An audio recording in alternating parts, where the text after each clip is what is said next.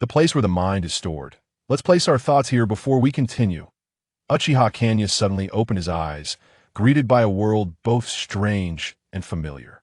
The antique decorations and ancient ninja tools all signaled to him that he had traversed realms that he found himself in the world of Naruto. Memories surged from the depths of his mind, revealing his identity. He was Uchiha Hanya, an orphan with no parents. Upon realizing he belonged to the Uchiha clan, his heart was filled with shock and unease. The harsh reality crashed over him like a cold shower. The Uchiha clan was destined to face annihilation. What should I do? Why did I have to transmigrate into an Uchiha? Why not into Boruto's era, but into Naruto's? A great weight seemed to press down on Uchiha Hanya's heart. He understood that in this world, strength was paramount. Without it, he had no right to exist, just as despair began to engulf him. A mechanical voice echoed in his mind. Ding! Host has successfully traversed. Dual cultivation strengthening system has been activated. Dual cultivation strengthening system. A glimmer of hope flickered in Uchiha Hanya's eyes, as if he had grasped a lifeline that he had witnessed the power of systems in countless transmigration novels and recognized this as his sole opportunity for a comeback. System, what functions do you possess? He inquired eagerly. This system enables you to rapidly enhance your strength through dual cultivation with the opposite sex.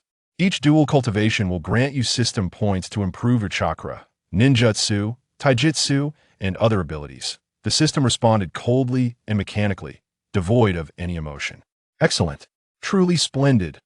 Uchiha Hanya clenched his fists, determination shining in his eyes. That he knew that his path to reversal would commence today. With no retreat available, he could only advance courageously. Taking a deep breath, Uchiha Hanya was filled with resolve and bravery that he intended to change the fate of the Uchiha clan with his own hands and pen his own legend. Uchiha Hanya stepped out of his home, a gentle breeze brushing against his cheeks, bringing a hint of coolness. That he paused, suddenly recalling something, and a playful smile crept across his lips as he spoke to the air. System, shouldn't I receive a beginner's gift package? Ding! Host inquiry detected. Would you like to cancel the beginner's gift package?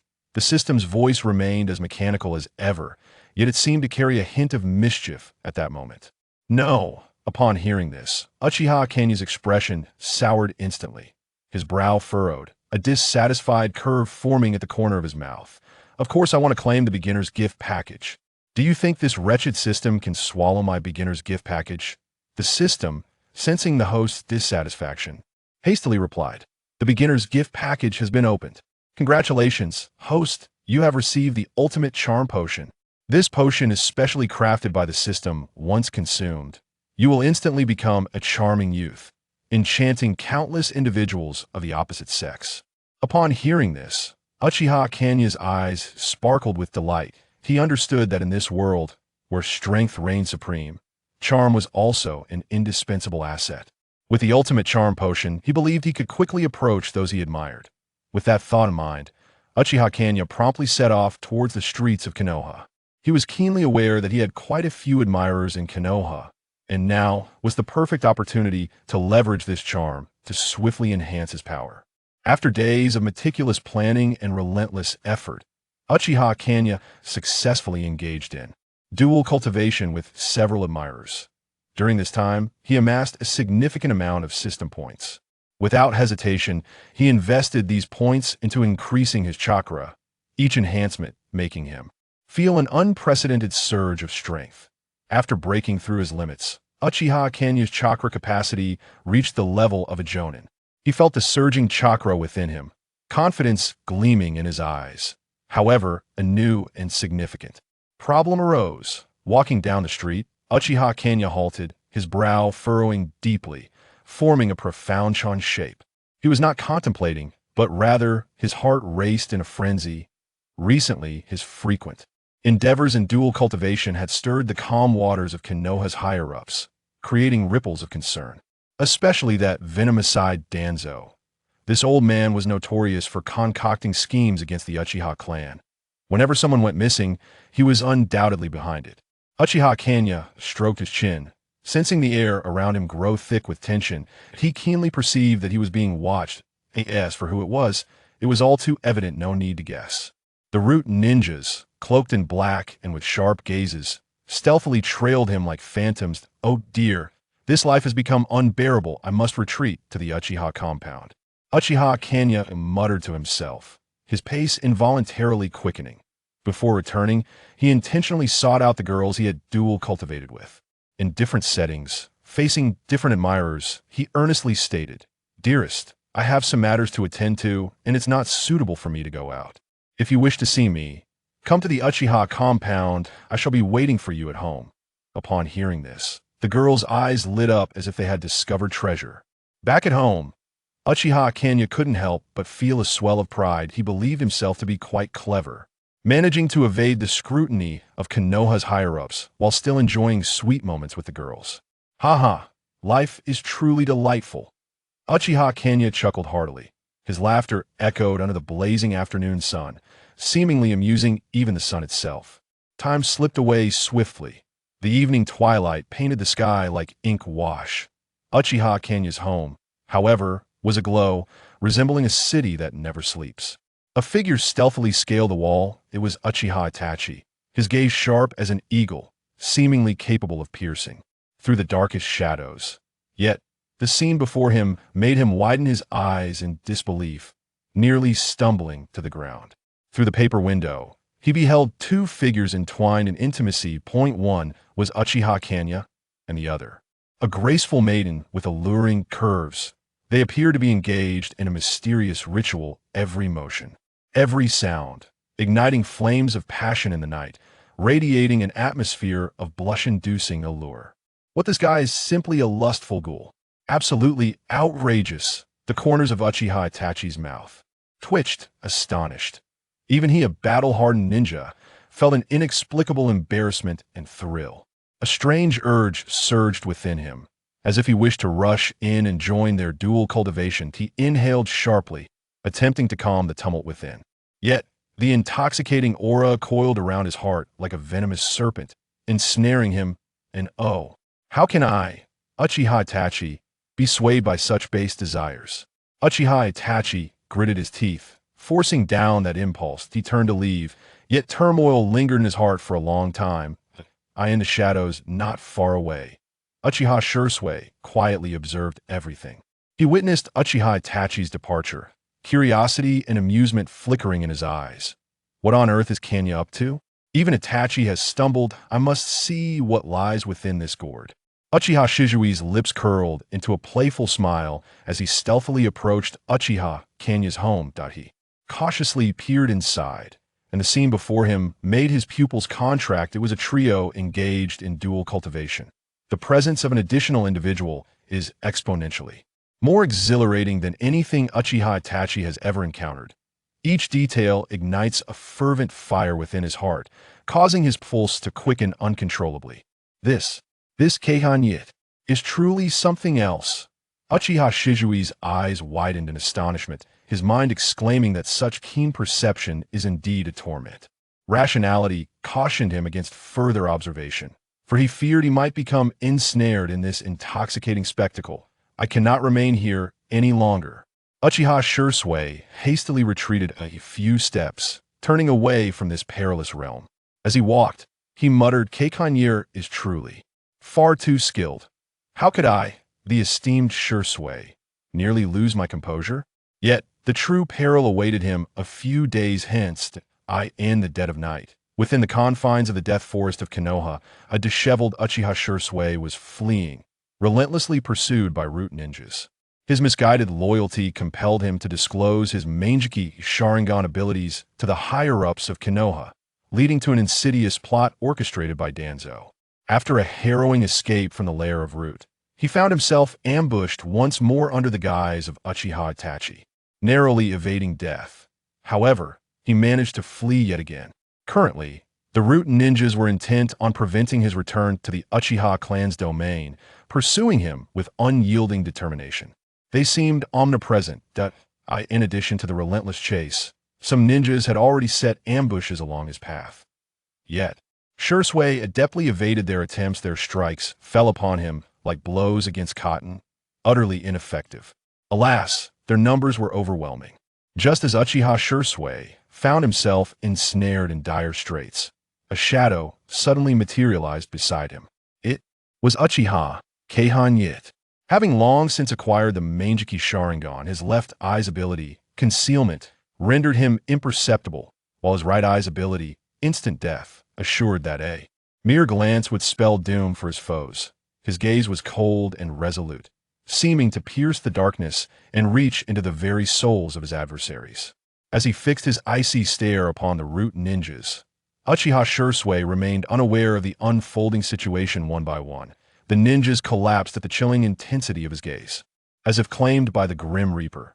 Turning his head, Uchiha Shursui beheld the figure, his heart swelling with gratitude.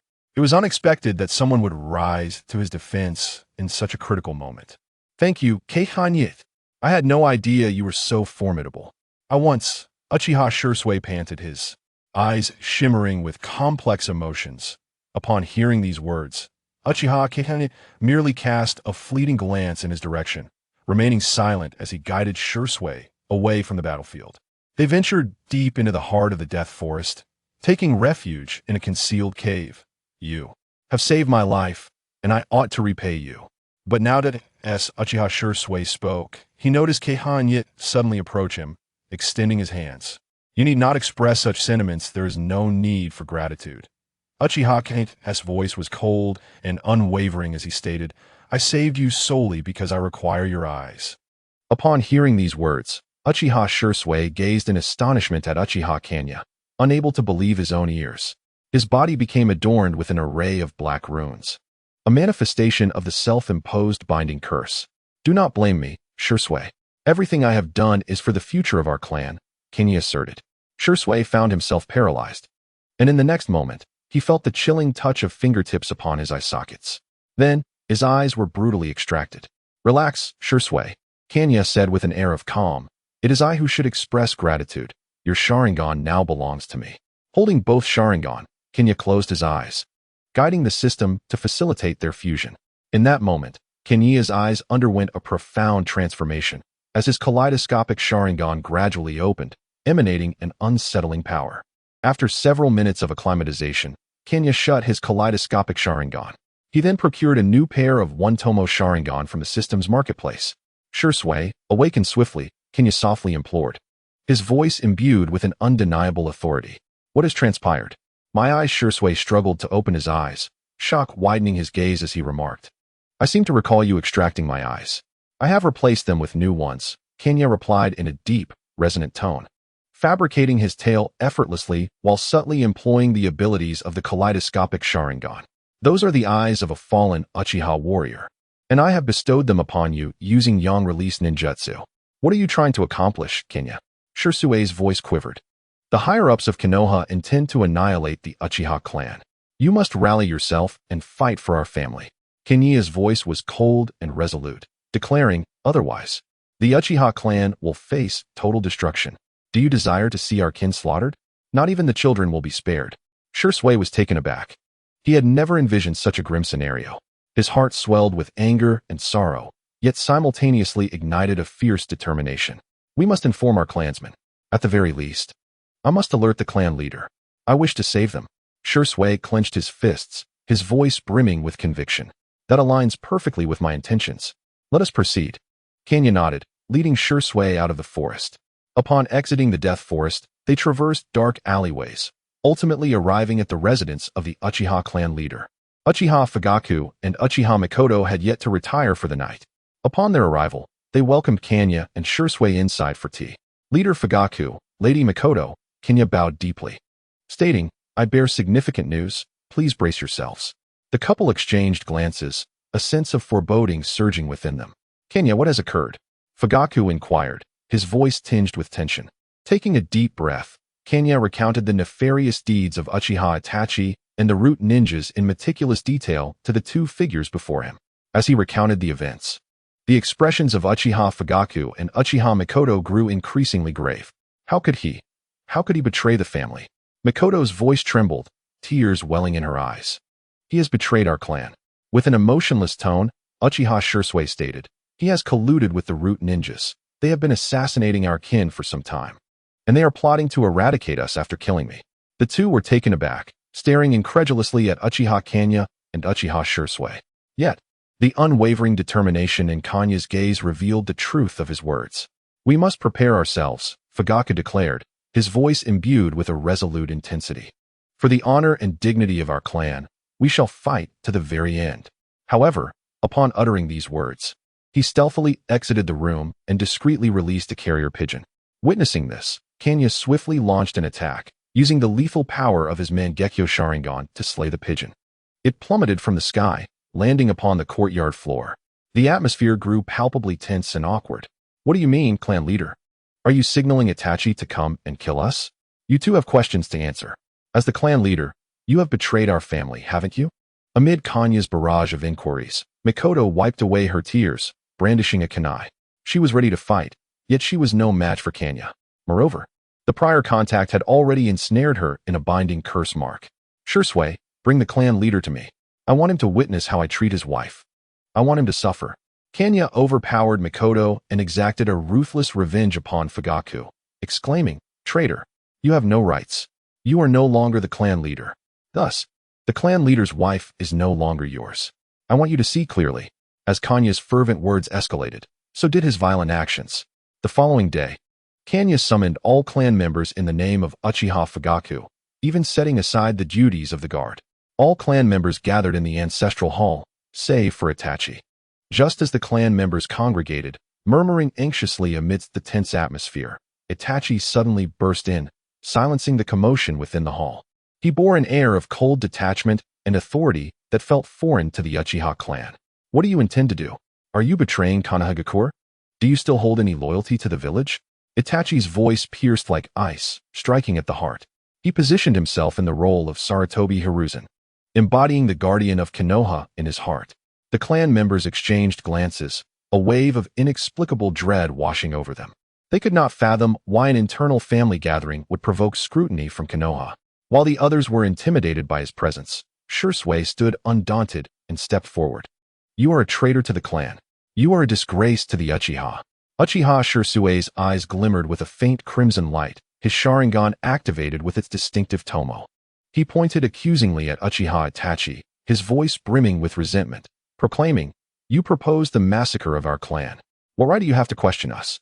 A flicker of shock crossed Itachi's face as he widened his eyes at Shisui, shouting, "What has become of your Mangekyo Sharingan? Where is it? To whom have you given it?" His voice resonated with incredulity. "Was it not taken from you in collusion with Danzo? What pretense are you maintaining? You are merely a thief crying out against theft." Uchiha Hanya coldly interjected, deliberately directing the ire of their kin towards Danzo and Itachi, aiming to incite their anger. "You speak nonsense." Itachi roared, but his voice was gradually drowned out by the murmurs of his clan members. "You are well aware of your own deeds. You traitor, forsaking your own kin. I long to end your life this very moment." Shisui continued, his tone resolute and powerful, his expression transforming into one of grim ferocity. He gestured towards his own Sharingan, stating, "To obtain my Mangekyo Sharingan, you conspired with Danzo. You have stolen my eyes. Now, this is the evidence. What do you see here? Are these not my own eyes?" The clan members began to murmur among themselves, their gazes shifting between Uchiha Itachi and Uchiha Shisui. Some bore expressions of fury, while others sank into contemplation. "You are slandering me," Itachi bellowed with rage. "I have never committed such acts. I refuse to acknowledge this." Yet, his protest seemed feeble against the rising tide of skepticism from his kin. "Kenya, what is the meaning of this? Why does Shisui possess a Sharingan?" An elder from the clan began to question Uchiha Hanya. "At that time, I happened upon Shisui. Had I not, he would have surely perished." Kenya replied, a hint of pride lacing his words. "His eye sockets were empty, so I discreetly brought him back to our clan's territory and fitted him with a pair of eyes from our family reserve." The gaze of the clan members again focused intently on Uchiha Shisui. The scales of their judgment began to tip in favor of Kenya's words. Shisui was a pride of the clan. Though they had been unaware of his previous possession of the Mangekyo Sharingan, they now regarded it as a treasured heirloom. The fact that his eyes had been taken was undoubtedly a profound disgrace to the clan. "His eyes," murmured someone in disbelief, their voice filled with astonishment. The atmosphere grew stifling, and the clan members began to whisper among themselves, the accusations against Uchiha Itachi rising like a tidal wave. It must be Itachi.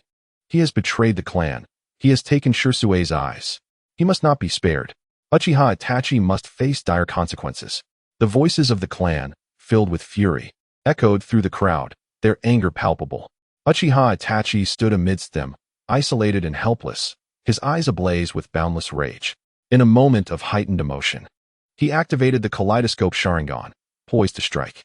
At that instant, Uchiha Hanya also unveiled his kaleidoscope Sharingan, his gaze shimmering with a frigid light. He unleashed his lethal ability, an invisible force emanating from his eyes, striking Uchiha Itachi directly. Itachi's body froze, his eyes filled with resentment and fury. Yet, he was bereft of time to react. As life swiftly ebbed from his being, with eyes wide open, he collapsed onto the floor of the shrine, his visage contorted in agony, the kaleidoscope Sharingan quietly revealing itself, glimmering with an eerie luminescence. The clan members were left in shock, unable to believe their own eyes. With the kaleidoscope Sharingan now closed, Uchiha Hanya approached slowly, his hands gently grasping Itachi's Sharingan. To the onlookers, it appeared as though he were crushing those eyes. In truth, he had absorbed and fused Itachi's kaleidoscope Sharingan through the system. The form of Kanya's Sharingan underwent a remarkable transformation. The six-pointed star pattern rotated slowly within his eyes, emitting a captivating brilliance. In addition to his own kaleidoscope Sharingan, he had fused the eyes of Uchiha Shirsue, Uchiha Fugaku, and Uchiha Itachi. With each fusion, he gained the opportunity to select or upgrade new abilities. His powers were vastly enhanced, encompassing spatial concealment, instant death vision, hypnosis, pocket dimensions, colossal manifestations, and spatial teleportation, all of which he manipulated with ease. Due to the use of his hypnosis ability, Uchiha Fugaku's family obeyed his commands without hesitation, the sole exception being the deceased Uchiha Itachi. Thus, in the wake of Itachi's demise, there was no uproar among them. Their gazes were as if they were witnessing a stranger's death before their eyes. I have purged the traitors from our clan. Who am I? I am a hero. I will lead our family to greatness once more. I will restore the Uchiha to its former glory.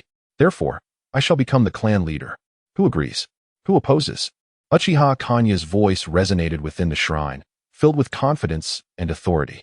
The clan members, awed by his presence, lowered their heads in submission.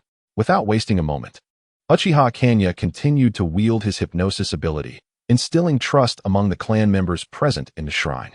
Even before Itachi's body had grown cold, Hanya ascended as the new leader of the Uchiha clan.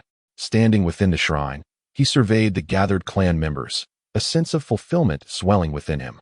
Perhaps it was due to Itachi's prolonged silence that Shimura Danzo grew impatient. As he stormed into Uchiha territory with root ninjas, he discovered everyone congregated within the shrine. Upon witnessing 3,000 clan members, young and old alike, activating or upgrading their Sharingan, a chill coursed through his heart. Several members who originally possessed the three-tomo Sharingan had directly awakened their kaleidoscope Sharingan. The crimson eyes fixated upon the root ninjas, instilling a sense of trepidation within their hearts. What do you intend to do here, rebel? I warn you, it would be wise to surrender. Otherwise, I shall bring ruin upon your families. The one-eyed Shimura Danzo bellowed, stepping forth and striking his cane heavily against the ground. Yet, his voice seemed faint outside the shrine. Uchiha Hanya offered no response, directly employing his lethal ocular ability, an invisible force enveloping Shimura Danzo in an instant. Before Danzo could invoke his Anaji, he collapsed to the ground, his eyes eternally shut. The root ninjas he led experienced rapid heart failures, falling one after another. Witnessing this unfolding tragedy, the Third Hokage, who had been orchestrating events from the shadows, could no longer contain himself. Accompanied by numerous clan leaders and elite ninjas, he approached. Uchiha Hanya, how dare you commit such slaughter on the territory of Konoha? This is the act of a fiend. You indiscriminately kill the innocent, sparing not even your kin. You are the very embodiment of a demon, bringing nothing but calamity and suffering to our village. The Third Hokage's voice grew louder, yet beneath it lay a palpable veneer of hypocrisy. His fury was merely a facade, his loathing a disguise to mask his true nature. Uchiha Hanya regarded Sarutobi Hiruzen coldly, his gaze rife with disdain and mockery. Hiruzen, your hypocrisy nauseates me. You profess to act for the sake of Konoha, yet behind the scenes, you conspire with Danzo, seeking to usurp our Uchiha clan. He spoke with measured calmness. How many Uchiha have mysteriously vanished since the conclusion of the Third Shinobi World War? How many perished on missions? Dare you claim these events bear no relation to you? You are the true demon. As his words resonated, the surrounding air seemed to freeze. Sarutobi Hiruzen's countenance darkened, his rage erupting in a vehement denial. Nonsense. You slander me. I, Sarutobi Hiruzen, have devoted my life to Konoha. How could I engage in such base actions? I am the village's benevolent father. However, even as he spoke, murmurs arose among the clan leaders and elite ninjas. Observing Hiruzen's furious demeanor, doubt began to creep into their minds. After all, the conflict between Danzo and the Uchiha was an open secret, and as the leader of Konoha, Hiruzen had failed to take any decisive action, which in itself was highly questionable. Hiruzen, do you think we are unaware of your true nature? We have long known of your collusion with Danzo. You proclaim to act for Konoha, yet in reality, you are merely safeguarding your own dominion and interests. Such a person is unworthy of the title of Hokage. The clan leader's words resonated with conviction. You are the true traitor. We shall fight for the honor and dignity of the Uchiha. The voices of the Uchiha grew louder, their fervor intensifying. Hiruzen, your hypocrisy is truly repugnant. The fourth Hokage could have survived, yet he perished. Why is it not you who lies dead? Why are you not the one wielding the Shiki Fujin? Uchiha Hanya spoke again. Do you think you can deceive everyone? I tell you, your conspiracy has been unveiled. Today, I shall restore clarity to the villagers of Konoha. I will seek justice for the Uchiha clan. As his words echoed, a formidable aura erupted from his being, distorting the very air around him. Sarutobi Hiruzen and the other clan leaders were taken aback, instinctively retreating a few steps. Yet Sarutobi Hiruzen, as the leader of Konoha, quickly regained his composure. How dare you? This is sheer arrogance. He inhaled deeply and proclaimed, Uchiha Hanya, do not be so reckless. Today, I, Sarutobi Hiruzen, will slay this demon for the peace of Konoha. Prepare to meet your end. A powerful wave of chakra surged from Sarutobi Hiruzen, igniting the surrounding air. However, before Uchiha Hanya, this chakra seemed feeble, a mere facade. He regarded Sarutobi Hiruzen with cold disdain and remarked, having said so much, the time is nearly upon us. You may join Shimura Danzo now. The six-tomo Sharingan whirled violently, akin to brilliant stars in the night sky, emanating a chilling power. Sarutobi Hiruzen, a legendary figure known as the invincible Hokage, now appeared utterly powerless against this force. How is this possible? It cannot be. Sarutobi Hiruzen's voice trembled, his teeth clenched, each word laced with disbelief. He attempted to summon his chakra to resist this insurmountable power, yet his efforts were rendered insignificant in the face of such overwhelming energy.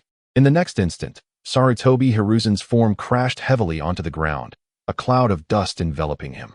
As he struggled to rise, he found his strength utterly depleted, as if his very essence had been drained, leaving him immobile.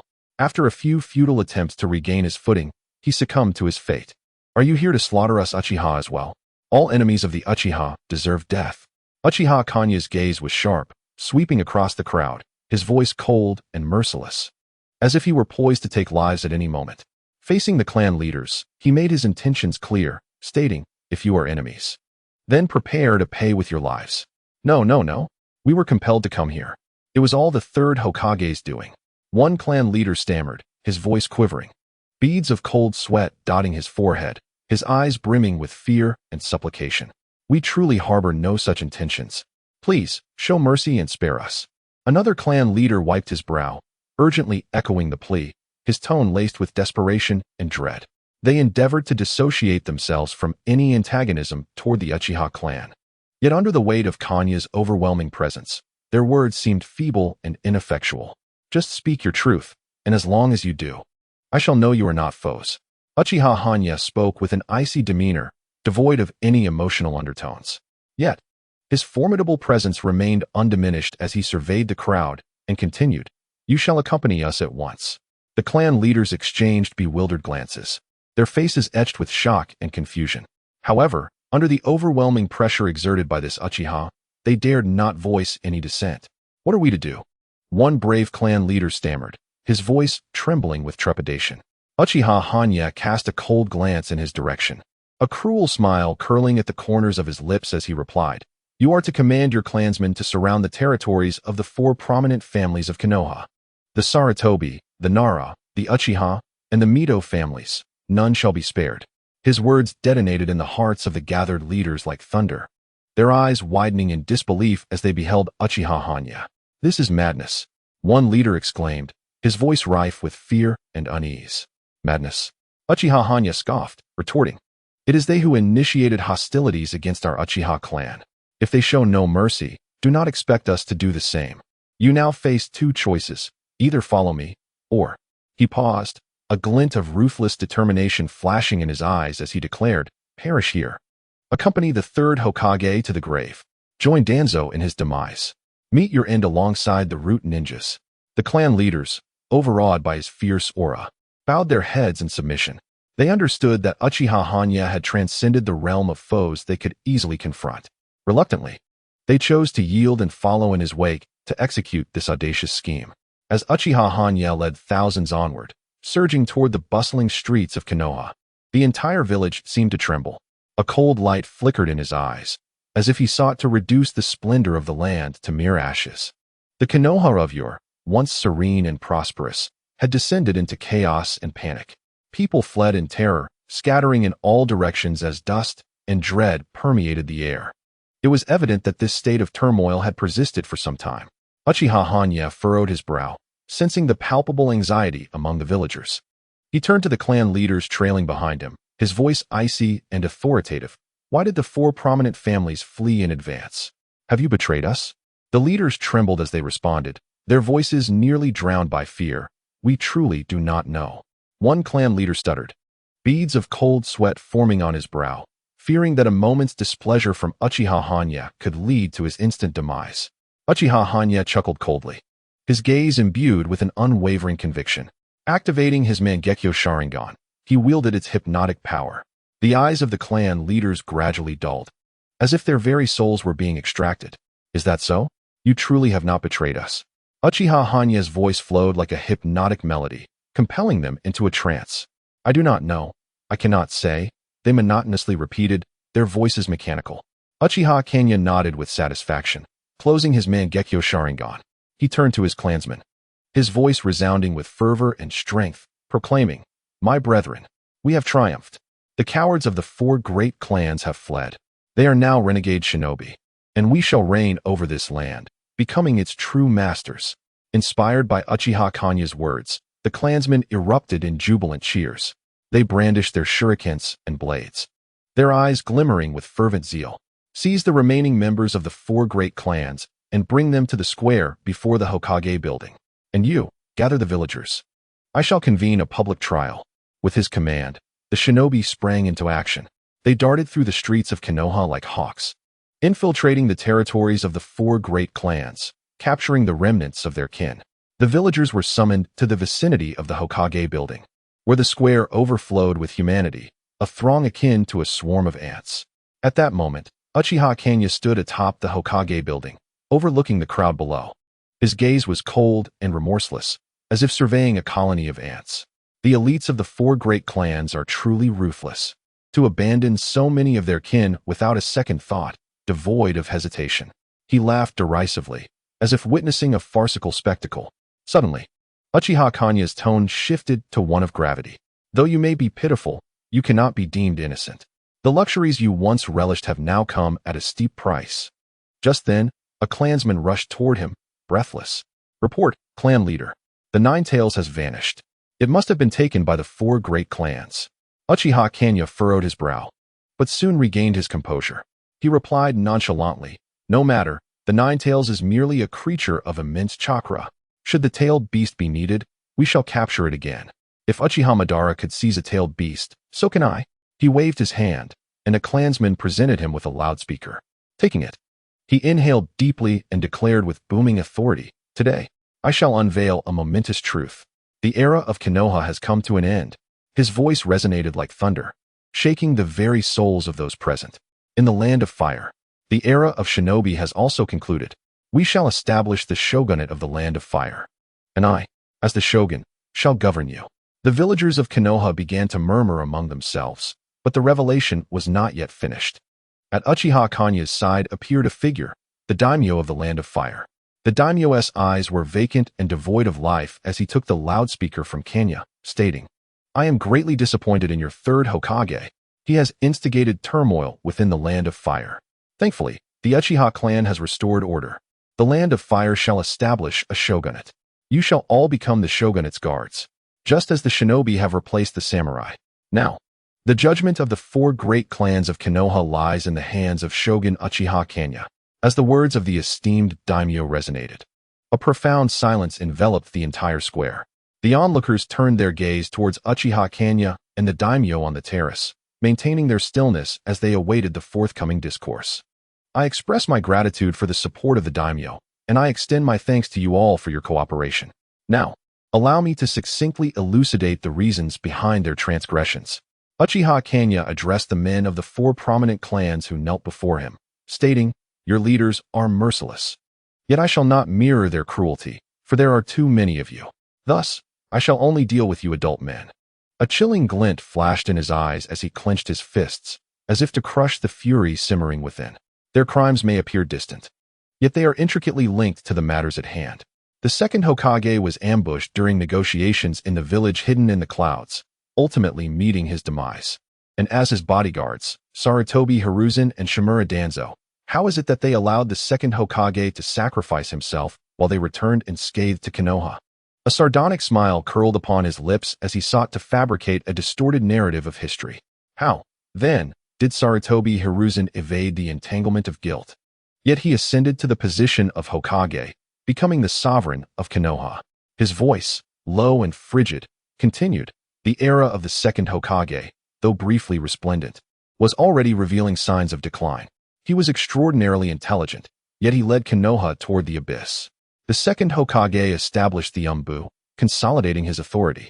He created the Guard Division, binding the Uchiha clan as his watchdogs, and even founded the Ninja Academy, casting civilians into the battlefield, generating an endless supply of war fodder. All of this was merely to preserve his dominion." Uchiha Hanya's gaze brimmed with rage and disdain, his words laced with profound loathing for the second Hokage. He pressed on. "The jutsu he devised predominantly targeted our Uchiha clan's Sharingan. The Konoha Guard Division became his instrument for eroding our will, allowing us to squander our time in trivial matters, preventing our self-improvement. Simultaneously, he incited resentment among the villagers towards us, gradually distancing us from the epicenter of power." Taking a deep breath as if to unleash the fury pent up within, Uchiha Hanya continued to weave his false narrative, stating, "At that time, the clans were not united. They were all wary of one another. The second Hokage's various tactics instilled fear in everyone. They dreaded becoming the next Uchiha to be suppressed. Thus, they conspired with the ninjas of the village hidden in the clouds, including the bodyguard Sarutobi Hiruzen, to orchestrate this assassination." Raising his left hand, his expression fervent, he proclaimed, "As a result, Sarutobi Hiruzen became the Hokage. Yet he is merely a puppet. Despite wielding great power, he exists in a tenuous state of existence. He also learned the art of treachery, allying with external foes, leading to the downfall of the Senju clan's elite during the war. In the aftermath, the Senju clan was utterly diminished. Can you still perceive their presence today? Even the princess of the Land of Fire, Tsunade, has distanced herself from the power center of Konoha." Pausing momentarily, Uchiha Hanya resumed, "Is there not a problem with all of this? Do you not bear any guilt while enjoying the benefits he has bestowed upon you?" Uchiha Hanya's words were steeped in inquiry and indignation, his gaze gleaming with a fierce intensity. He fixed his eyes upon the crowd below, as if he intended to devour each one of them. "Now that the judgment has concluded, I shall execute you." As his pronouncement echoed through the air, a pitch-black sphere materialized in his hand, seemingly consuming all surrounding light. With ruthless intent, he hurled this orb into the heart of the square, where it instantly expanded, resembling a colossal black hole that voraciously engulfed the men from the four prominent clans. To the unknowing onlookers, Uchiha Hanya appeared as a demon, mercilessly erasing the lives of those men. Yet, the truth was far more complex.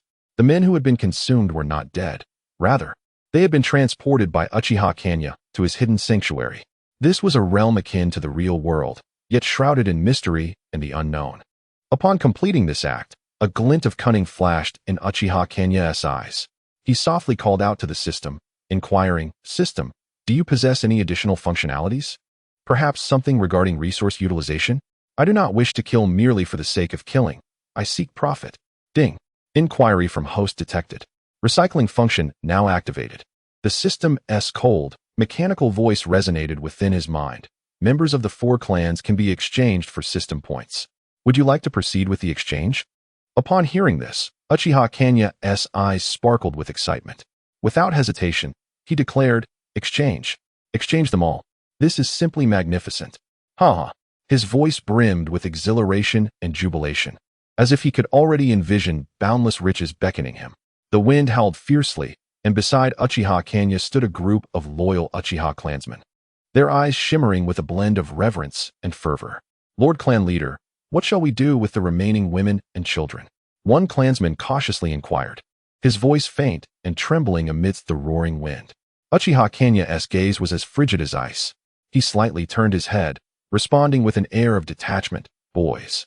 All shall undergo sterilization, sever their bloodlines. As for the girls, they will serve as child brides for a time. The adult women will become concubines for the men of our clan, enriching our household. And the elderly women shall be tasked with domestic duties, extracting their last vestiges of value." There was not a trace of compassion in Uchiha Hanya's words. To him, these lives were naught but the existence of ants.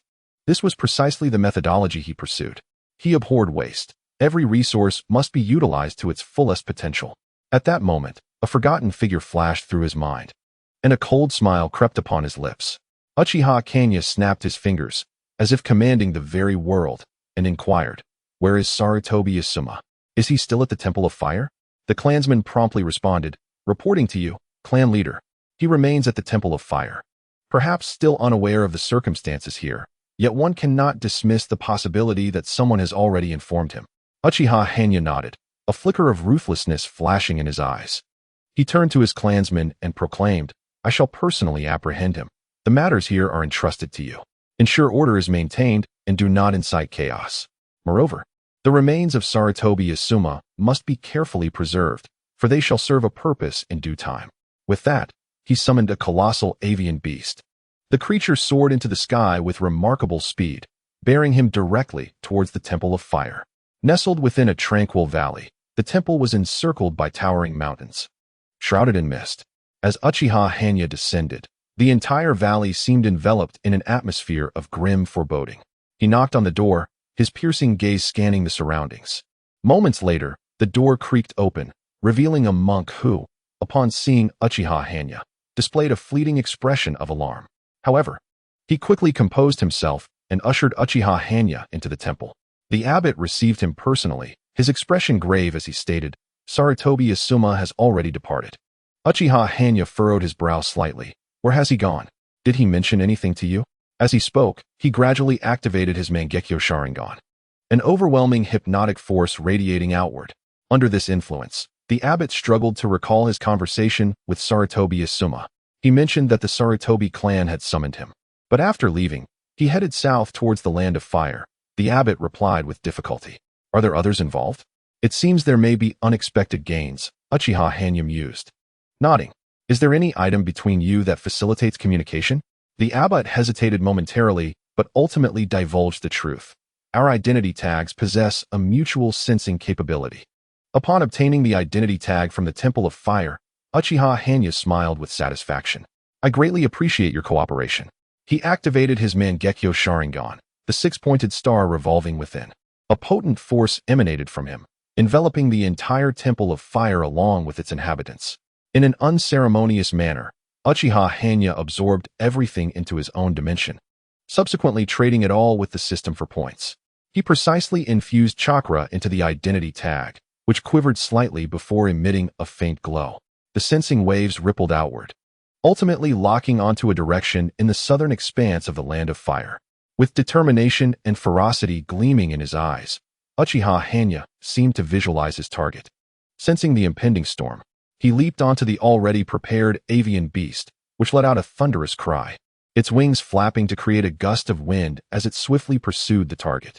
The silhouette of the bird traced a brilliant arc across the night sky, akin to a shooting star racing through the void. After a period of relentless pursuit, Uchiha Hanya indeed encountered a familiar figure, Asuma Sarutobi, in the southern region of the Land of Fire. His iconic beard stood out starkly against the night. Accompanying Asuma was a group of ninjas from the Sarutobi clan, still in flight. Upon seeing the figure before him, an uncontrollable fury surged within Uchiha Hanya. His eyes transformed, revealing the kaleidoscopic patterns of the Sharingan. And as his gaze sharpened, an immense chakra erupted, ultimately coalescing into a colossal black hole.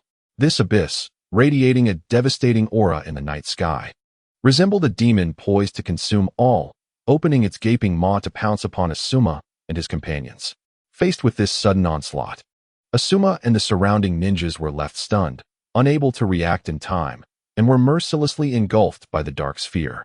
The night echoed with piercing screams, soon drowned by the void, leaving behind an eerie silence.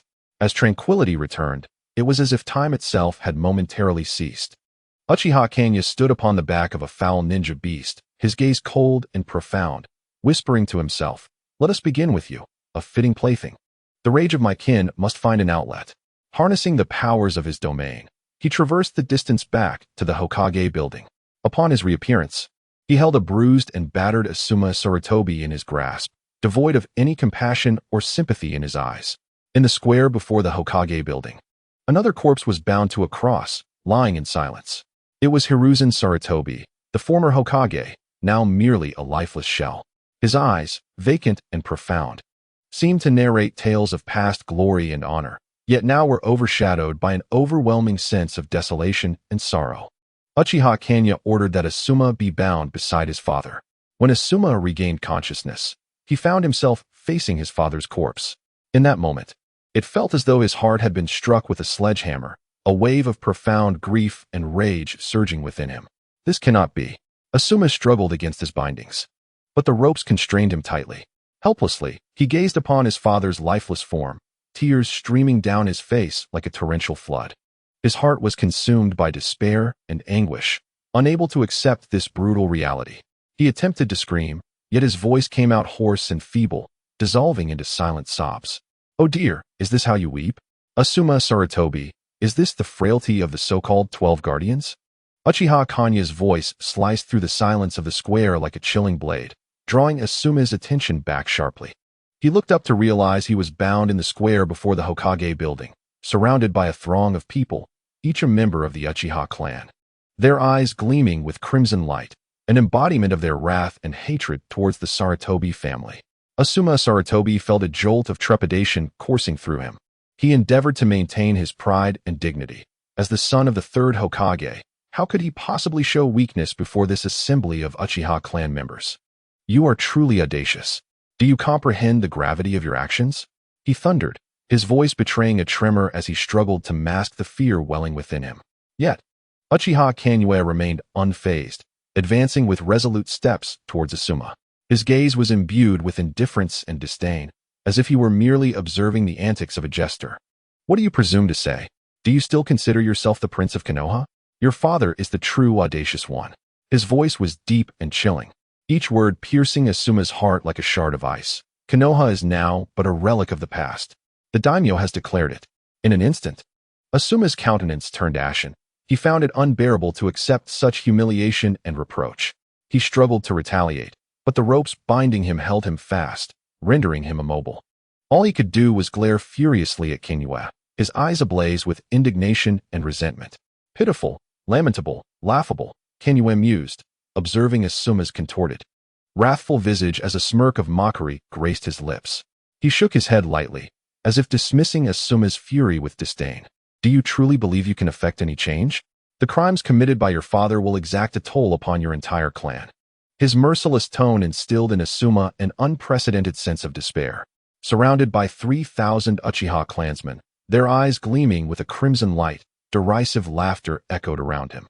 They reveled in Asuma's disheveled state, their hearts brimming with schadenfreude.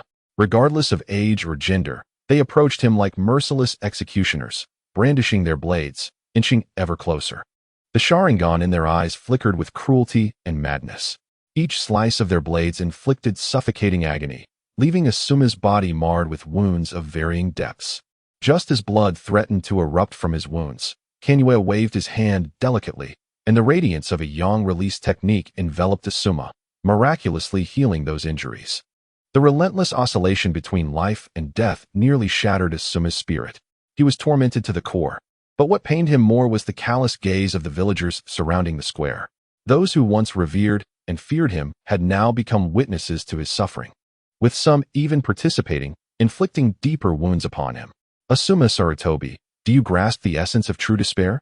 Kanye observed him with a grin, his expression still rife with derision and disdain. Perhaps you are presently enduring unparalleled suffering, but let me assure you, this is merely the beginning. I shall make you acquainted with the true meaning of ultimate humiliation. With that, he commanded that Asuma be suspended in midair, positioned above a wooden donkey. Asuma Sarutobi was mercilessly battered against the wooden donkey, each impact inflicting unbearable pain upon him. His face was drenched in cold sweat, and his body trembled violently from the agony. Are you hungry? Allow me to provide you with sustenance before we continue, spoke Uchiha Hanya, his voice laced with a chilling mockery, a smirk gracing his lips as he added, but I shall offer you something far more unique. He gestured towards the side, where Sarutobi Konohamaru had been brought forth. The once lively and cheerful youth now appeared pale, his eyes brimming with terror. Under the harsh illumination, Asuma's complexion seemed ghostly pale. Choose one, Asuma Sarutobi. Will you feast upon your father's aged flesh, or savor your nephew's tender meat? Uchiha Hanya's voice was as frigid as ice, capable of freezing the very air around them. Each word cut through Asuma's heart like a glacial blade, plunging his entire soul into an abyss of darkness. In the stifling silence, someone abruptly advanced, violently tearing away Konohamaru's trousers, revealing his bare form. This shocking revelation struck Asuma like a bolt from the blue, shattering the last vestiges of his resolve. His eyes widened in disbelief, filled with flames of rage and despair. That inferno blazed fiercely, threatening to consume his sanity. He struggled against his bonds, yearning to rush to his helpless nephew, to shield him from this brutal humiliation with his own body. Yet, he remained firmly restrained, unable to move. Asuma Sarutobi, this is the retribution for your family's misdeeds. Uchiha Hanya's voice rang out again, imbued with a morbid excitement and cruel satisfaction. We have eliminated your nephew's worries. Now, do you have any words to share? Tears glistened in Asuma's eyes, a mixture of anger, despair, and helplessness coalescing into a sorrowful cascade. Gritting his teeth, he summoned all his strength to roar, Uchiha Hanya, you heartless beast. You shall not escape unscathed. One day, you will face a retribution 1,000 times more brutal than this. However, his furious outcry was drowned out by the mocking laughter of those surrounding him. His rage felt utterly impotent. The onlookers resembled a pack of bloodthirsty beasts, reveling in the inhumane torment, relishing the bloodshed and thrill. Uchiha Hanya merely regarded Asuma with cold indifference, his emotionless gaze seeming to penetrate his very soul. He understood that Asuma's fury and despair were futile struggles. In this cruel game, he was destined to become the wretched victim, tortured to the brink of death. If you refuse to speak, then I shall make this merciless choice for you. Uchiha Hanya's voice was chillingly decisive as he waved his sleeve, orchestrating a macabre ceremony. Soon, 2 enormous frying pans were presented before Asuma, steaming ominously, instilling a sense of dread. Once Asuma had been sufficiently filled, Uchiha Hanya taunted, have you consumed it? Truly revolting. Asuma Sarutobi, you are indeed a wretched creature, lesser than a beast. How does that feeling resonate with you? Does it surpass any agony you have ever endured? Asuma's throat was choked with flesh, rendering him voiceless. His heart brimmed with fury and despair, yet overshadowing all was a profound loathing for his own impotence. He detested himself for failing to protect his kin, for not averting this tragedy. This is merely the beginning. I shall no longer indulge you, spoke Uchiha Hanya, turning away without a backward glance. He left behind a cadre of medical ninjas, ensuring they would take shifts by Asuma's side to guarantee his survival, preventing him from succumbing too swiftly to death. In a shadowy corner, anxious and fearful eyes fixated on the harrowing spectacle unfolding in the square. These individuals, once loyal hounds of the 4 great clans, now found themselves ensnared in an unprecedented predicament. Their hearts ached with sympathy and concern for Asuma, yet were equally filled with terror at Kanya's ruthless methods. They beheld Asuma, who once stood so high, now reduced to a lamb awaiting slaughter, subjected to merciless torment. Each anguished groan pierced their hearts like a sharp blade, causing their emotions to swing wildly between fear and wrath. Yet, they dared not act recklessly. Surrounding the square, a dense throng gathered, with Uchiha clan's formidable warriors lurking everywhere. They were acutely aware that any untimely move could plunge them into an irretrievable abyss. Thus, they remained in the shadows, silently praying for Asuma's endurance. This was precisely the outcome Kenya desired. He sought not only Asuma's pained cries, but also aimed to exploit this brutal scene to eradicate all latent rebel forces in one fell swoop. He was akin to a patient angler, using Asuma as bait, casting his hook and awaiting the rebels to bite. He intended to ensnare all those who dared to disrupt the peace, leaving them no avenue for resistance. This was his strategy, to secure the internal before addressing external threats. The following morning, though the sunlight was gentle, upon Asuma it felt like a chilling blade. The brilliance that once resided in his eyes had faded, leaving behind only emptiness and despair, as he wandered the square like a mere shell of a man. Recently, his long-sought love, Kurenai Yuhi, had witnessed his dismal state. He comprehended Kanya's words all too well. To be seen in such a plight by the woman he cherished was the ultimate humiliation. At that moment, Kenya stood beside 3 crosses in the square. His gaze was as sharp as that of a hawk, surveying the assembled elite shinobi. Taking a deep breath, he spoke with a resounding and resolute voice. "Esteemed comrades, I have summoned you here today to announce a momentous piece of good news that holds great significance for us all." As his words echoed, the atmosphere around the square shifted to one of solemnity and tension. The air was thick with an indescribable anticipation and unease, reminiscent of the calm before a tempest. Every elite shinobi widened their eyes, holding their breath, anxiously awaiting the next move of Uchiha Hanya. Their heartbeats resounded like heavy drums, each pulsation laden with anticipation. Every cell within them trembled at the impending revelation. Uchiha Hanya slowly spoke, his voice imbued with an undeniable authority, declaring, "For far too long, the power and resources of Konoha have been monopolized by the 4 great clans. This corruption has reached a point that demands transformation." His words fell like a thunderous bombshell, igniting a wave of tumult among the crowd. An unprecedented surge of excitement and shock coursed through each shinobi present. Uchiha Hanya's voice resonated like a resounding bell, filled with unwavering authority and determination, proclaiming, "I shall lead an unparalleled revolution. The distribution of power and resources will be utterly rewritten here." His proclamations spread like wildfire, instantly igniting the fervor and longing within the hearts of every shinobi present. The eyes of the shinobi sparkled with glimmers of hope, as if they could glimpse new opportunities shining ahead. "In addition to the current 6 departments, I shall establish the departments of agriculture, craftsmanship, diplomacy, resources, construction, and commerce. These will become the new pillars of our shogunate." The surrounding square buzzed with a cacophony of voices, rising and falling like tumultuous waves in a storm, as if countless droplets were crashing against the rocks with fervor. Villagers congregated, fervently discussing the shogun's reform plans, their emotions so heightened that they seemed poised to burst through the heavens. Each voice carried the villagers' excitement. "Did you hear? The shogun is implementing reforms," one villager exclaimed, his arms waving animatedly, his voice brimming with anticipation and curiosity about the unknown. "Indeed, I've heard. This reform is meant to overturn the old system, granting everyone the chance to shine." Another villager chimed in, his eyes glimmering as if he could already envision his future glory. "Yet, reform is invariably accompanied by risk. What if it fails? Will we not suffer the consequences?"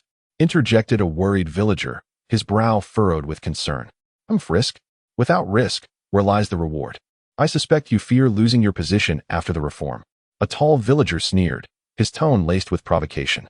You speak nonsense," the provoked villager retorted, his face flushed with anger as he pointed an accusing finger at his adversary. The surrounding villagers quickly gathered, some attempting to mediate, while others stirred the pot, plunging the scene into chaos. In a quaint tea house on a nearby street, an elderly man cloaked in a mysterious black robe sat quietly in a corner, resembling a solitary mountain. He listened intently to the fervent discussions of the villagers outside, his emotions simmering like a raging fire. The old man furrowed his brow slightly, letting out a soft sigh. His fingers rhythmically tapped the table, producing a steady beat that starkly contrasted with the clamor outside. Meanwhile, Within the line of sight of the man in white, the elite shinobi murmured amongst themselves around the plaza. Their hushed voices, though subdued, resonated in the open space like the incessant buzzing of a mosquito, creating a dissonant atmosphere. The esteemed shogun had just proclaimed intentions of reform. One of the shinobi lowered his voice, his eyes gleaming with fervor. "What are your thoughts on this matter?" he inquired. "Indeed, it is a significant affair. Generally speaking, newly established departments wield immense power and resources. We must devise a strategy to secure our positions." Another shinobi interjected eagerly, his tone brimming with desire and avarice. The discourse among the elite shinobi intensified, their emotions swirling in a tumultuous blend of anger, concern, and uncertainty, akin to a volcano on the verge of eruption. Yet, at the center of the plaza stood Uchiha Hanya, as still and unyielding as a stone statue. His icy gaze swept over the assembly. The agricultural, artisan, diplomatic, resource, construction, and commerce departments are just beginning to form, and they are presently bereft of talent. "Who among you is willing to serve?" he articulated slowly. His expression remained inscrutable, as if he had already penetrated the depths of their souls. Uchiha Hanya awaited, biding his time for these individuals to process the magnitude of the information and to make their decisions. Moments later, one shinobi stepped forward, his eyes radiating determination. "I am willing to join the resource department. Whatever plans the shogun has, I shall lend my unwavering support. I too shall fight for the shogun." Another proclaimed, "Count me in." As more shinobi rose, the plaza erupted in fervent shouts. A peculiar smile graced Uchiha Hanya's lips as he took a subtle step aside. With this motion, the three figures bound to the cross became increasingly discernible to the onlookers. An oppressive atmosphere enveloped the air, rendering each breath heavy with foreboding. Among the trio, one, the pallid Asuma Sarutobi, appeared feeble. The other two, the lifeless Hisashi Hyuga and the barely surviving Kinomaru Sarutobi, seemed on the brink of death. Uchiha Hanya's gaze traversed the faces of the crowd, ultimately resting on those exhibiting fear and hesitation. "Then let me witness your loyalty. Use the kunai in your hands to draw blood from Asuma Sarutobi," he stated with a nonchalant air, yet his voice struck each heart like a hammer, declaring, "If you accomplish this, I shall recognize you as the most loyal allies of the Uchiha clan."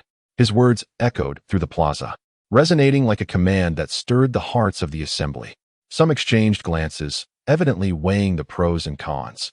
Others clenched their fists, seemingly suppressing internal turmoil, while some paled, as if foreseeing the impending brutality. "No, I cannot do this." One shinobi suddenly cried out, his voice laced with terror and conflict. His gaze flickered upon Asuma Sarutobi, a struggle evident upon his countenance. Asuma was not only his friend, but also a former comrade in arms. How could he not hesitate when faced with such a choice? "Do not waver. This is our opportunity," urged another shinobi in a hushed tone, fervor igniting in his eyes. He clutched his kunai tightly, as if poised to strike at any moment. No sooner had he spoken than a nearby figure scoffed disdainfully, saying, "Humph. If you lack the courage, do not blame us for our lack of courtesy." Taking a deep breath, the shinobi steeled himself and swung his kunai with force. A glint of cold steel flashed as the weapon pierced flesh, leaving a crimson mark upon Asuma's body. In that instant, Kagaya Uchiha extended his hand, employing a yang release technique to staunch Asuma's bleeding. "What position did you say you desired?" Kagaya feigned a momentary pause before the shinobi eagerly interjected, "Lord General, I wish to join the resource department. Please grant me a chance to prove myself." "Very well. From this moment forth, you shall be the head of the resource department," Kagaya proclaimed, clapping his hands in delight. "Congratulations. Let us all applaud and warmly celebrate the birth of our highest leader in the resource department." Among the crowd, a certain shinobi concluded his discourse. He turned to his companion, determination radiating from his gaze, declaring, "I shall join as well. If we do not act, how do you think Lord Kagaya will perceive us? What opportunities will remain for us?" Kagaya's manipulation of the shinobi to harm Asuma was, at its core, a transparent scheme. Once they committed this act, they would no longer have the chance to straddle the fence. With one taking the lead, the subsequent shinobi found their psychological burdens lifted. The kunai in the lead shinobi's hand dripped with blood, akin to the first strike breaking the ice. This spectacle seemed to galvanize the others, who surged forward in unison. Emulating the action, their eyes shone with fervor and resolve, and their kunai fell like rain, leaving ghastly wounds upon Asuma's form. The sound of each wound's emergence was accompanied by the gushing of blood, weaving together a gruesome symphony. Asuma's condition worsened, yet in the next heartbeat, Kaguya healed his injuries. The air was thick with the pungent scent of blood, heightening everyone's senses and quickening their pulses, their breaths becoming rapid. Having done this, the remnants of the 4 great clans, along with those who once stood against us, will no longer tolerate our presence, murmured one shinobi. But if we can attain power, it will be worth it. He abruptly lifted his head, fervor igniting in his eyes, proclaiming, "We shall possess unparalleled glory and status. We will become the benefactors of the Uchiha clan, our names immortalized in history, sung by generations to come." The faces of the upper ninjas radiated with maniacal glee, their movements becoming increasingly swift and resolute. It seemed they had entirely forgotten the past kindness and stature of Sarutobi Asuma, leaving only an insatiable thirst for power in their wake. "Ha! This is the era of the Uchiha. Your compliance brings me great joy." Uchiha Hanya's laughter echoed, brimming with arrogance and triumph. The 4 great clans, whether they can rise again is a question in itself. From this day forth, the entire ninja realm shall bow before our Uchiha clan. As the last upper ninja delivered the final blow to Sarutobi Asuma, they completed this brutal and resolute declaration of allegiance. The atmosphere surrounding the square reached a boiling point, as the very air seemed to tremble. Uchiha Hanya struck again, swiftly mending Asuma's wounds, preserving his life. His gaze was as sharp as that of a hawk, sweeping over each upper ninja present. A mysterious smile played upon his lips, as though everything lay within his grasp. He spoke slowly, his voice deep and powerful. "I declare, in order to further refine our governance structure, I shall introduce a brand new position, the council member. Each of you present has the opportunity to become one." This statement fell like pebbles into a tranquil lake, instantly stirring ripples of excitement. The expressions on the faces of the upper ninjas became a tapestry of emotions, confusion, curiosity, and exhilaration intertwined. "A council? What is that? I have never heard of such a thing," muttered a ninja from a minor clan, scratching his head in bewilderment, as if obscured by a dense fog. "It appears our esteemed general truly seeks reform, even proposing such an unprecedented notion." Another upper ninja whispered to himself, his eyes glimmering with curiosity and anticipation, as if foreseeing a transformative tempest sweeping through the village. "A council? Council members?" Yet another upper ninja from a minor clan repeated softly, savoring these unfamiliar terms, his eyes sparkling with a yearning for the unknown. "Thus, could we common ninjas also ascend to higher echelons and partake in decision-making?" A young upper ninja exclaimed with fervor.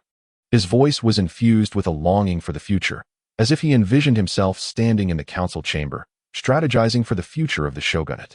Uchiha Hanya smiled slightly, confidence and poise radiating from him. "The shogunate will establish a council, divided into upper and lower houses." He continued, "The upper house shall belong solely to the Uchiha clan, wielding judicial power. Meanwhile, the lower house will gather the wisdom of all members to collectively forge the future of the Land of Fire." Kanye's words resonated like thunder, shaking the very souls of all present. The upper ninjas, like reeds swaying in the wind, began to murmur among themselves. The chatter rose and fell like waves in a tempest, reverberating throughout the square. The Uchiha clan monopolizing judicial power? Is this not an extreme concentration of authority? This is far worse than before. A seasoned shinobi from the great ninja clan furrowed his brow, a clear expression of dissatisfaction and doubt evident in his voice, as if a turbulent undercurrent surged beneath the placid surface of a lake. "The esteemed general must possess profound foresight. We need not hastily draw conclusions," spoke an experienced shinobi, his voice steady and commanding, akin to the clear springs of a mountain, imbued with a unique wisdom and calmness. His gaze was deep, as if he could pierce through layers of fog to discern the trajectory of the future. At that moment, Uchiha Hanya's voice resonated once more, booming like a resounding bell, stirring the hearts of all present. "The lower house, also known as the House of Commons, is where you, as its members, shall exercise legislative, fiscal, and administrative oversight powers. The legislative process will be propelled by your collective efforts, passing through fervent debates and 3 readings before being submitted to the upper house for deliberation, ultimately requiring my approval for enactment. Is this truly the case? Can we, the common ninjas, wield such significant power?" An upper ninja suddenly rose in excitement, his voice trembling with overwhelming emotion, as if he could scarcely bear the shock of this momentous news. His eyes sparkled with uncontainable elation, envisioning himself atop the pinnacle of power, fighting for greater rights for his clan. Yet, this joy was short-lived, as he was soon interrupted by the concerns of another elder shinobi. With a furrowed brow and a voice laced with deep apprehension, the elder remarked, "But the Uchiha clan controls the upper house. Can we, the common ninjas and the lesser clans, truly make an impact in this game of power?" His inquiry detonated like a bombshell, reigniting fervor among the upper ninjas, whose discussions surged like tumultuous waves in a tempest. However, amidst the uproar, a shinobi from the great ninja clan let out a derisive snort. A glimmer of determination flickered in his eyes as he asserted, "Regardless, this is an opportunity we must seize to advocate for our clan's rights." Once the upper ninjas received their appointments, they entered the Hokage building, commencing their duties in their respective offices. Yet, in this solemn moment, a shocking spectacle unfolded. Uchiha Hanya firmly grasped the hand of Uchiha Kurenai, her hand feeling as if caressed by the warm breeze of spring, causing her heart to race. In the next instant, Uchiha Hanya abruptly raised the large iron pincers held by both of them and forcefully clamped them towards Sarutobi Asuma's groin. With a shattering sound, the area exploded, and the metallic scent of blood permeated the air. Uchiha Hanya casually released his grip, discarding the pincers. His gaze was solely fixated on Kurenai, on her eyes darting about in sheer panic. "Kurenai, look at him. This pitiful, weak fool. Does he truly merit your heartfelt devotion? His frailty, his incompetence. Is this what you seek?" Uchiha Hanya's voice was low and magnetic, imbued with an irresistible allure. He caressed the crimson hands, stained with blood, which at that moment appeared surprisingly tender. In this instant, the mind of Uchiha Kurenai seemed to be emptied. Her emotions were somewhat unraveling. She found it hard to believe the scene before her. More shockingly, she could not accept that the partner who once fought by her side had met such a grisly fate at the hands of Uchiha Hanya and her own. What astonished her further was Uchiha Hanya's gaze, so deep and consuming, as if it sought to devour her whole. "Will you marry me? My general's residence lacks a mistress." Uchiha Hanya's voice resonated again, this time with an even gentler tone. "Become my general's wife, and allow me to use my strength to protect you for a lifetime." Kurenai's thoughts spiraled into chaos. Instinctively, she wanted to refuse, yet she was at a loss for words. Gazing into Uchiha Hanya's affectionate eyes and feeling the warmth radiating from his hand, her heart was ensnared in a web of confusion. She had never anticipated that Uchiha Hanya would propose in such a bloody setting. "Kurenai, what are you contemplating? Are you still lost in memories of Asuma Sarutobi? Do you not realize that since the day I met you in my youth, my heart has been entirely yours? All that I have sacrificed for you. Does it not outweigh that of Asuma Sarutobi?" Uchiha Hanya's voice echoed in the vast square, every word imbued with profound emotion and determination. His body bore the weight of deep obsession, constantly influenced by his thoughts of Kurenai, and thus, he sought to eradicate this fixation. Back then, he was the crown prince of Konoha, incomparable to him. Yet now, the four great clans' attempts to annihilate the Uchiha clan had failed. They could only flee this land like lost dogs. Uchiha Hanya's voice grew increasingly fervent, his emotions surging, as if he wanted to unleash all his resentment and fury. He became animated, startling Kurenai. This wave of emotion swept over her, instilling a sense of inexplicable fear within her. As she beheld Uchiha Hanya's contorted visage, a chill ran down her spine. "Asuma Sarutobi is but a dying man. And what of me? I am the shogun of the land of fire, wielding great power. I stand only second to the daimyo in name. Yet my authority is unmatched." Uchiha Hanya's words brimmed with arrogance and pride, as if he sought to trample the entire world beneath his feet. His fists clenched tightly, veins bulging. It seemed he was on the verge of expelling all his anger. But ultimately, his hands fell limply to his sides. He slowly approached Kurenai and whispered, "I'm sorry, I should not have lashed out at you. But what I mean is that my feelings for you are genuine. Marry me." His voice was laden with pleading and anticipation, akin to a lost child seeking the way home. As Kurenai gazed upon his earnest face, her heart wavered. Yet at that moment, Uchiha Hanya suddenly erupted with madness. He shouted, "No need to think it over. Let us consummate our union now." His words stirred the surrounding Uchiha clansmen, who craned their necks in curiosity to discern the unfolding events. There stood Uchiha Hanya, a smirk of derision gracing his lips as he engaged with Yuhi Kurenai. Casting a disdainful glance at Sarutobi Asuma, with a whip in hand, he struck Asuma with ferocity, each lash resonating like a hammer upon Asuma's heart, imploring him to awaken. Look at what I am doing, Sarutobi Asuma. I am the ultimate victor. Hanya's voice dripped with provocation and mockery, his eyes gleaming with triumph. Meanwhile, Yuhi Kurenai could only endure the torment in silence, her heart a tumultuous sea of conflict and despair, knowing she could not resist. She recognized that Hanya harbored no love for her. Were it love, he would never act in such a manner. His actions were merely a vendetta against Asuma. At that moment, an unremarkable villager approached, his steps hesitant, as if wrestling with an inner turmoil. Gathering his courage, albeit shyly, he ventured, "My lord, may I have the honor of delivering a blow? I too wish to ascend to a position of authority." His voice trembled, each word seemingly squeezed from between clenched teeth, brimming with aspirations for the future and a challenge to his own bravery. Uchiha Hanya, engrossed in his own affairs, lifted his gaze upon hearing the villager's request, his eyes flashing like lightning as they momentarily met the man's.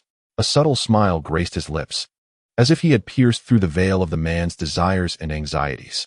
He casually drew a kunai from his waist and tossed it lightly to the ground, inquiring, "Oh, what sort of position do you desire? A bureaucratic role, perhaps?" At that instant, the sunlight blazed with an intensity that was almost blinding. The villager's shadow, under the sun's glare, slinked forward like a cunning serpent, silently advancing toward Hanya. Suddenly, a knife gleamed within the shadow, striking with the speed of lightning, aimed at the space between Hanya and Kurenai. The atmosphere thickened with tension, as if every breath around them had been suspended. The blade exuded a menacing aura. Had it found its mark, Hanya would surely have been gravely injured. Yet, in this moment of peril, Hanya remained eerily composed, having anticipated the villager's intentions. A surge of electricity coursed through his palm, his hand coiling around the incoming blade like a serpent ensnaring its prey, firmly grasping the lethal assault. His expression sharpened, transforming into that of a beast poised to unleash its wrath. In swift succession, Hanya formed a hand seal, and a perfect shadow clone materialized beside him. Together, they seized the blade, exerting their strength to drag the concealed assailant from the shadows and hurled him across the square. The white-haired man traced an elegant arc through the air before crashing to the ground with a resounding thud.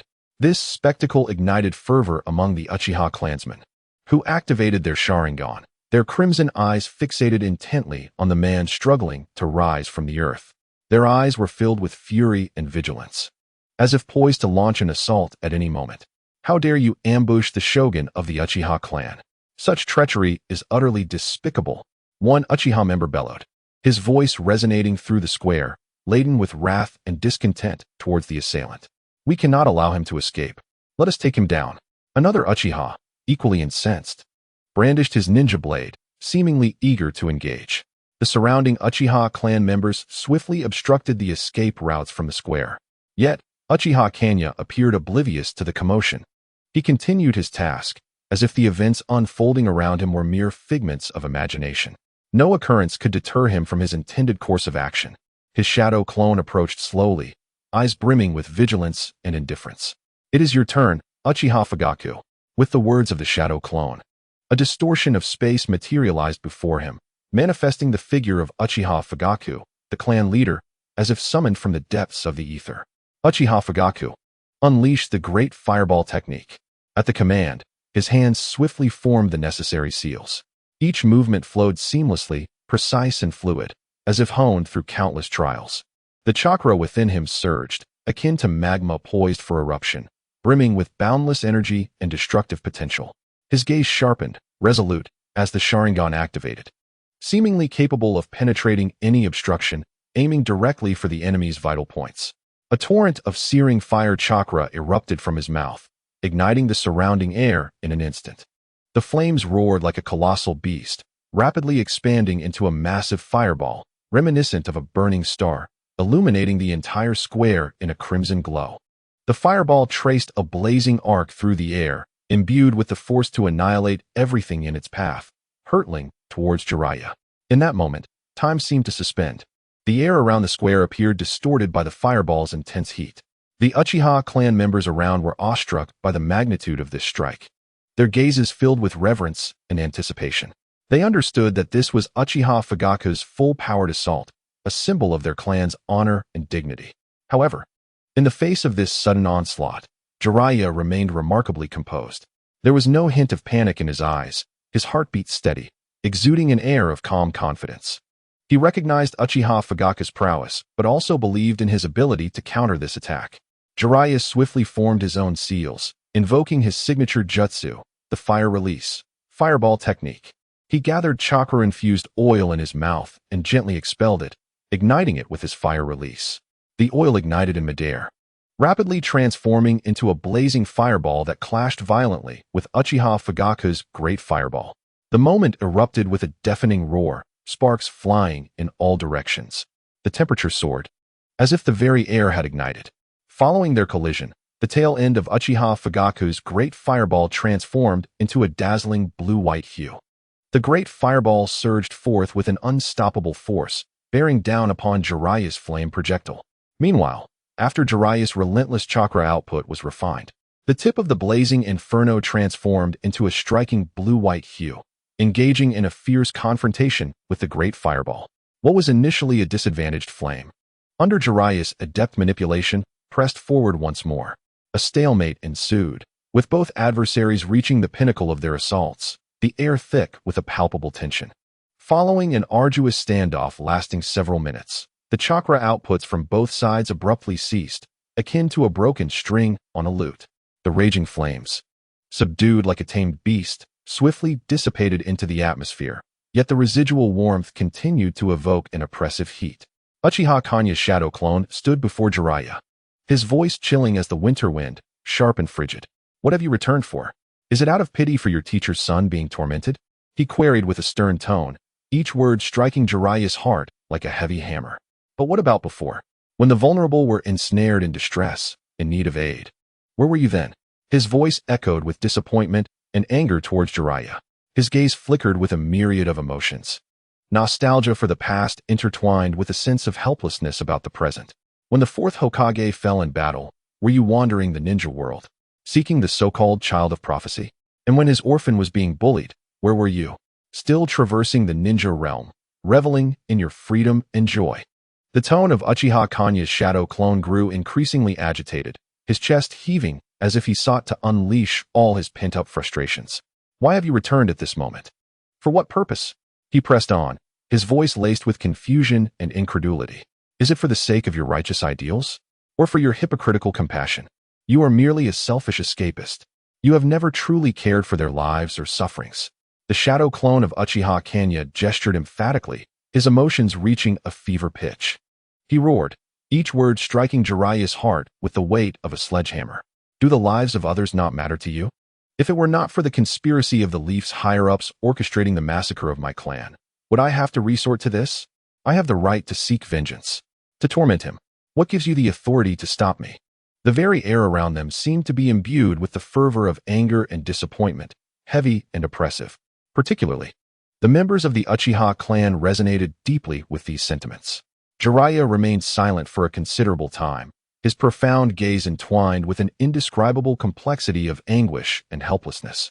He understood that in the face of Uchiha Hanya's probing questions, there was no escape for him, nor could he offer any rebuttal. He inhaled deeply, his voice low yet resolute. "You speak the truth. I indeed lack the right to hinder your vengeance against Asuma Sarutobi. My past evasion and negligence have, without doubt, overlooked many. However, I still wish to convey this to you. To act with kindness towards others is the path to a lasting resolution." His eyes reflected a profound plea and anticipation. "However, do you truly comprehend the words you utter?" Uchiha Hanya's shadow clone bore a contorted visage, with eyes as crimson as blood, as he roared in fury. His voice reverberated through the desolate arena like thunder, causing the surrounding air to quiver ever so slightly. His clenched fists seemed to coalesce all his wrath into a tangible force, poised to annihilate everything before him. "What do you understand?" he continued to bellow, each word erupting from the depths of his heart. He tilted his gaze towards the sky, tears glistening in his eyes, yet he valiantly stifled their descent, proclaiming, "You are an orphan, Can you fathom the anguish of a family on the brink of being obliterated? His voice resonated with profound sorrow and rage, as if he sought to expel all his suffering into the world. You urge me to relent? He let out a cold laugh, his tone sharp as a blade, seemingly slicing through the stillness of the air, declaring, and then released the tiger back into the mountains, waiting for them to upend everything? A frenzied light flickered in his eyes, as if he had succumbed to irrevocable madness. Do you take me for a fool? He roared again, his voice laced with disdain and mockery, asserting, let me tell you, I, Uchiha Hanya, would rather be shattered than remain whole. Today, Asuma Sarutobi must perish, and his family shall pay the price. At that moment, standing on the opposite side was Jiraiya. His demeanor was composed, with eyes as deep as the ocean, and he let out a gentle sigh. His voice was calm, yet resolute as he inquired, is it not possible to repay enmity with virtue? Though his words were soft, they struck Uchiha Hanya's heart like a hammer. Upon hearing this, Uchiha Hanya revealed a hint of a sardonic smile. He shook his head, retorting, to repay hatred with kindness? A cold light flashed in his eyes as he posed the question. Then, what shall be offered in return for kindness? Is there nothing to discuss? Jiraiya inhaled deeply. The tips of his fingers suddenly pierced. Blood trickled from his fingertips as he swiftly etched a mysterious and imposing visage upon his face. Following this, he formed hand seals. He pressed his hands to the ground, and the surrounding air seemed to solidify, a potent energy surging forth in silence. With a puff of smoke, 3 colossal toads materialized from thin air. Their massive forms radiated with an aura of yellow light. The first to capture the eye was a red-skinned toad. Puffing on a pipe, its skin as vibrant as flames, this was Fukasaku. Exhaling tendrils of smoke, it exuded the demeanor of a formidable leader, radiating an air of invincibility. As though at its command, the entire toad realm would tremble. Beside Fukasaku was another red-skinned toad, adorned with a shield and a fork. This was Gamatatsu. Its skin burned with a fiery hue. Yet in contrast to Fukasaku, Gamatatsu appeared more steadfast and resolute, wielding a massive shield and a spiked fork. Stationed in a corner of the arena, opposite Fukasaku stood a blue-skinned toad, armed with twin blades. This was Gamakichi. Its skin bore a deep azure shade, starkly contrasting with the 2 red-skinned toads before it. Upon the shoulders of the toad, each bound with a sharp blade, it gently swung its arms, causing the twin knives to glimmer coldly beneath the moonlight. Its gaze emanated a piercing aura of murderous intent, as if poised to plunge into battle at any moment. Jiraiya stood firmly atop the head of the toad, and with a clap of his hands, the toads erupted into a deafening roar, heralding the onset of an impending storm. Let us converse further. Do not escalate matters. Jiraiya's voice echoed across the vast expanse, as he endeavored to quell the brewing tempest with the last vestige of reason. Yet, Uchiha Hanya's shadow clone glimmered with resolute determination, as if he had already resolved to see this conflict through to its bitter end. He gestured for the Uchiha clan members to swiftly retreat, while instructing them to guide the nearby residents to safety. In an instant, the area transformed into a desolate void, leaving only a handful of individuals and 3 imposing giant toads. You are a ninja, and you have taken many lives. Thus, you lack the moral authority to condemn me. Uchiha Hanya's voice was cold and unwavering as he locked eyes with Jiraiya, seeking to penetrate the depths of his inner turmoil and hesitation. Moreover, your intention to unleash wide-ranging ninjutsu here reveals that you care little for the weak. Your concern lies solely with those you cherish. His words struck Jiraiya's heart like a razor-sharp sword. Jiraiya's expression shifted slightly, yet he quickly regained his composure, knowing that this battle was inevitable and he must give his all. However, he sought to buy time to prepare for sage mode. Friends, why not sit down once more and engage in a calm discussion? Blades are blind. Should we truly come to blows, the outcome may be dire. Jiraiya attempted to temper the imminent clash with a gentler tone. Yet, his words seemed feeble in the presence of Uchiha Hanya's frost-like shadow clone. The clone's eyes sparkled with unwavering resolve, as he appeared to scoff at Jiraiya's proposal. With a slight lift of his chin and a mocking curve of his lips, he spoke with a chilling clarity. Since we have arrived at this juncture, why not fight to the finish and allow victory to determine our fate? As he spoke, another figure materialized from the void, Uchiha Shursui, like a sword of the night, silently biding its time. In the next moment, Uchiha Fugaku and Uchiha Shursui simultaneously summoned their chakra, unleashing the complete form of Susanoo. They manifested as colossal giants clad in resplendent armor, towering nearly 200 meters, resembling war gods emerging from myth. The blades they wielded shone with a cold brilliance, as if capable of cleaving through any obstacle. Their eyes radiated an insatiable murderous intent, eager to obliterate their foes before them. Meanwhile, Uchiha Hanya's shadow clone employed an even more formidable technique, the art of creation and destruction. His form trembled, resonating with the cosmos, and in an instant, he magnified to an immense size, transforming into a titan larger than Susanoo itself. His appearance bore little distinction from his true form, save for the fact that each of his hands wielded a single-handed sword, emanating a scorching radiance as if capable of incinerating all in its path. Do you believe your trivial cleverness can deceive me?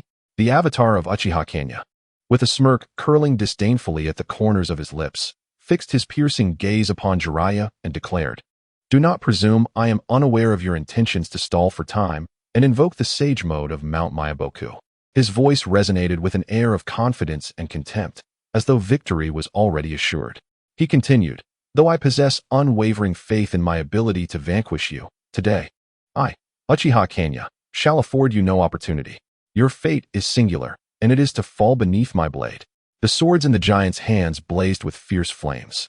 At that moment, the entire battlefield seemed ignited by this inferno, suffusing the air with an oppressive heat.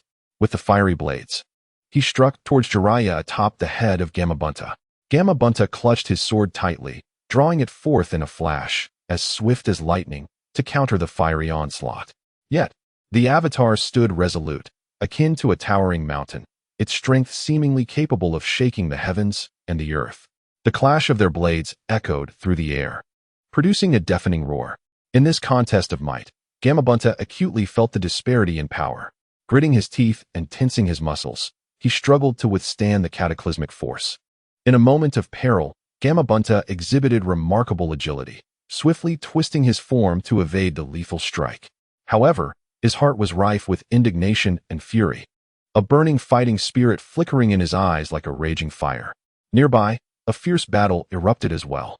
Uchiha Fugaku and Uchiha Shursui, two formidable members of the Uchiha clan, engaged in a life-and-death struggle against Gamakichi and Gamaken. Flames soared skyward, intertwining in a searing inferno. The might of both sides' fire techniques was fully displayed in that instant, their flames erupting with dazzling brilliance upon collision. The entire square was enveloped by this intense blaze, as if the very air had ignited. The giant avatar suddenly lunged forward, delivering a kick imbued with the force of a tempest, sending Gamabunta hurtling through the air. His massive form traced a breathtaking arc, crashing directly into the surging flames above. The flames roared like a ferocious dragon, ravaging the sky, distorting every inch of air in its wake. In an instant, Gamabunta's body was engulfed by the flames, his skin turning a furious red, akin to charred bark. The excruciating pain compelled him to emit a pained roar, reverberating across the battlefield, filled with despair and helplessness. Yet, abruptly, his voice fell silent. His entire form transformed into a dense white mist. In the air, a ripple emerged, and Gamabunta's colossal silhouette reappeared. In his gaze, a sharp glimmer flickered, while his blade shimmered with a cold light under the sun, piercing directly towards the head of the colossal entity. The giant, wielding twin swords, struck with the swiftness of lightning, accurately penetrating the resilient skin of Gamabunta. The flames dancing upon the blade ravenously licked at his body, emitting a hissing sound that seemed to mock his helplessness mercilessly. In this critical moment of life and death, Gamabunta helplessly addressed Jiraiya. "I am sorry, I have been defeated." No sooner had he spoken than his form transformed into a cloud of white mist, swiftly dissipating into the air, returning to Mount Myaboku. At that moment, Jiraiya remained in a prayer position, swiftly flipping in midair, gracefully descending onto the shoulder of the giant. The colossal figure, however, showed no signs of relaxing its vigilance despite Gamabunta's retreat. It began to tremble violently, its body gradually shrinking as if being compressed by an invisible force. Witnessing this, Jiraiya's heart tightened. He had already witnessed the formidable power of the giant, and the consequences of being struck now would be dire. He promptly leaped from the giant's shoulder, preparing to counter the impending assault. Just as he touched the ground, the fiery blade surged towards him with the speed of lightning. In that critical moment, A dense mist erupted from his shoulders, revealing two imposing toad sages, Fukasaku and Shima.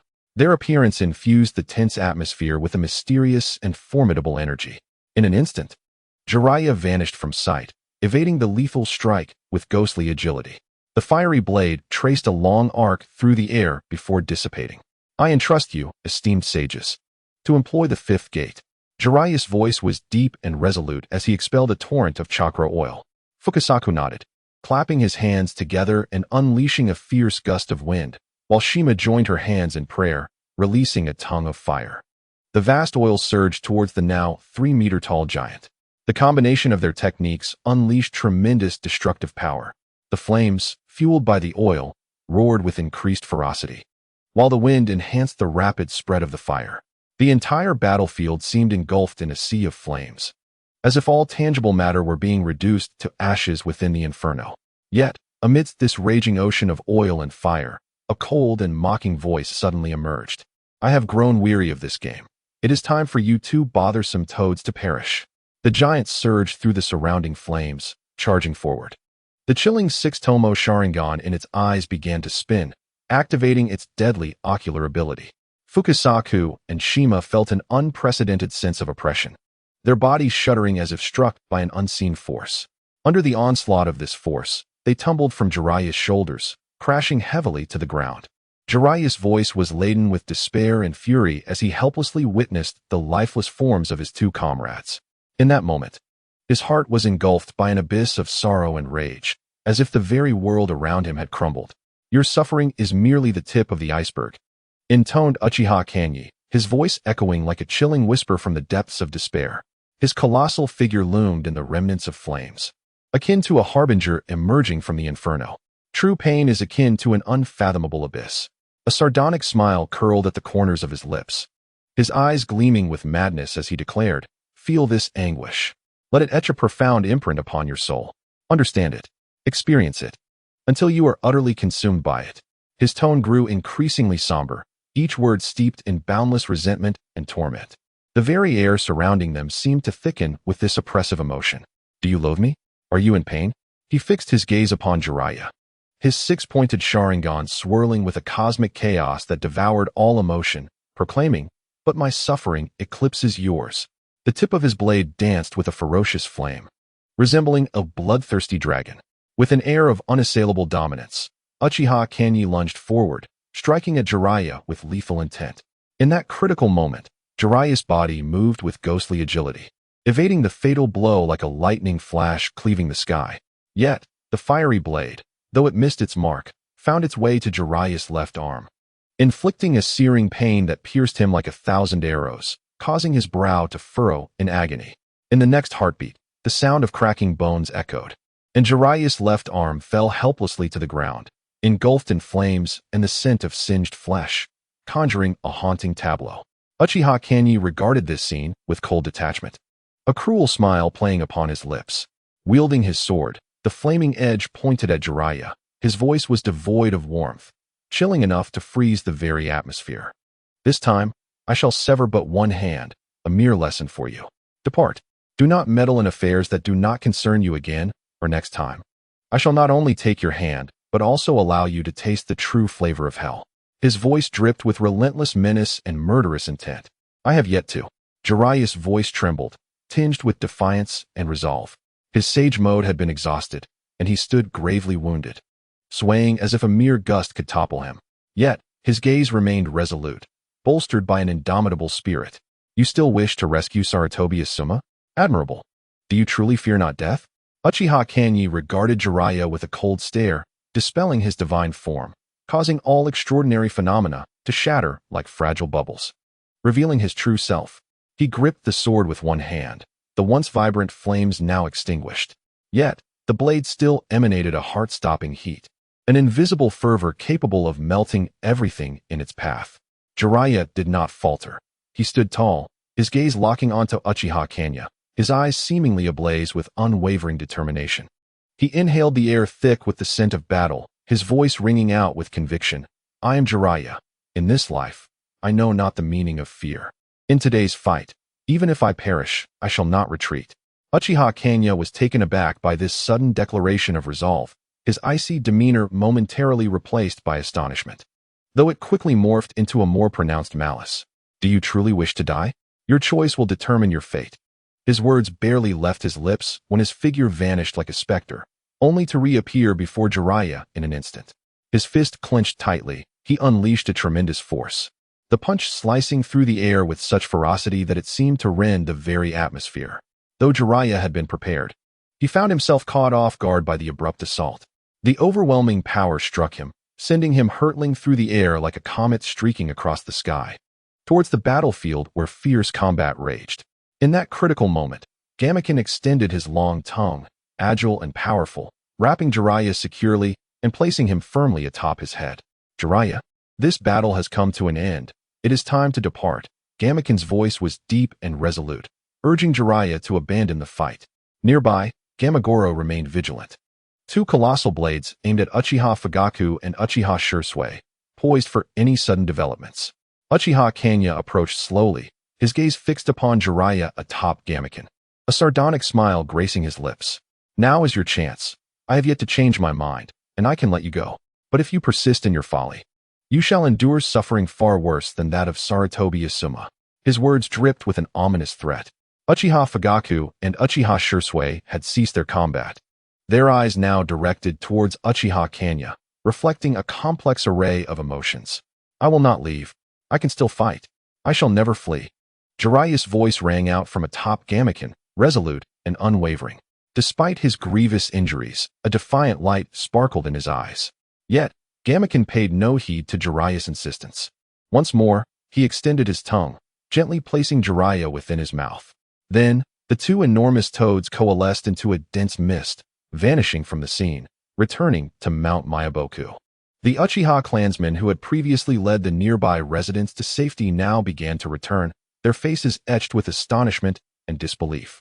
The Jonin in the Hokage Tower emerged in succession, their eyes fixated on Uchiha Hanya not far away, their expressions a mixture of shock and admiration. This is simply unbelievable. The esteemed general has actually triumphed over Jiraiya, one of the legendary Sannin. An experienced Jonin exclaimed, his voice brimming with incredulous admiration. We, in the face of formidable adversaries, chose to retreat. Another Jonin's voice resonated with profound remorse and shame, his face flushed, as though stung by the very weakness he exhibited. The atmosphere around them was thick with a weighty, oppressive tension, yet it was intertwined with a thread of respect and admiration. The Uchiha clan murmured amongst themselves, while other Jonin expressed their astonishment. They were captivated by the might of Uchiha Hanya. The general remained unflinching in the face of danger, his demeanor calm and collected. Not a flicker of panic ever graced his gaze.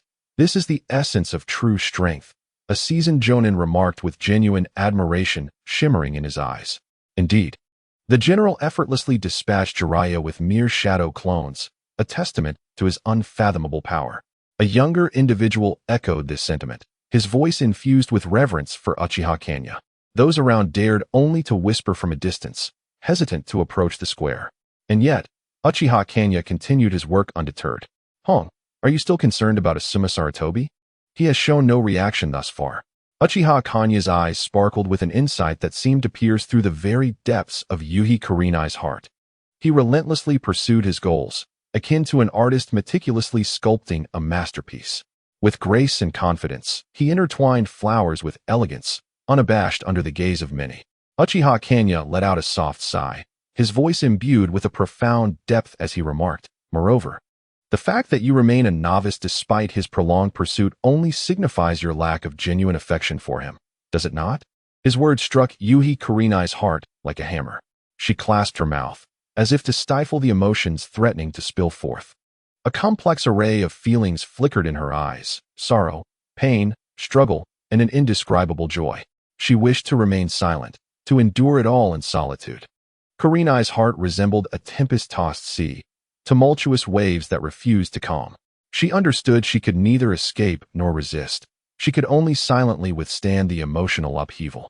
At that moment, a sudden, swirling current of air surged behind Uchiha Hanya, heralding an approaching storm. A figure gradually materialized, a mysterious individual cloaked in black. their face obscured by an orange tiger-patterned mask, exuding a chilling and dangerous aura. The masked figure clenched a chain glinting with a cold light, as if poised to unleash a lethal assault at any moment. Yet, Uchiha Hanya displayed not a hint of alarm. Instead, a glimmer of amusement danced in his eyes. "Oh, it seems today is quite lively," he remarked, a wry smile curling at the corners of his lips, as if he regarded the impending peril as mere sport. As the sun set, the atmosphere became thick with tension, and Yujito Ni clenched her fists nervously. Suddenly, she tightened her grip, ensnaring Uchiha Hanya. Just as the man in the tiger mask prepared to strike, Uchiha Hanya moved with startling speed. He exerted his strength, grasping Yujito Ni by the waist and spinning around, using her as a weapon to fiercely hurl her towards the tiger masked assailant behind them. The force of the blow was overwhelming, as if it sought to obliterate everything in its path. With a resounding crash, the tiger-masked figure was sent flying, tumbling through the air before finally landing solidly on the ground. However, the impact had injured Yujito Ni, causing blood to flow from her head, dripping onto the ground. "Yujito, do not worry. Allow me to heal your wounds," Uchiha Hanya declared upon witnessing her injury. He swiftly activated his yang release jutsu, placing his palm gently on her wound. A warm energy surged from his hand, instantly mending Yujito Ni's injuries. Uchiha Hanya's demeanor was cold and proud, reminiscent of a sovereign commanding the battlefield. "Tobi, you have sullied the Uchiha name.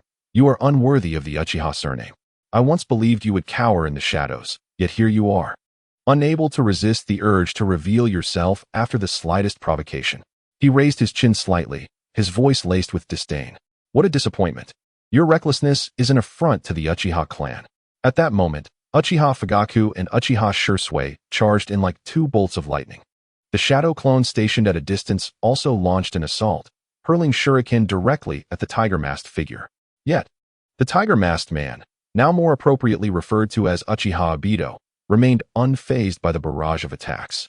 The shuriken pierced through his form, causing no harm whatsoever. Uchiha Shursui, utilizing his body flicker technique, appeared beside Uchiha Obito in an instant. The speed of his technique rendered him nearly invisible. Although Uchiha Obito was in a phasing state, he had to tread carefully in response to Shursui's ghostly presence. Just as he prepared to counterattack, he was astonished to see Uchiha Shursui multiply into a dozen figures. These clones launched simultaneous attacks, appearing as phantoms yet possessing tangible forms, making it nearly impossible to discern reality from illusion. "This is troublesome." Uchiha Obito's voice carried a hint of astonishment, clearly taken aback by Shursui's unique method of assault. This was an offensive maneuver combining body flicker technique with intangible clones. "Shursui, you truly live up to your reputation." Uchiha Obito's voice turned hoarse and dark as he continued. "But do you think this will be enough to defeat me?" The two engaged in a relentless exchange, employing nearly identical strategies, each unable to break the other's defenses. Each clash resounded like thunder, as if the very battlefield were being torn asunder.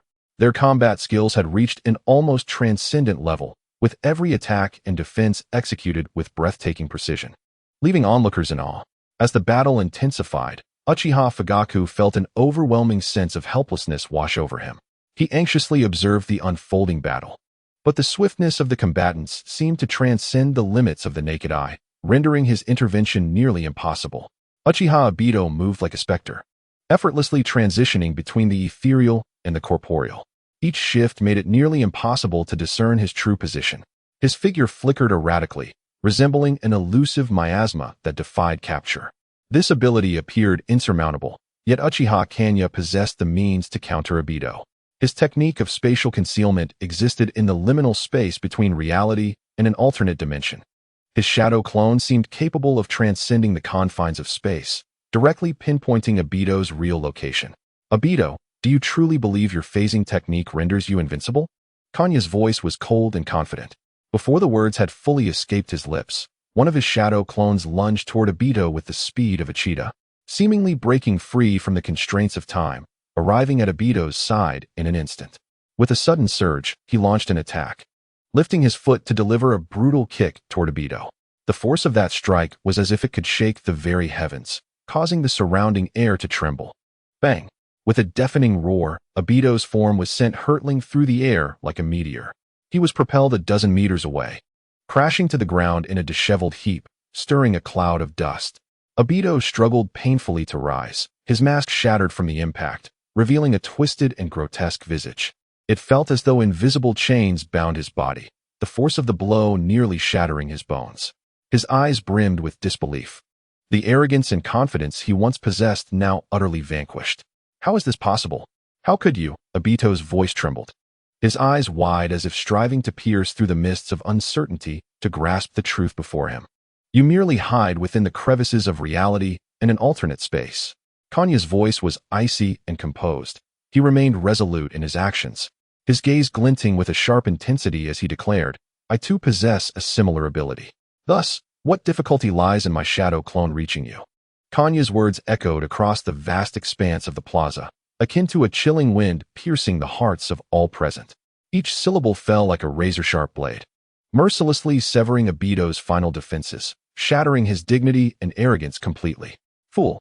Do not presume, Obito bellowed in fury, yet before he could finish, his voice was stifled by an unseen force, gradually weakening into a feeble whisper. Anger and resentment wove together in his eyes, yet he found himself powerless to alter his fate. Amidst the astonished gazes of the onlookers, Obito's form suddenly warped and then vanished from sight. He retreated into his Kamui dimension, leaving behind a scene of devastation and an oppressive silence. He had become akin to a mere jester. Just moments ago, he had arrogantly displayed his might, attempting to impress the crowd with his bravado, only to be swiftly incapacitated by Uchiha Hanya, leaving him paralyzed and half-crippled. This stark contrast sent a chill down one's spine, simultaneously evoking a deep reverence for Uchiha Hanya's prowess. Uchiha Obito, in the Kamui space, roared in fury, unable to accept his defeat. Yet, he could only place his hopes in White Zetsu, yearning for a glimmer of recovery from his injuries. Driven by the thirst for survival, Uchiha Obito returned to his lair. There, awaiting him, White Zetsu, upon witnessing his injuries, promptly merged with him. The seemingly infinite tendrils of vitality deftly replaced his damaged bodily tissues. Black Zetsu, I command you to keep a vigilant watch on Uchiha Hanya. Uchiha Obito's voice resonated with determination and coldness. At that moment, an oddly shaped creature entered his line of sight. It was White Zetsu, half of its face shrouded in darkness. Its appearance resembled that of a Venus flytrap, yet the eyes concealed in the shadows betrayed cunning and ruthlessness. It was the greatest puppet master of this world, Black Zetsu. The dark visage of Black Zetsu surveyed the pale Uchiha Obito before him, a flicker of barely perceptible disdain crossing its gaze. Nevertheless, its tone remained respectful. Rest assured, Obito, I shall meticulously document his every move and will not disappoint you. Meanwhile, across the square, Uchiha Hanya had concluded his engagement. Kurenai Yuhi lay on the ground, her gaze seemingly unfocused, yet fixated on Asuma Sarutobi, suspended upon the cross. Sunlight cascaded upon Uchiha Hanya, who stood amidst the golden radiance, tilting his head to bask in the warm glow. It appeared as though he sought to dispel all fatigue and gloom with the embrace of this warm light. He inhaled deeply and exhaled slowly, as if shedding the burdens of his heart. At last, my spirit finds a moment of tranquility, he murmured softly, his voice imbued with a sense of relief. Since the moment of his crossing into this realm, a singular obsession had lingered in Uchiha Hanya's mind, akin to an inescapable shadow, constantly haunting his soul. Yet, in this instant, that obsession seemed to dissipate with a gentle breeze, allowing his thoughts to become clear and serene. A complex emotion flickered in his eyes, a reminiscence of his identity and a lament for the past, reflecting a profound nostalgia. He pondered, Tian is my true name. How can I forget the person I once was? If forgotten, am I still myself? A faint smile graced Uchiha Hanya's face, a smile of release and liberation. It seemed he had arrived at a monumental decision. In his heart, he resolved, the obsession of Uchiha Hanya is finally to fade. It once robbed me of restful slumber and even clouded my judgment. But now, I shall reclaim the essence of my true self. Uchiha Hanya. Or perhaps it is time to refer to him as Tian. He turned to the setting sun beside him, his eyes brimming with tenderness and anticipation. He yearned to free himself from the shackles of his past identity, to no longer be influenced by his corporeal form. Thus, he resolved to reclaim his true name and embark on a new chapter of his life. Tian, with an expression of deep affection, gazed at the setting sun, his voice imbued with unwavering determination and hope. He proclaimed, "Hong, tonight we shall celebrate a wedding. As my esteemed wife, you shall call me by my new name, Tian." He cradled the setting sun gently in his arms, as if holding a rare treasure. With resolute steps, he made his way towards the bathhouse. A gentle smile gracing his features as he softly uttered, "Hong, I will take you to cleanse yourself and don fresh garments." As for Sarutobi Asuma, he seemed forgotten in this bustling world, unmentioned and unnoticed. As night descended, the clearing atop Hokage Rock became a lively spectacle. Tian had ensured that the Uchiha clan had meticulously prepared for the occasion, with tables laden with sumptuous feasts stretching across the expanse. The interplay of firelight and starlight added an air of mystery and romance to the evening. Numerous prominent figures arrived, their presence sending ripples through the entirety of Hokage Rock. The clan leaders of the ninja families gathered in hushed tones, speculating about this unexpected wedding. "I heard that the setting sun was toyed with for so long in public. Does he truly not mind? Is he really getting married?" One leader questioned, his expression laden with confusion. "Indeed, I am puzzled as well. I thought he was merely seeking revenge on Sarutobi Asuma, but to think he intends to marry." Another leader chimed in, shaking his head. "Hey, do not speak in jest. I have heard that Tian genuinely pursues the setting sun with heartfelt intentions. He has been enamored with her since childhood," interjected a seemingly informed leader. "He is merely demonstrating his strength to ensure the setting sun willingly weds him. After all, he is a general. His ambitions are undoubtedly unique." As the revelry of the banquet began to wane, the atmosphere settled into a serene quiet, leaving behind the flickering lights of Hokage Rock and an empty square. Tian, cradling the slumbering setting sun, traversed the tranquil night with steady steps. Their silhouettes elongated in the moonlight, reminiscent of lovers transcending time and space. Yet, at this moment, a palpable tension began to unfurl in the square below. A dozen shadowy figures, like phantoms, breached the guards' defenses, swiftly abducting the unconscious Sarutobi Asuma. The occurrence unfolded so abruptly that even the air seemed to freeze momentarily. As someone hurried to report this unforeseen turn of events, Tian merely shook his head slightly, a hint of a sardonic smile playing upon his lips. "It's fine. Let him go," he responded, his voice radiating a calm confidence. As if he had anticipated it all along, Sarutobi Asuma was whisked away by the group, heading towards the southern regions of the Land of Fire. In a vast expanse of dense forest, undulating hills stretch endlessly, dotted with caves that seem to form a labyrinth of nature. They navigate through the thicket with agility and expertise. Upon entering a profound cave, the enigmatic figures rescuing Asuma Sarutobi swiftly employed the earth-style jutsu to seal the entrance, ensuring that the outside world could not pry in. Within the cave, dim and mysterious, only a few flickering oil lamps cast a feeble glow. With a subtle rustle, a figure emerged from the depths of the cave. He bore an astonishing resemblance to Hiruzen Sarutobi, yet appeared younger, his eyes glinting with sharp intensity. He was Hiruzen's younger brother, the current head of the Sarutobi family, Hiruzen Moonslash. He approached Asuma Sarutobi's side and gently prodded him with his foot, his tone laced with a hint of mockery as he said, "Awaken, my foolish nephew." However, these nudges seemed to possess a miraculous power. The once unconscious Asuma Sarutobi gradually regained his senses. This scene left all present in utter astonishment. "What should I do, uncle? I have consumed them." Asuma's voice trembled with despair, his hands gripping his throat as if he sought to expel the pain and guilt festering within. His eyes burned with a crimson hue, tears swirling in their sockets. Yet he valiantly restrained them from spilling over. His heart brimmed with boundless despair and helplessness, as though the entire world was collapsing, leaving him abandoned among the ruins. His complexion was as pale as parchment, beads of cold sweat cascading down his forehead like a waterfall, intertwining with the tears that slipped from his eyes, painting a sorrowful tableau. In the face of Asuma's breakdown, Hiruzen Moonslash merely cast him a fleeting glance before seating himself upon a nearby stone. His voice was steady and resolute as he spoke. "Asuma, the past is unchangeable. All you can do now is look ahead. You must contemplate how to grow stronger and seek vengeance." His words struck Asuma's heart like a hammer, jolting him into clarity. He lifted his gaze, his bloodshot eyes fixed on Hiruzen Moonslash, and with a hint of determination in his voice, he inquired, "Uncle, how many of us remain? Are all our kin here? Do we possess the strength to counterattack?" Hiruzen Moon nodded slightly, visibly pleased. His gaze grew profound and distant, as if reminiscing about bygone days. He spoke slowly. Though our numbers are few, we are all elites of the Sarutobi clan. We possess unwavering faith and unparalleled tenacity. As long as we unite as one, we shall undoubtedly conquer our foes and restore the family's glory. Asuma listened intently to his uncle's words, a surge of fervor igniting within him.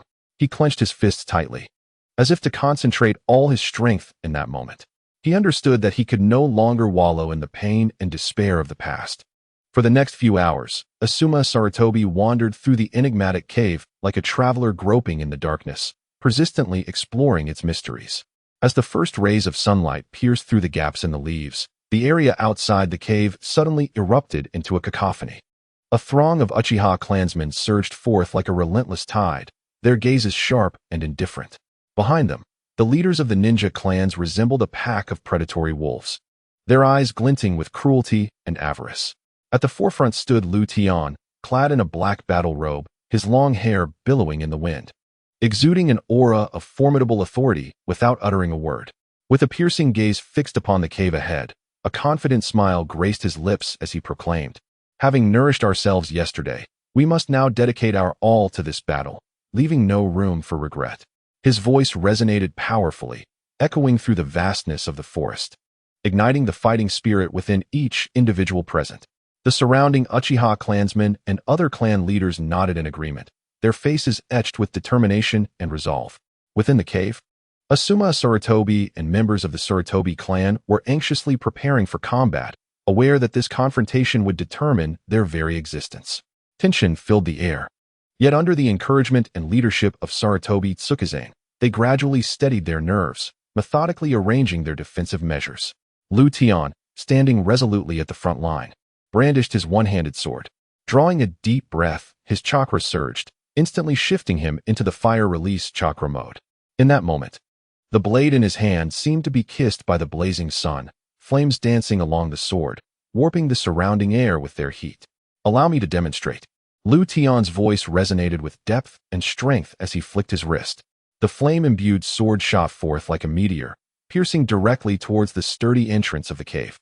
With devastating force, the blade vanished into the solid rock, eliciting a thunderous explosion that reverberated through the air. Flames erupted spectacularly, creating a massive crater at the cave's mouth, debris scattering as if the very mountain trembled under the impact. "I shall name this technique Flame's Funeral," Tian remarked, a hint of pride flickering in his eyes as he surveyed the destruction he had wrought. Though his tone was modest, the commanding presence and confidence that radiated from him were impossible to overlook. This explosive technique was born from his enlightenment after countless trials, inspired by the memory of Captain Yamamoto's sacrifice. At that moment, a deafening roar emanated from deep within the cave. A fierce, scorching tongue of fire erupted like the breath of a furious dragon, violently spewing forth. The flames surged forth like a demon long imprisoned, finally breaking free to unleash its fury upon the world. Tian, unyielding and steadfast, stood like a rock at the forefront, his flames harmonizing with the fiery torrent, creating a breathtaking spectacle. Taking a deep breath, his chakra surged within him like boiling lava, ready to face the impending onslaught. Behind him, the crowd was equally unyielding, swiftly forming seals to collectively unleash the water barrier technique. A tremendous volume of water surged forth, coalescing into what appeared to be an impenetrable shield. The clash of water and fire erupted with a thunderous roar, generating steam that enveloped the battlefield in a dense, white mist. The forces of both sides collided and intertwined incessantly. Each encounter between fire and water resembled a breathtaking contest, leaving every spectator breathless. Just as their powers stood in a stalemate, a deafening roar suddenly reverberated from the depths of the cavern. This roar thundered like a tempest, echoing off the walls, filled with fury and resentment. "Asuma, you traitor! How dare you ambush us? Have you forgotten how your father perished? How you were tormented? Do you not recall who sent someone to rescue you?" The once rampant flames in the cavern seemed to be abruptly stifled by an unseen force, coming to an abrupt halt. The embers flickered in the darkness, illuminating the fierce combat scene within. The metallic clang of weapons clashing, accompanied by low growls and anguished cries, resonated like a chaotic yet stirring symphony throughout the cavern. How intriguing. They are turning on each other, Tian mused with a sly smile, his eyes glinting with mischief.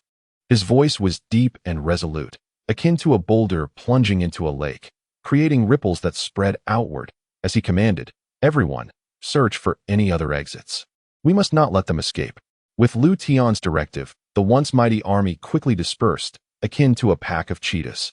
They moved in small groups, silently encircling the surroundings. Executing a stealthy encirclement, Tian deactivated his fire-release chakra mode, a playful smirk gracing his lips. He turned to Hinata Hizashi beside him, feigning ignorance as he inquired. "Clan leader Hinata, what exactly is transpiring inside? Has the battle escalated into a fervent clash?"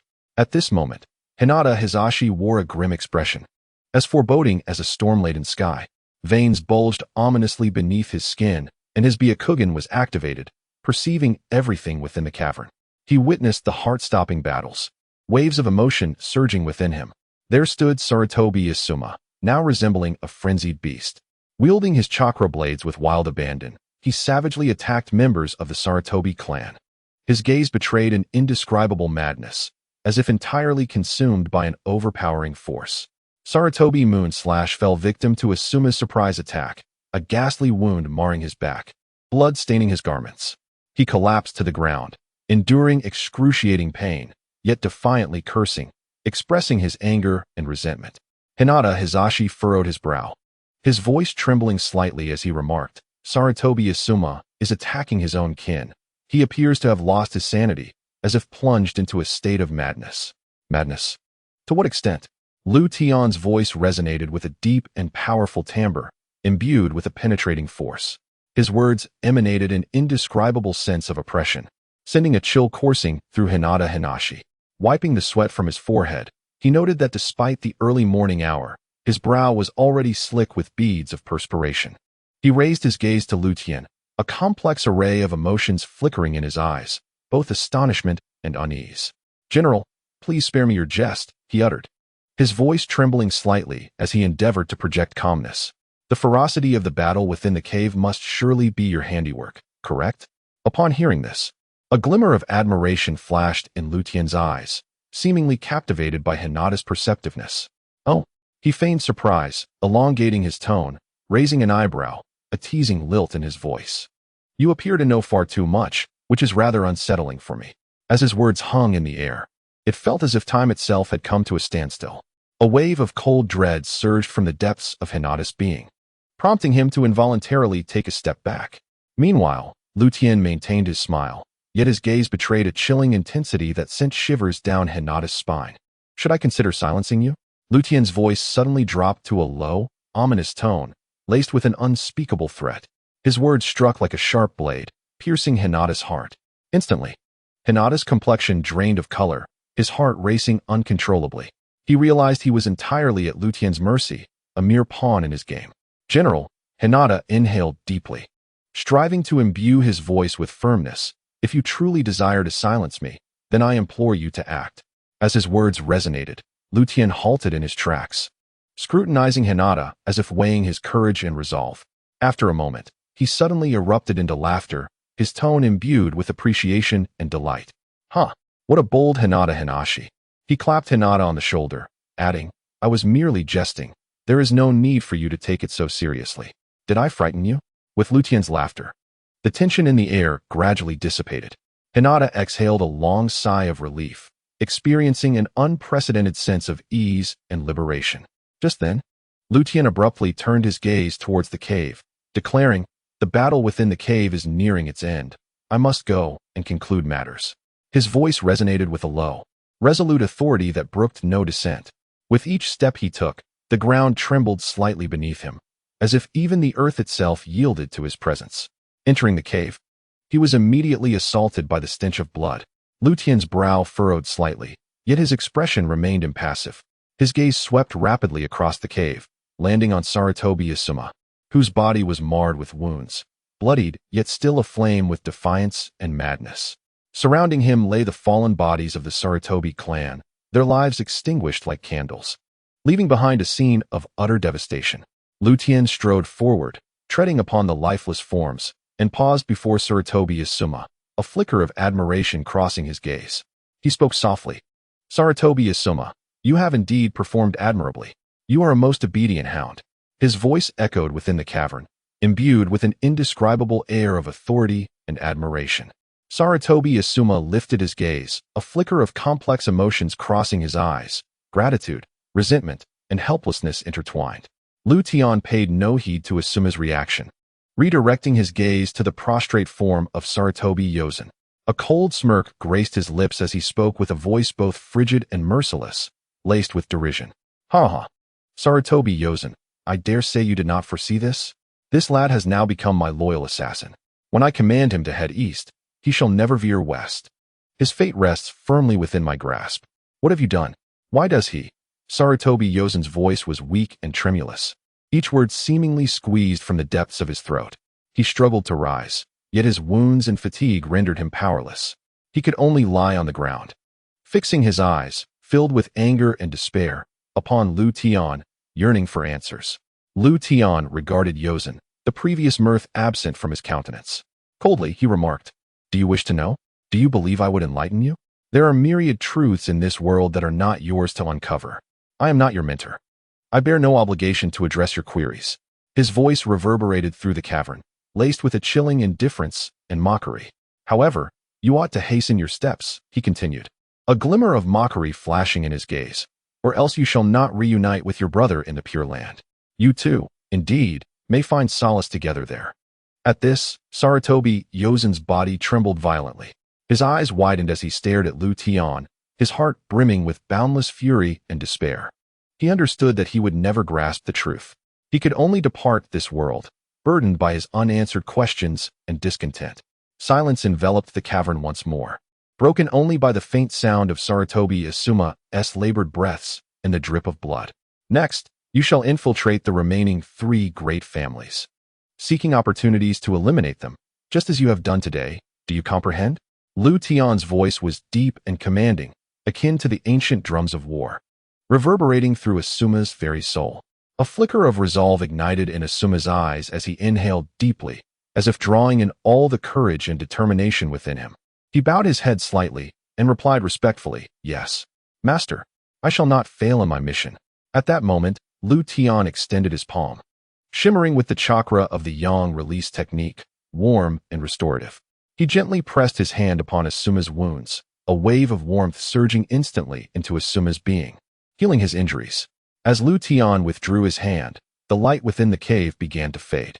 With a gentle wave of his hand, he enveloped all present in the cavern into the sanctuary of his own realm. The departed souls have been converted into system points, while Asuma Sarutobi was cast into the dense mountains of this region. In Tian's eyes, system points are akin to precious gems. Yet, he does not pursue the augmentation of power blindly. Rather, he meticulously orchestrates each step of his journey.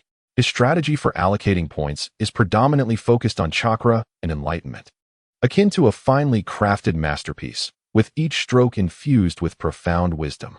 Tian has already attained considerable strength, and now he dedicates all his system points to enhancing his enlightenment. It is as though he can perceive the essence of the world, grasping truths that elude others. With each increment in enlightenment, the required system points grow increasingly vast. This seems to be an endless challenge, yet Tian revels in it. He relishes the sense of accomplishment that each advancement brings and delights in the process of continuous improvement through challenge. Rather than directly augmenting ninjutsu or taijutsu, Tian prefers to cultivate and comprehend through the enhancement of his enlightenment. He understands that true power does not stem from external gifts, but arises from self-realization and cultivation. Knowledge gleaned from books is ultimately superficial. True understanding comes from practice. Only the power that genuinely belongs to oneself can provide a sense of peace and assurance. Emerging from the dim cave, Tian cast a glance at Hinata Hizashi before him, his voice laced with undeniable resolve. He declared, Let us proceed, clan leader Hinata. The threat posed by the Sarutobi clan has been entirely eradicated. However, the transformation of Konoha is far from complete, with challenges and opportunities yet to unfold. Tian then turned, issuing a swift command, his hands forming seals with remarkable speed, and instantly unleashed the earth release. Rockhouse collapse. The cave's ceiling trembled violently, stones cascading down, and the entire balance of the cavern was shattered in an instant, heralding an impending cataclysm. The resounding roar echoed through the forest, as if the very heavens quivered in response. Dust soared, obscuring the sun, and the once pristine cave was swiftly entombed beneath a deluge of boulders and earth, concealing everything within the depths of the ruins. This sudden upheaval drew the attention of those nearby, many rushing to investigate.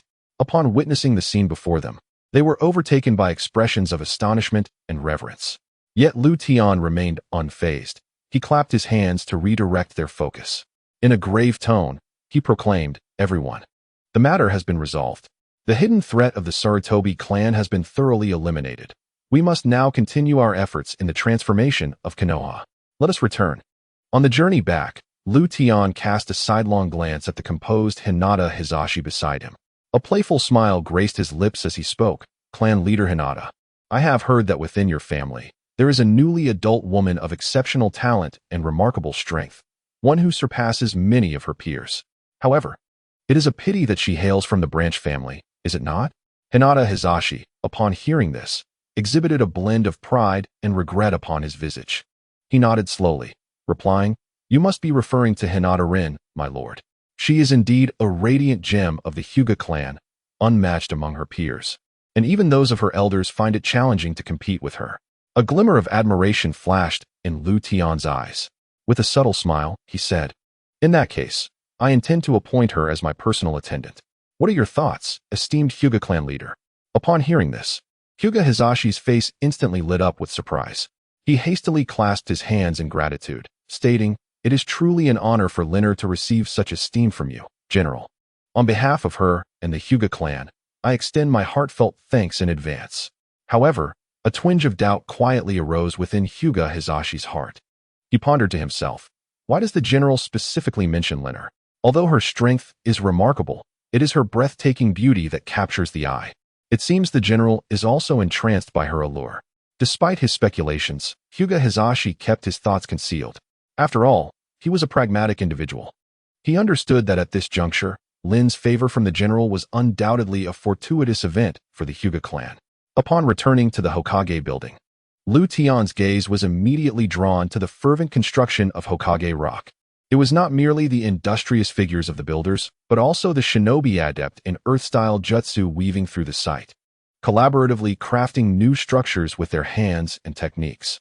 They laid the foundation using earth-style jutsu, solidifying a robust base. Meanwhile, patrolling ninjas, akin to guardian deities, meticulously inspected the sensory barriers, ensuring no detail was overlooked. Entering the now transformed Hokage office, Tian discovered it had been completely rejuvenated. All remnants of the past had been cleared away, leaving only an expanse of openness and anticipation. Through the bright glass windows, he gazed at the surrounding buildings and the bustling crowd below. A wave of inexplicable excitement surged within him. At that moment, a gentle knock echoed at the door, and a graceful woman entered. It was Hyuga Lin, and her appearance dazzled Tian. She was indeed more beautiful than in the photographs, her delicate features and statuesque figure exuding an indescribable charm at every moment. In an instant, Tian felt his heart tightly gripped by an unexplainable force. As if he were struggling to breathe, echoes of a singular call reverberated in his mind. "Breathe, breathe, breathe, breathe, breathe." These voices grew increasingly clear and piercing, threatening to tear apart his thoughts. He realized this was his heart's appreciation and yearning for Hyuga Lin's beauty quietly stirring within him. Yet, he was acutely aware of the underlying issue. This was not entirely his own sentiment, but rather the fervent obsession of Uchiha Hanya for beautiful women subtly influencing him. Tian found himself ensnared, his eyes gleaming with a covetous light, a hint of drool escaping the corner of his mouth. Struggling to speak, his voice laced with temptation, he said, "Lin, you surely do not wish to remain bound, like a caged bird unable to soar freely, do you? Allow me to help you break free from these constraints." His words were steeped in hypocrisy and selfishness. His so-called assistance was merely an excuse to satiate his own desires. Subsequently, driven by his lust, Tian engaged in inappropriate actions towards Hinata Rin. He attempted to cloak his sordid intentions under the guise of imparting wisdom. His behavior was rife with disrespect and violation towards Hinata Rin, completely diverging from the essence of genuine aid and compassion. Meanwhile, the nations of the ninja world had already received the shocking intelligence from Konoha village, akin to a boulder cast into a tranquil lake, stirring ripples of unrest. The atmosphere was thick with astonishment, fermenting into a palpable tension. In the towering lands of the Land of Lightning, within the village of Kumogakure, a tempest of uncontrollable frenzy and impulse was erupting. The Fourth Hokage, renowned for his might and strength, was currently as tempestuous as thunder itself. In a fit of rage, he shattered his sturdy desk into splinters, with shavings flying in disarray. He bellowed, "This is an unparalleled opportunity. Konoha is engulfed in chaos. The Third Hokage has perished. Why should I not lead my troops into battle and seize this fragile land of fire?" The Fourth Hokage's roar reverberated through the skies above Kumogakure, causing even the heavens to tremble. At that moment, a calm voice, akin to gentle rain, extinguished the blaze of his fury. It was the seasoned lava-release ninja, Tsukadai, an elder of Kumogakure. He approached slowly and spoke with tranquility. "Lord Hokage, please temper your anger. You have once again destroyed a desk. This belongs to our village." Though Tsukadai's tone was serene, the implications of his words were as sharp as a blade, piercing the Hokage's heart. He understood well that the Hokage's ire was not unfounded. However, at this critical juncture, calmness and wisdom were paramount. He continued, "Moreover, that Uchiha Hanya, now known as Uchiha Tian, possesses the strength to slay the Third Hokage. Such power must not be underestimated. It is said that his abilities are enigmatic and unpredictable. The Third Hokage had no chance to retaliate before his death. We must proceed with caution." Tsukadai's words fell like a bucket of cold water upon the Hokage, gradually soothing his fervent emotions. He recognized that Tsukadai's insights were not baseless. Uchiha Tian's prowess was indeed formidable. Yet, even so, the impulse and desire for battle within him remained difficult to quell. "You are right, Tsukadai. We must not act impulsively." He inhaled deeply, a resolute gleam illuminating his gaze, and stated solemnly, "But we cannot simply let this opportunity slip by. Dispatch individuals immediately to investigate Uchiha Tian's whereabouts and strength, while simultaneously reinforcing our village's defenses. The moment we identify a chance, we shall strike." Almost simultaneously, a similar situation unfolded in the Land of Earth. In the vast expanse of Iwagakure, where rocks and yellow earth intertwined to form a magnificent tapestry, the third Hokage, Inoki, sat across from his son, Kuratsuchi, within the confines of the Hokage's office, both faces etched with gravity and concern. The aging Hokage bore the deep marks of time upon his visage. His gaze revealed a profound steadiness born of life as tribulations, yet at this moment, it could not conceal the anxiety that dwelled within him. His brows were furrowed, and his hands were clenched into fists, as if he were striving to suppress the tumult of emotions within. "What are your thoughts on the situation in the Land of Fire?" The voice of Inoki was deep and powerful, resonating as if imbued with the weight of the world. "I have heard that although the Hidden Leaf Village is still nominally referred to as Konoha, it has effectively become a stronghold of the shogun. The power of this shogun surpasses that of the Hokage of yore." As the son of Inoki and a capable aide to the Iwagakure, the young man's earnest demeanor commanded respect. Standing tall, his gaze unwavering, he did not falter before his father. "Lord Hokage, I believe we must proceed with caution." He spoke solemnly. "Perhaps we should commission the Akatsuki to test this Uchiha Hanya, or as he is now known, Uchiha Rutan?" Inoki nodded, a glimmer of determination flashing in his eyes. "I share your sentiment. According to reliable intelligence, this Uchiha Rutan swiftly eliminated Sarutobi Hiruzen. His abilities are indeed peculiar, likely stemming from the powers of the Mangekyo Sharingan. We must tread carefully and not let our guard down." The father and son exchanged a resolute glance, both reflecting a shared resolve. Meanwhile, in the Wind Country, where sandstorms raged, Sunagakure seemed shrouded in an endless veil of dust. Within the office of the fourth Kazekage, Rasha, with his fiery red hair, gazed intently at the elder Kaiza and Chiyo, his voice brimming with fervor and determination. "Why should we not seize this opportunity? This is a fortuitous moment. We must overthrow this so-called alliance." Rasha's voice rang out powerfully, as if to rouse the very spirit of Sunagakure, proclaiming, "In this moment, we can invade the Land of Fire. Even if we must take a step back, our banner must fly over the Land of Rivers." Chiyo, a sage who had weathered countless storms, gently shook her head. Her voice, though soft, was imbued with conviction. Hold on, Rasha, we cannot act impulsively. The Third Great Ninja War has already demonstrated that our strength is insufficient. At the very least, we cannot be the first to expose ourselves, or we will invite disaster. Kaiza nodded in agreement, affirming, Advisor Chiyo is correct.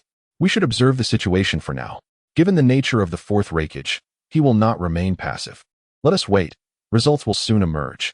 The Land of Water, a mysterious realm composed of countless islands, is best known for the hidden mist village, perpetually cloaked in fog. Yet, within the office of the Mizukage, a stifling and tempestuous atmosphere prevailed. Uchiha Obito had transformed into an embodiment of wrath. Wielding a long whip that struck mercilessly against the youthful face of the fourth Mizukage, his eyes burned with a frenzied fire, and his voice was laden with boundless rage and resentment. You wretched fool! How infuriating! Uchiha Obito roared, his voice reverberating within the confines of the office, as if to shake the very foundations of the Land of Water. Having vented his pent-up fury, he coldly contemplated his next course of action.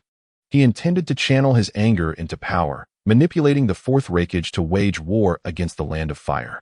Simultaneously, he sought vengeance against the Land of Water, viewing it as a dual opportunity for retribution.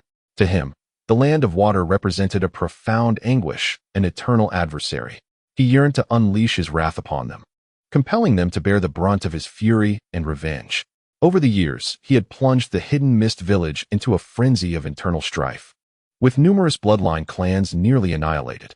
Previously, he had attempted to orchestrate significant events, only to be thwarted by the elder, Genji, who consistently stood in opposition, obstructing his schemes. However, the current Uchiha Obito was no longer the individual he once was. Compared to the Fourth Hokage, he appeared far more volatile and impulsive. Consumed by rage, he disregarded the consequences, fixated solely on igniting the flames of war. He would even risk revealing his identity to achieve this end. He growled, his voice brimming with determination and madness. He was prepared, even if his manipulation of the Fourth Mizukage was uncovered. He would plunge both the Land of Fire and the Land of Water into chaos. His eyes gleamed with a frenzied light, as if he could already envision the flames of war ablaze. He desired the death of Tian. Uchiha Obito manipulated the Fourth Mizukage to summon all the elite jonin of the Hidden Mist Village, preparing for war. As this news spread throughout the village, during a meeting, Elder Genji immediately rose in opposition. Though aged and frail, his words resonated with authority and gravitas. Standing at the center of the assembly hall, Elder Genji's gaze pierced through to the manipulated Fourth Mizukage, his voice booming and commanding. Mizukage, what benefits do we gain from waging war? Elder Genji spoke with a grave tone. War is no trifling matter. A single misstep could plunge our entire nation into the abyss. You are not so young anymore. Despite appearances, have you forgotten how old your son has become? You must consider the fate of both our nation and your family. Under Obito's influence, the Fourth Mizukage's countenance momentarily stiffened, but soon returned to normal. He raised his head, his eyes reflecting an unprecedented determination and fervor, as if completely under Obito's control. Elder Genji, allow me to speak. The Land of Fire is currently in a state of turmoil. This is the perfect opportunity for us to strike. The Fourth Mizukage's voice grew deep and powerful as he continued. Why have we trained so diligently? Is it not to one day stand at the pinnacle of this world? After nurturing our forces for 1,000 days, it is time to wield them. Now is the moment to showcase the true strength of our Land of Water. Upon hearing this, Elder Genji's brow furrowed, a hint of hesitation crossing his face. He was acutely aware of the Fourth Mizukage's ambitions and madness. Yet he understood that should war erupt, the consequences would be unimaginable. He gazed into the fervent and resolute eyes of the manipulated Fourth Mizukage, a flicker of doubt stirring within him. Are you truly determined? The elder Yuan inquired solemnly, his thoughts oscillating between hope and despair. Indeed, the Fourth Mizukage replied without hesitation. I have made my decision. No matter the cost, I shall make the Land of Fire pay. The elder Yuan sighed deeply, shaking his head in resignation. He understood that he could not thwart the Fourth Mizukage's reckless plan and could only strive to mitigate the impending losses of war. Very well, the elder Yuan said gravely. You shall lead the troops into battle while we remain in the Hidden Mist Village. Should you achieve any success, we will provide you with support. But remember, War is not a trivial matter. You must act with utmost caution. With that, the elder Yuan turned and departed the assembly hall, his heart laden with anxiety and trepidation, uncertain of the fate that awaited the entire land of water. Simultaneously, the rain-hidden village remained shrouded beneath a ceaseless curtain of rain, the droplets creating a melancholic and somber atmosphere in this cyberpunk hamlet. Deep within the rain-hidden village, Nagato's frail figure appeared as if a mere gust of wind could topple him. Behind him, the massive outer path golem loomed like a guardian, exuding a disquieting aura of oppression. He fixed his gaze upon Conan, his eyes shimmering with complex emotions. That Uchiha Luton, like a comet, has burst onto the scene. His emergence is undoubtedly the greatest variable in our plans. Nagato's voice was low and raspy, as if eroded by the passage of time and affliction. His words were imbued with resignation and anxiety, as though he foresaw the impending storm. Conan looked at Nagato, a wave of compassion swelling within her. She was acutely aware of his deteriorating health, the golem incessantly siphoning his chakra, each breath seeming a battle against death itself. According to intelligence from the stone-hidden village, the Third Hokage appears inclined to commission us to test that Uchiha Luton, she said softly yet resolutely, attempting to alleviate some of Nagato's burden. But it seems they are still in discussions. If the commission is finalized, should we accept it? Certainly. Our Akatsuki organization requires substantial funds to sustain our ambitions. Nagato inhaled deeply, a glint of resolve flashing in his eyes. He nodded slowly, his voice firm as he declared, moreover, that Uchiha Luton will inevitably become our adversary. He is immensely powerful, and if we do not address him soon, he will undoubtedly pose a significant threat in the future. Just then, Nagato was seized by a violent fit of coughing, covering his mouth in a desperate attempt to suppress the sound. His complexion grew even paler, as if a mere breeze could disperse him. Seeing this, Conan rushed to support him, her eyes filled with concern. Nagato, your health. Her voice trembled, at a loss for words to comfort the man who had steadfastly supported her and the entire Akatsuki organization. Nagato waved his hand dismissively, signaling that he was fine. I am aware of my condition, but I cannot simply surrender. I must exert my utmost effort for the Akatsuki and our grand scheme.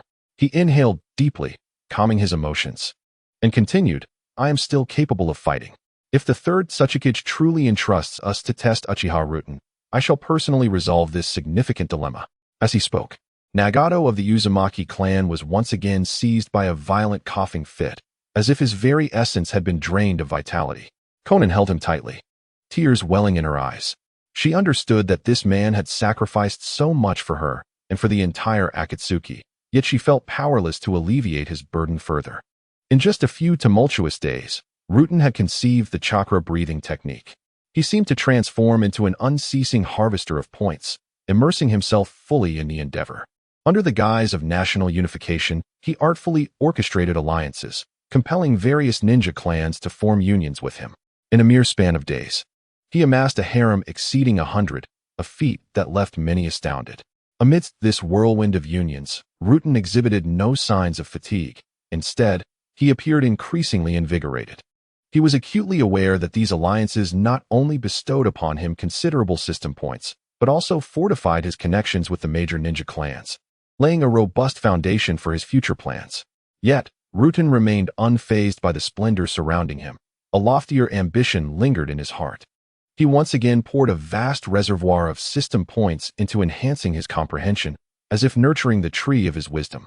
In that instant, his capacity for understanding blossomed, his thoughts transcending new boundaries, reaching unprecedented heights. In that moment, Ruton grasped the essence of cultivation. He closed his eyes and took a simple deep breath. Sensing the pervasive aura of chakra in the air, he began to experiment with the creation of a novel cultivation method, the chakra-breathing technique. This method would allow chakra to be refined with each breath, coursing through his body to forge a formidable life force. Ruton recognized that this technique would become an indispensable tool on his path of cultivation. Immersed in his practice, he reveled in the wondrous sensation of chakra flowing within him.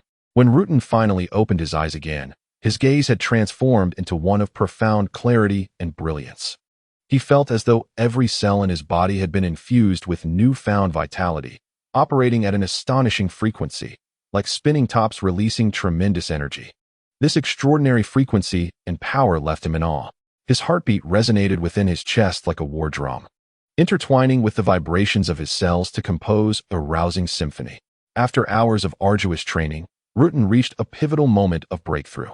His cellular frequency surged to an astonishing 100 Hz, symbolizing not only a leap in speed, but also a testament to his strength. His chakra, without undergoing any alteration, could spontaneously generate an electric current, reaching an astounding 10,000 volts in an instant. This force surged through him like a tempestuous storm, wreaking havoc within and without. Every inch of his muscles brimmed with explosive power. Lu Tian's heart was filled with shock and joy as he realized the transformative potential this chakra-breathing technique could bring to the world. Ordinary individuals could cultivate this breathing method without the need for innate ninja talents, allowing them to possess the strength to defeat lower-ranking ninjas. This revelation nearly compelled him to unleash a triumphant roar to the heavens. However, an essential prerequisite remained. One must successfully master the chakra-breathing technique. He understood that this method of cultivation was not without its barriers. Not everyone could easily grasp it. Compared to the talent required for ninjutsu, this expectation was considerably lowered. Yet it still posed a formidable challenge for the average person. Nevertheless, Lu Tian did not allow himself to be disheartened. He firmly believed that by making this chakra-breathing technique public, he could unleash the latent potential within the common folk, empowering them to rival lower-ranking ninjas. A resolute spark glimmered in his eyes, as if he had already envisioned a future brimming with hope. In Lu Tian's lexicon, hesitation was non-existent. When he contemplated an action, he would immediately act upon it, exemplifying his unwavering resolve. At that moment, Lu Tian stepped out of the training room, his countenance radiating unprecedented determination and confidence. He summoned all the council members, prepared to unveil a secret chakra-breathing technique capable of altering the world. Within the council chamber, the atmosphere was tense and solemn.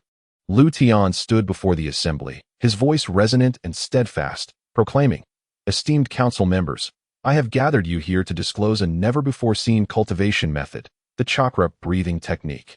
As the details of the practice were revealed, the chamber erupted in a cacophony of astonishment. The council members, typically composed and profound in their demeanor, were now abuzz with incredulity. "General, is this truly the case?" queried a black-clad high-ranking ninja, his face a mask of astonishment as he gazed at Lu Tian. "Is this chakra-breathing technique genuinely so extraordinary?"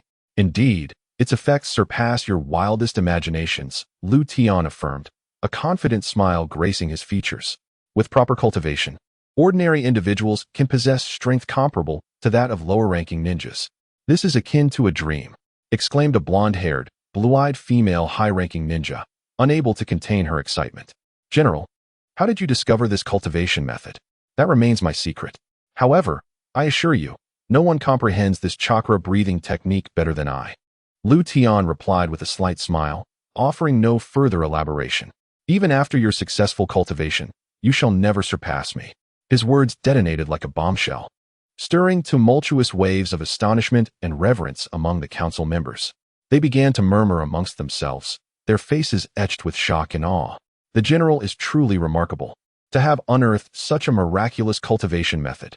Indeed, with this, the strength of our Fire Nation could potentially double. Would that not allow us to dominate the ninja world? Indeed, as long as ordinary individuals can cultivate this chakra-breathing technique, the future of our land of fire is boundless. Conquering the ninja world is no longer a mere fantasy." Amidst the discussions of the council members, Lu Tian felt an unprecedented surge of pride. He recognized this as the gratifying fulfillment of his aspirations. With a slight elevation of his chin, he exuded an air of undeniable authority and confidence. He then addressed the members of the Ministry of Education, declaring them the inaugural bearers of this cultivation method. He continued, stating that once they mastered the chakra-breathing technique, their mission would be to guide the educators of the academy, enabling them to impart this practice to the children. Upon hearing this, the atmosphere in the conference room shifted dramatically, becoming solemn and tense. The education officials, typically responsible for the nation's educational initiatives, were struck dumb with shock. As if struck by lightning. "General, are you suggesting we teach the chakra-breathing technique to the children?" trembled a bespectacled middle-aged council member, his voice quivering with disbelief. Another young female council member could not contain her astonishment. This is akin to unlocking the door to a new world. Can we truly achieve this? A battle-hardened council member gasped in awe. General, you intend for our children to possess extraordinary powers. His voice tinged with excitement and reverence. He proclaimed, this is not merely an educational reform. It is a monumental leap for our nation's future. Tian nodded with a smile, his eyes sparkling with anticipation and confidence for what lay ahead. Indeed, I want our children to grasp this power from a young age, empowering them on their future paths. He asserted, Konoha is merely a pilot program. Once stabilized, it will expand throughout the entire Land of Fire. I firmly believe that as long as we unite our efforts, this Land of Fire will usher in an unprecedented era of prosperity and brilliance. Time, like a fleeting shadow, slipped by swiftly. In these brief days, Tian imparted the chakra breathing technique to Uchiha Shursui and Uchiha Fugaku, allowing them to experience newfound strength and growth. Yet, Tian did not halt there. He understood that genuine transformation must cascade from the top down, encompassing all levels of strength. He turned his attention to the elite jonin of the Ministry of Education, the mentors tasked with nurturing the next generation of ninjas. Under Tian's meticulous guidance, these jonin eagerly absorbed the chakra breathing technique. Their faces radiated focus and excitement, as if they could already envision a future brimming with enhanced power. For the weak, the chakra breathing technique serves as the key to unlocking the door of strength. For the strong, it is a miraculous method to elevate their ninjutsu to the realm of formlessness. When Tian observed that all the jonin had mastered the chakra breathing technique, an indescribable sense of satisfaction surged within him. He realized that this transformation had taken a significant stride forward. He continued to delve deeper into the academy, assessing the learning progress of the Chunin instructors. It was there that Tian encountered Irika, the teacher. He is an individual of modest qualifications, yet possesses a remarkable aptitude for teaching. His eyes sparkle with a fervent passion for education and a genuine concern for his students, prompting Tian to regard him with renewed admiration. Almost all of the Chunin instructors have mastered the chakra breathing technique, their faces radiating joy and pride. However, the insidious Mizuki feigns encouragement towards Irika, stating, Irika, keep pushing forward. It is entirely normal to feel unfamiliar with new concepts. A few more practice sessions will suffice. Tian approached quietly, his gaze piercing as if he could see through Mizuki's facade of hypocrisy. He asked nonchalantly, Teacher Mizuki, having learned the chakra breathing technique, how does it feel? His tone was imbued with a tranquil confidence and power. Under Tian's scrutiny, Mizuki could only manage an awkward smile, wary of showing any hint of complacency. He replied, My lord, this chakra breathing technique is indeed quite beneficial. It allows me to execute my ninjutsu with greater ease, merely requiring a rhythm adjustment in my breath, which is far more convenient than forming hand seals. Is that so? That is good to hear. Keep up the hard work. Tian nodded slightly, then shifted his gaze to Irika, a playful smirk gracing his lips. With a hint of pretense, he inquired, Irika, I have heard you are quite adept at teaching. How is your own learning progressing? Irika, caught off guard by Tian's sudden question, scratched his head, revealing a hint of despondency as he candidly responded, My lord, this chakra breathing technique is indeed somewhat challenging for me. I feel I need to ponder it for a while longer. Tian's expression did not betray disappointment. Instead, a glimmer of admiration flickered in his eyes. He smiled at Irika and remarked, Then you must exert yourself even more. The formal teaching begins next month. If you have not mastered it by then, how will you instruct the children of the academy? Yes, what you say is true, my lord. Irika felt a jolt of determination, straightening his posture and responding earnestly, I will certainly strive to improve. Satisfied, Tian nodded and departed from the academy. As he walked through the streets, his gaze suddenly sharpened. He noticed several suspicious figures lurking nearby, their furtive glances frequently darting towards the academy. A cold smile curled upon Tian's lips. These were evidently spies from a foreign nation, their intentions clear as they sought to pilfer the secrets of the chakra breathing technique. Yet, he felt neither panic nor concern. On the contrary, confidence gleamed in his eyes, as if everything was within his control. He mused to himself, These spies are truly laughable, thinking they can steal my techniques. However, it matters not. I am unafraid of their learning. As long as I grow stronger, leaving others far behind, they shall remain forever out of reach. With that thought, a dismissive smile graced Lu Tian's face as he continued on his path, his silhouette elongated in the fading light of the setting sun. Days passed, and the wheels of time silently rolled on, ushering in a wave of notable upheaval. During this period, Lu Tian engaged in a long-term strategy to ensnare formidable adversaries. With his keen observational skills and formidable prowess, he successfully unveiled all the spies lurking in the shadows, apprehending them without exception. Each time a spy was captured, Lu Tian's gaze sharpened, as if he could pierce through all deceit and falsehood. In the interrogation unit of the intelligence department, he coldly scrutinized the apprehended spies. Regardless of their acknowledgement of their identities, Lu Tian unhesitatingly classified them as spies of enemy nations. This method left even the interrogation expert, Yoshibi, in awe. As he surveyed the captured spies before him, a trace of disdain flickered across his face. Your actions have gravely infringed upon the security and dignity of the Land of Fire. You shall undoubtedly face the consequences. He proclaimed to the spies, prepare yourselves. I shall ensure your nation pays a price. Subsequently, Lu Tian personally drafted a condemnation notice, dispatching it to various nations including the Land of Rivers, the Land of Grass, the Land of Waterfalls, the Land of Rain, the Land of Wind, the Land of Earth, the Land of Lightning, and the Land of Water. In this proclamation, he incisively denounced the reprehensible actions of these nations in sending spies, demanding substantial reparations. A few hours later, in the solemn and austere office of the Hokage, Inoki sat behind his desk, brow furrowed and gaze profound. Uchiha Lu Tian is indeed a formidable figure, he mused. His efficiency is remarkable within mere days. He has apprehended all those spies. He regarded his son, Kodo, standing before him, his tone laden with gravity and resignation. He has even issued condemnation notices to various nations, unafraid of offending the entire world. He must possess immense confidence in his abilities. Upon hearing this, Kodo's expression turned grave. He was acutely aware of his father Inoki's loyalty and sense of responsibility toward the nation, and he could feel the weight of his father's anxiety. Taking a deep breath to steady himself, he slowly inquired, Lord Hokage, shall we continue to send agents to steal that chakra-breathing technique? At this, Inoki's brow furrowed even deeper. He fell silent for a moment, weighing the pros and cons and contemplating the next course of action. No, we cannot take further risks. Though the chakra-breathing technique is powerful, it is not something we can easily acquire. After a period of contemplation, he lifted his head, his eyes gleaming with determination. If we fail again, the Land of Earth will find itself in an even more precarious position. Meanwhile, in the Wind Country's Sunagakure, the fourth Hokage, Raza, sat at his desk, hands clenched into fists and brow furrowed.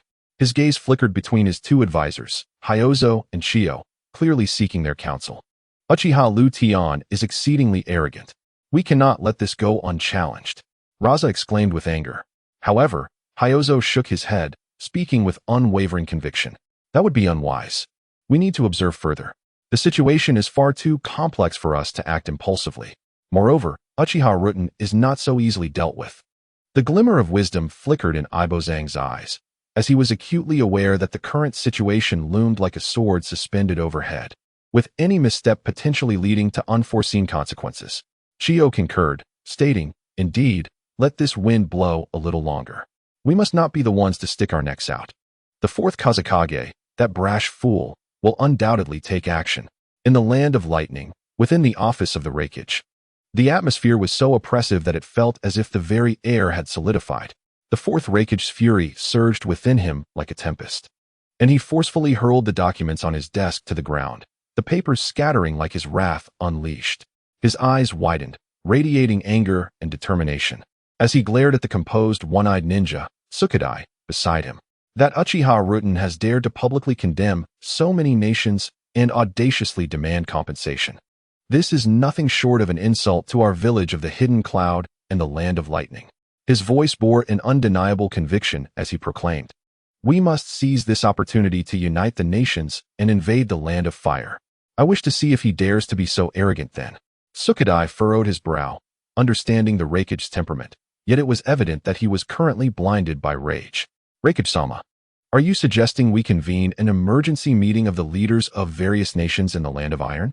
He pondered for a moment before cautiously adding, However, This matter is far more complex than the Five Kage Summit. The entangled interests and numerous conflicts between the nations make it exceedingly difficult to achieve unity. I care not. In any case, I want Uchiha Rutan to pay for his actions. Before he could finish his sentence, the Fourth Hokage abruptly interrupted. Who does he think he is? To so brazenly provoke our village of the hidden cloud.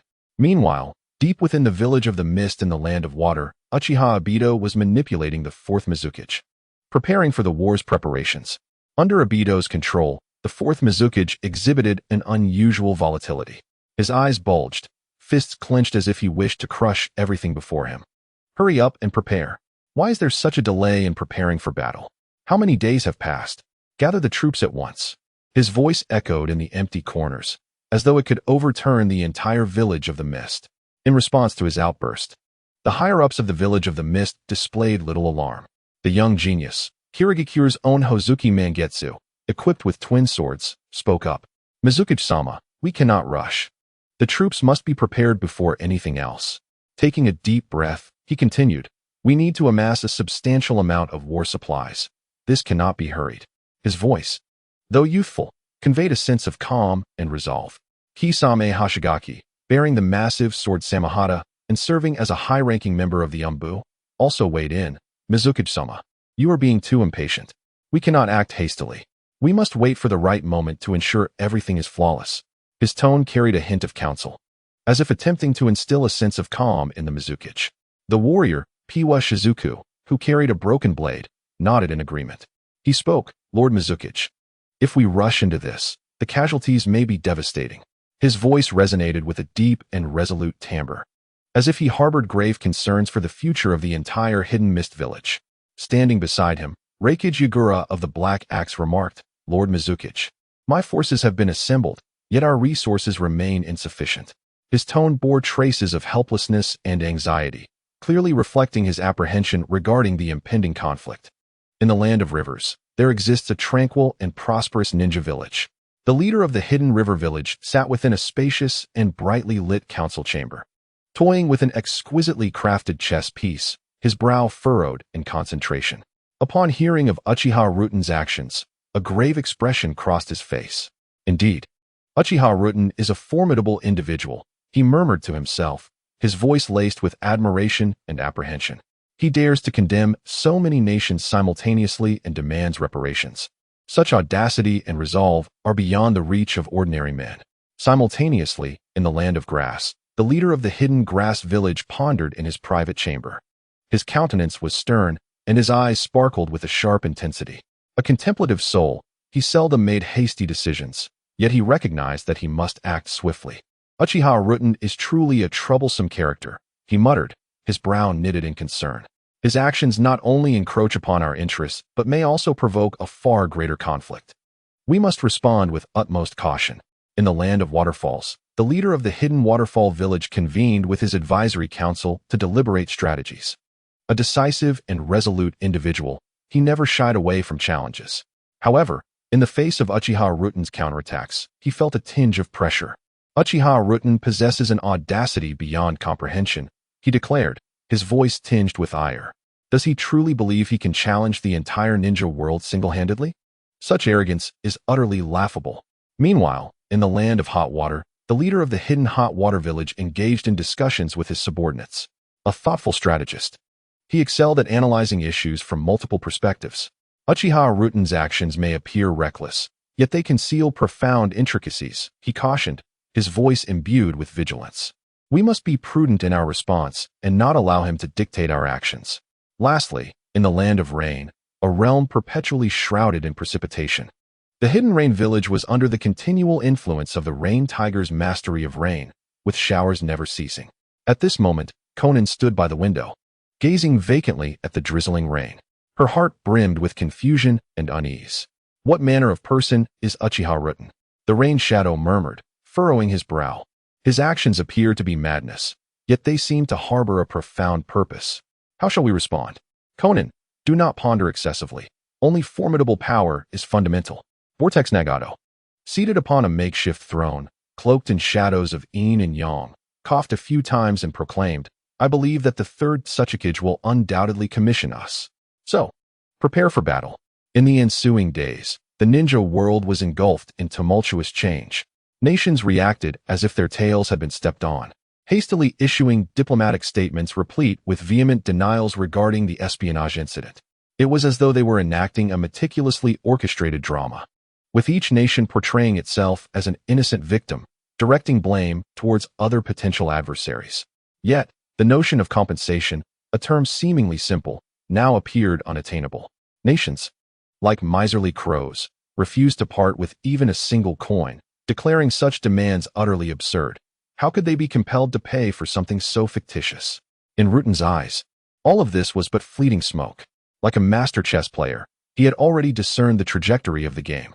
He continued to issue diplomatic statements with thunderous authority, delineating a red line for the nations. Within 2.5 months, they must deliver the compensation or face the consequences. And now, Ruten, accompanied by an elite cadre of Uchiha clansmen, departed the bustling Konoha, embarking on a mission to eradicate banditry. Under Ruten's meticulous guidance, these Uchiha warriors had mastered the essence of chakra-breathing techniques, dramatically enhancing their prowess. They surged forth like sharp arrows, piercing the strongholds nestled within the mountains and forests. These strongholds, once havens for wandering ninjas, had emerged due to dissatisfaction with the oppression of major ninja villages or from personal ambition and desire for autonomy. However, in Ruten's eyes, their existence posed a severe threat to the safety of Konoha. Thus, a fierce battle against the bandits erupted amidst the woodlands. Charge! For the honor of the general's mansion, for the glory of the Uchiha, Ruten bellowed, his voice resonating like thunder through the mountains. Eradicate these scourges. Restore clarity to the land of fire. The bandit ninjas, witnessing this, drew their weapons in preparation for combat. Yet, when their strength was compared to that of the Uchiha, the disparity was stark. Humph, a mere rabble dares to obstruct our advance, sneered one Uchiha, vanishing in an instant. When he reappeared, he was behind a bandit, his blade gleaming coldly as it pierced toward the vital point. Ah! The bandit cried out in agony, collapsing into a pool of blood. As the battle ignited, despite their numbers, the bandit ninjas were infused with a palpable fear of the Uchiha. An atmosphere of lethal intent permeated the stronghold. Yet it failed to affect the Uchiha in the slightest. Stay coordinated, do not underestimate them. Tian's gaze was piercing as he loudly cautioned his kin. He was acutely aware that although the strength of these bandit ninjas varied significantly, there were undoubtedly cunning individuals among them, skilled in exploiting the terrain and traps to launch surprise attacks. Indeed, shortly after the battle commenced, several members of the Uchiha clan found themselves in dire straits. They inadvertently triggered hidden traps concealed within the underbrush, which instantly ensnared their movements. Sharp bamboo spikes erupted from the ground, piercing their garments, and some were already wounded. Ah! One of the Uchiha cried out in agony, as a bamboo spike had impaled his leg, blood gushing forth. Beware the traps. Another Uchiha, witnessing the scene, immediately shouted a warning to his comrades. Fortunately, their companions reacted swiftly. One Uchiha, wielding a long blade, dashed forward in a single leap to the aid of the trapped clan member. He swung his sword, severing the ropes that bound his kin. Another Uchiha brandished his weapon, and the released chakra coalesced into a whirlwind, dispersing the surrounding traps. Brother, hold on. We are coming to your rescue. The Uchiha who charged forward shouted, as he cut through the restraints. His gaze was resolute and imbued with strength, as if it could dispel all darkness. The ensnared clan member felt the support of his comrades, gritting his teeth to endure the pain. With their assistance, he successfully freed himself from his bindings and rose once more. At that moment, the other Uchiha launched a fierce counterattack, empowered by the chakra-breathing technique. Their physical abilities surged several-fold. They darted like the wind, swiftly navigating through the bandit hideout. Their long blades intertwined with chakra, ultimately forming lethal strikes. Though the bandit ninjas were numerous, they were utterly incapable of withstanding the Uchiha's superior ninjutsu. In an instant, the hideout was filled with cries of despair and anguish. After a fierce skirmish, the Uchiha ultimately vanquished all foes, even capturing several alive. I must speak a few words here. Tian's voice resonated, deep and commanding, as if carrying an invisible weight that compelled the surrounding Uchiha to hold their breath. His gaze swept over each individual, his sharp eyes seemingly penetrating their very souls. To be honest, I am deeply disappointed. Lu Tian's tone brimmed with dissatisfaction and indignation, as if this disappointment blazed like a fire within him. He furrowed his brow and continued, "The prowess of this bandit hideout is so mediocre, yet it has still allowed our kin to suffer injuries." The injured Uchiha, hearing Lu Tian's words, lowered their heads. Their faces were etched with guilt and self-reproach. They were at a loss for words and could only silently endure Lu Tian's reprimand. Lu Tian took a deep breath, as if attempting to draw in all this disappointment and anger. Then, he opened his mouth, and in an instant, the chakra within him was unleashed. The chakra surged forth like a tempest, instantly transforming into a fierce blaze that consumed the ruins of the entire encampment. The flames blazed fiercely, illuminating everything in their vicinity. The inferno seemed to embody Lu Tian's anger and disappointment. His gaze flickered with unwavering resolve amidst the flames, as if he sought to cleanse all impurities and failures through this fire. This failure, he mused, would serve as a stepping stone for our growth. Observing the flames amidst the ruins, he proclaimed, "We must remember this lesson and strive even harder in our training, preparing ourselves for the impending great battle." His words were as fervent and resolute as the flames themselves. All the Uchiha clansmen felt his determination and conviction, standing tall and ready to face the forthcoming challenges. In the days that followed, Lu Tian swept through the surrounding encampments like a raging storm. His actions were swift and decisive, each strike resonating with the force of thunder, instilling dread in the hearts of the encampment's ninjas. As each stronghold fell one by one, Lu Tian returned with numerous captives. These captives were uniformly relocated, becoming laborers at the construction site. Many of them exhibited fear and unease in their eyes, yet Lu Tian regarded them with a calm and steadfast gaze, as if perceiving their inner trepidation. "If anyone among you knows the earth release technique, step forward now." His voice was deep and powerful, echoing among the captives. No sooner had he spoken than a middle-aged man trembled and stepped forward.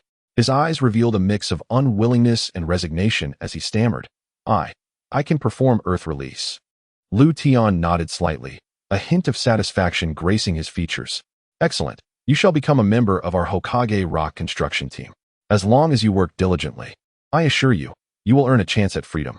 Upon hearing Lu Tian's words, a glimmer of hope flickered in the man's eyes. "Is it true? If I work hard, I can gain my freedom? Indeed, I am the shogun of the land of fire, and I do not deceive. My words are as valuable as gold," Lu Tian affirmed. "As long as you demonstrate your worth, I shall grant you the treatment you deserve." In the ensuing days, Lu Tian personally oversaw the construction of the Hokage rock site. He frequently engaged with the captives skilled in earth release, encouraging them to harness their abilities. Under Lu Tian's encouragement, the captives gradually shed their fears and anxieties, dedicating themselves earnestly to their work. As time progressed, the construction at the Hokage rock site advanced smoothly. The once barren land began to transform into a level and solid foundation through the efforts of the captives. "You have all worked hard," Lu Tian remarked, observing the industrious captives with a smile, painting a picture of a promising future. "If you work diligently, I assure you will be rewarded justly." Upon hearing his words, the captives paused their labor, turning towards Lu Tian. Their eyes brimmed with gratitude and admiration, as if in that moment, they had discovered newfound hope and belonging. Time flew by. In the blink of an eye, several days have elapsed. The deadline for the nations of the ninja world to deliver their reparations draws near. Lu Tian has a destination in mind. Alone, he departs from the bustling Konoha and embarks on a journey to the land of rice. After enduring a bumpy ride and relentless searching, he finally uncovers Orochimaru's hiding place in this land. It is a somber forest, where towering trees stretch skyward, their branches shielding the sun, as if the very light is devoured by this woodland, leaving only a chill and silence in its wake. Lu Tian inhales the crisp air, feeling the eerie and perilous atmosphere that surrounds him. "Come forth, Orochimaru. You dark and sinister wretch, I have finally found you." His voice reverberates through the forest, imbued with resolve and coldness, piercing the silence like a sharpened blade, seemingly intent on piercing through the very essence of the forest itself. Without warning, a powerful gust of wind strikes unexpectedly, fierce as a raging storm. Drawing upon his extensive combat experience, Lu Tian reacts swiftly, his form moving like lightning as he deftly evades the sudden assault. Yet, the surrounding environment is not spared. Massive trees topple under the force, creating a deafening roar. Leaves are swept into the air, and the entire forest seems to be torn apart by an invisible force. Regaining his footing, Lu Tian's gaze remains fixed ahead. This surge of wind is no natural phenomenon. It is evidently a deliberate act by someone. Amidst the chaos of fallen trees, a figure emerges slowly, Orochimaru. Clad in the Akatsuki's red cloud-patterned black robe, resembling a specter in the shadows. A peculiar smile graces his face, and his eyes glimmer with a dangerous light, as if poised to consume the world whole. How does the taste of wind release? Great breakthrough feel. Orochimaru speaks coldly, his voice laced with derision and disdain. Yet, Lu Tian remains unfazed, regarding Orochimaru with a frosty stare, a disdainful smile curling at the corners of his mouth. Your breath reeks. Is it that you haven't brushed your teeth, or is your mouth afflicted with disease? Lu Tian retorts, his words slicing through the air like a sharp blade, darkening Orochimaru's countenance instantly. Holding his gaze, Lu Tian continues, Orochimaru, no matter how insidious your tactics may be, do not presume you shall easily succeed. Moreover, my strength surpasses yours. Spare me your prattle. Today marks your demise. Your Sharingan will belong to me. Orochimaru bellows, extending his hand as several snake heads spring forth from his sleeves, lunging towards Lu Tian. These serpentine heads are grotesque and exude a chilling aura. However, Lu Tian is well prepared. He swiftly activates his fire-release chakra mode, engulfing himself in roaring flames. He sidesteps the serpentine assault, countering with a swift strike that cleaves several heads asunder. This blow, imbued with intense flames and murderous intent, seems poised to incinerate the very world around them. In an instant, the two are engulfed in a fierce battle. The interplay of blades in the forest weaves a breathtaking tableau. Lu Tian's swordsmanship is both fierce and swift, each strike imbued with a palpable intent to kill. Meanwhile, Orochimaru, employing his enigmatic techniques and agility, deftly evades Lu Tian's assaults while searching for an opportunity to counterattack. Orochimaru, I have had my fill of games.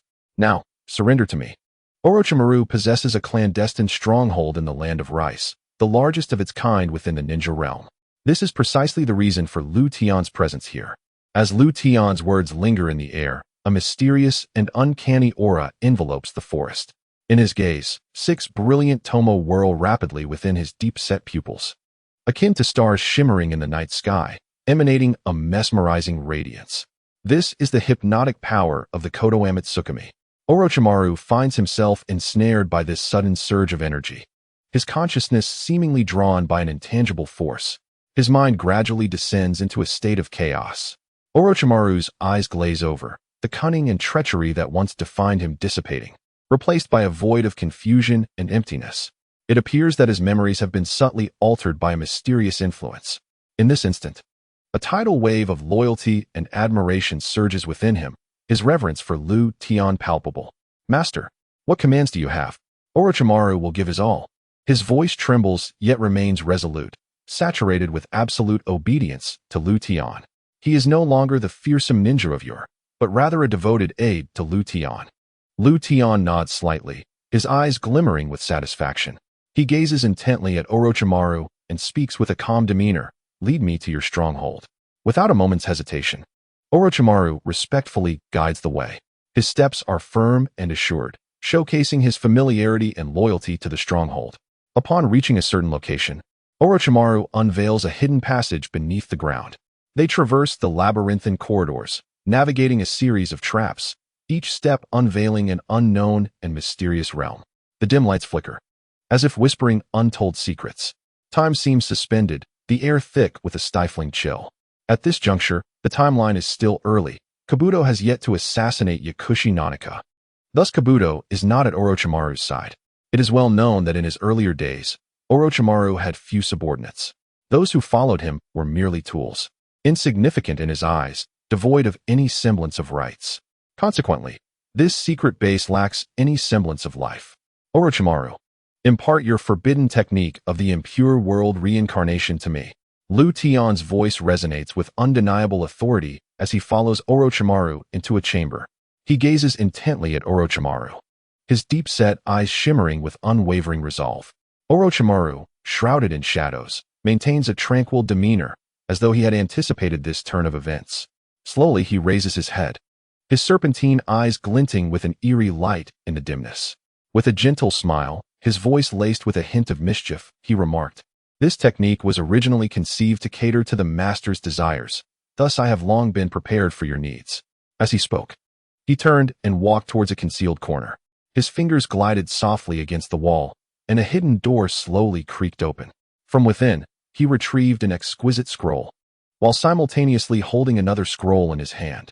Orochimaru turned around and presented the two scrolls to Tian. These are the forbidden techniques of spiritual transformation, akin to the forbidden art of impure world reincarnation. An expression of near reverence graced his face as he continued, "These are my most treasured secrets. I humbly present them to you, my master." Tian accepted the scrolls, a flicker of satisfaction and admiration gleaming in his eyes.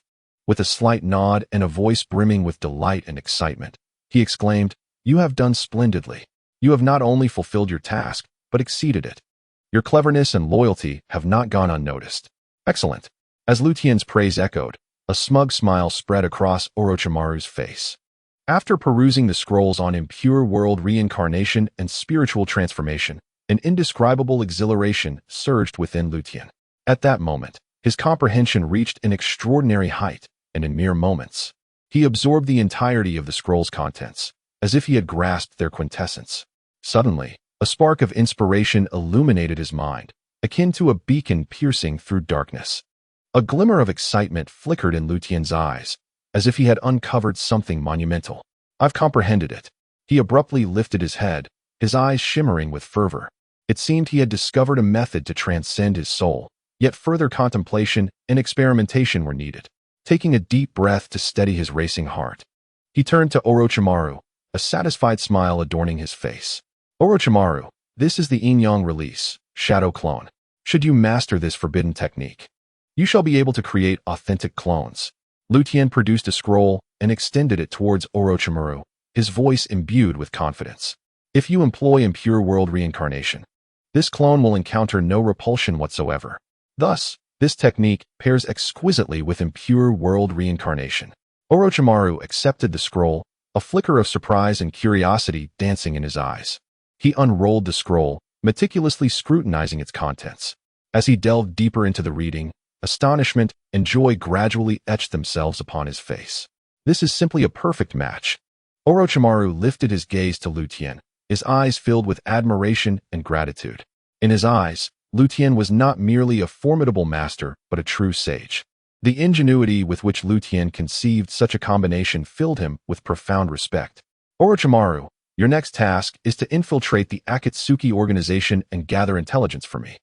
Tian's tone turned grave, his gaze reflecting an unwavering resolve as he stated, "Exercise utmost caution and avoid confrontation with anyone. Your mission is to remain undercover and report the daily movements of the Akatsuki organization to me." "Yes, master," Orochimaru replied, his head slightly bowed in respectful acknowledgement, determination glinting in his eyes.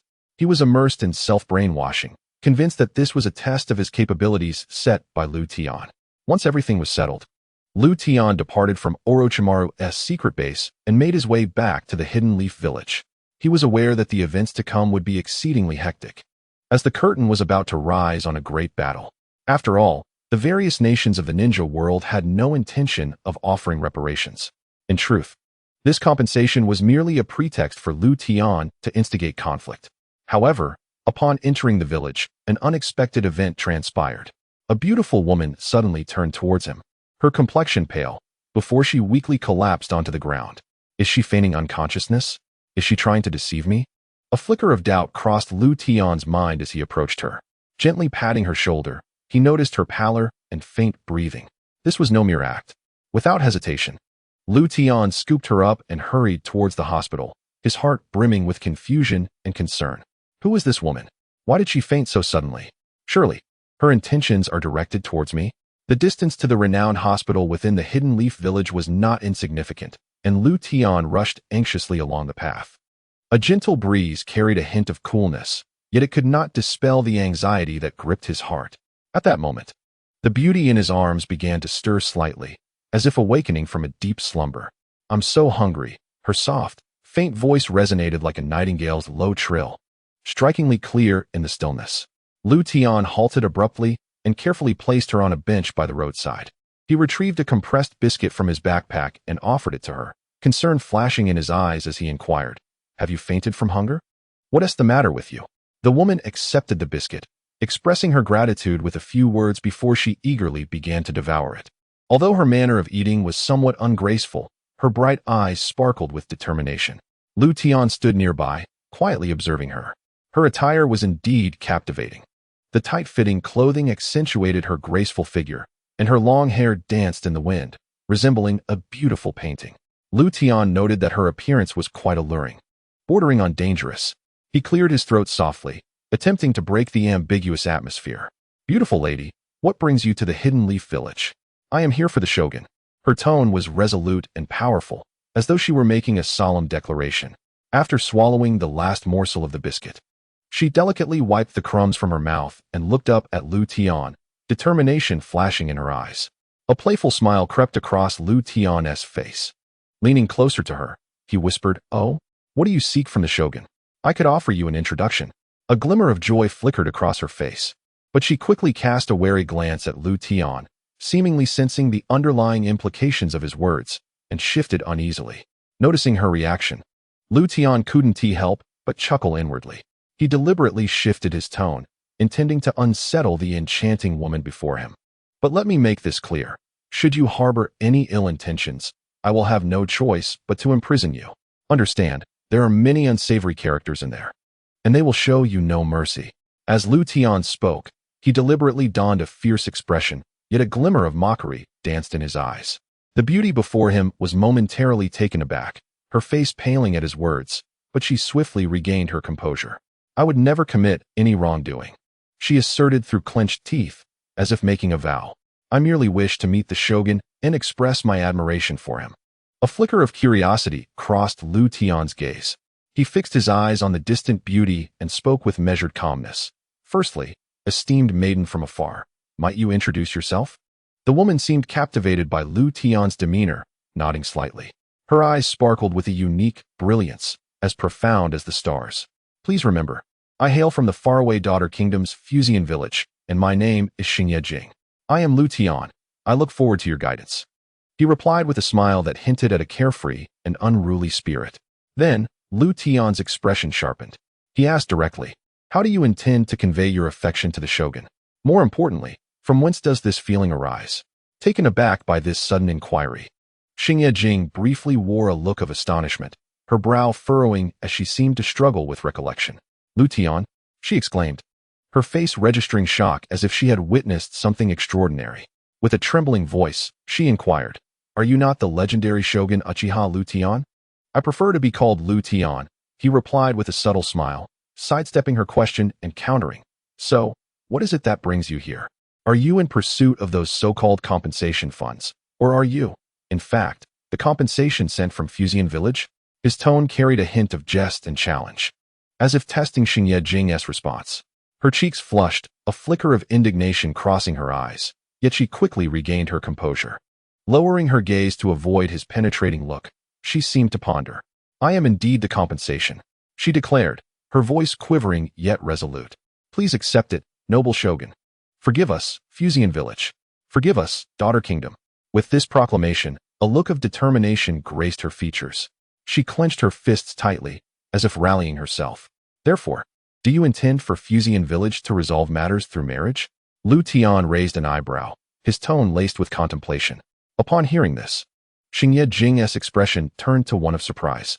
She had expected Lu Tian to approach her with flippancy, possibly viewing her as a mere plaything, perhaps even using her to entertain the elite. Yet, the earnestness he displayed was completely unexpected. Taking a deep breath to steady the tumult within, she nodded slightly, her gaze locking onto Lu Tian's, as if seeking to unearth the true thoughts concealed within him. She softly inquired, "My Lord General, are you truly serious?" Lu Tian nodded gently and replied, "I am indeed serious. Matters of marriage should never be taken lightly." His voice was steady and resolute, as if conveying his sincerity and determination to Xingye Jing. This response left Xingye Jing astounded. The clash of two differing values stirred a warm current within her heart. She had originally believed that her fate was to be dictated by destiny. However, in this moment, Lu Tian provided her with an unprecedented sense of reassurance. She gazed deeply at Lu Tian, her eyes shimmering with gratitude and admiration. Xingye Jing's chest rose and fell slightly, as if she had made a significant resolution. She slowly spoke, "My Lord General, if this is the mutual desire of you and the village of Fuzian, then I am willing to accept this arrangement. How has this become my own will?" Upon hearing this, a playful smirk graced Lu Tian's lips. His laughter held a hint of teasing, but more so, it was a comforting gesture toward Xingye Jing.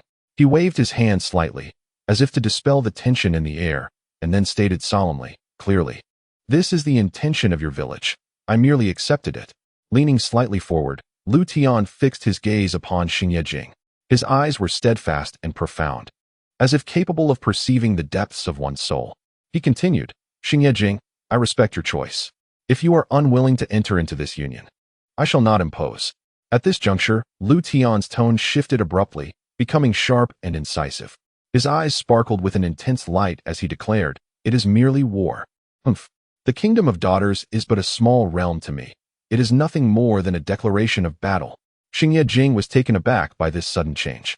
Thoughts of her homeland rushed to her mind, causing her complexion to pale and her eyes to fill with terror. Hastily, she knelt, clasping her hands together, and implored Lu Tian, "My Lord General, I was wrong. Please, do not attack our kingdom of daughters. I am willing to do whatever you ask." "Then allow me to personally assess your sincerity," Lu Tian said with a smile, his eyes sparkling with an ineffable brilliance. He gently lifted Xingye Jing into his arms. She was momentarily taken aback by this unexpected gesture. Her cheeks flushed slightly, and a hint of shyness flickered in her eyes. Yet amidst this shyness lay a greater sense of trust and reliance on Lu Tian. She clutched his garment tightly, allowing him to lead her into a tranquil grove by the roadside. Sunlight filtered through the leaves, casting dappled shadows that danced upon them. The grove echoed with deep, powerful breaths, accompanied by the rustling of leaves, as if narrating an ancient and mysterious legend. In this intimate moment, Lu Tian not only imparted wisdom, but also firmly held the essence of Xingye Jing's conscience in his grasp. When all was said and done, Lu Tian emerged from the grove, cradling Xingye Jing in his arms, her face adorned with a rosy hue. Lu Tian appeared remarkably composed, as if the recent events were merely a fleeting interlude in the grand tapestry of his life. Upon returning to the Hokage's office, he took a seat at his desk and began to draft a diplomatic communique. His fingers danced swiftly across the paper, each stroke imbued with the force of a tempest. The missive read, "The land of the women has submitted the requisite compensation, demonstrating respect and sincerity towards our land of fire. Other nations are urged to promptly deliver their reparations within the stipulated time frame, as a sign of their deference towards our land of fire. Should they fail to comply, we shall regard them as adversaries and shall not hesitate to launch an attack." He instructed the top ninja of the Foreign Affairs Department to disseminate this declaration, conveying the will of the land of fire to other nations. Once issued, this proclamation reverberated throughout the ninja world within mere hours, igniting a fervor. In the land of the women, within the village of Fuko, the atmosphere was simply exquisite. Hoshino Jing's allure was indeed irresistible, successfully ensnaring Uchiha Lu Tian in her gentle trap. The leader of Fuko sat upon her throne, delicately caressing her smooth jawline. A satisfied smile graced her lips, her eyes sparkling with cunning and excitement. She surveyed the assembly of beautiful women before her, exuding an undeniable authority. "Hoshino Jing has set a splendid precedent. Go. Urge the other beauties to take action," she whispered softly. "Ensure that Uchiha Lu Tian lingers amidst these blossoms, extracting every essence from his spring bag." The beautiful women nodded in agreement, their faces alight with pride. In the land of rivers, surrounded by majestic mountains and flowing rivers, the village of Kawa was enveloped in a tense atmosphere. The leader of Kawa sat in his ancient and dignified office, gripping the diplomatic note from the land of fire tightly in his hands. His face was ashen, as if it could yield water, and his eyes flickered with the flames of anger and indomitable spirit. Abruptly, he lifted his head, his eyes wide with fury, as if thunder were flashing within them. Gritting his teeth, in a low yet resolute voice, he declared, "Uchiha Lu Tian, how dare you be so audacious as to regard my Kawa as inconsequential?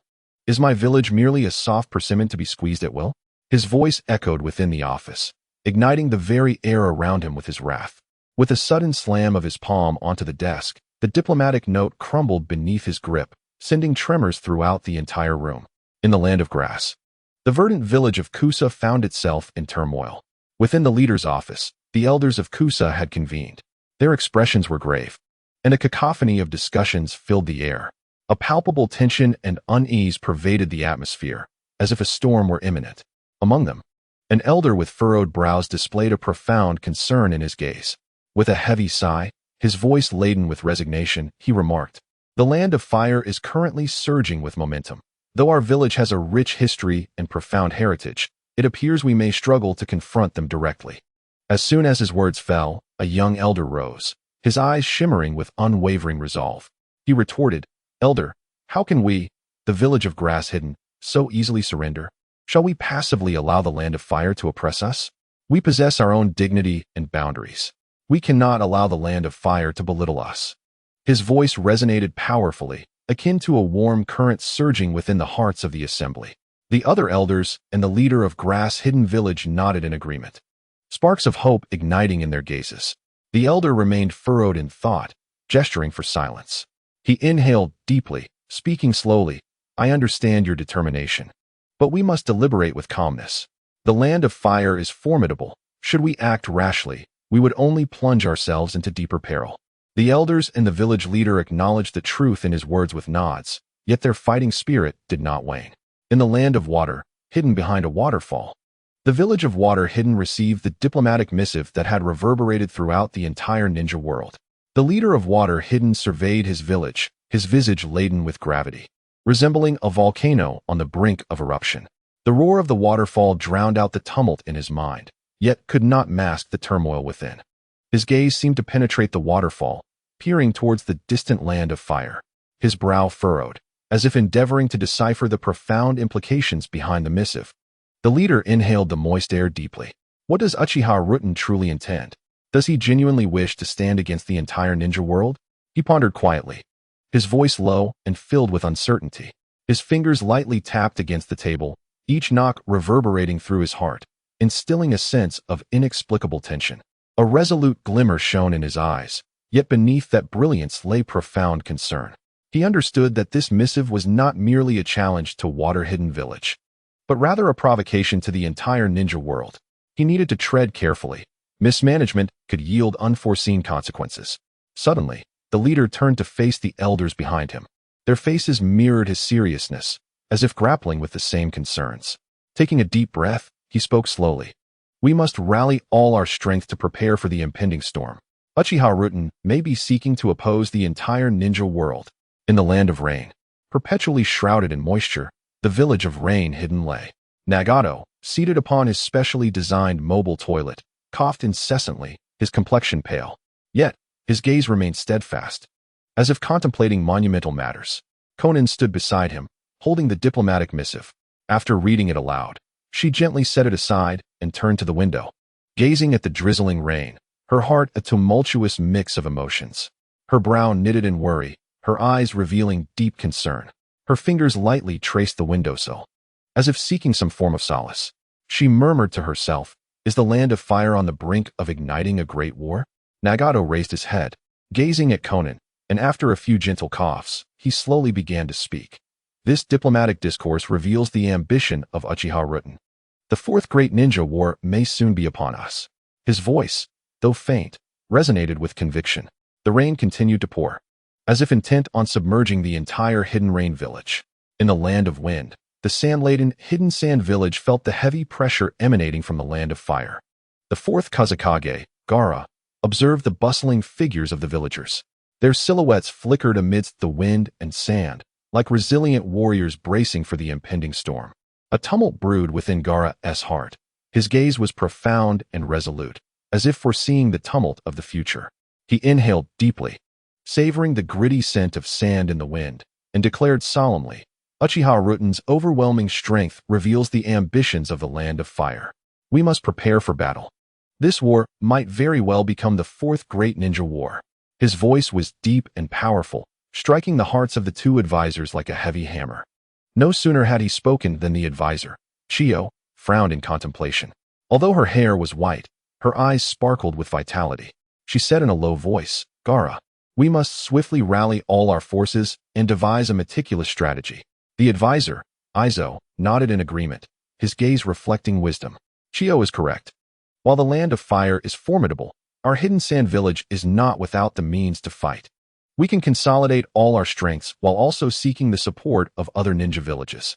Gaara acknowledged their insights with a nod, recognizing their counsel as invaluable. He took a deep breath and responded thoughtfully, "I understand. Let us summon all elite ninjas for an urgent meeting to discuss our countermeasures." In the Land of Earth, the Hidden Rock Village also bore a tense atmosphere, reminiscent of the calm before a storm. The air was thick with the scent of dust, each particle seemingly foretelling the imminent clash. The third Hokage, Inoki, gazed into the distance from his office, his eyes gleaming with determination. His fists clenched, veins protruding. He slowly turned to his side, looking at his son, Kuratsuchi.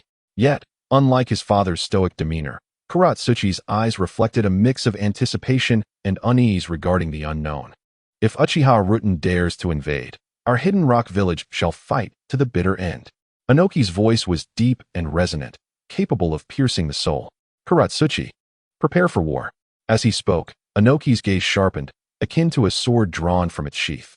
Though his tone was not loud, it brimmed with strength and resolve, causing the very air around them to tremble. Kuratsuchi, meeting his father's unwavering gaze, felt his unease gradually dissipate. He inhaled deeply, straightened his posture, and replied solemnly, "Yes, father. Our Hidden Rock Village shall defend our dignity and honor." In the Land of Lightning, the Hidden Cloud Village, perched close to the clouds, had also received the ominous dispatch. A resounding crash shattered the silence, unleashing the fury of the Fourth Hokage, which erupted like thunder. He smashed the exquisite desk once more, sending splinters flying and fragments of wood strewn across the floor. His eyes glimmered with rage as he gazed out at the tumultuous sea of clouds, mirroring the storm within him, turbulent and restless. Taking a deep breath, he endeavored to quell his emotions. Turning to face the Hokage standing beside him, a resolute light flickered in his eyes. The actions of Uchiha Obito were nothing short of a provocation against the peace and dignity of the entire shinobi world. In a low, powerful voice, he began, "Does he truly believe that a single individual can disrupt the order of the entire shinobi realm? Such delusions are utterly foolish." The Hokage, observing the Fourth Hokage's furious demeanor, felt a stirring of empathy within. He understood the gravity of the situation and recognized that as representatives of the Land of Lightning, they must shoulder their responsibilities. "You are absolutely correct, Hokage-sama," he replied solemnly. "Uchiha Obito's actions have indeed crossed a line. We must unite with other shinobi villages to confront the threat posed by the Land of Fire." The Fourth Hokage nodded, a flicker of approval crossing his gaze. He knew that Hokage was a capable aide and his most trusted ally. With a reassuring pat on the Hokage's shoulder, he stated, "You speak wisely. We must demonstrate to the entire shinobi world the resolve and courage of the Land of Lightning and Kumogakure." In the Land of Water, enveloped in a haze of mist, the village of Kirigakure stood quietly, seemingly isolated from the world. Yet within, a sense of unease permeated the air, as if a storm was on the horizon. Inside the Mizukage's office, the atmosphere was palpably tense. The fourth Mizukage sat at his desk, his expression grim as he surveyed the anxious faces of the surrounding shinobi, each etched with tension and apprehension. His voice was low and severe, striking like a heavy hammer upon their hearts. "The Land of Fire is preparing to attack us. And what of our readiness? What are you all doing?" His tone was infused with anger and disappointment, reflecting his profound dissatisfaction with their performance. Concealed in the shadows, Uchiha Obito's eyes glimmered with a crimson light, radiating intense fury and malice. "Are you waiting for them to strike first?" The fourth Mizukage's voice was cold and sharp, piercing like a dagger into the hearts of all present.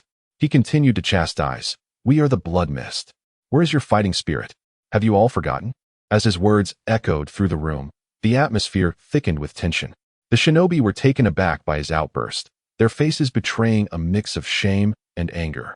They understood that as ninjas of Kirigakure, they ought to possess a greater fortitude and fighting spirit. "We of Kirigakure shall not be lambs for slaughter," the fourth Mizukage declared, his voice resonating with authority as he addressed the gathered shinobi.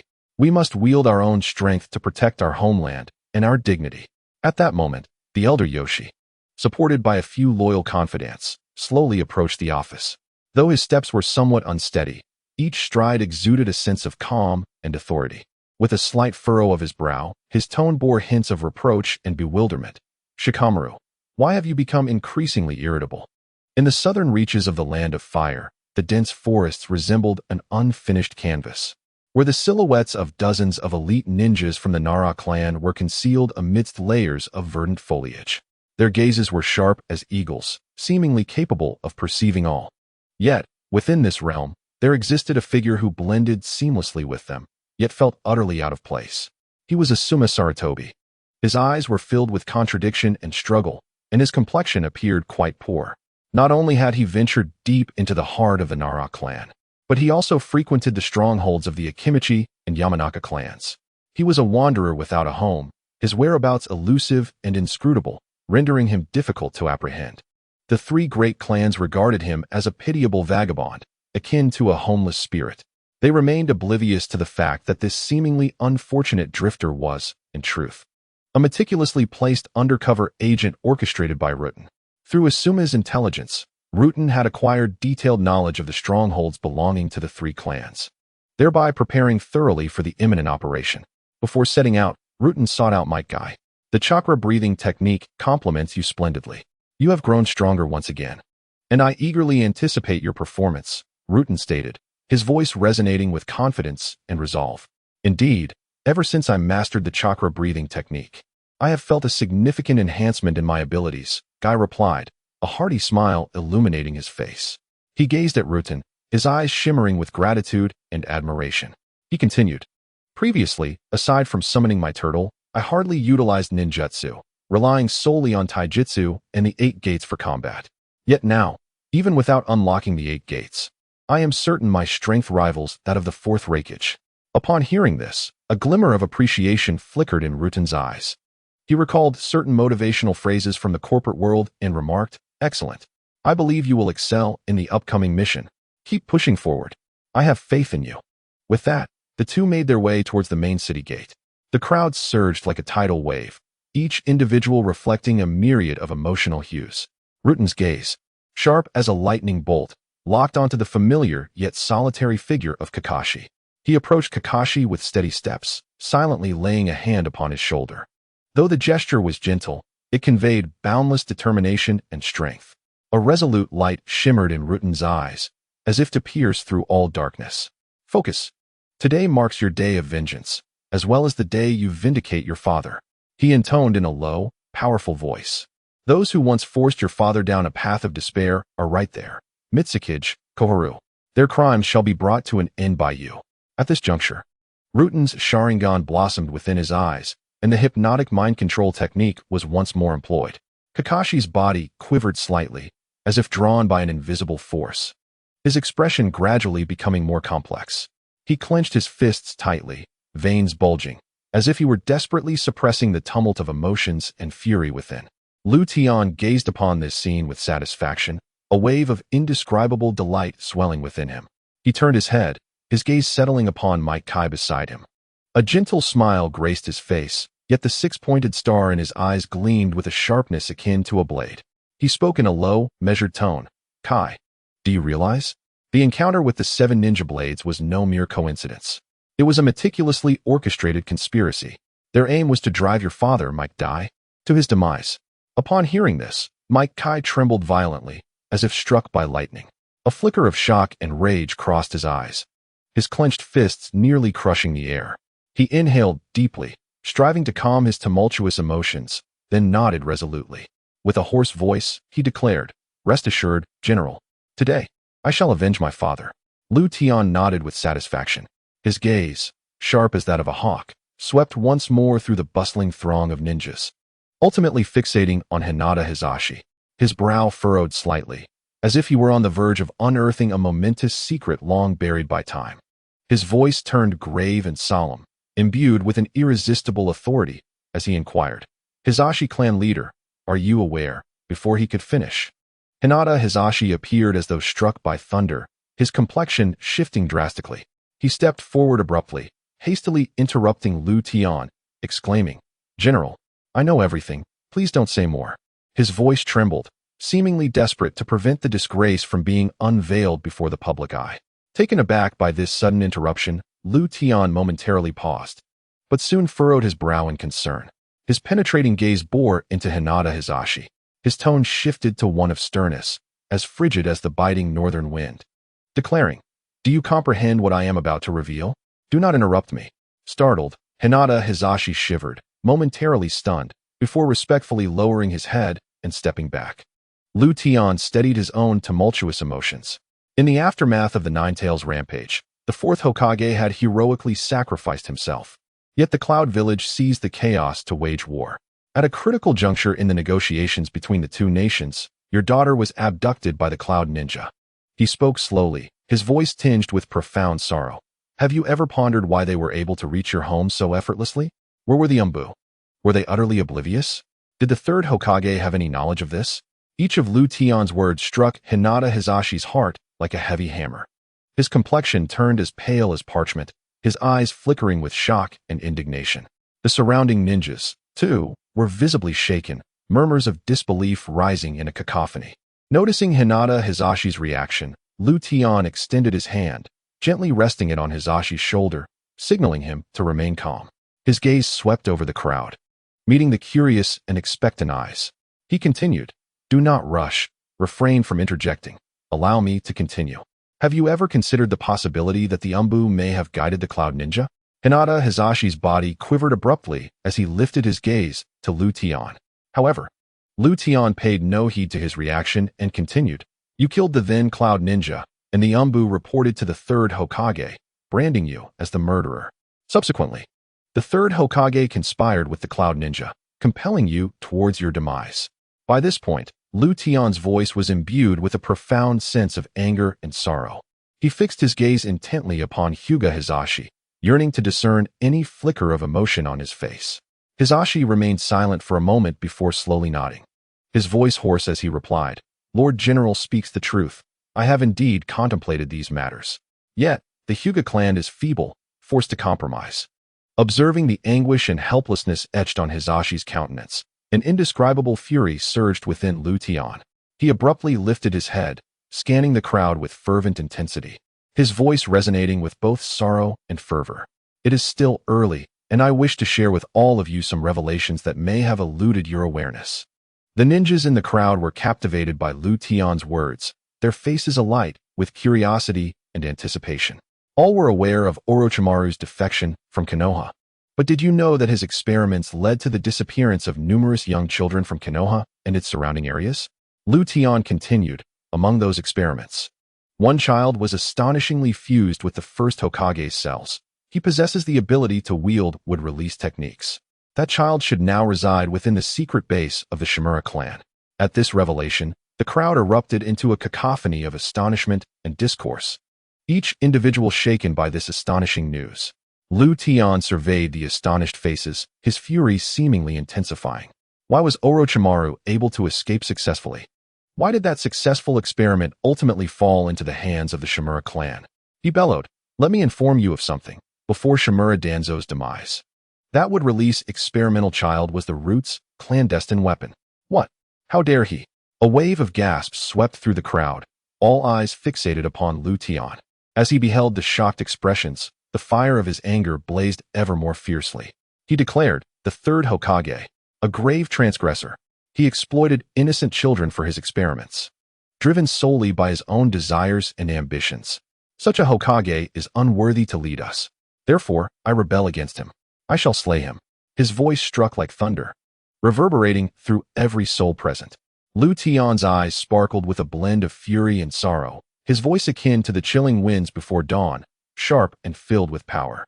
He slowly spoke, every word slicing through the air like a sharpened blade. "Allow me to pose a question. Is the third Hokage not a disgrace to our land of fire?" His voice carried an undeniable authority. His gaze swept through the crowd, seemingly in search of answers, yet also seeking resonance. The ninjas, moved by Tian's fervor, began to exhibit expressions of anger and resolve. They clenched their fists tightly, as if to concentrate all their fury into that very moment. "The third Hokage is a disgrace to the land of fire," a young ninja boldly proclaimed, his voice infused with rage and determination. "Indeed, He is our disgrace. He has betrayed us all. As his words resonated, a wave of furious shouts erupted from the crowd. These voices coalesced into a formidable force, threatening to upheave the entire venue. Tian nodded in satisfaction, a faint smile gracing his lips. He spoke again, his tone more impassioned. So, I pose to you another question. Should the remnants of the 4 great clans be exterminated? This time, his voice was sharper, imbued with greater power. His gaze swept across the crowd, as if piercing into the depths of each individual's soul. The ninjas were captivated by Tian's words, their expressions solidifying with unwavering resolve. They cried out in unison, they must be eliminated. The remnants of the 4 great clans deserve death. They are our foes, our shame. We shall avenge the innocent lives they have claimed. The clamor grew louder and more fervent. It was as if an invisible force compelled the ninjas, their emotions reaching a fever pitch. Tian observed these inspired warriors, his heart swelling with satisfaction and pride. He bellowed, "Excellent! Together, we shall seek justice for the land of fire and for those innocent victims." Tian gazed at the ninjas around him, their spirits ignited by his rhetoric. A gleam of satisfaction sparkled in his eyes. He had sketched a flawless blueprint, and now it was time to transform this vision into reality. Their fervor blazed like an intense flame, burning within each heart. Anger, hatred, and determination intertwined, ultimately coalescing into an unstoppable force. This power would lead them to victory and to the annihilation of those remnants. Tian turned, gesturing for his elite ninjas to embark on their journey. As they ventured deeper, the scenic beauty of the southern hills and forests of the Land of Fire gradually unfolded before them. Lush trees, rugged paths, and babbling brooks. Everything appeared so tranquil and serene. Yet, Tian and his elite ninjas remained utterly vigilant, their eyes brimming with resolve. They were on the brink of their mission. Tian halted, surveying his surroundings. Though his voice was low, it resonated with undeniable authority. "We are prepared, my lord," declared a senior ninja, stepping forward with a bow, his eyes glimmering with steadfast determination. Tian nodded, his gaze sweeping over the group once more. Their faces were etched with resolve and fury, as if they could hardly wait to plunge into the woods and eradicate the remnants. "Very well, let us set forth," Tian shouted, charging into the forest first. His figure darted among the trees, swift and fierce like a hunting leopard. The elite ninjas trailing behind moved with remarkable agility, their forms slicing through the forest like bolts of lightning. They divided into 3 factions, akin to 3 razor-sharp daggers, poised to penetrate the secret strongholds of the remaining 3 great clans, ready to unleash a thunderous assault simultaneously. Tian led a contingent of elite ninjas directly towards the secret base of the Uzumaki clan. Their movements were swift and soundless, weaving through the dense woodland like phantoms, rapidly closing in on their objective. Kakashi and Might Guy stood shoulder to shoulder, their gazes fierce and resolute, betraying their unwavering conviction. Following closely were the leaders of the Inuzuka, Nara, and Akimichi clans, each guiding a battalion of elite ninjas, akin to an unstoppable ironclad force, charging towards the hidden stronghold of the Mito clan nestled deep within the mountains. Concurrently, another team led by Hinata Hizashi, comprised of the clan leaders of the ninja tribes, advanced towards the secret base of the Uzumaki clan.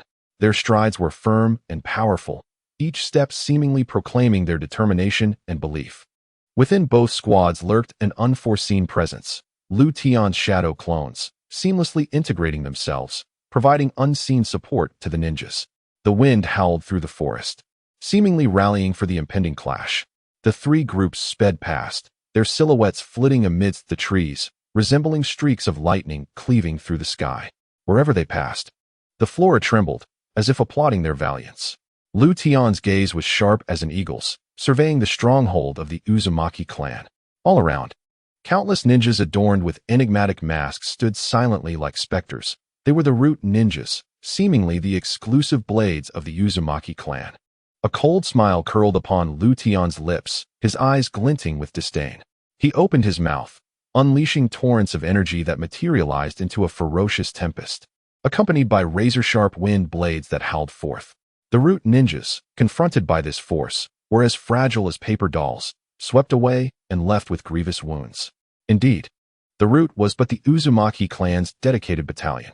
A mocking smile graced Lu Tian's face as he spoke with a tinge of contempt. With the death of Uchiha Danzo, you pitiful souls devoid of agency will follow the Uzumaki clan. How tragic. With that, a surge of high-voltage energy coursed through his arm, crackling like silver whips in the air. With a casual wave, the surrounding trees were cleaved in two, and those ninjas caught unawares were similarly bisected, their screams echoing in the air. Uzumaki Heizang, have you fled? Lu Tian bellowed, his voice laced with fury and provocation. Your brother, Uchiha Danzo, lies dead by my hand. Do you not yearn for vengeance? You coward. His voice reverberated through the forest, as if shaking the very foundations of the stronghold. The root ninjas, under the weight of his presence, revealed expressions of terror behind their masks. At that moment, several wooden tendrils surged forth with astonishing speed, yet Lu Tian remained unfazed, not even attempting to evade. The wooden assault penetrated his form as if he were but a mere specter. Ultimately, he was still too young and lacked composure. With a cold remark and a hint of disdain flickering in his eyes, Lu Tian swiftly appeared before the wielder of the wood, Jia. Placing his hand upon Jia's body, a mysterious force surged forth, enveloping him in intricate patterns resembling creeping vines, akin to a binding curse. The youthful Jia's face contorted with terror and despair as he struggled against the restraints. Yet that force clamped down upon him like unyielding shackles. Lu Tian's expression turned frigid, a cruel smile curling at the corners of his lips as he spoke. You are truly foolish. Today, many will perish due to your reckless attack. Outside the stronghold of the Shimura clan, intruders had entered, elite ninjas brought by Lu Tian. They surrounded the area silently, akin to a colossal iron beast. Their gazes were imbued with a chilling intent to kill, as though they aimed to obliterate any semblance of resistance. Leave no stone unturned. Lu Tian's voice was sharp and resolute, akin to the biting northern wind in winter, piercing the hearts of those who heard it. His gaze penetrated the shrouded darkness, directly targeting the source of the commotion. However, chaos erupted within the encirclement, the glint of blades intertwined in a breathtaking tapestry within the air. Yet, one figure moved like a wraith amidst the fray, executing swift and lethal maneuvers, each strike imbued with the might of thunder. Was that Shimura Kaizang? A cold smile crept upon Lu Tian's lips, his tone laced with disdain as he remarked, he truly intends to break free. Slightly turning, he commanded the ninjas behind him. Keep a close watch on Jia. Allow no opportunity for escape. I shall confront that audacious Shimura Kaizang personally. With that, Lu Tian vanished like a specter, his speed so great that he left only an afterimage in his wake. The surrounding ninjas stared in awe, marveling at Lu Tian's astonishing velocity. He soon caught up with the fleeing master, clad in black robes, his countenance stern. Shimura Kaizang, the foremost expert of the Shimura clan. Shimura Kaizang, where do you think you are going? The ninja realm is but a small place. Where can you flee? Lu Tian glared at Shimura Kaizang, icy malice flickering in his eyes. As Kaizang continued his flight, expressionless, he glanced back at Lu Tian. A cold chuckle escaped his lips as he declared, as long as I survive, there is infinite hope. Yet he remained oblivious to Lu Tian's form vanishing like a wraith. In an instant, Lu Tian materialized before Shimura Kaizang with the swiftness of lightning. His fingers coalesced, radiating a blinding blue arc, powerful currents of high voltage coursing through. Lu Tian's gaze was as frigid as ice, devoid of any emotion. The weak are often prone to delusions. Such is the case with Shimura Danzo, and you as well. Lu Tian's voice resonated like the chilling winds from the depths of the underworld.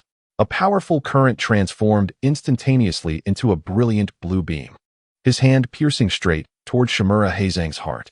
Faced with such lethal intent, a flicker of terror flashed in Shimura Heizang's eyes, yet he had no time to react. The blue beam swiftly penetrated his body, obliterating his pulsating heart under the onslaught of electricity. Lu Tian retracted his arm, nonchalantly flicking away the blood from his palm. His expression remained devoid of any emotion, as if all that had transpired was merely an insignificant trifling matter. He cast a cursory glance at Shimura Heizang's lifeless form, as if regarding a once valuable plaything now rendered worthless. However, in the next moment, a shocking occurrence unfolded. Shimura Heizang's corpse quietly vanished before the eyes of the onlookers, leaving only a faint trace of the metallic scent of blood in the air, whispering of the recent events. Lu Tian furrowed his brow slightly, but swiftly regained his composure. his gaze sweeping his surroundings. His eyes glimmered with a sharp light, seemingly capable of piercing through all illusory facades. Izanagi, is it? Humph. The two brothers relish in such tricks. Tian scoffed, his tone laden with disdain and contempt. In a swift motion, he disappeared from his position once more. Not far away, Shimura Heizang's figure reemerged. His complexion was pale, teeth clenched tightly, as if summoning the last vestiges of his strength. Tian, do not presume that you have triumphed. This grand spectacle has only just begun. Shimura Heizang's voice was hoarse yet resolute, imbued with unwavering conviction as he declared. Prepare to meet your doom. Unmoved by these threats, Tian charged forward again, intent on delivering a fatal blow to Shimura Heizang. Yet at that moment, an intense sense of peril surged within him. He abruptly turned, only to see a figure clad in root ninja attire silently approaching him. Alarm surged through Tian, but there was no time to react. The kunai held by the root ninja lunged toward his back in an instant. In the blink of an eye, the root ninja, like a ghostly shadow, traversed through Tian's form.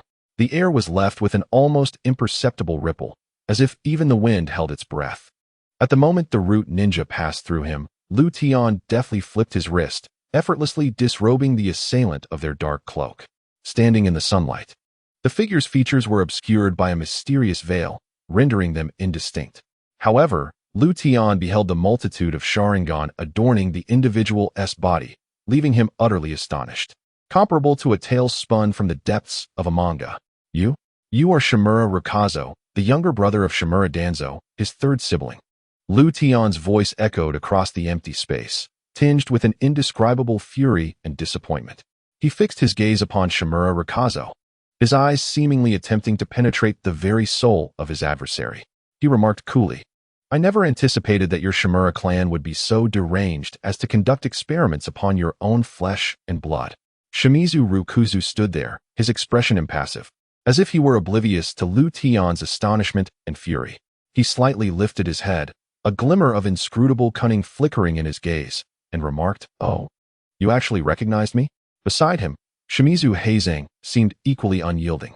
He tore off his robe, revealing the same snug shorts adorned with a multitude of Sharingan. Each Sharingan appeared as a bottomless abyss, devouring the surrounding light, evoking an eerie and terrifying sensation.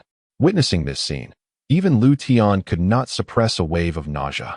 His fists clenched with the hardness of iron, nails digging deeply into his palms, as if he intended to etch his anger and disappointment into his very flesh. Under the influence of Uchiha Hanya, Tian's countenance darkened ominously, his eyes ablaze with a fierce rage that seemed poised to engulf the world itself. He glared fiercely at Shimizu Rukuzu and Shimizu Heizang, his gaze filled with boundless hatred. With a voice that resonated like a torrential flood, carrying the weight of unending anger and sorrow, Tian shouted, You wicked Shimizu clan. Each of his words struck like a sharp blade, piercing directly into the sins of the Shimizu family as he questioned, How many of my Uchiha kin have you sacrificed for these twisted Sharingan? The surrounding ninjas were taken aback by his voice, pausing their actions, their gazes converging upon Tian and his location. It became evident that the Shimizu clan were indeed a band of deranged lunatics, daring even to tamper with such forbidden techniques.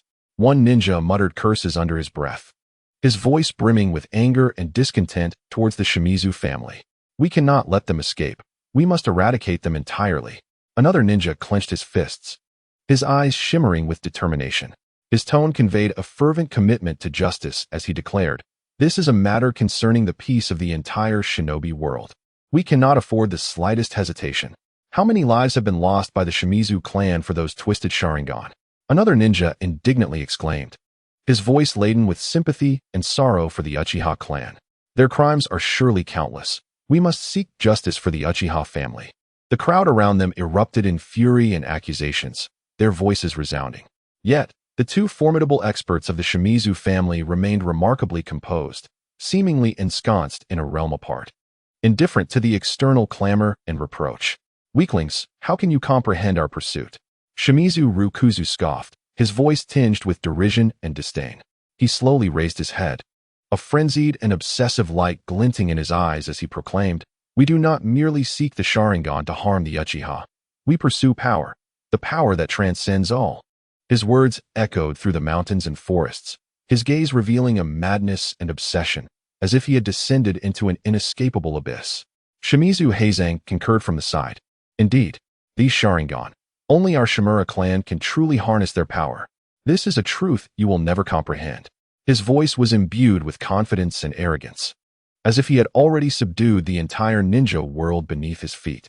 At that moment, the space surrounding the two seemed to warp under an unseen force.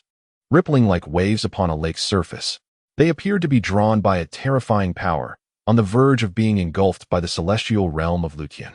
A flicker of terror crossed the eyes of Shimura Ruzang and Shimura Heizang, and they swiftly flickered, exerting their utmost strength to break free from that gravitational pull. Their figures became ephemeral within the distorted space, seemingly engaged in a struggle against an invisible force. Just as they were about to be entirely consumed, their forms abruptly vanished from sight, reappearing a short distance away. Their faces were contorted in anguish, breathing heavily, evidently exhausted from their narrow escape. Lutian, witnessing this, cast a glance of disdain. In an instant, he pursued them with blinding speed, akin to a lightning bolt cleaving the sky, leaving onlookers awestruck. Is fleeing all you know? Is this what you call strength? Lutian mocked loudly, his voice reverberating through the forest, laden with provocation and contempt. Clenching his fists tightly, he seemed poised to deliver a lethal blow at any moment. Shimura Heizang, without looking back, retorted with a cold laugh as he fled. Don't take us for fools. We won't fall for your tricks. His voice was rife with caution and cunning, clearly having seen through Lutian's taunts. Shimura Ruzang, also in flight, cast a glance over his shoulder at the relentless Lutian, a glint of ferocity in his eyes. He swiftly formed hand seals, unleashing the earth release, earth flow river. The soil beneath Lutian's feet transformed in an instant, flowing like liquid and surging wildly. It quickly coalesced into a roaring river, tumultuous and seemingly intent on sweeping Lutian away. This force far surpassed that of a mountain flood, its power astonishing. Lutian felt the terrifying strength of this assault. Yet, his expression remained unchanged. He did not waver, but rather felt his fighting spirit ignited. Attempting to swim against the current, he found his legs ensnared by the viscous earth. This is the earth release, Yellow Spring Swamp. Lutian struggled to free himself, but the earth's grip only tightened. At that moment, Shimura Ruzang launched another attack. He formed hand seals once more, invoking the earth release, Earth Dragon Bullet. The soil before him swiftly coalesced into a colossal dragon's head. The dragon opened its maw, unleashing countless mud bullets that rained down upon Lutian's vicinity. As Ruzang executed that series of earth release techniques, his brother, Shimura Heizang, was equally resolute, hastily forming hand seals, ready to unleash a water release technique. Water release, water burst wave. A determined light flickered in Heizang's eyes as he took a deep breath, seemingly drawing in the very air around him. With chakra swiftly gathering, a deep rumble began to emanate from his throat. A tremendous torrent of water erupted from the mouth of Shimizu Heizang, resembling a reservoir breached, surging violently towards Lutian. Engaged in fending off the earth-style ninjutsu, Lutian found himself momentarily taken aback by the unexpected water-style assault. The ground around him was instantly submerged, swiftly transforming into a murky swamp. The mire was thick and heavy, as if the very air had grown dense with tension. As Lutian felt the earth beneath him tugging insistently at his legs, a wave of irritation surged within him. Yet, Shimizu Heizang granted Lutian no respite. Capitalizing on the swampy terrain, he launched another attack. Water-style, Water Dragon Bullet. The water in the swamp quickly coalesced into a massive water dragon, its form sleek and its scales shimmering. With a gaping maw, it unleashed a thunderous roar before charging fiercely at Lutian. With a resounding crash, the powerful impact sent waves rippling through the swamp, rapidly enveloping the area in a thick veil of mist. Within this shroud, Lutian's silhouette became barely discernible. Have you forgotten my prowess? You dare not flee? What audacity grants you such courage? Just as his taunt hung in the air, two blazing red flames pierced through the mist like twin shooting stars, hurtling towards the brothers Shimizu Heizang and Shimizu Luzang. This was the signature move of the Uchiha clan, the Great Fireball technique. The intensity of the flames seemed poised to incinerate everything in their path. In the face of this sudden onslaught, the brothers Shimizu Heizang and Shimizu Luzang remained unfazed. A glimmer of calm shone in their eyes as they swiftly formed hand seals, chakra coursing rapidly within them. Wind style, vacuum great sphere. In unison, the brothers expelled a rush of chakra, which rapidly coalesced in the air, ultimately forming a colossal wind-style cannonball. Like arrows released from a bow, it collided with the two fireballs. The clash of these forces erupted in a deafening explosion. The flames and wind entwined, culminating in a magnificent tempest of energy. The shockwave from the explosion dispersed the surrounding mist. Tian had approached, while the garments of Shimizu Heizang and Shimizu Luzong fluttered in the wind, their gazes unwaveringly resolute. It seems we must unveil our true abilities, otherwise we shall perish here. Shimizu Heizang breathed deeply, speaking softly to Luzong beside him. Their voices, though quiet, resonated clearly on the battlefield, as if declaring war upon Tian. Meanwhile, at the secret base of the Mito clan, the atmosphere was so tense it felt as though the air itself had solidified. A heavy scent of blood permeated the surroundings, with bodies strewn haphazardly like wilting flowers, silently recounting the brutal battle that had just unfolded. Kakashi wielded his Raikiri, akin to a silver dragon dancing in the air, as he engaged in fierce combat with the ninja tools controlled by Mito Menin. With each clash, thunderous roars echoed, as if seeking to tear apart the very air around them. Mizutomoto En, at this moment, resembled a frenzied puppeteer, unleashing a torrent of weaponry from the scroll in his grasp, cascading down like a torrential rain. His visage was marred by a savage fury, as he maneuvered these instruments of war, endeavoring to corner Kakashi into an inescapable predicament. "You fools, how did you find this place? Was it Asuma who betrayed us?" His voice reverberated through the desolate base, imbued with resentment and bitterness. The chakra threads in his hands were as densely woven as a spider's web, firmly controlling the ninja tools, each swing imbued with astounding might. In another direction, Might Guy surged into the battlefield like a bolt of lightning. His muscles were taut as if forged from steel, each step resonating like the beat of a war drum. With a sudden leap, he unleashed the Leaf Village's gale palm. The astonishing speed and force seemed poised to rend the very air surrounding him. Yet, Mizutomoto On's defenses stood as unyielding as a fortress. With remarkable reflexes, he wielded his shield to deflect Guy's onslaught. Each clash resounded with a thunderous boom, as if shattering eardrums. The battle raged on, yet both sides found themselves in a stalemate.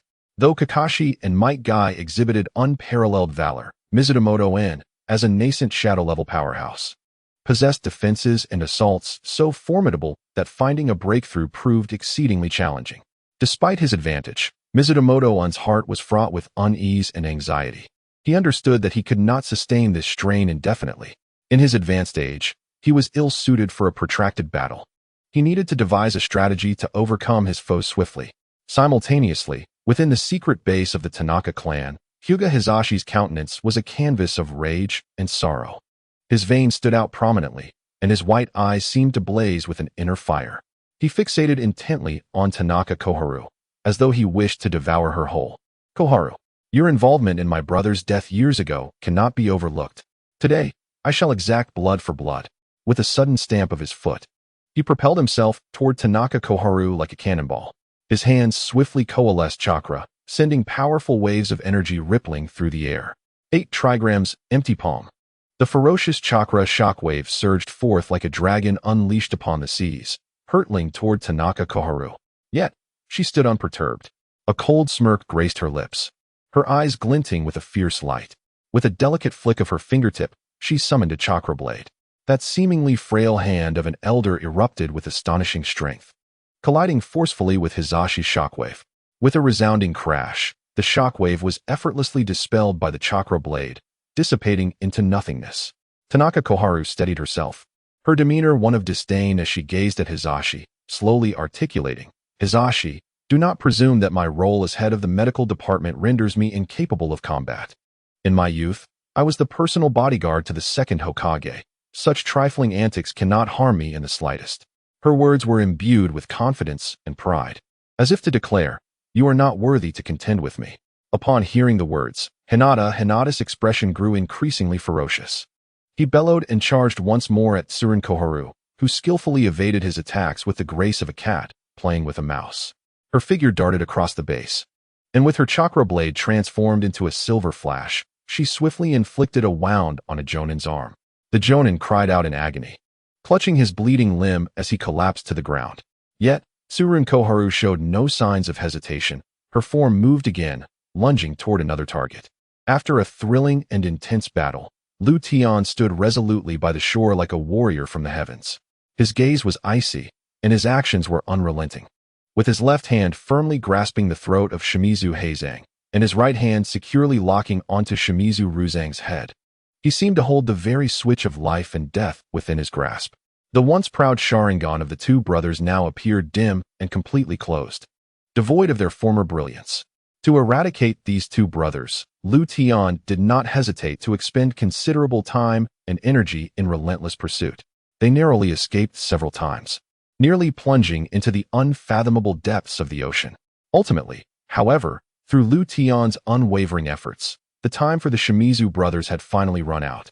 He surrendered their lifeless bodies to the system for reclamation, and with the hum of the system, a torrent of points surged into his account. Lu Tian nodded slightly, a hint of satisfaction gracing his features. Following this, he formed hand seals with one hand, swiftly assessing the status of his two shadow clones. Unlike ordinary shadow clones, his possessed independent consciousness and combat prowess, enabling him to control them remotely through a unique method. This ability allowed Lu Tian to navigate the battlefield with ease, maintaining control over the situation regardless of his location. At this moment, on the battlefield of the Mito family, the situation had become dire. Countless ninjas were manipulated by his chakra threads, their bodies involuntarily executing a myriad of actions, as if they had become puppets of another. Even Kakashi and Might Guy, elite ninjas of Konoha, were not spared, their movements growing sluggish and clumsy. The leaders of the Inuzuka clan were similarly ensnared, their eyes filled with terror and helplessness. Yamashiro Hachi, unable to strike against Mito-en, hesitated during the fight. His indecisiveness only exacerbated the dire circumstances, driving everyone into a corner. Just as they were about to be twisted into oblivion, Lu Tian's shadow clone suddenly manifested. In an instant, he appeared beside Mito-en. The sixth tomo of his kaleidoscope Sharingan spun rapidly, and in the next moment, Mito-en collapsed to the ground, devoid of life. After eliminating Mito-en, Lu Tian's shadow clone turned to face Yamashiro Hachi, his gaze filled with coldness and inquiry. "What were you doing just now? Do you not wish to see your daughter Ino lose her father?" His voice was frigid and resolute, each word striking Yamashiro Hachi's heart like a hammer. Yamashiro Hachi's complexion turned pallid in an instant. He stood frozen, looking up at Lu Tian's shadow clone, his eyes brimming with fear. He opened his mouth as if to explain something, yet ultimately found himself unable to utter a word, unable to defend himself. He could not conceal the guilt and fear that weighed heavily on his heart. He understood that his moment of hesitation had led to irrevocable consequences. The battlefield of the Tsunegakure clan was engulfed in smoke, the atmosphere taut as a finely strung bow, poised to snap at any moment. The once agile figures of numerous ninjas now lay scattered across the battlefield, akin to leaves battered by a tempest. Their skin bore deep scars from chakra-infused blades. Their muscles and tendons shattered under the relentless assault of chakra, rendering them immobile. Even Hyuga Hizashi, renowned for his formidable strength, could only rely on his indomitable will to maintain his defense. His eyes sparkled with an unwavering light, sweat and dust mingling on his resolute face. Just as Tsunegakure Koharu prepared to raise her hand to deliver a fatal blow to Hizashi, her body abruptly lost balance and crashed to the ground. This sudden turn of events plunged the entire battlefield into a fleeting silence. From the shadows emerged Lu Tian's shadow clone, approaching with a humble smile. Yet his deep-set eyes betrayed an undeniable confidence and strength. He gazed at Hizashi and softly remarked, "Hyuga clan leader, you have worked hard. Your efforts have drained much of her chakra, allowing me to swiftly eliminate her." Hizashi raised his head to meet Lu Tian's shadow clone, a complex emotion flickering in his eyes. Joy at the victory mingled with regret for missing the opportunity. He inhaled deeply and slowly responded, "Thank you for your assistance, General. I am truly ashamed for not seizing the chance." The shadow clone of Lu Tian observed Hizashi's expression, feeling a ripple of emotion within. He smiled gently and said, "There is no need for you to feel remorse, Hyuga clan leader. The outcomes of battles are often unpredictable. You have performed admirably." After a lengthy 25 hours, the ninjas, divided into 3 groups, converged once more before the secret base of the Shimura clan, like scattered stars reuniting. The gentle breeze carried the scent of the battlefield, still thick with the aroma of smoke. The figures within the crowd appeared notably fewer, many of whom bore injuries, their faces etched with weariness and determination. Tian stood at the center of the gathering, his gaze sweeping across every face, his voice firm and powerful. Esteemed comrades, though this battle was arduous, our efforts have not been in vain. The bodies of our allies and foes, along with our spoils of war, have been securely packaged. Now, we return to Konoha. His voice resonated like the tolling of bells, awakening the inner strength of those around him. However, amidst the crowd, Might Guy wore an unusually grave expression. With his head bowed and fists clenched tightly, he seemed to bear an immense weight upon his shoulders. "Guy, what troubles you?" Tian inquired softly, noticing his distress. Guy lifted his head, his eyes shimmering with self-reproach and regret, as he struck his chest forcefully, his voice trembling. He exclaimed, "General, had I been more decisive at that time and employed the 8 gates of Uchiha, those individuals would not have perished at the hands of Mido Gate Flame. I have caused their demise." His voice gradually rose, laden with unmistakable sorrow and remorse. Tian observed his demeanor, feeling a weight in his own heart. "Kai, war is merciless. No one can foresee every outcome. Your hesitation stemmed merely from inexperience." He stepped closer and gently patted Might Guy's shoulder, offering solace. "Remember, failure is not to be feared. It is the loss of courage and confidence that is truly daunting. In future confrontations, unleash your most formidable techniques for a decisive strike, and you shall prevail." Tian's words warmed Might Guy's spirit like a gentle spring breeze. He lifted his gaze to meet Tian's resolute eyes. Feeling a surge of warmth within, he nodded vigorously, his voice firm and assured, declaring, "Thank you for your guidance, General. I have comprehended." In that moment, Might Guy seemed transformed, his eyes brimming with determination and confidence. Tian thought to himself, "Excellent. Might Guy is entirely under my influence now." Time passed swiftly, and in a mere 25 days, a magnificent structure rose atop the mountain behind the Hokage rock, symbolizing the ascent of power and ambition. Standing on the rooftop of the Hokage building, Tian gazed up at the bustling construction site below, his eyes reflecting a steadfast and profound light. He inhaled sharply, as if to draw the very essence of the world into his chest. A gentle breeze caressed him, his garments fluttering, imparting an ethereal sensation. A subtle smile graced Tian's face, an expression brimming with confidence for the future. "I am prepared," he murmured, his voice imbued with undeniable resolve. His gaze was piercing, as if it could penetrate the mists of time and glimpse the glorious era that awaited him. Mastering military authority is the first step toward usurpation. A glint of ambition flickered in Tian's eyes, envisioning himself wielding great power and controlling all. He had consolidated Konoha's military strength, many becoming his capable subordinates. To hold the highest office, one must oversee the governance. Tian's eyes revealed his yearning for the future. He understood that to succeed in his ambitions, he must elevate his status to its zenith, instilling awe in all who beheld him. He intended to journey to the capital with thunderous momentum, entering the court unbowed. Demanding reverence without name, he envisioned all kneeling before him, submitting to his authority. To demonstrate his status, Tian commanded the elite shinobi to carry him in a palanquin on his way to the capital. He imagined the day he ascended the throne, the populace cheering, the heavens rejoicing. His heart brimmed with anticipation and dreams of the future. He could almost see that brilliant destiny beckoning him. Upon Tian's arrival in the capital, the entire city seemed to tremble, enveloped in the unyielding majesty of his presence. In the grand hall of the domain, the palanquin came to a gentle halt. Tian stepped out with a composure that echoed like thunder, each stride resonating with authority. It seemed as if he sought to seize the very earth beneath his feet. With a sword hanging at his waist, it swayed slightly with his movements, emanating a chilling gleam that sent shivers down the spine. As Tian entered the court, his gaze remained unwavering, advancing directly towards the exalted throne of Deming. The ministers, taken aback, displayed expressions of disbelief. Those haughty officials, who had once looked down upon Tian, now found themselves gripped by trepidation, as if they sensed an impending tempest.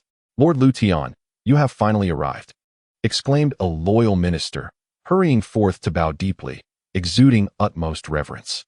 Tian acknowledged him with a slight nod, his piercing gaze sweeping over every individual present. His eyes, profound and sharp, seemed capable of penetrating the hearts of those who feigned respect while concealing treachery within. Yet, he paid them no heed. His focus was solely on the lofty throne. Approaching the Deming, who was being assisted by a maid and appeared pale. Lu Tian's lips curled into a smirk of disdain. "It seems you are rather fatigued today, Deming. Allow me to alleviate your burdens," he remarked. His voice calm and self-assured, as though everything lay within his dominion. The Deming's countenance shifted at his words. He seemed poised to respond. But a mere glance from Lu Tian silenced him. Reluctantly, he nodded and was led away behind the screen. Without hesitation, Lu Tian took his place upon the throne. Surveying the assembly with a gaze like lightning, he proclaimed, "As the Deming is unwell, I shall assume the regency henceforth. Ministers, what matters require your report? If there is nothing further, you may dismiss the court." His voice, steady and resolute, carried an undeniable authority. The ministers, upon hearing his decree, bowed their heads in submission, unable to meet his gaze.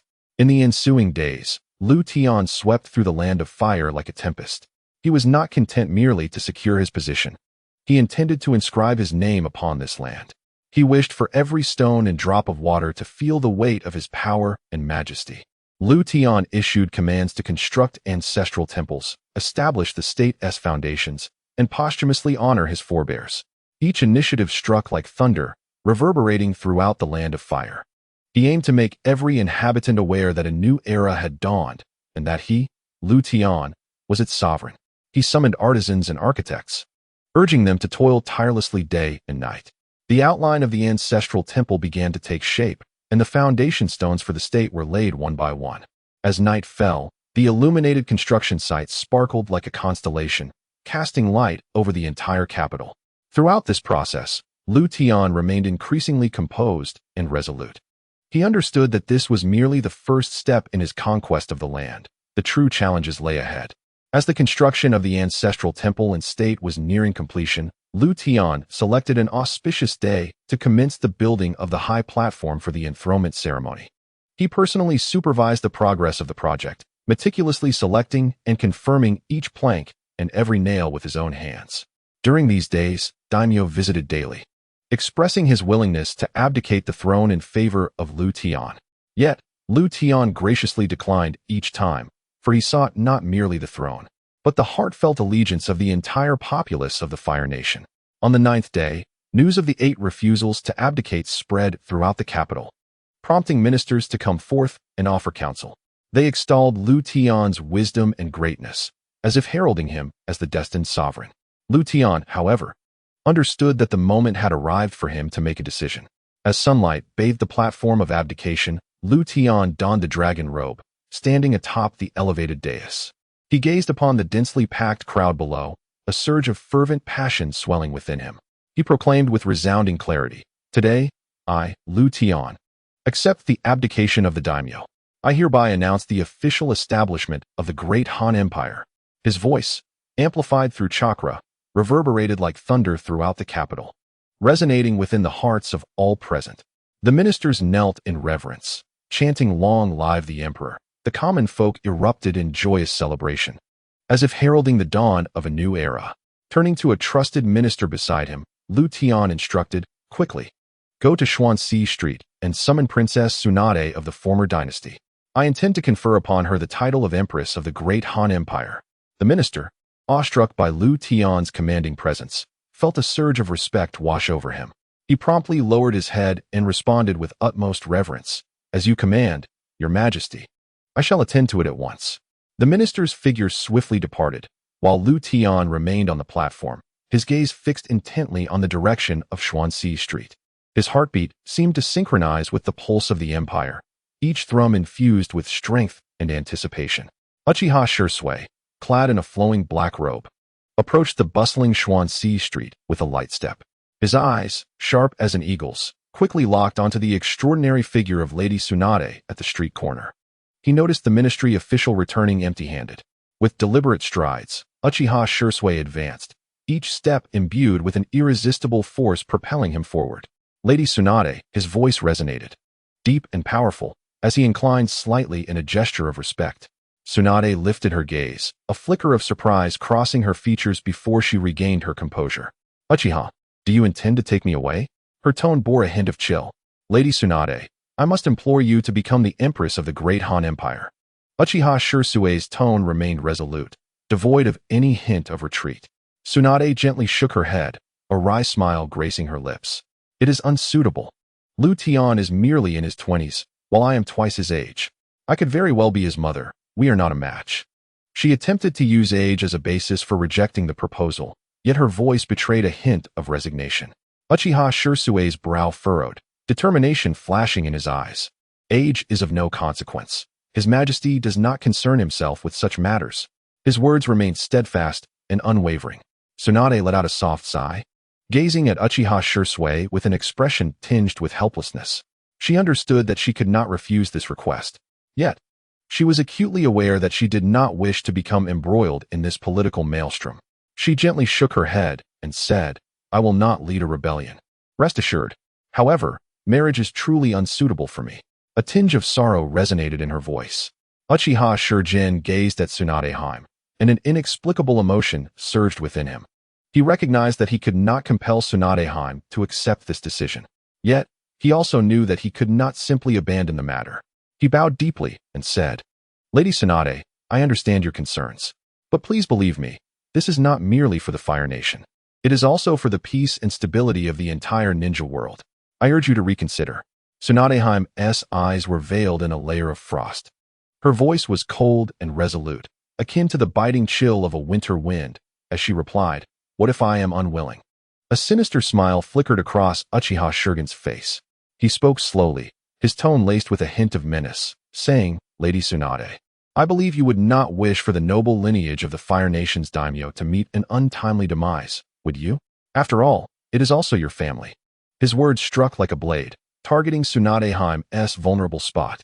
Her brow furrowed tightly, her eyes flashing with anger and resentment. If you refuse to become the empress of the great Han Empire, His Majesty will eliminate all potential threats. Uchiha Shurjin continued, his tone growing more ferocious. The fate of the Fire Nation's daimyo family will hinge upon your decision. Upon hearing this, an indescribable fury surged within Tsunade Heim. She launched a fierce punch, the wind from her blow roaring with the force of thunder, aimed directly at Uchiha Shurjin. He swiftly evaded the strike with ease. Yet, Tsunade Heim would not relent. She swiftly shed her green gambling coat, resembling a ferocious tiger descending from the mountain, charging towards Uchiha Shurjin, just as she was about to close the distance. A powerful chakra field erupted suddenly.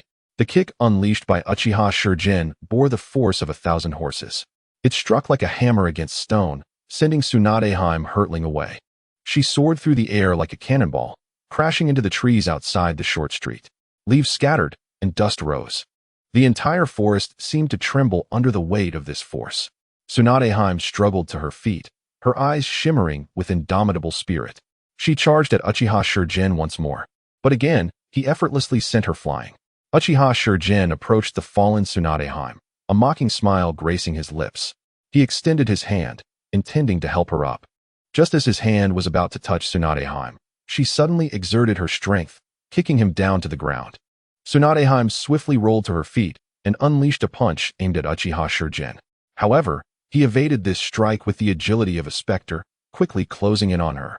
Their faces mere inches apart. At that moment, Uchiha Shurgen's Sharingan was activated. A strange light flickered in his eyes, as if he could peer into the depths of one's soul. He prepared to employ hypnosis, aiming to utterly obliterate Tsunade's will. Suddenly, Tsunade's gaze solidified with unwavering determination. She clenched her teeth, summoning every ounce of strength to resist Uchiha Obito's hypnotic influence. Their eyes met in the air, sparking an electric connection. The surroundings seemed to freeze in time. Leaves halted their descent, and the wind ceased its gentle caress. In this crucial moment of life and death, an unexpected third presence emerged, its breath like a refreshing gust amidst a tempest.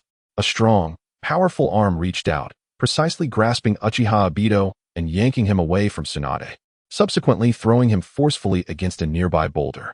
Tsunade looked up to see that the newcomer was Jiraiya, now with one arm severed. His expression was grave, yet his eyes sparkled with a steadfast resolve, as if he bore the weight of the world upon his shoulders. Tsunade, I have arrived too late. He gasped, his face etched with guilt and concern. Let us go. I will lead you to safety. Jiraiya's words resonated with determination and strength, igniting a warm surge within Tsunade's heart. She nodded, preparing to follow him away from the perilous scene. In an instant, the very fabric of the world seemed to shift. A blade, forged from the chakra of Ein release, sliced through the air with such swiftness that it was nearly imperceptible. The blade pierced Jiraiya's body and then, in a cruel twist, transgressed through Tsunade as well. Their faces drained of color, they coughed up copious amounts of blood. Jiraiya, how despicable! Uchiha Obito's voice echoed from afar, laced with scorn and fury. He dispelled his Susanoo, and the two collapsed to the ground. Uchiha Obito approached slowly, a cruel glint in his eyes as he taunted. Did you truly believe you could thwart me? The Lord was correct. You are all nothing but worthless fools. Tsunade's eyes widened in horror as she gazed upon the ghastly stains of blood marring both her and Jiraiya's bodies. She trembled involuntarily, fear and despair flooding her heart like a rising tide. Tsunade, Jiraiya's voice, though faint, rang with conviction in her ears. Quickly, release the Ein seal. Use Yang release ninjutsu. If you do not tend to your wounds, you will bleed to death. Turning to Jiraiya, she saw his face pale as parchment, his eyes shut tight, seemingly in shock. A wave of intense sorrow and rage surged within her. Yet she knew this was not the time for grief. She must survive, for Jiraiya, and for the land of fire. Gritting her teeth, she closed her eyes and inhaled deeply. She felt the Ein seal on her forehead beginning to loosen, a powerful force surging forth, instantly filling her entire being. A black, patterned mask emerged on Tsunade's face, signifying her release of the Ein seal. With the emergence of the mask, the grotesque wound on her chest began to heal rapidly, as if caressed by a mystical force. She lowered her gaze to her injury, sensing the gradual resurgence of strength within her body. The terror and despair in her heart were gradually dissipating.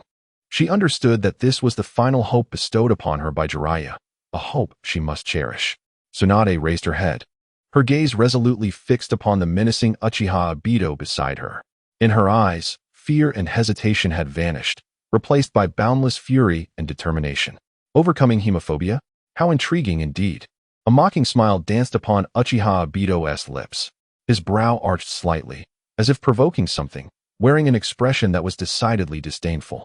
He approached Tsunade slowly, moving like a cat toying with a mouse. Lady Tsunade, you truly have impressed me. Uchiha Obito's voice dripped with sarcasm, deliberately emphasizing the word impressed. As if to ridicule Tsunade's previous fears, he deliberately slowed his speech, enunciating each word. Lady Tsunade, you owe me your gratitude. He continued to provoke her in a flippant tone. Just think, had it not been for my prodding, how could you have so swiftly conquered that so-called hemophobia? Tsunade clenched her jaw tightly, her eyes wide as saucers. She glared at Uchiha Obito with an intensity that suggested she might devour him whole. Amidst her anger, she couldn't help but feel a twinge of astonishment that she had indeed overcome her long-standing fear of blood under Uchiha Obito's provocation. Yet, she was acutely aware that this was not due to Uchiha Obito's influence, but rather the steadfastness and courage within her own heart that triumphed over fear. Tsunade took a deep breath, forcefully suppressing the fury within her. She coldly retorted, Uchiha brat, spare me your self-importance. My overcoming hemophobia is none of your concern. Tsunade summoned a slug using her own blood. With a surge of white mist, a massive blue and white form occupied a patch of grass. The slug seemed to sense Tsunade's fighting spirit and initiated the attack. It opened its enormous mouth and expelled a glob of ancient phlegm. The yellowish phlegm, as searing as lava, arced through the air with intense corrosiveness. Uchiha Obito's expression hardened. His figure flickered like a specter, effortlessly evading the slug's assault. A cold smirk curled at the corners of his mouth, as if he held Tsunade's prowess in contempt. The yellow phlegm splattered onto the ground, instantly emitting a sizzling corrosive sound, as if the very air was being consumed. At that moment, the slug's body suddenly split into several smaller slugs. They danced like sprites before ultimately adhering themselves to Jiraiya, mending his wounds. Witnessing this, Uchiha Obito's gaze grew serious. He sprang into action, akin to a bolt of lightning charging towards Tsunade, radiating an overwhelming electric aura, as if he intended to tear the world asunder. He clenched his fist tightly, unleashing a formidable 2,000 horsepower, aimed directly at Tsunade's exquisite visage. Yet, Tsunade displayed no fear. A resolute light flickered in her eyes as she tightened her own fist, bracing herself to meet Uchiha Shirsue's assault. The moment their fists collided, a powerful shockwave surged through the air, as if the very heavens and earth were shaken by this force. With a thunderous crash, both figures staggered back several paces. Tsunade's long hair danced in the wind. Her gaze sharpened with intensity, as if she were piercing through Uchiha Shirsue. He, in turn, stared coldly at her, intent on utterly defeating her. "Tsunade, you have finally become somewhat interesting," Uchiha Shirsue remarked icily, his voice laced with provocation and combativeness. Tsunade offered a slight smile, her eyes glimmering with confidence. Her raised fist crackled with anticipation. "Uchiha brat, your strength is nothing remarkable. Today, I will ensure your defeat at my hands." In an instant, Tsunade's chakra surged like a tempest. The surrounding air seemed ensnared by her formidable presence, allowing not even a whisper of wind to pass through. The ground beneath her quivered, struggling to bear her might, resonating with a muted echo. Tsunade inhaled sharply, her eyes shining with unwavering determination. She propelled herself off the ground, launching forward like a released arrow, hurtling towards Uchiha Shirsue. With a mighty swing, she struck him squarely in the chest. Bang! With a deafening sound, Uchiha Shirsue was sent crashing down, blood spewing from his mouth as his body fell limply to the ground. His complexion was as pale as parchment, his eyes tightly shut, as though life had fled from him. However, this was no reality. What Tsunade experienced was merely an illusion conjured by Uchiha Shirsue's Sharingan, ensnaring her in a vivid dream. She turned to glance at Jiraiya, who lay motionless on the ground, his face ghostly pale. "Tsunade, wake up. You've fallen under the Jinjutsu of the Sharingan. Wake up." Jiraiya's voice suddenly echoed in Tsunade's mind, filled with urgency and concern. Tsunade's chakra surged once more like a storm, her eyes snapping open, gleaming with resolve. She had broken free from the illusion of the Sharingan. Yet, the scene before her caused her to pause momentarily. Jiraiya had indeed arrived, having employed the Needle of the Earth God technique. His once ordinary and soft white hair had transformed into something as unyielding as steel, its length dramatically increased, enveloping them both in a protective cocoon akin to an impregnable fortress. Uchiha Shirsue stood not far away, his gaze icy and ruthless. He relentlessly hurled shuriken toward their position, launching a fierce onslaught. Yet, the seemingly fragile Needle of the Earth God functioned like an impenetrable wall, deflecting his attacks with a cacophony of resounding impacts. "Jiraiya, is it your habitual delight to launch surprise attacks?" Uchiha Shin chuckled derisively, the corners of his mouth curling into a disdainful smirk. "You are truly despicable, having ambushed His Majesty before and now me."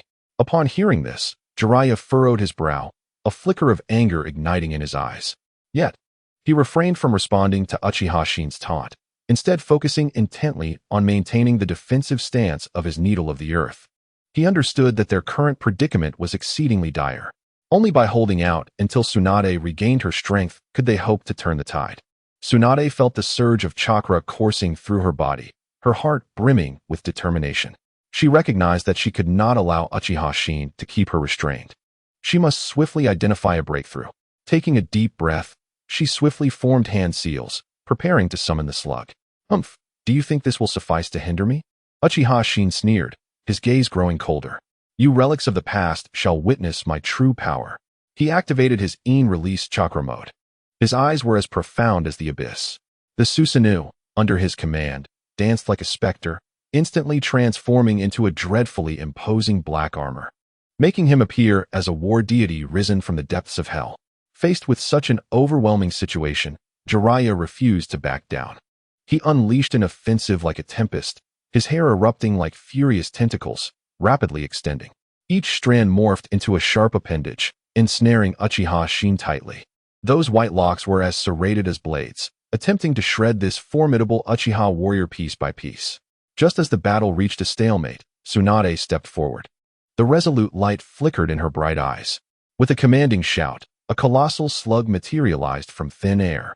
Its massive body loomed like a mountain, and it opened its mouth to unleash a torrent of viscous yellow slime, seemingly intent on drowning everything in its sticky embrace.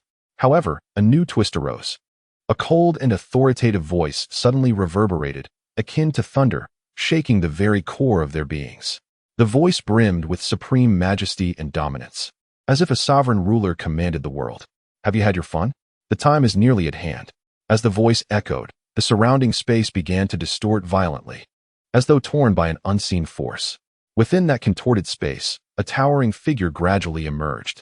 He appeared as a general who had fought through legions, each step resonating in the hearts of all, instilling an involuntary sense of fear and reverence. This figure was Tian. His arrival instantly thickened the atmosphere with tension. The force that shattered space surged like tumultuous waves, overwhelming Jiraiya and Tsunade with an irresistible pressure. They felt as though an invisible mountain bore down upon them, stifling their breath and inducing a sensation of impending suffocation. Shock washed over Jiraiya's face. He widened his eyes, staring at Tian, as if unable to comprehend the reality before him. Tsunade gritted her teeth, striving to maintain her balance, refusing to succumb to the ground. Meanwhile, Uchiha knelt on one knee, his gaze ablaze with fervor. Tian cast a cold glance at Jiraiya and Tsunade, his eyes brimming with disdain and contempt. Slowly, he raised his hand, unleashing an overwhelming aura that seemed to threaten to engulf the entire world within his grasp. Jiraiya, I have warned you before.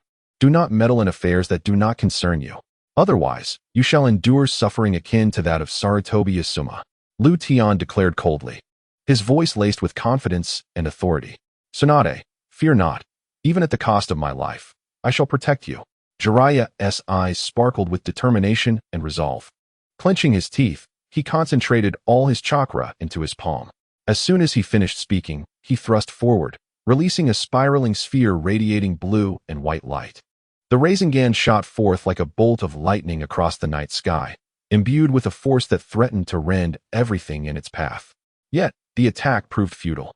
Just as the Rasengan was about to reach Tian, he vanished like a wraith. Tian appeared expressionless before Jiraiya. In Jiraiya's astonished gaze, Tian swiftly extended a hand, pressing it against Jiraiya's abdomen. A low, resonant hum filled the air.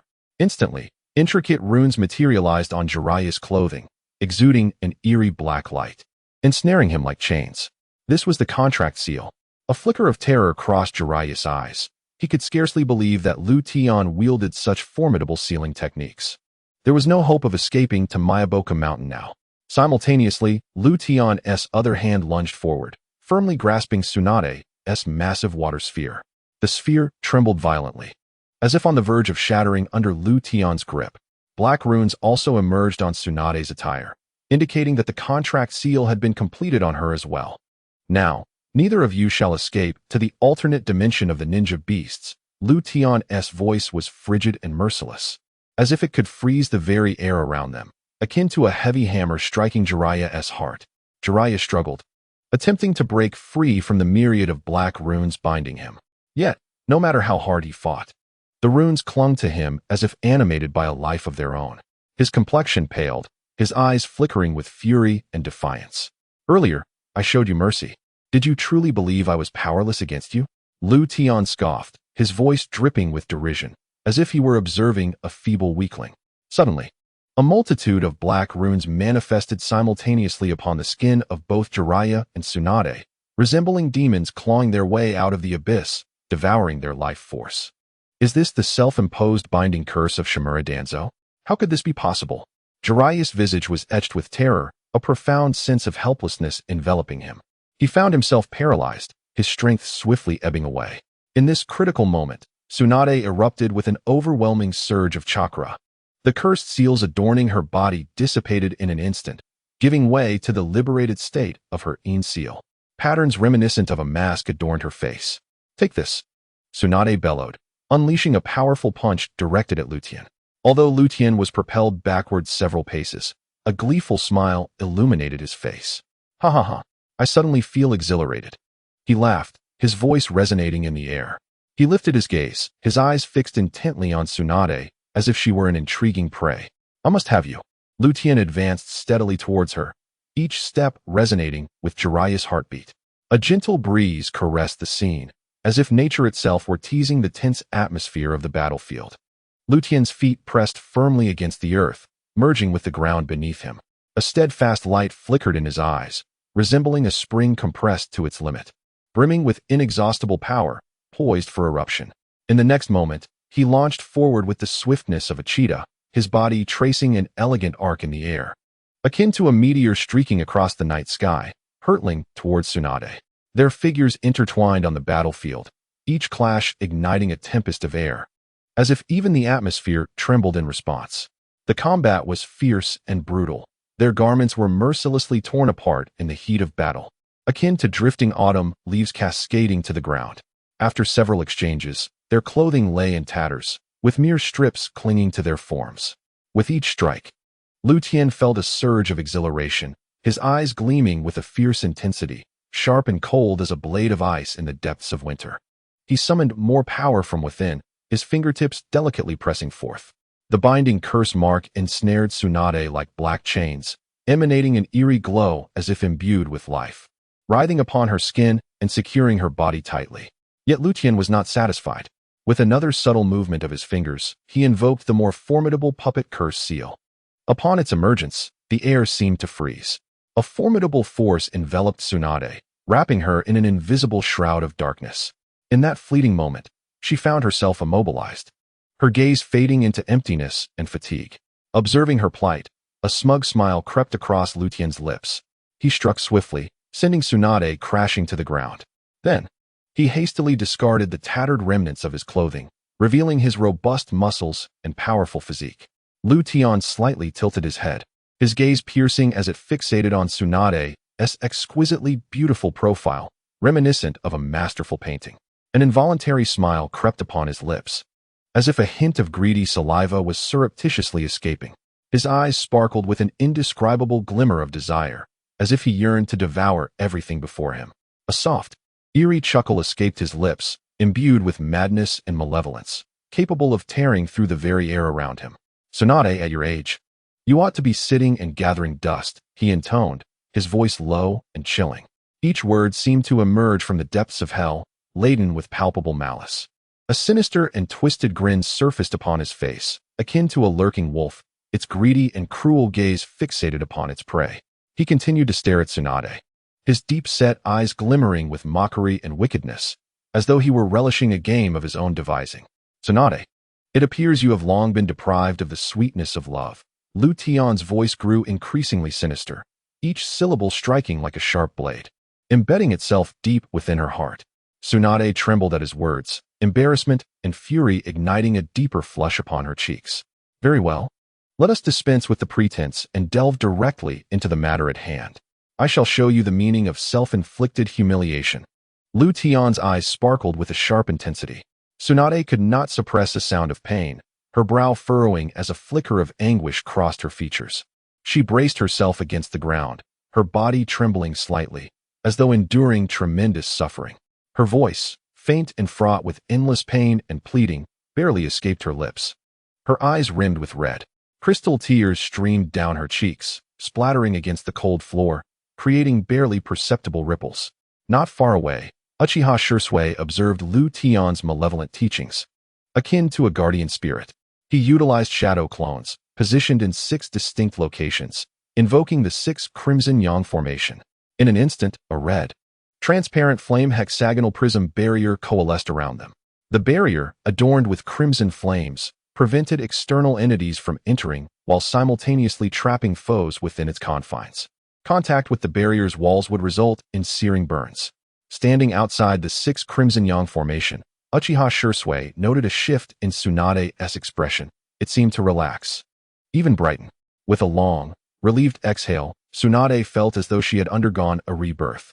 Moments later, Tian supported Tsunade, as if maneuvering a unicycle, pressing ever closer. The two approached the tear-streaked Jiraiya, the atmosphere thick with tension and an uncanny stillness, as if the very wind held its breath. Tian's smile grew ever more radiant, resembling a cunning fox toying with its unsuspecting prey. Just as they were about to reach Jiraiya, the smile on Tian's face reached its zenith. He felt a secret sense of pride, thinking to himself, "I, Tian, am truly destined to be this Minotaur.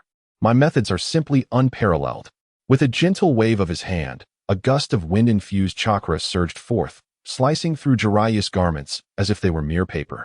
The tattered remnants fluttered down like autumn leaves. Exposed to the air, Jiraiya's expression was one of terror and humiliation. With tear-filled eyes, he gazed at the scene before him, seemingly wanting to utter something, yet finding himself devoid of the strength to speak. I am utterly powerless. His heart brimmed with despair and helplessness, as if the entire world had collapsed around him in that moment. Look, Jiraiya, I have fulfilled your long-held dreams. You should be grateful to me. Lu Tian's words pierced Jiraiya's heart like a needle, inflicting unbearable pain. Outside the 6 Red Yang formation, Uchiha Shursui observed Tsunade's face, which displayed both anguish and resignation, but predominantly an overwhelming sense of being manipulated. He pondered, these two are truly bringing disgrace upon themselves. There was no need for things to escalate to this extent. As Jiraiya witnessed this unfolding drama, his despair and fury erupted like a volcano. He yearned to fight back, yet his body felt as though it were bound by invisible chains, rendering him immobile.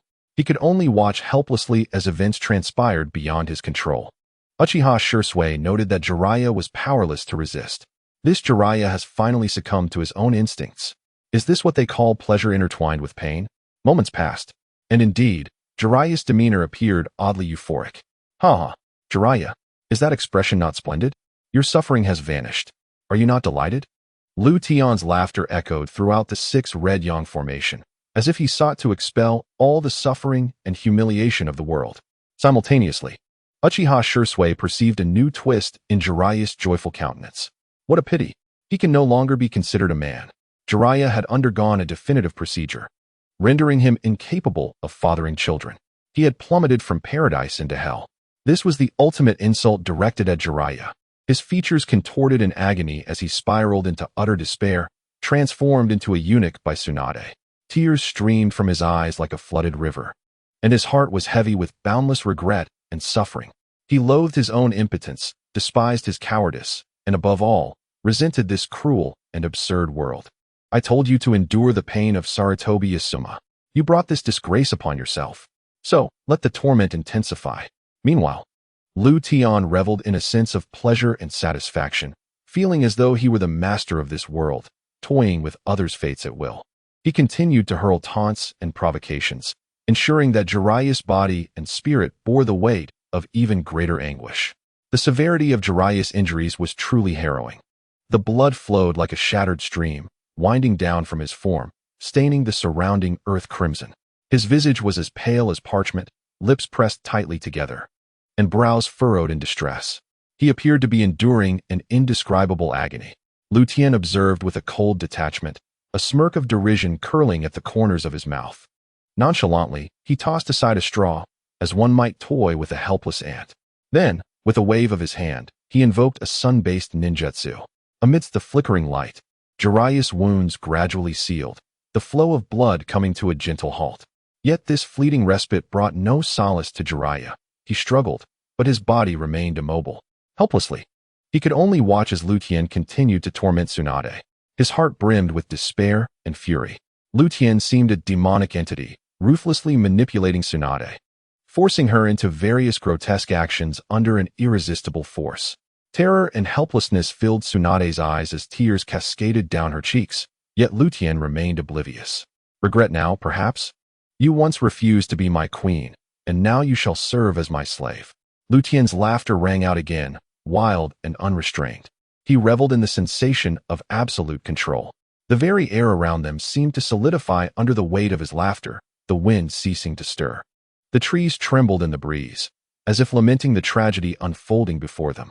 Sunlight filtered through the gaps in the leaves, casting dappled shadows, yet failing to dispel the pervasive darkness. Jiraiya, bear witness.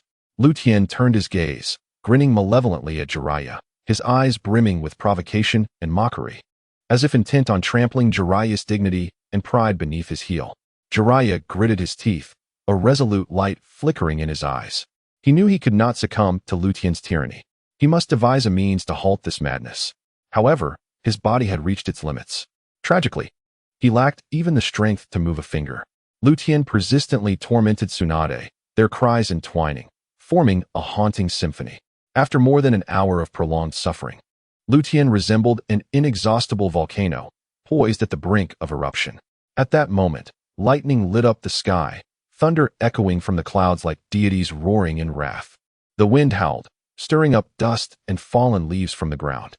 Tian was on the verge of unleashing his full power, akin to a raging flood, unstoppable. He intended to bestow it all upon Tsunade. Ha ha ha, feel my power, Aunt Tsunade. Tian cackled madly, his voice reverberating in the storm, becoming increasingly terrifying. In the instant he poured forth all his accumulated strength, Tian's expression shifted dramatically, contorting into a visage of madness, as if poised to devour the very world itself. He unleashed all his energy in a magnificent surge, and the air seemed to freeze in anticipation. With a soft pop, Tian took a step back, yet his crimson eyes continued to flicker with a fervent madness. At that moment, an indescribable atmosphere enveloped the nearby grove. Amidst the dense foliage, it seemed as though a pair of keen eyes lay concealed, silently observing all that transpired, akin to a cheetah fixating on its prey, poised for the opportune moment to strike. The owner of these eyes was a plant resembling a Venus flytrap, yet its form was strikingly peculiar. Its twisted branches and leaves appeared to whisper untold secrets. At the base of this enigmatic flora, a head, divided in black and white, emerged. That was Heibaiju, akin to an invisible envoy, quietly lurking within the woods. His face bore no expression, yet his gaze was extraordinarily sharp, as if capable of penetrating the very essence of reality. They adhered to Uchiha Obito's directives, functioning like loyal servants, silently monitoring Tian's every move. What a perverse individual. Is this the kind of twisted play people indulge in nowadays? Lianju's lips curled into a slight smirk, his eyes glinting with curiosity and bewilderment. He appeared perplexed by Tian's actions, tinged with a hint of morbid fascination. Do not speak. It would be disastrous if we were detected. Heibaiju's countenance turned grave, his brow furrowed in concern. He cautiously scanned the surroundings, wary that their whispers might provoke unwanted trouble. Extending a hand, he gently pressed it against Lianju's mouth, signaling for silence. The surrounding trees swayed in the wind, producing a rustling sound, as if accompanying this uncanny scene. Tian seemed to sense the presence of Heibaiju. He scrutinized his environment, searching for potential clues. A flicker of vigilance crossed the eyes of Heibaiju within the grove. They subtly adjusted their positions, ready to respond to any unforeseen changes. Just then, Tian appeared to detect something amiss. He abruptly turned to gaze into the depths of the forest. Heibaiju's heart raced, but he quickly regained his composure. In the next instant, Tian's figure materialized like a specter in the shadowy woods. Yet he remained oblivious to the fact that the ground he tread upon was no longer the corner previously monitored by Heibaiju. Beneath another concealed patch of soil, Heibaiju's form quietly sank into the earth, seemingly embracing the embrace of the land. They employed the enigmatic technique of the mayfly, merging their physical forms with the surrounding flora and soil. They became one with the earth, their bodies transforming into invisible phantoms, seamlessly blending into the terrain. By intertwining with the roots of subterranean plants and the organic network of underground water, they could instantaneously traverse to any location. During the execution of their ninjutsu, they severed all traces of their presence, as if vanishing from this world entirely. Is it the Heibaiju in the form of a Venus flytrap? Tian's thoughts raced like lightning, his mind functioning as a finely tuned machine, rapidly analyzing everything before him. This world harbored a hidden shadow, the cunningly elusive archvillain, whose image gradually emerged in Tian's consciousness. An indescribable sense of urgency surged within him. He murmured, "Haikyuu, this fellow excels at remaining concealed. His speed in fleeing is unparalleled." His gaze, sharp as an eagle's, swept across the surroundings, attempting to capture the lurking threat. Prolonged searching yielded no results, and Tian reluctantly chose to return. His eyes inadvertently fell upon Tsunade and Jiraiya, lying on the ground, silently watched over by Uchiha Shursui, like two slumbering giants. With a sweeping gesture, Tian slowly opened a spatial rift. On the other side lay his resplendent palace, a magnificent structure radiating golden brilliance. He stepped through the rift, declaring, "Let us return. Prepare for war." His voice echoed within the spatial tear, resonating like a command, imbued with determination. Tian returned like a god of war, striding toward the splendid palace with resolute eyes, making his way directly to the training grounds. Meanwhile, Tsunade was encircled by maidens summoned by Uchiha Shursui. leading her toward the deep chambers of the royal consort, once meticulously prepared for her, now resembling an abandoned hall, desolate and forlorn. Jiraiya, in a daze, was silently dragged away by several enigmatic ninjas to a concealed laboratory where an unsettling atmosphere pervaded, as if unknown dangers were imminent. At the training grounds, clad in splendid attire, Tian stood like an undefeated emperor upon the elevated platform, surveying the Uchiha royal descendants below. His voice thundered across the arena, proclaiming, "Tomorrow, I shall demand reparations from the nations of the shinobi world. The Uchiha shall no longer be sheep to be slaughtered. We shall wield an iron fist to ensure the world recognizes the majesty of the Uchiha clan." His gaze radiated an unprecedented resolve and dominance, moving all present. In the distant land of Earth, a storm brewed quietly. The third Hokage, Inoki, renowned as the mightiest of Hokage, led numerous rock ninjas toward the capital, his sights set on the daimyo of the land of Earth. Suspended in midair, his face bore the marks of determination and ambition, aspiring to emulate Tian, as if to seize the entirety of the land of Earth under his control. Behind him stood equally ambitious rock ninjas, their eyes sparkling with dreams of the future. Today, I, Inoki, shall follow Tian's example, overthrow this decaying daimyo system, and declare myself king. I shall elevate the land of Earth to become the most powerful nation in the shinobi world under my leadership. Inoki's voice brimmed with boundless authority and resolve. In the land of wind, Sunagakure. At this moment, the fourth Hokage, Raza, stood within the council hall of Sunagakure. His silhouette appeared remarkably imposing under the flickering candlelight. Clad in a resplendent battle robe adorned with the intricate totem of Sunagakure, he embodied the nobility and authority befitting his esteemed position. Surrounding Raza were numerous loyal sand shinobi, their eyes shimmering with admiration for him and anticipation for the future. The atmosphere within the hall was tense and solemn, as if the very air had solidified. Raza inhaled deeply. Sunagakure had once been a formidable ninja village, yet under the scrutiny of the daimyo, they had gradually lost their former glory. His voice resonated like thunder on the wind as he declared, "Today, I shall emulate the likes of Uchiha and overthrow this decaying system of daimyo, establishing myself as sovereign. We shall see Sunagakure rise once more, ruling over the land of wind."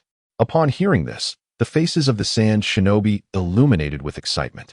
They understood that this was a moment brimming with challenges and opportunities. They were resolute in their willingness to follow Raza, to fight for the future of Sunagakure. For the sake of Sunagakure, for our future, we must unite to overthrow the daimyo and welcome a new era. Raza raised his arm high, calling out with fervor. The sand shinobi echoed in unison, their voices reverberating throughout the council hall. Both Karasuba and Chio held no dissent, as the siblings concurred with Raza's vision. With Raza's command, the gates of Sunagakure creaked open. A fierce wind surged in, as if heralding the forthcoming transformation. Raza led the multitude of sand shinobi onto the path of rebellion against the daimyo. In the land of lightning, beneath a sky interwoven with thunder, the silhouette of the palace appeared majestic and enigmatic in the twilight's glow. The fourth Hokage stood alone, entering the chambers of the daimyo of the land of lightning. His steps were resolute and powerful, each footfall echoing like the rumble of thunder. Inside the chambers, the atmosphere had reached a peak of tension. On the golden carpet, the figure of the daimyo appeared solitary and resigned, his expression tinged with reluctance, yet more so with an acceptance of his fate. As the fourth Hokage's form emerged at the threshold, his gaze sharpened intently. "You should abdicate gracefully." The fourth Hokage's voice resonated, deep and commanding. He slowly advanced into the chamber, locking eyes with the daimyo, and continued, "It is for the best of all." The daimyo's fists clenched tightly within his sleeves, veins protruding, betraying his inner turmoil. Ultimately, however, he bowed his proud head in surrender. His voice trembled as he uttered, "I am willing to abdicate, but do not imitate Uchiha in humiliating me. Do not make me suffer through repeated concessions." The fourth Hokage, upon hearing this, allowed a smirk of derision to grace his lips. Approaching the daimyo, he gently patted him on the shoulder, the gesture laced with an unspoken disdain. "We are relatives. Why would I seek to humiliate you? However, since you mentioned Uchiha, I must remind you." The fourth Hokage's tone dripped with contempt. The reason he humiliated the daimyo of the Land of Fire was due to his own lack of awareness and the inability to discern when to advance or retreat. Yet you, despite making the same choice, still exhibit a semblance of prudence. The expression on the Lord's face stiffened, a wave of humiliation surging within him. However, he was acutely aware of his current predicament and could only swallow his indignation in silence. He lowered his head even further, refraining from uttering another word. The Fourth Hokage, witnessing this, erupted into a hearty laugh. His laughter reverberated through the palace, as if it could bring the entire structure crashing down. He turned and nonchalantly reclined upon a nearby couch, declaring, "Tonight, I shall reside here." Stretching languidly, he seemed to have the entirety of the land of lightning firmly in his grasp. "Tomorrow, you shall abdicate. In the land of water, within the hidden mist village." Perpetually shrouded in thick fog as if isolated from the world, a day of significance arrived. A special envoy, dispatched personally by the Lord, entered the village, bearing an important mission. Standing in the village square amidst a throng of villagers, the envoy's countenance was stern, his voice resonant and powerful. "By the Lord's command, I am here to denounce the fourth Hokage of our hidden mist village. His prolonged aberrant behavior has plunged the entire village into chaos." As his words echoed, the square erupted into a cacophony of murmurs. The villagers, faces etched with confusion and anger, began to whisper among themselves. From the crowd emerged the Grand Elder, Yuan Master. His gaze resolute and profound. Standing beside the envoy, he inhaled deeply, seemingly consolidating all the fury into this singular moment. "Esteemed villagers," he proclaimed, "I bear a scandalous revelation. Our Mizukage appears to be under external control. He is no longer the fourth Mizukage we once knew, but rather a puppet manipulated by unseen hands." This declaration struck like thunder, reverberating through the crowd. The villagers were taken aback, engaging in fervent discussions, their expressions a mix of shock and disbelief. Meanwhile, the fourth Mizukage's complexion turned pale. He stood upon the platform, his gaze evasive, unwilling to meet Yuan Master's eyes. Instantly, the village was divided into two factions. One faction comprised ninjas loyal to the fourth Mizukage, steadfast in their belief in his innocence. The other rallied behind the Grand Elder Yuan Master. Standing in opposition to the Mizukage, tensions escalated between the two factions, as if a great battle could erupt at any moment. After a period of intense confrontation, the faction supporting Yuan Master gained the upper hand. They launched a fierce assault, vanquishing all followers of the fourth Mizukage, successfully cornering him into a state of desperation. Once defeated, the Mizukage's illusions faded, revealing his true self. He knelt upon the ground, repeatedly bowing his head, voice trembling with remorse. "I was wrong. I was under control. I am sorry, everyone." Witnessing this scene, the villagers' emotions became a complex tapestry of anger, pity, and sympathy. Yuan Master stood by, silently observing, his eyes brimming with resolve and determination. It was evident that the fourth Mizukage was unfit to continue governing the village, yet they could not remain leaderless.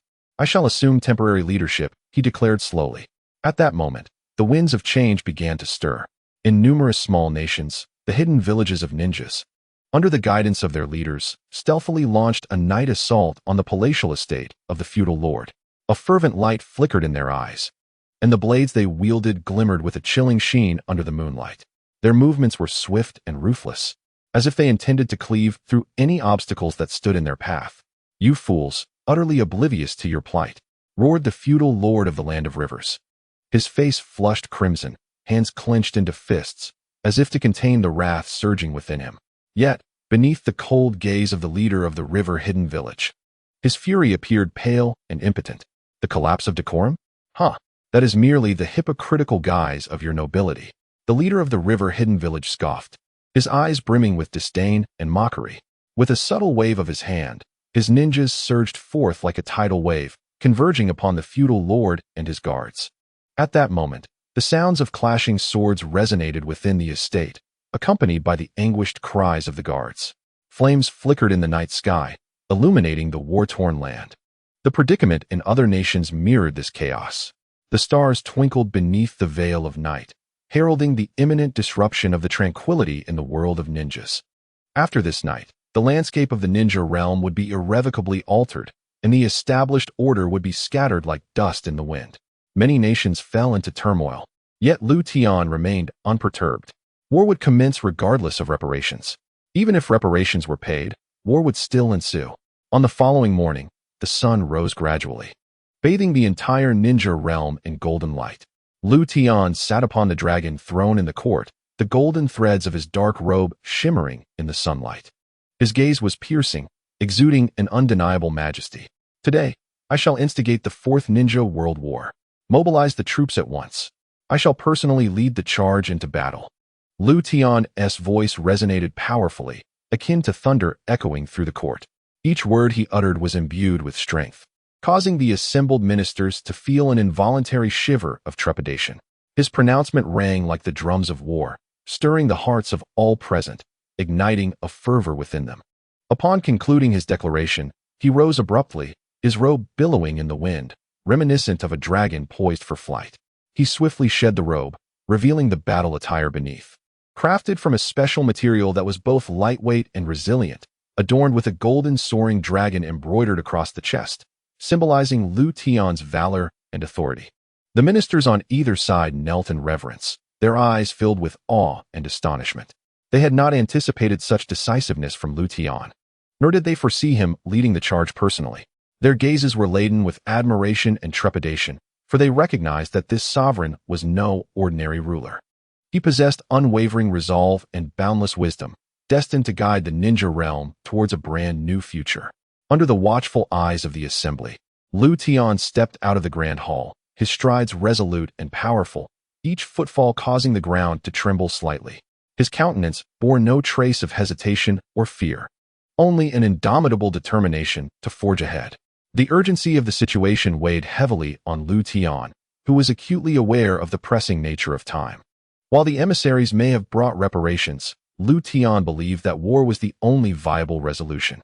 He sought to unify the ninja world in the shortest span possible, necessitating swift action to launch a war with unparalleled speed. Thus, Lu Tian embarked on his campaign, accompanied by an elite guard composed of the Uchiha royal family's finest warriors. Clad in battle attire, their gazes were sharp, poised to confront any challenge that lay ahead. Beside them marched the ninja army of other clans from the Land of Fire.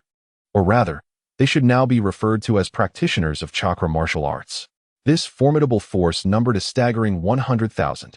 While that may seem modest, it was a considerable power within the ninja realm. Each warrior had been meticulously selected, having endured countless trials of life and death, forming an elite cadre. Their presence was akin to an unstoppable tide, instilling dread in any adversary. Even Shin Urshi Huhai would feel a pang of anxiety upon hearing this. In the land of rain, a somber sky perpetually shrouded the earth. Raindrops fell like endless yearnings, never ceasing. At this moment, Sarutobi Asuma, accompanied by the young Naruto Uzumaki, stepped into the legendary Akatsuki organization. They arrived at the cyberpunk hidden village of Amigakure, navigating through a labyrinth of corridors. Each step resonated on staircases crafted from ancient stone and modern metal, producing a deep echo. Conan, leading them, moved with a light yet resolute stride, akin to a lighthouse guiding light through darkness. Under her guidance, they reached a grand hall. At the center sat a tall figure cloaked in black, the core figure of the Akatsuki, Nagato, known as Pain. His gaze was profound and indifferent, as if capable of penetrating all facades. In his hand, he held a ring that shimmered with a mysterious glow, the red ring that symbolized the identity of the Akatsuki. The ring's luminescence danced in the darkness, heralding the dawn of a new chapter. Asuma stepped forward, feeling an overwhelming aura emanating from Pain, yet he did not falter. He straightened his posture, his gaze unwavering. Pain regarded him, a flicker of appreciation seemingly passing through his eyes. Sarutobi Asuma, Pain's voice boomed like thunder, resonating throughout the hall. You will become a partner of Orochimaru, and together you shall execute missions. The Nine Tails will accompany you. Asuma nodded slightly, determination etched upon his face. He turned to glance at Orochimaru beside him. Their eyes met, each aware of the other's undercover status. They seemed to foresee the days of fighting side by side that lay ahead. Meanwhile, the young Naruto Uzumaki remained closely by Asuma's side, his eyes sparkling with curiosity. In a hidden chamber within the depths of Amigakure, a figure emerged quietly, cloaked in black, hooded, and donning an orange spiral mask. The single eye that revealed itself, akin to the gaze of the night sky, exuded an aura of unparalleled dominance. The figure before us is none other than Uchiha Obito, who has now descended in the guise of Uchiha Madara. Before him sits Nagato of the Uzumaki clan, perched upon a mobile throne. The atmosphere within the room instantly solidifies. Nagato, moved by the presence, furrows his brow, his eyes intensely fixed on Obito. I have heard that you were discovered in the Hidden Mist Village. His voice resonates, deep and frigid, as if it could penetrate the very essence of one's soul. His gaze is rife with vigilance and curiosity. Obito erupts into laughter, lightly waving his cloak, a formidable aura surging forth, causing the very walls of the room to tremble. He slowly raises his head, revealing a Sharingan filled with murderous intent, as though it yearns to consume the world itself. And so what?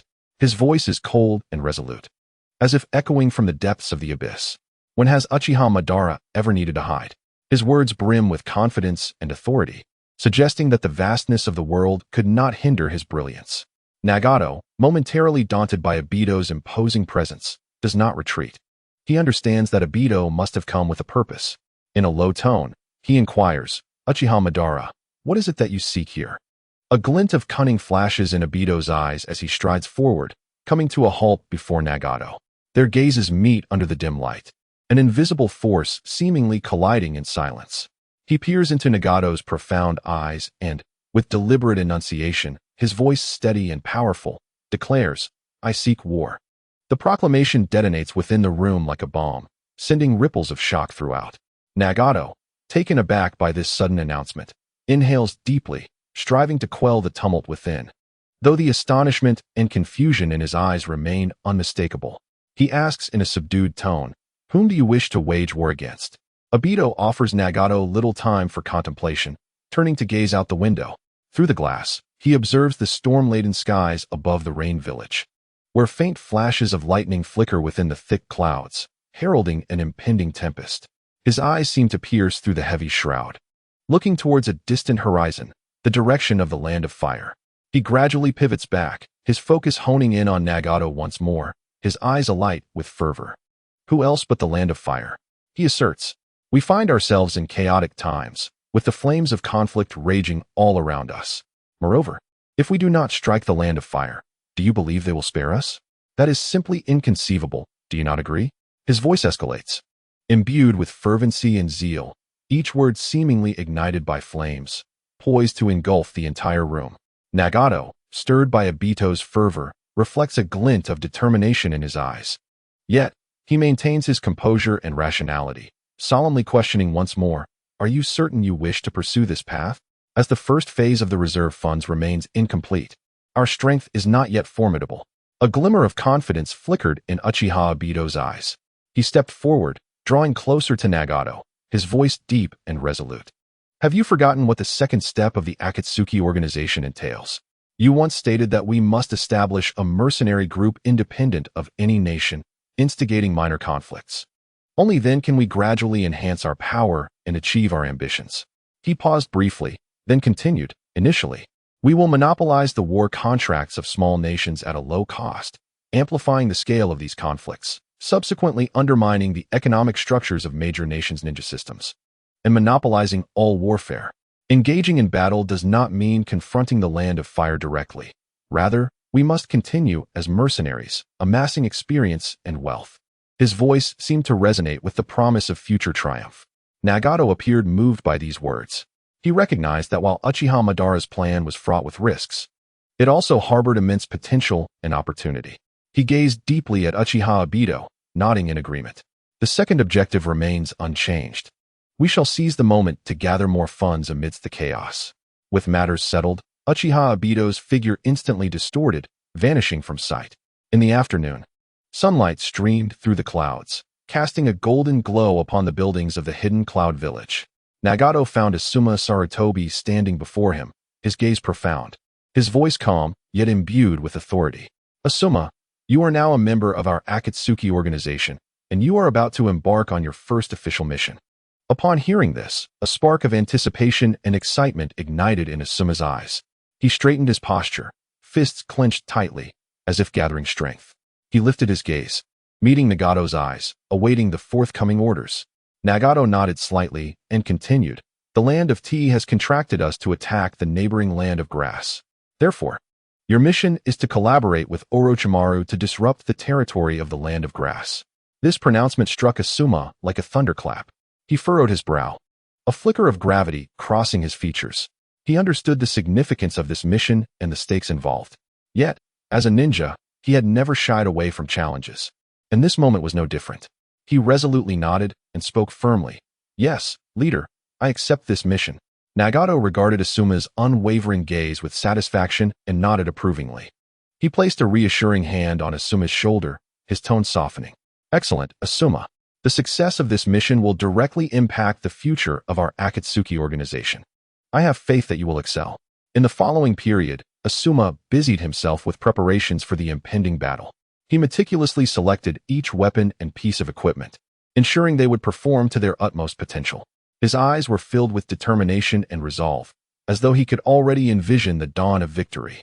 Once everything was in readiness, Asuma set forth with Naruto Uzumaki to the rendezvous point with Orochimaru. They traversed the base of the Akatsuki, walking beneath the golden rays of the sun. The esteemed Orochimaru awaited the arrival of Asuma Sarutobi, who had yet to approach the rendezvous point.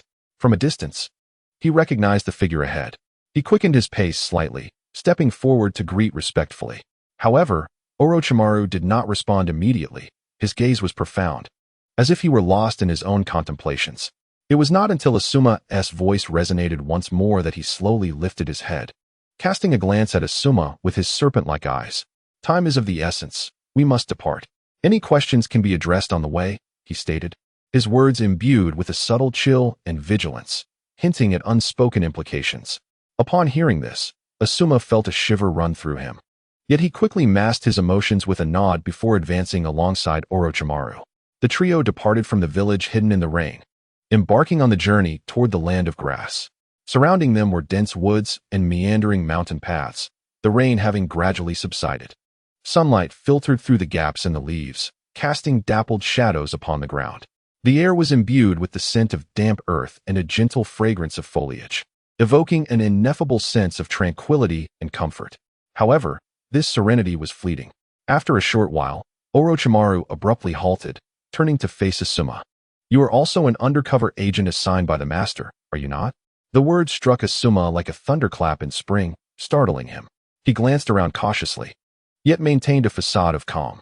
He slightly lifted his chin, locking eyes with Orochimaru before nodding and responding in a hushed tone. Indeed, esteemed one. A flicker of complex emotion passed through Orochimaru's eyes as he scrutinized Asuma intently. In that case, we must collaborate effectively. Allow me to impart a crucial piece of advice. Here, you must remain vigilant and not readily trust others. Minutes later, Tian stood at the precipice marking the boundary between the land of rivers and the great Han Empire.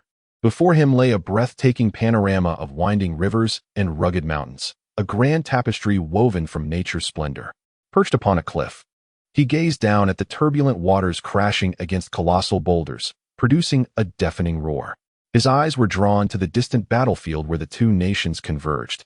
Faint sounds of clashing steel and battle cries echoing through the forest. The mountain breeze carried a hint of bloodshed. In that instant, a faint voice resonated in his mind, his own invention, the chakra communication technique. It proved immensely useful, far superior to radios or mobile phones. As long as one existed within the same realm, information could be transmitted effortlessly. A ninja must master the nature transformation of in-release chakra to learn this technique. Yet for practitioners of chakra martial arts, there were no such stringent requirements. Orochimaru's voice reverberated in his consciousness. He meticulously reported the mission involving the three individuals to Tian, who listened intently. His fingers gently tapped against the rock beside him, producing a crisp sound. His gaze exuded determination and calmness, as if everything was well within his control. I have received the information. You have performed admirably. Maintain our communication. Tian swiftly replied to Orochimaru. His eyes once again turned towards the distant battlefield, where the sounds of conflict reverberated, seemingly staining the sky a deep crimson. A surge of intense emotions welled up within him. He murmured to himself, the land of water? Amidst internal strife, they still managed to hire mercenaries to invade another nation. They possess some strength. Turning around, Tian gazed at the elite forces of the Uchiha royal family behind him. Their eyes sparkled with a fervent desire for battle and an anticipation of victory. As he drew breath, Tian felt the immense power of the universe coursing through him. The time had come. The entire army shall advance. Let the river shinobi and warriors know that we are an unstoppable force. With a thunderous might, we shall obliterate their defenses and march straight to their capital and ninja village. He exhaled slowly, his voice resonating with clarity and conviction, echoing through the valley like thunder. Tian's voice brimmed with resolve and authority, each word striking the hearts of the soldiers like a hammer. His eyes sparkled with a fiery intensity, as if two flames were ignited within them. The muscles in his face were taut, sharply defined, reflecting his inner strength and determination. He took a breath and continued. The land of rivers will soon belong to our great Han Empire. The elite forces of the Uchiha royal family were invigorated by Tian's imposing presence. Their eyes ignited with fervent battle spirit, gripping their weapons tightly, their bodies tensed, poised for the charge. In unison, they shouted, "For the great Han Empire! For glory! Long live the Empire! Long live our Emperor! Long live!" With this resounding cry, the entire battalion surged forward like wild stallions. They crossed rivers and scaled hills. Racing towards the distant battlefield, Tian stood at the forefront of the formation, his silhouette towering in the sunlight. He wielded his long sword, its tip pointed towards the horizon, guiding the entire legion towards victory. Simultaneously, the sky over the great Han Empire seemed shrouded in a veil of gloom. A fierce wind arose, dark clouds gathered. And in this oppressive atmosphere, Uchiha Obito returned to this land once more. His steps were imbued with an unstoppable fervor and resolve. Known as Uchiha Kenji, his character was inherently radical. Though his intellect was not particularly high, his madness and tenacity were enough to instill fear. He had long suppressed the wildness within him, yearning to unleash a torrent of bloodshed. After enduring for what felt like an eternity, he could no longer bear the torment within. He was determined to unleash all his fury and dissatisfaction. In the Imperial Palace's training grounds, the space suddenly distorted. A figure materialized out of thin air, none other than Uchiha Obito. With his hands clasped together, a frenzied light flickered in his eyes. He unleashed the wood release. Birth of the tree world, reminiscent of the chaos he had wrought with the Nine Tails rampage in Konoha. This time, however, he sought to wreak havoc in the capital of the great Han Empire. The ground trembled violently, as if countless gigantic serpents writhed beneath the surface. Trees erupted from the earth, their branches lush and verdant, casting a shadow over the entire training ground. Panic, fear, despair, tremble, perish. This world is indeed a hell. Standing amidst the forest of trees, Uchiha Obito roared toward the heavens. His voice resonated with madness and malevolence, as if he intended to instill terror into every heart. The imperial palace of the great Han Empire was engulfed in unprecedented chaos. The palace roofs were torn asunder. Walls were shattered by the onslaught of trees. Countless treasures of gold and silver lay strewn about in disarray, becoming mere casualties of this catastrophe. Innocent palace maids and guards faced utter devastation, crying out in agony as they struggled beneath the crushing weight of the trees. Meanwhile, the residents of the capital, confronted by this sudden disaster, were utterly petrified. They flooded into the streets, gazing in horror toward the palace. The towering trees had become the source of their nightmares, instilling them with profound fear and helplessness. They too fell into disarray. Help! Something has happened at the palace. Someone is using wood release. Who could it be? Who possesses the wood release of Hashirama Senju? Quickly, alert the city defense forces. This enemy is formidable. The palace guards may not withstand them. As the captain of the city guard, Uchiha Fugaku bore the heavy responsibility of safeguarding the peace of the imperial capital. In the face of such turmoil, his gaze sparkled with resolve and determination. Deep within his heart, his dedication to the safety of the imperial city burned like an unquenchable flame, illuminating his path forward. Yet, the weight of his concerns gnawed at his tranquility, for his ex-wife Mikoto and son Sasuke resided within the palace at this very moment.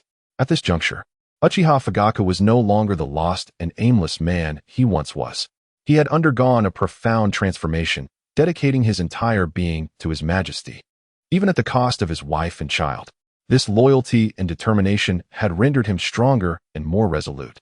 With a commanding order, he led the city guard, composed of Uchiha clan elites, into the palace like a tempest of darkness. Enhanced by the power of the In release chakra mode, he became a war god clad in black armor, an unstoppable force. He rode upon a steed conjured from chakra, galloping down the wide streets. The thunderous sound of hooves seemed to shatter all obstacles in their path. Makoto, Sasuke, you must be safe. Deep within Uchiha Fugaku's heart, anxiety burned like a consuming fire.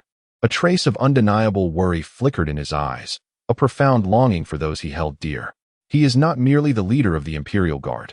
He is also a former husband and father who once cherished his family deeply. Gripping the reins tightly, his fingers turned pale from exertion. The chakra-infused steed seemed to sense its master's urgency, neighing and dashing down the street like a bolt of lightning. The leaves on either side of the road danced wildly in the wind, rustling as if cheering for this valiant warrior. Sunlight filtered through the dense foliage, casting mottled shadows upon Uchiha Fugaku, illuminating his resolute and cold visage. His eyes sparkled with a fierce intensity, as if capable of piercing through all darkness to unearth the foes ahead. He charged into the palace, yet his gaze abruptly fixed upon a familiar figure, Uchiha Obito. Once a kinsman, now a foe, standing before him like an insurmountable barrier. Rage and murderous intent instantaneously surged within Uchiha Fugaku's eyes. He bellowed, "Old traitor! How dare you disturb the palace? Prepare to meet your end." His voice thundered, as if it could overturn the entire palace. He swung his sword, the long blade infused with released chakra, surging towards Uchiha Obito like a colossal black dragon. However, Uchiha Obito merely chuckled coldly, standing his ground as if he disregarded Uchiha Fugaku's assault.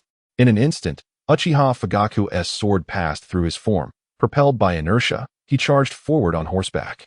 In the next moment, robust wooden branches, like tentacles, reached out from all directions. Under Uchiha Obito's command, these branches endeavored to ensnare Uchiha Fugaku. Yet, Uchiha Fugaku was no ordinary adversary. With a swift turn of his body, he unleashed a fierce sword aura that severed the branches in an instant. He burst forth from the encirclement, his gaze now colder and sharper, fixated on Uchiha Obito. "Fugaku, have you forgotten that you were once the clan leader? Your wife was taken from you, and yet you remained so loyal? Truly, your mind is flawed." Uchiha Obito mocked loudly, a playful smirk curling at the corner of his mouth beneath the orange spiral mask. Nevertheless, within Uchiha Fugaku's heart lay an unwavering resolve, impervious to Uchiha Obito's taunts and provocations. It was as if all distractions could not shake the steadfastness within him. The depths of Uchiha Fugaku's eyes shimmered with fervent light, akin to the North Star guiding his path. He pressed his lips together firmly, articulating each word with conviction. His Majesty embodies the entirety of the Uchiha clan. Whatever His Majesty requires, I, Uchiha Fugaku, shall offer wholeheartedly, without any treachery. He smiled coldly, a smile imbued with boundless determination and resolve. His gaze radiated unwavering light, as if capable of illuminating the road ahead through all darkness. And now, as the leader of the Imperial Guard, safeguarding the palace and protecting His Majesty, I am merely fulfilling my duty, he declared with a resonant and resolute voice, echoing through the wooden grove of the palace. As his words fell, two formidable chakra arms behind him suddenly coalesced into long swords, glimmering with a chilling light, as if capable of cleaving through the very fabric of reality. His chakra-transformed steed morphed into a fleeting shadow, swiftly charging towards Uchiha Obito. The pitch-black sword energy seemed poised to rend the palace asunder.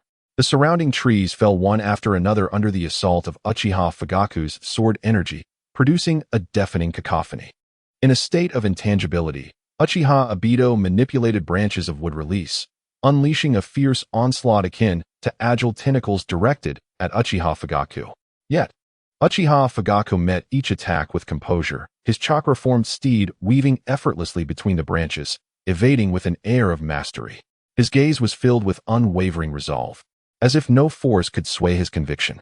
Uchiha Fugaku's singular aim was to safeguard Mikoto and Sasuke within the palace, shielding them from any harm. As the battle raged on, the atmosphere within the palace grew increasingly tense. The wind howled, and the leaves danced wildly.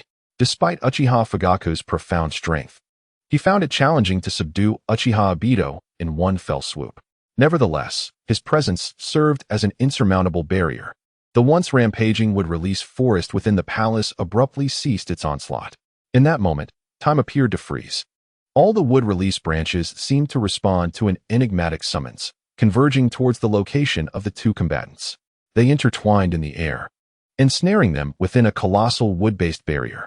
Uchiha Obito's expression, concealed beneath his mask, turned grave.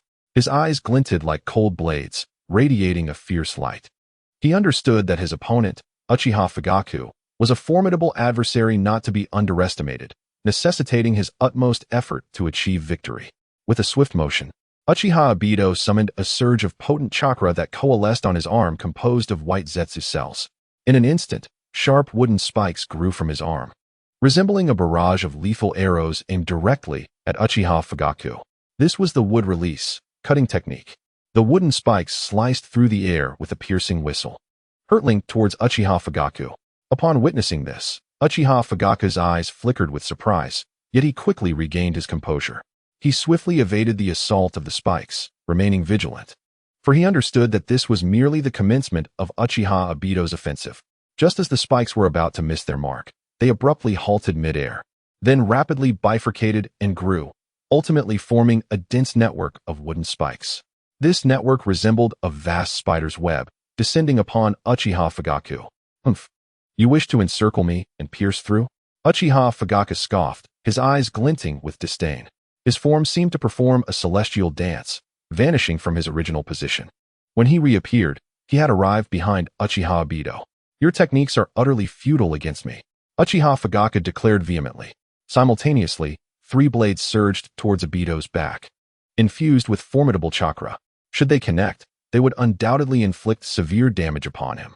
Yet, Uchiha Obito entered a state of intangibility, effortlessly evading Fugaku's assault. In a fluid motion, he swung his arm, unleashing wooden spikes that surged forth from within him towards Fugaku. Unsurprisingly, the spikes found their mark.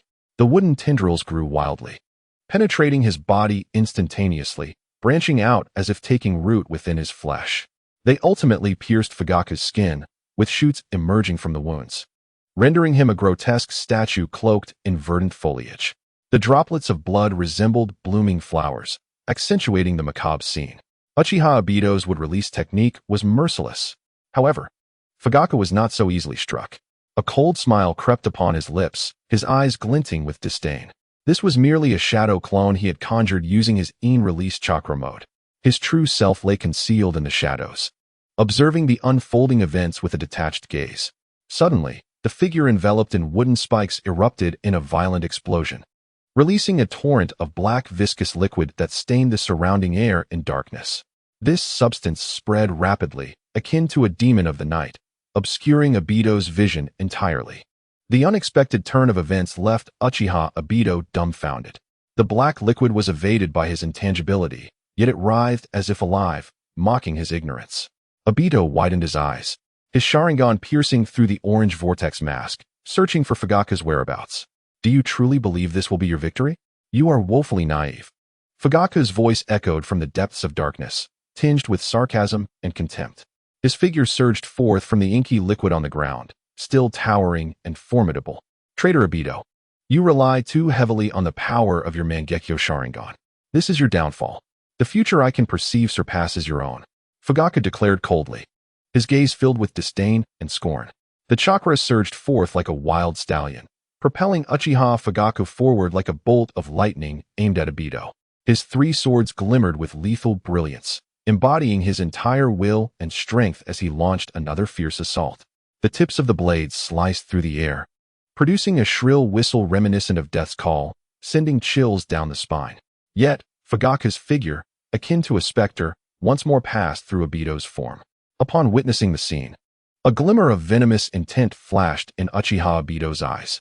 He swiftly adjusted his demeanor, preparing to launch a counterattack. His gaze fixated intently on Fugaku, while the wood-style tendrils on his arms sought the opportune moment to strike. Just as Obito was on the brink of unleashing his assault, the black viscous liquid on the ground erupted violently. It writhed as if imbued with life, transforming in an instant into countless sharp spikes that launched a ferocious assault upon Obito. These spikes fell like a torrential downpour, leaving him no avenue for escape.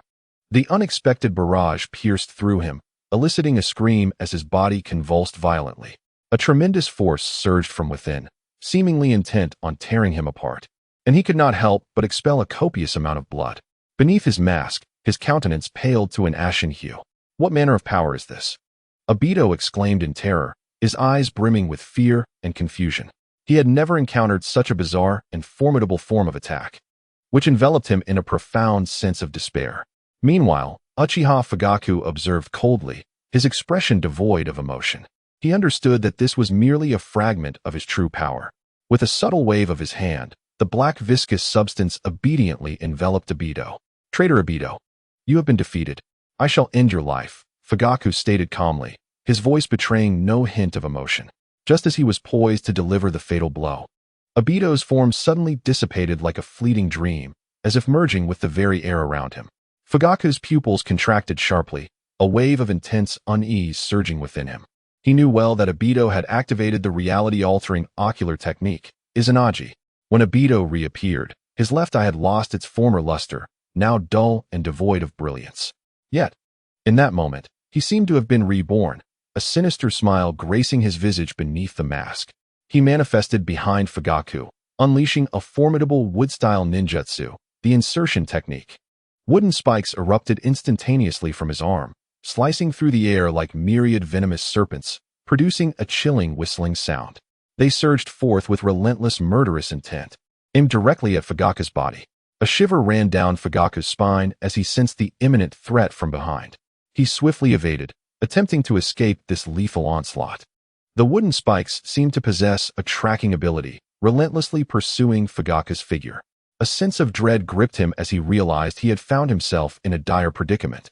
He inhaled deeply, concentrating his chakra to its utmost limit, preparing for this final confrontation.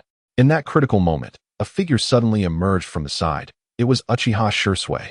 He activated his in-release chakra mode, a faint black aura enveloping him.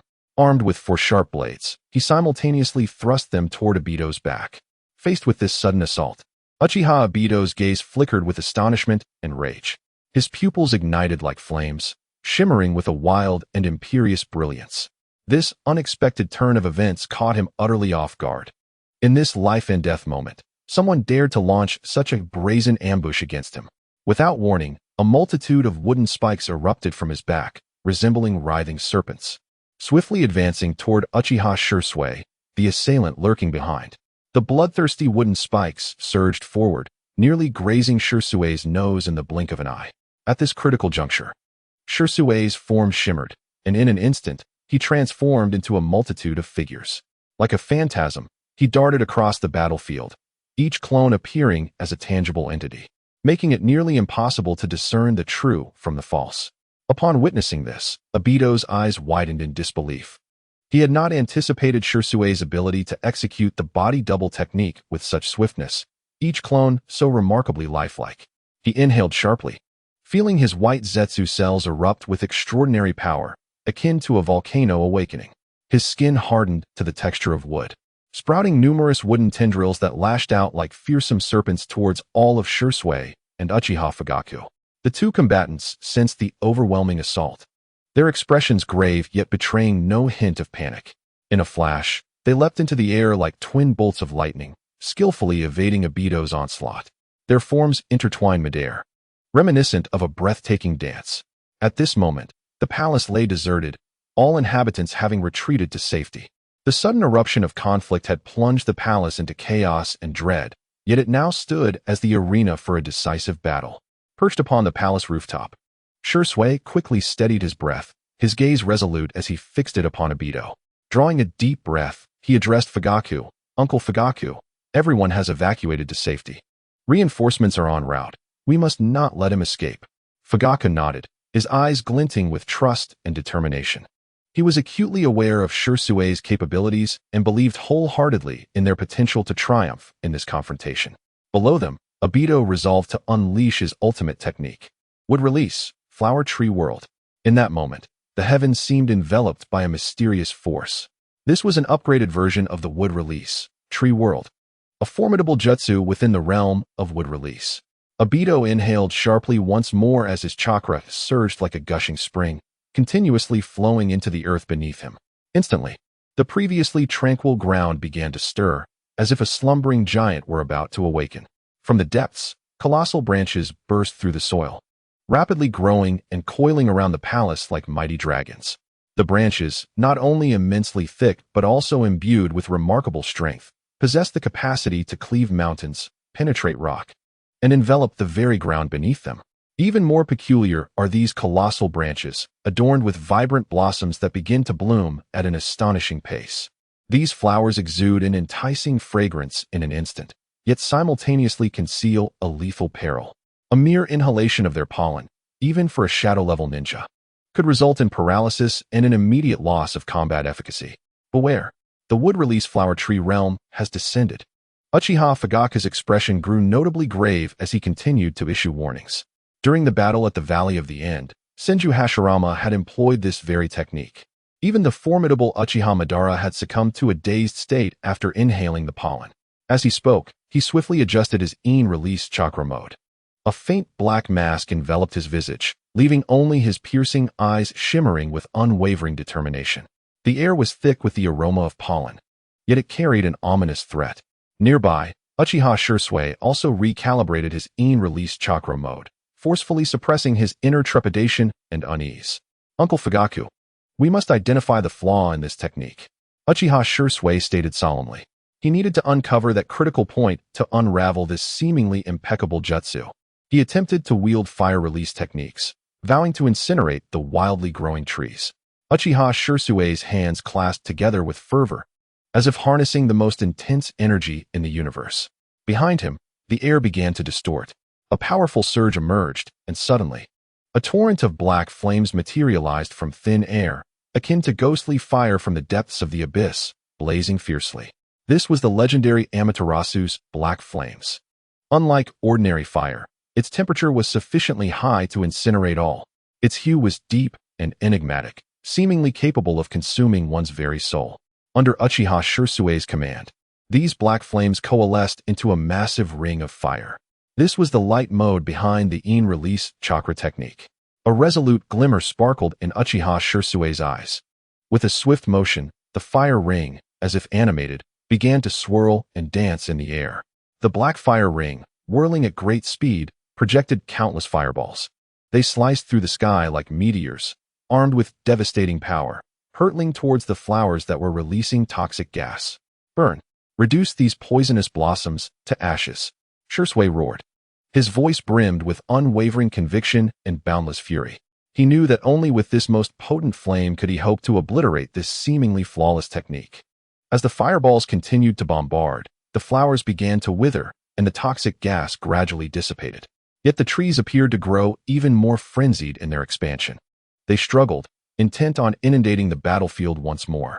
Shursui gritted his teeth, aware that this was merely the beginning. He must endure until he fully deciphered this technique. Standing on the rooftop not far away, Uchiha Fugaku observed Uchiha Shursui's valor with a deep sense of admiration. He silently marveled within himself, Shursui, you are truly the pride of our Uchiha clan. Uchiha Fugaku was equally unyielding. His eyes sparkled with unwavering determination as his hands swiftly came together, as if invoking some arcane power. Behind him, the air instantly warped, and a multitude of black flames materialized from thin air. These flames, akin to the infernal fires of the abyss, burned intensely and profoundly, swiftly coalescing into a fearsome ring of fire that accentuated Uchiha Fugaku's formidable presence. His gaze emitted a resolute light as he looked down upon the flowers exuding toxic fumes, a cold smirk gracing his lips. Shursui, I shall lend you my strength, he declared in a low voice, filled with conviction and might. Under Fugaku's command, the black ring of fire whirled violently, resembling a colossal vortex. Countless Amaterasu fireballs erupted from the ring, carrying searing heat and devastating power, akin to a meteor shower hurtling towards the malevolent flowers. The fireballs traced dark trajectories across the sky, reminiscent of the scythe of death, mercilessly cleaving through those wicked blooms. Each fireball harbored the terrifying power of Amaterasu's black flames. Upon striking their target, they would incinerate it to ashes in an instant. The two seemed to transform into descending deities, their forms framed by the raging black flames, as scorching and terrifying as the fires of hell. Uchiha Fugaku and Uchiha Shursui stood atop the palace's tiled roof, their hands clasped in unity, continuously manipulating the fire ring. Each launch of the fireballs was accompanied by their steadfast resolve and boundless fury. The black flames, like lightning in the night, cleaved through the air. Beneath the radiance of the Amaterasu flames, the shadowy branches surrounding them appeared to sharpen into clarity. Those branches, once frantically growing, and the flowers that exuded poison, were swiftly reduced to ashes under the bombardment of the fireballs, as if consumed by an insatiable darkness. Burn, annihilate, incinerate these vile branches and flowers, Uchiha Shursui bellowed, his voice resonating with unwavering determination. Uchiha Fugaku nodded in agreement, and they continued to manipulate the fire ring, relentlessly launching fireballs until every last flower was utterly consumed. After several minutes, the final flower vanished, and the surrounding toxic fumes gradually dissipated. Be cautious. That traitor Obito may be lurking nearby. Uchiha Fugaku's voice was deep and powerful. His brow furrowed, his gaze like a beacon, scanning every corner. From the recent battle, he fully understood the terror posed by this traitor. His betrayal was not merely a treachery against their clan, but also a grave threat to the entire Great Han Empire. At that moment of eerie silence, a chilling dread pierced Uchiha Fugaku's heart like an arrow. He abruptly lowered his head to investigate, his pupils constricting in shock. Before him lay a hand, pale as a specter, seemingly reaching forth from the depths of hell, radiating an icy chill. With the force of a thunderbolt, that hand pierced through the rooftop tiles without warning. Like an arrow piercing through ice, it accurately locked onto Uchiha Fugaku's ankle.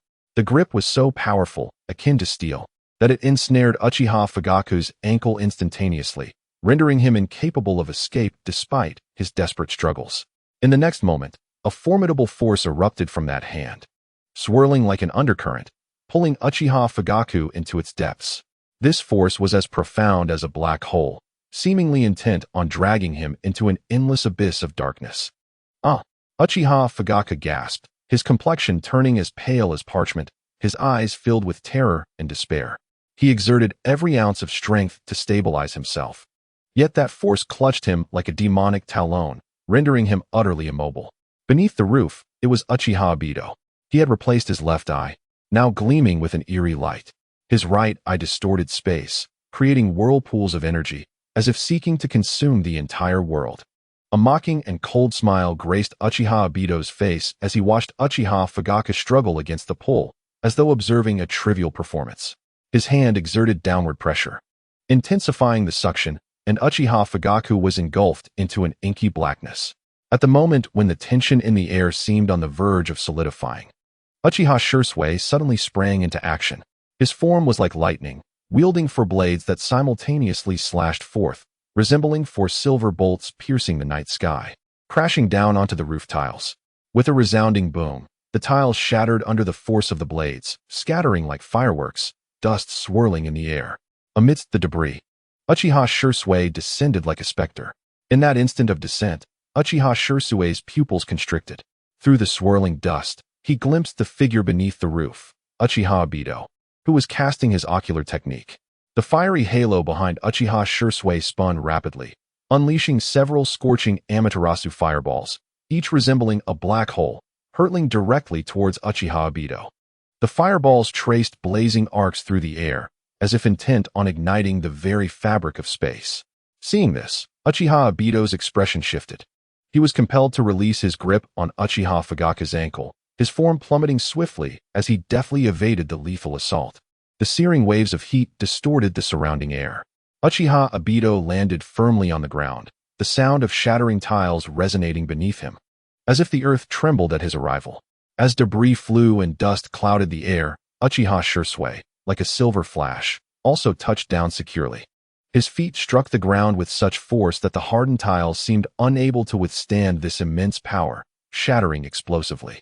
Cracks spread rapidly like a spider's web, and fragments of porcelain scattered in all directions. He gazed at Uchiha Shursui before him, his eyes brimming with an icy resolve. The figure of Uchiha Shursui stood tall amidst the shattered tiles and swirling dust, resembling an immovable mountain. His voice was sharp and clear, each word like a chilling blade piercing into Obito's heart. Traitor Obito, you have betrayed your clan and forsaken your faith, and yet you dare to act so audaciously here.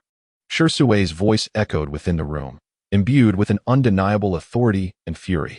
His visage bore no trace of hesitation or pity, only a stark coldness and rage directed at the betrayer. Uchiha Obito stood not far away, the shadows under his mask deepening. He felt the formidable aura and icy intent radiating from Uchiha Shisui, a chill washing over him. Yet he did not flinch. Instead, he squared his shoulders and met Shisui's gaze. Shisui, who do you think you are to treat me with such disrespect? Obito's voice dripped with provocation and arrogance. He moved to launch an attack against Shisui, but the latter denied him that opportunity.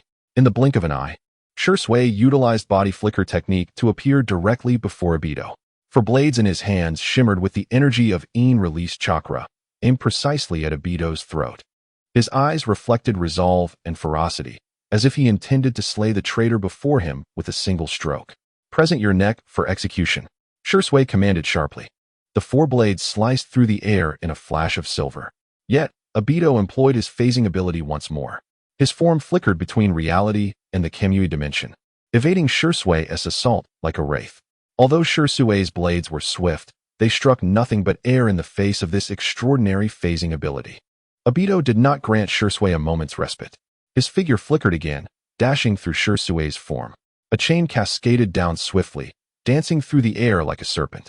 With a swift motion, Obito materialized, ensnaring Shisui's body with the chain in an instant. At this critical juncture, Uchiha Shisui displayed his remarkable body flicker technique. His imposing silhouette vanished like a ghost, leaving the chain to sway helplessly in the air, producing a crisp metallic clink. Upon witnessing this, Obito's face momentarily registered astonishment. His eyes widened in disbelief, unable to fathom how Shisui had so effortlessly escaped the confines of his chain. His opponent appeared above and behind him with astonishing speed. Reminiscent of a specter, evoking memories of the legendary Fourth Hokage, Minato Namikaze, who had once repelled him. In Shisui's hands, the four blades resembled shooting stars. Cleaving through the air, his gaze was filled with determination and resolve, as if he intended to pour all his anger and strength into this singular strike. Traitor Obito, all your transgressions shall be met with retribution today, Uchiha Shisui bellowed coldly. In an instant, the blade in his hand pierced through Uchiha Obito's torso. This sudden assault caught Obito utterly unprepared, his eyes widened in disbelief, his countenance reflecting incredulity. The moment the blade penetrated his body, he felt a searing pain. He struggled desperately to resist, yet Shisui's strength was as unyielding as a towering mountain, impenetrable. He could only watch helplessly as his body, under the weight of the blade, was firmly pinned to the ground. Dust was kicked up by the force of the blow, rapidly creating a scene of swirling debris. A look of agony and resentment crossed Obito's face. He struggled to utter words, but the intense pain rendered him voiceless. At that moment, the surroundings fell into a deathly silence, with only Shisui's chilling voice echoing through the air. Traitor, accept your punishment. Suddenly, without warning, Obito's body vanished into thin air. In the blink of an eye, he reappeared several paces away, his form restored as if no wounds had ever existed. His face was contorted with rage, his jaw trembling with fury as he bellowed, "Damn you, Shisui." His newly acquired left eye had inexplicably failed once more, rendered useless. A cold sweat streamed down his forehead, filled with trepidation. Had he not promptly replaced it with a new Sharingan, he might have lost his precious Mangekyo Sharingan. Had it come to that, being blind in both eyes would only lead to a dead end. Thus, after cursing Shisui in frustration, a swirling pattern suddenly emerged in his right eye. With a flicker of movement, he slipped into the Kamui dimension like a slippery eel. Meanwhile, Uchiha Shisui remained vigilant, scanning his surroundings with unwavering focus. His gaze filled with caution. At that moment, Uchiha Fugaku descended lightly from the rooftop, kicking up a cloud of dust upon landing. Furrowing his brow, he muttered to himself with a grave expression, "Has the traitor Obito escaped, or is he hiding, waiting for an opportunity to strike?" "Uncle Fugaku, my chakra sensing ability is truly mediocre," Shisui replied solemnly. "We must not let our guard down. Vigilance is the best strategy. Reinforcements should be arriving soon. Let us hold on a little longer." His eyes were resolute and sharp, intently observing the environment around him. His hands clenched instinctively, betraying his inner tension and alertness. The atmosphere was palpably tense, as if the very air had solidified. The surroundings were enveloped in a profound stillness, resembling the hush of death itself. Only the gentle breeze caressed the air, stirring up barely perceptible whispers. Uchiha Fugaku furrowed his brow, his expression gravely serious. He nodded slowly, his eyes betraying a hint of unmistakable fatigue, yet more prominently, unwavering determination.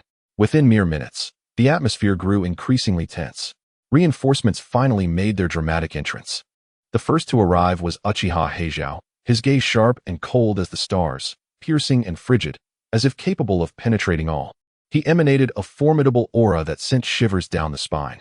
Like a beast poised to pounce on its prey, he was brimming with latent power, waiting for the opportune moment to strike. Next came Uchiha Shukuin, his demeanor as impassive as an iceberg frozen in time, exuding a chilling and merciless presence. The final arrival was Uchiha Zion, his face adorned with a confident smile. His steps were steady and resolute, as if all the world's affairs lay within his grasp. These three were the formidable Uchiha warriors of the new generation, each a top-tier force. They had all activated the in-release chakra mode, their expressions chilling to the core, evoking fear. They were trusted confidants of His Majesty the Emperor, their strength surpassing even that of Uchiha Shursui and Uchiha Fugaku. Uchiha Heijiao's gaze was as sharp as lightning, akin to a hawk. With commanding authority, he proclaimed, I'm here. That traitorous scoundrel shall have no escape."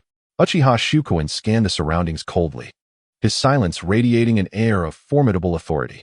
Uchiha Zion's lips curled into a self-satisfied smile as he softly declared, "With my presence, everything is under my control." Uchiha Fugaku's eyes brightened suddenly. He stepped forward and clasped his fists towards Uchiha Heijiao and the others, his voice trembling with excitement. "We are deeply grateful for your timely assistance." Uchiha Shursui nodded slightly, a glimmer of joy flashing in his eyes as he proclaimed, "With your presence, we are like tigers with wings."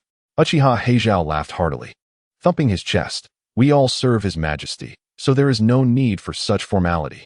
Uchiha Shukuin remained as cold as ice, simply stating, "Let us swiftly eliminate the enemy. Delay is not an option." His tone was concise and resolute, conveying an undeniable determination.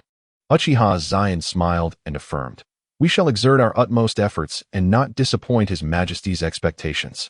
Upon hearing these words, Uchiha Fugaku nodded. "Then I entrust this to you all." Among the three, Uchiha Shukuin was particularly adept at sensing chakra. He surveyed the area, releasing a tremendous wave of chakra fluctuations. A contemplative expression crossed his face as he murmured, "I sense no other auras. The traitor Obito has likely already made his escape." At that moment, a voice seemed to emanate from the depths of the netherworld, resonating with the unmistakable timbre of Uchiha Obito. It pierced through the silence and oppressive atmosphere, striking an oddly jarring note. His tone was laced with a heavy undertone of mockery, reminiscent of a cunning fox, unmasked disdain evident in his words. To him, the gathered crowd appeared no more than insignificant ants. He proclaimed, "Who says I fled?" A solitary tree stood desolately a few dozen meters away, exuding an air of melancholy and solitude. Suddenly, an eerie wisp of black smoke drifted in, and without warning, Obito's ghostly figure materialized beside the tree. Beneath the chilling mask, his expression was brazenly audacious, an air of arrogance radiating from him like a tidal wave. The smirk that curled at the corner of his mouth was as menacing as a demon's fangs, stretching with reckless abandon. It seemed as if he intended to rend the very fabric of the world asunder. Alas, the mask obscured most of his visage, preventing the onlookers from witnessing his grotesque countenance. Yet, the exposed Sharingan gleamed with an enigmatic and unfathomable light, concealing secrets both perilous and profound within an endless abyss. "Humph," Obito scoffed, brimming with contempt and disdain. "You ignorant ants truly believe you can contend with me? Allow me to enlighten you. I have already achieved my purpose with perfection." He crossed his arms defiantly, adopting an air of unparalleled supremacy, as if declaring himself the singular sovereign of this realm. Raising his voice, he bellowed, "I have no intention of lingering in this entanglement any longer. Let this farce come to an end." As he spoke, Obito tilted his head back slightly, casting a scornful glance over the assembly, as though surveying a horde of worthless insects. Then, with a subtle shift, he vanished from sight. His apparent nonchalance belied a rather tenuous excuse for his departure. Although he seemed to depart with effortless grace, a closer inspection revealed traces of anxiety. Hastily retreating in a flurry, the spectators stood frozen in disbelief, akin to statues. Uchiha Fugaku furrowed his brow tightly, his face a mask of astonishment. His mouth agape as he incredulously uttered, "Just moments ago, it seemed a battle was imminent, and now he has fled?" Beside him, Uchiha Shursui mirrored his shock, eyes wide with confusion and disbelief. The few present exchanged bewildered glances, their expressions painted with astonishment and uncertainty, unable to comprehend the unfolding events. Gradually, their gazes shifted towards the surroundings of the palace, now enveloped in lush greenery. A dense forest, conjured by wood-released ninjutsu, had claimed dominion over the entire palace. The colossal tree trunks stood tall, resembling the robust limbs of giants, their lush branches intertwining as if recounting the ferocity of the recent, heart-stirring battle. A deep sigh escaped someone's lips, their brows knitted tightly in concern. Uchiha Fugaku remarked, "Alas, given the current state, it seems the palace shall be rendered unusable." The others nodded gravely in agreement, their expressions filled with resignation and worry. Uchiha Shursui softly echoed, "Indeed, it appears we must construct a new palace." In this scene of evident desolation and disorder, a heavy sense of sorrow enveloped the group. After a period of time, Uchiha Fugaku directed the city guards to manage the myriad trivial affairs within the town. Meanwhile, he summoned his chakra once more, miraculously manifesting a magnificent steed. Without hesitation, he mounted the horse. The chaos in the city must be addressed. Seek out any survivors. Uchiha Fugaku commanded with authority, his right hand gesturing firmly. As the reins trembled in his grasp, the sound of hooves echoed, and he surged forth towards the refuge outside the city like a tempest. Upon reaching his destination, his sharp gaze swiftly scanned the crowd. Uchiha Fugaku quickly spotted the royal Yulin army and, in an instant, recognized two figures, his beloved ex-wife, Uchiha Mikoto, and their adorable son, Uchiha Sasuke. At that moment, a wave of relief washed over Uchiha Fugaku's face, and he exhaled deeply. However, he soon realized the dilemma. Approaching them was no longer suitable for him. After all, in his distorted memories, he had willingly surrendered his wife and child. He could only observe from afar, standing silently, his eyes filled with a tumult of emotions. There he remained, quietly guarding them from a distance.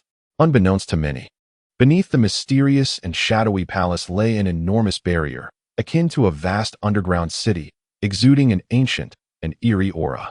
In this chilling place, Jiraiya found himself ensnared, suspended by heavy chains. His body swayed helplessly, and his face was etched with pain and defiance, his gaze reflecting stubbornness. Surrounding him were a group of men with grotesque visages, their eyes dark and ominous, as if they had crawled forth from the depths of hell. Jiraiya gritted his teeth, feeling as though he were enduring a trial akin to the path of the second son, his heart brimming with fury. "If you have the guts, let me down. You wretches, just wait until I get my hands on you," he shouted vehemently, glaring fiercely at those around him. One man sneered in response, saying, "Ha, Jiraiya, spare your struggles and accept your fate. You are nothing but our plaything." Jiraiya struggled, his body writhing in defiance, the chains clinking ominously. "I, Jiraiya, shall never yield. Just you wait," he declared, casting a fierce glare at his captors, his eyes brimming with resolve and determination. Around him, the men wore grotesque and malevolent smiles, their laughter echoing like a chilling specter that could penetrate one's very soul. Among them stood a burly man, his eyes glimmering with avarice. Gripping a bottle tightly in his right hand, he suddenly exerted force, crushing the vessel with a resounding crack. The sound reverberated sharply in the stillness, as the lubricant within erupted like a fountain, splattering through the air. The man licked his lips, a revolting grin adorning his face as he leered at the suspended Jiraiya. In a lascivious tone, he sneered, "Darling, I'm coming for you." His body twisted grotesquely as he inched closer, his desires intensifying. Jiraiya's expression darkened, fury igniting within him as he glared at the man, nearly spitting flames.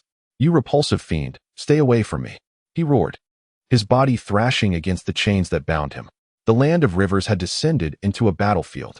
Luton stood there like a cold, merciless god of war, draped in a black trench coat that fluttered in the wind. His stature was tall and resolute, embodying an aura of dark charm as he activated his released chakra mode, exuding an essence reminiscent of a demon emerging from the depths of darkness. A glint of cold malice flickered in his eyes. With a casual flick of his sword, it struck like lightning, piercing a warrior from the land of rivers with a swift thrust. The warrior's eyes widened in shock and pain, his face contorting in disbelief. Luton, expressionless as a statue, stood silently, his icy gaze surveying the scene before him. He then began to weave a technique. Channeling Ian released chakra like a delicate stream into the wound inflicted by his blade. In the blink of an eye, the warrior was enveloped by an array of bizarre and sinister curse seals, unique to Luton himself. I have been employing and studying these seals for a long time. They never fail. Luton scoffed, his voice low and filled with an intimidating resonance, akin to thunder rumbling ominously. Indeed, long ago, he had begun to master this technique. And as time flowed gently onward, his proficiency had only grown, with an increasing variety of astonishing manifestations springing forth from his hands, ceaselessly emerging like mushrooms after the rain. Do you truly believe you can obstruct me? The corners of Lu Tian's mouth curled into a slight smirk, embodying a profound disdain and mockery.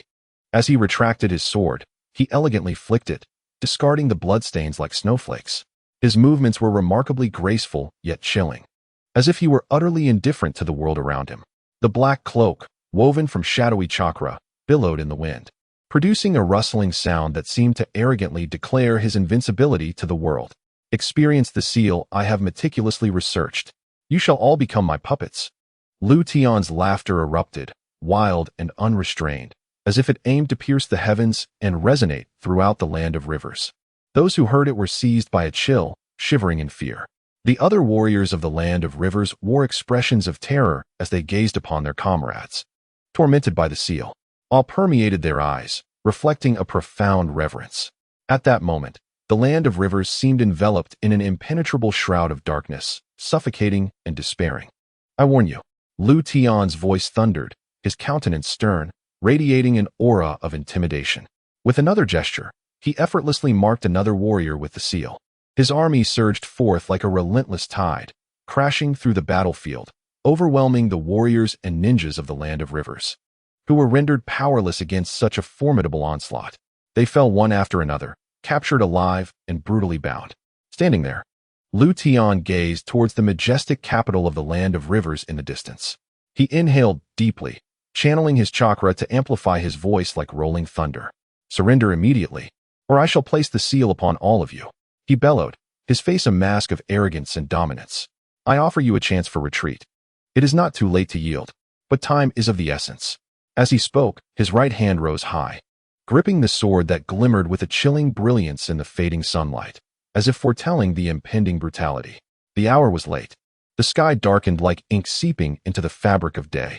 Orochimaru and his companions had already crossed into the territory of the land of grass, striding forward with resolute and steady steps towards the stronghold of the grass ninjas and warriors. The atmosphere crackled with anticipation, as if a storm were about to erupt.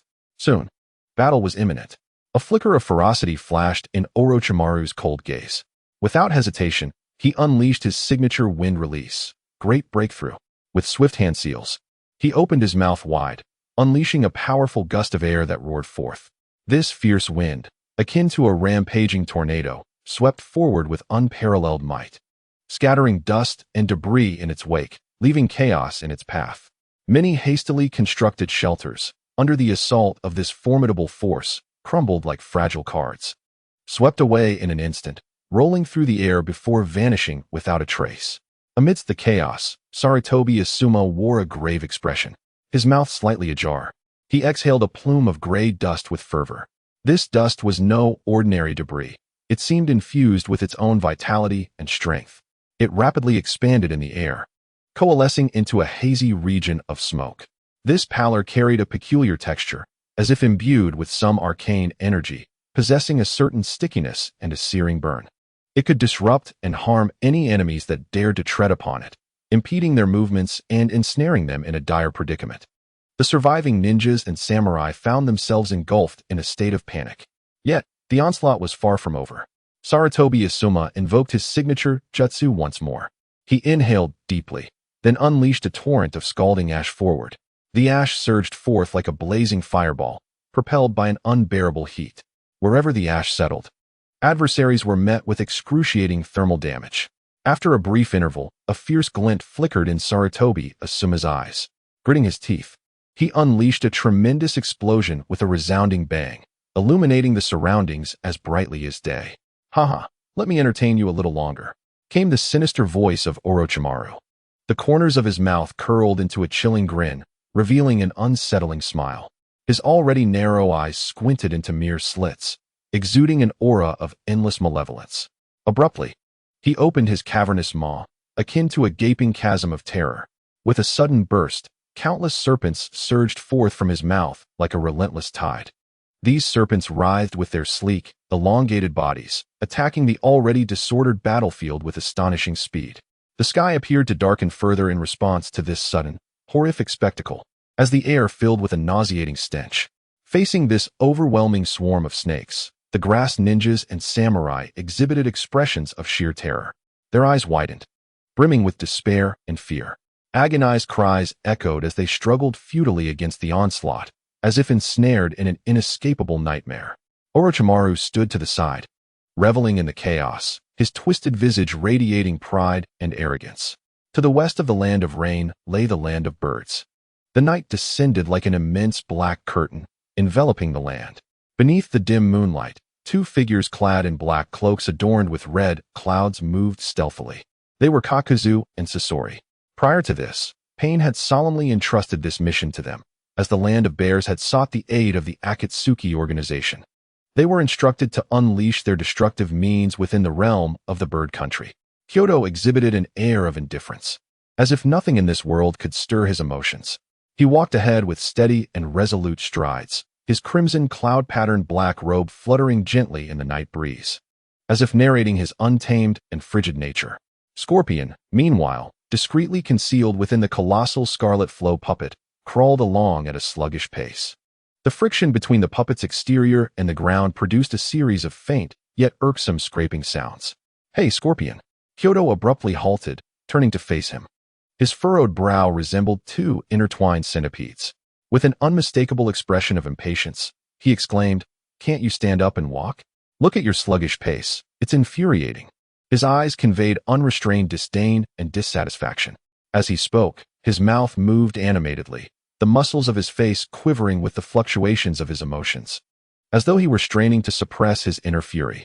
However, Scorpion, ensconced within the scarlet flow puppet, appeared oblivious to Kyoto's words. He continued his languid crawl, seemingly impervious to the reprimand directed at him. Suddenly, without warning, he launched an attack. The scarlet flow puppet erupted like a wildly enraged beast, exuding a terrifying momentum in an instant. With astonishing speed, it whipped its metallic tail, shimmering with a chilling light, from its rear. The tail resembled a lethal whip, slicing through the air with a piercing shriek. Like a bolt of lightning, it struck towards Kyoto with an unstoppable force. Seeing this, Kyoto's expression darkened instantly, akin to a sky heavy with storm clouds. His reflexes were as swift as lightning. He propelled himself off the ground with formidable strength, leaping into the air like a nimble bird, narrowly evading the fierce attack. In midair, he appeared remarkably weightless, his legs slightly curled, and a look of utmost seriousness etched upon his face. "Scorpion, what are you doing? Have you gone mad?" Upon landing, Kyoto furrowed his brows tightly. He chastised, "I merely remarked on your slow walking. I will not wait for you." Meanwhile, in the grass country, a haze of smoke enveloped the surroundings, the scorching dust swirling through the air. Asuma Sarutobi stood resolutely, determination gleaming in his eyes. Suddenly, he bit down hard, igniting a fiery explosion. With a thunderous roar, the smoke billowed once more, darkening the sky as if doomsday had arrived. In the wake of this violent detonation, all within the vicinity were instantly rendered to mere flesh. Yet, at that moment, Asuma's mind wandered, lost in thought. "Red, I wonder how you are faring now. Are you happy following your master?" His face was awash with longing and concern. His brows furrowed slightly, and a complex glimmer danced in his eyes. Meanwhile, Orochimaru summoned forth a colossal yellow serpent. The great serpent opened its gaping maw, greedily devouring the half-formed corpses strewn across the battlefield. Orochimaru's elongated gaze flicked towards Asuma. Coldly, he admonished, "Hey, Asuma, do not lose focus. If someone seizes the opportunity to strike, you shall meet your demise." No sooner had he spoken than Orochimaru swiftly produced a soldier pill. With a delicate flick of his bony index finger, the pill shot forth like a speeding bullet towards Naruto Uzumaki's mouth. Without hesitation, Naruto opened wide and swallowed the soldier pill whole, resembling an obedient dog.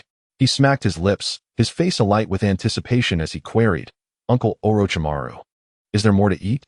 His eyes sparkled, and he wore a slightly ingratiating expression, even licking his lips as if still craving more. Orochimaru's shadowy eyes fixed intently on Naruto, and unbidden memories of Minato Namikaze surfaced in his mind, for he had once been a rival. Although he did not obsess over the title of Hokage, the sting of his failure lingered in his heart. Slowly, Orochimaru extended his hand, gently stroking Naruto's head, a gesture akin to petting a docile dog.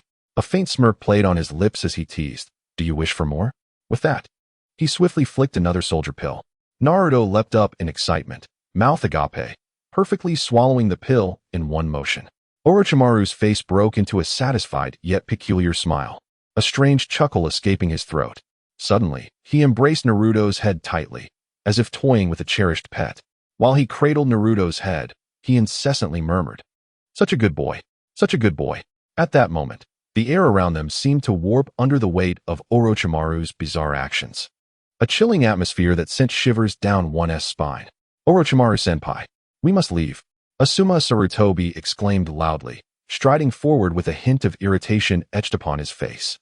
The night was shrouded in darkness, mirroring his mood. As he approached, Asuma raised his foot and delivered a forceful kick to Naruto. The blow, though restrained, caused Naruto to stumble perilously close to falling. Gritting his teeth, Asuma's eyes sparkled with fury. He had never taken on the role of a teacher, and his demeanor was not as it appeared in the manga.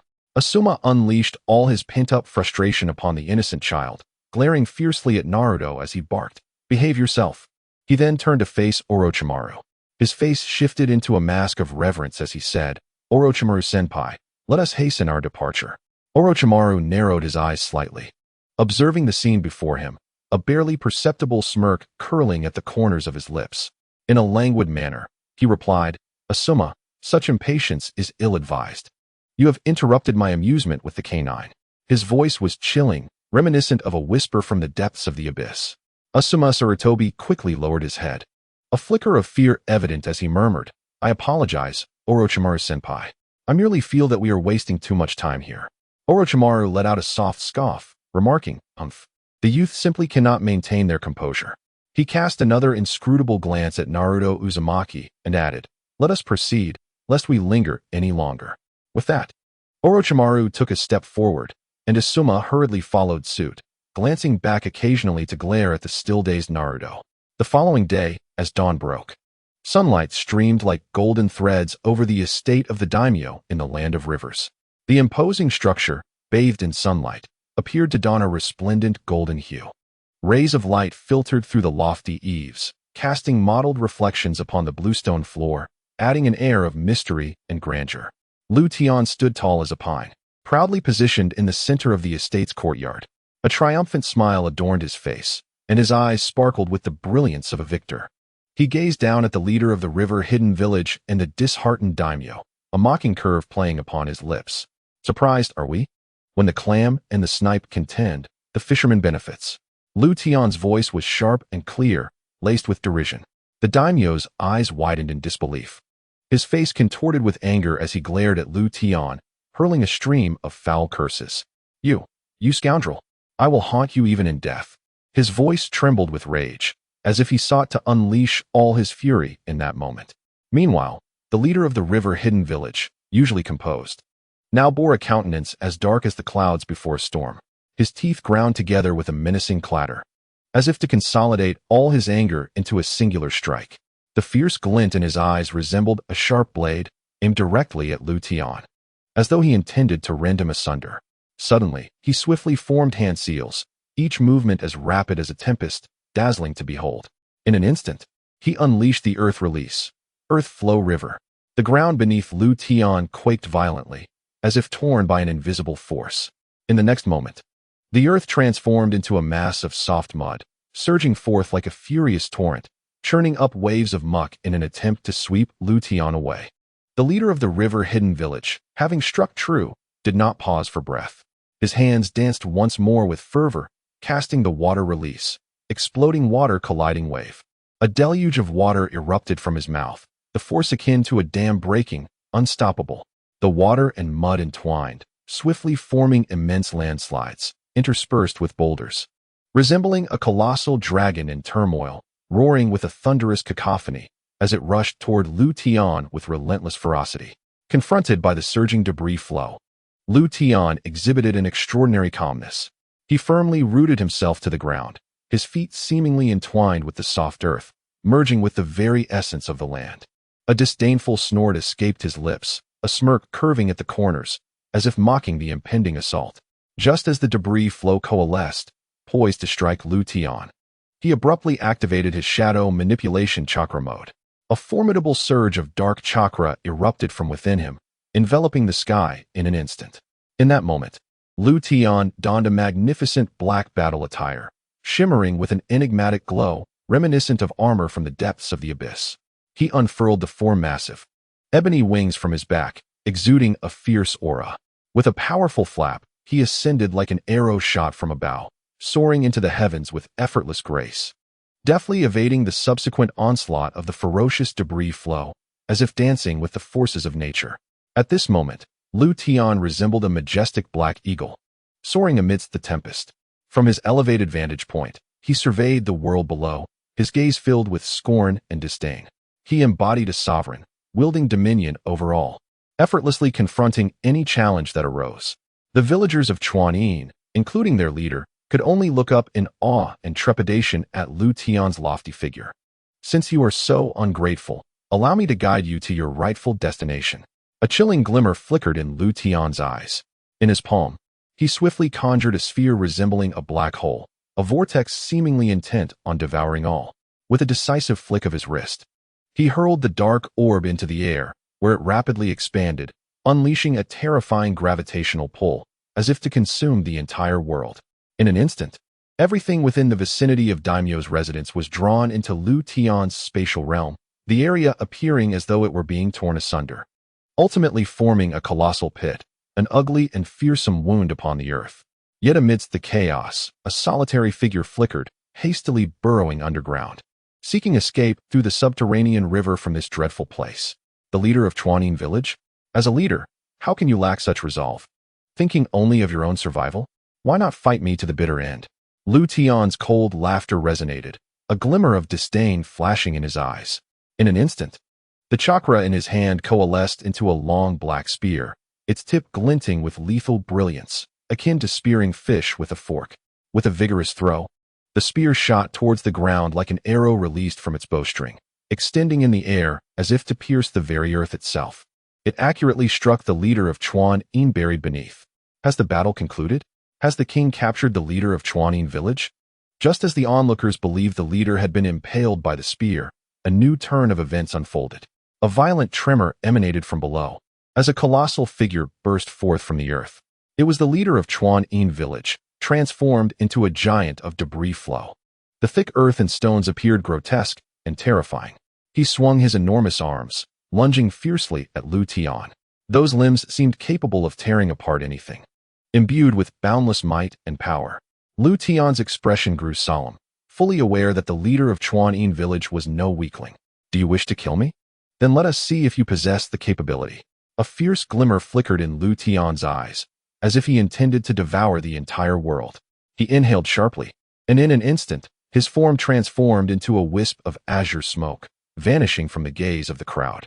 The atmosphere was thick with tension and a sense of impending doom. Like a specter, Lu Tian suddenly materialized behind the leader of Chuanin village. His physique was lithe, his movements grand and powerful, exuding an aura of strength and dominance. Clenching his fists tightly, his muscles taut and veins bulging, he unleashed a devastating punch towards the giant head. As his fist sliced through the air, it seemed to tear the very fabric of reality. Bang! Accompanied by a deafening roar, it felt as though the heavens and earth trembled in response. The massive body of the Chuanin village leader swayed slightly under the force of that blow, evidently grappling with immense impact. The entire capital of Chuan Kingdom quivered beneath this surge of power, as if it could scarcely withstand such terrifying force. Buildings shook, the ground cracked. and people screamed in terror, scattering in chaos. The leader of Chuan In village bellowed, his voice resonating like thunder, shaking the hearts of all who heard it. He pivoted sharply, facing Lu Tian, with fury igniting in his colossal eyes like raging flames, ready to incinerate everything in their path. The leader swung his mountain-like arms, once more launching a ferocious assault on Lu Tian, as debris from the mudslides swirled in the air, rapidly coalescing into a tempest that engulfed the entire capital of Chuan Kingdom. Yet, at that moment, a shocking event unfolded. The seemingly indestructible mudslide giant appeared as if it had endured the ravages of time, resembling an ancient stone tablet. Numerous fissures marred its surface, spreading like a spider's web, fracturing its form into scattered pieces. Witnessing this, a trace of derision flickered in Lu Tian's eyes. He shifted, instantly reappearing before the leader of Chuan In village. With clenched fists, he concentrated all his strength and delivered a mighty blow to the already crumbling mudslide giant. Bang! With a thunderous sound. It seemed as if the very cosmos trembled. Under the weight of that overwhelming force, the mudslide giant utterly collapsed, swiftly disintegrating into a heap of rubble and soil. Lu Tian seized the leader of Chuan In village by the neck, lifting him high. His gaze was as cold as steel, and a playful smirk danced upon his lips. In a chilling voice, he remarked, "You wish to live, do you? Then I shall grant you an opportunity. Will you seize it? Then make sure to grasp it well." The leader of Chuan In village was daunted by Lu Tian's formidable presence, a flicker of fear crossing his eyes. Trembling, he asked, "What do you want? What is your intention?" A smile of mockery deepened at the corners of Lu Tian's mouth, a glimmer of amusement flickering in his eyes. "At your age, are you married? Let me see your wife. Do you have a daughter? A niece, perhaps? Surely, there must be some young women in your household?" The chief of Chuan In village was rendered crimson with embarrassment, stammering, I don't have any of those." Upon hearing this, a profound disappointment and disdain crossed Lu Tian's gaze, as if he found the chief utterly lacking.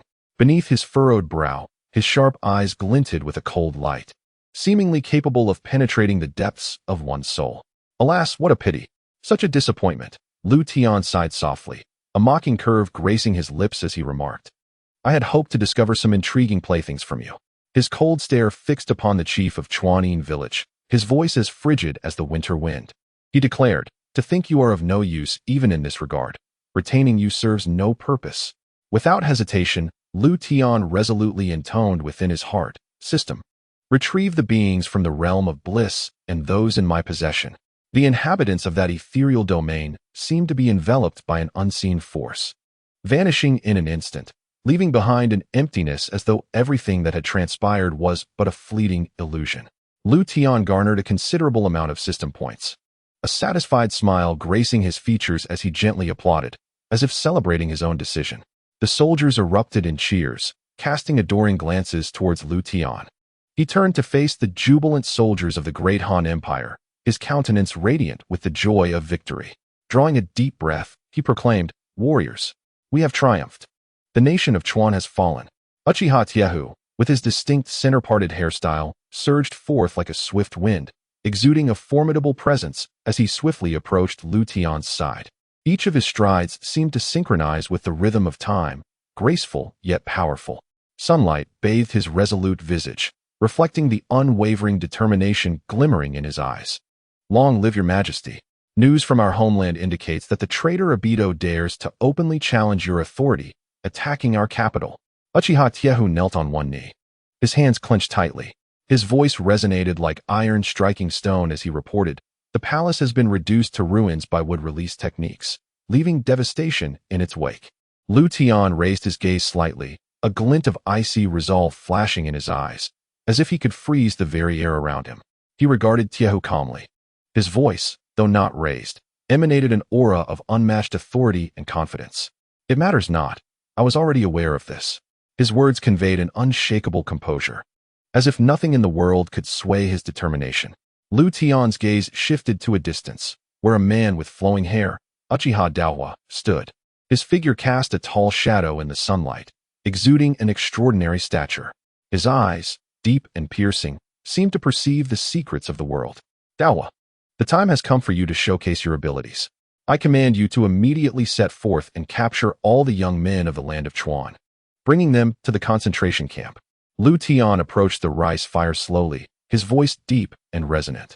He declared, "I shall utterly eradicate the living forces of the land of Chuan, ensuring they can no longer pose a threat to us." Upon hearing this, Uchiha Daohua's eyes gleamed with fervor. He straightened his posture, bowed respectfully, and replied in a loud, resolute voice, "As you command, Your Majesty. Daohua shall spare no effort and will not disappoint your expectations." Moments later, Lu Tian, with a steady stride, arrived at a vast encampment. It resembled a treasure trove, filled with countless precious items collected from the capital of the land of Chuan, shimmering enticingly. Sunlight streamed through the tent's seams, illuminating the dazzling array of treasures. Casting a kaleidoscope of reflections, Lu Tian's gaze swept over the bounty, as if he could perceive the stories behind each object.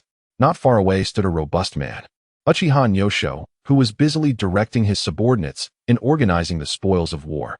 Upon noticing Lu Tian's arrival, he promptly ceased his tasks and approached with respect. A shrewd glimmer sparkled in Uchiha Hanya's eyes. He bowed before Lu Tian and inquired, "Your Majesty, all the spoils have been collected. How shall we proceed with the treasures?" Lu Tian nodded slightly, a hint of satisfaction crossing his features. He replied nonchalantly, "Since they have been gathered, let us adhere to protocol. The treasures shall be distributed among the army, while the remaining items are to be sealed for future use." Upon hearing this, Uchiha Hanya's eyes sparkled with delight. He quickly bowed again, responding in a booming voice, "As you command, Your Majesty. We shall ensure the proper handling of these spoils, living up to your expectations." With Uchiha Hanya's departure, the camp resumed its bustling activity. At that moment, hurried footsteps approached. Uchiha Daohua appeared before Lu Tian with a flicker, his face bearing signs of fatigue, yet his eyes alight with excitement. He bowed low and spoke with pride, "Your Majesty, the task is complete.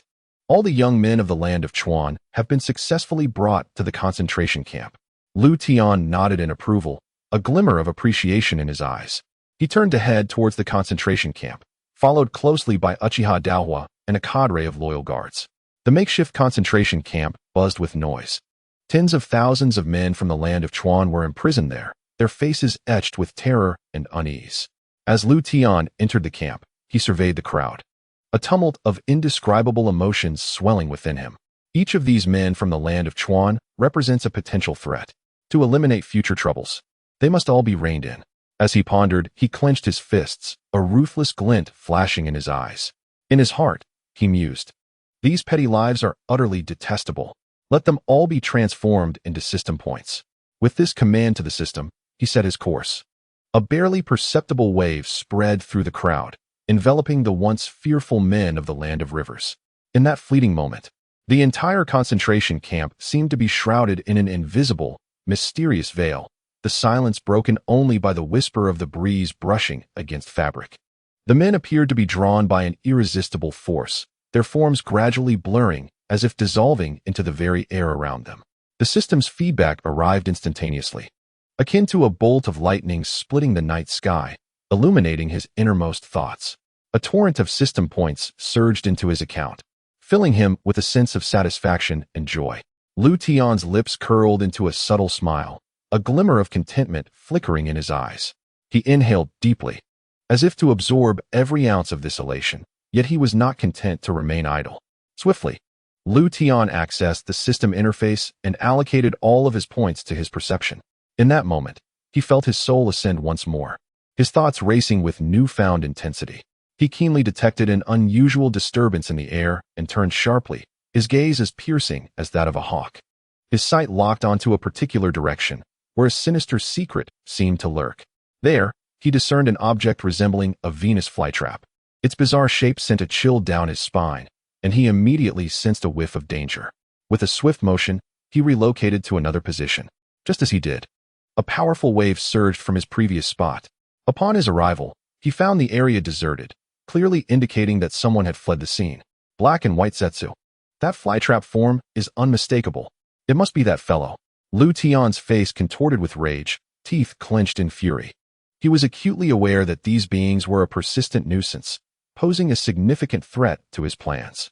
After a moment of contemplation, he struck the nearby tree with a fierce punch, splintering the trunk in an instant. From the fissure, he extracted a figure cloaked in white. The individual struggled to escape, but Lu Tian grasped its throat with a vice-like grip.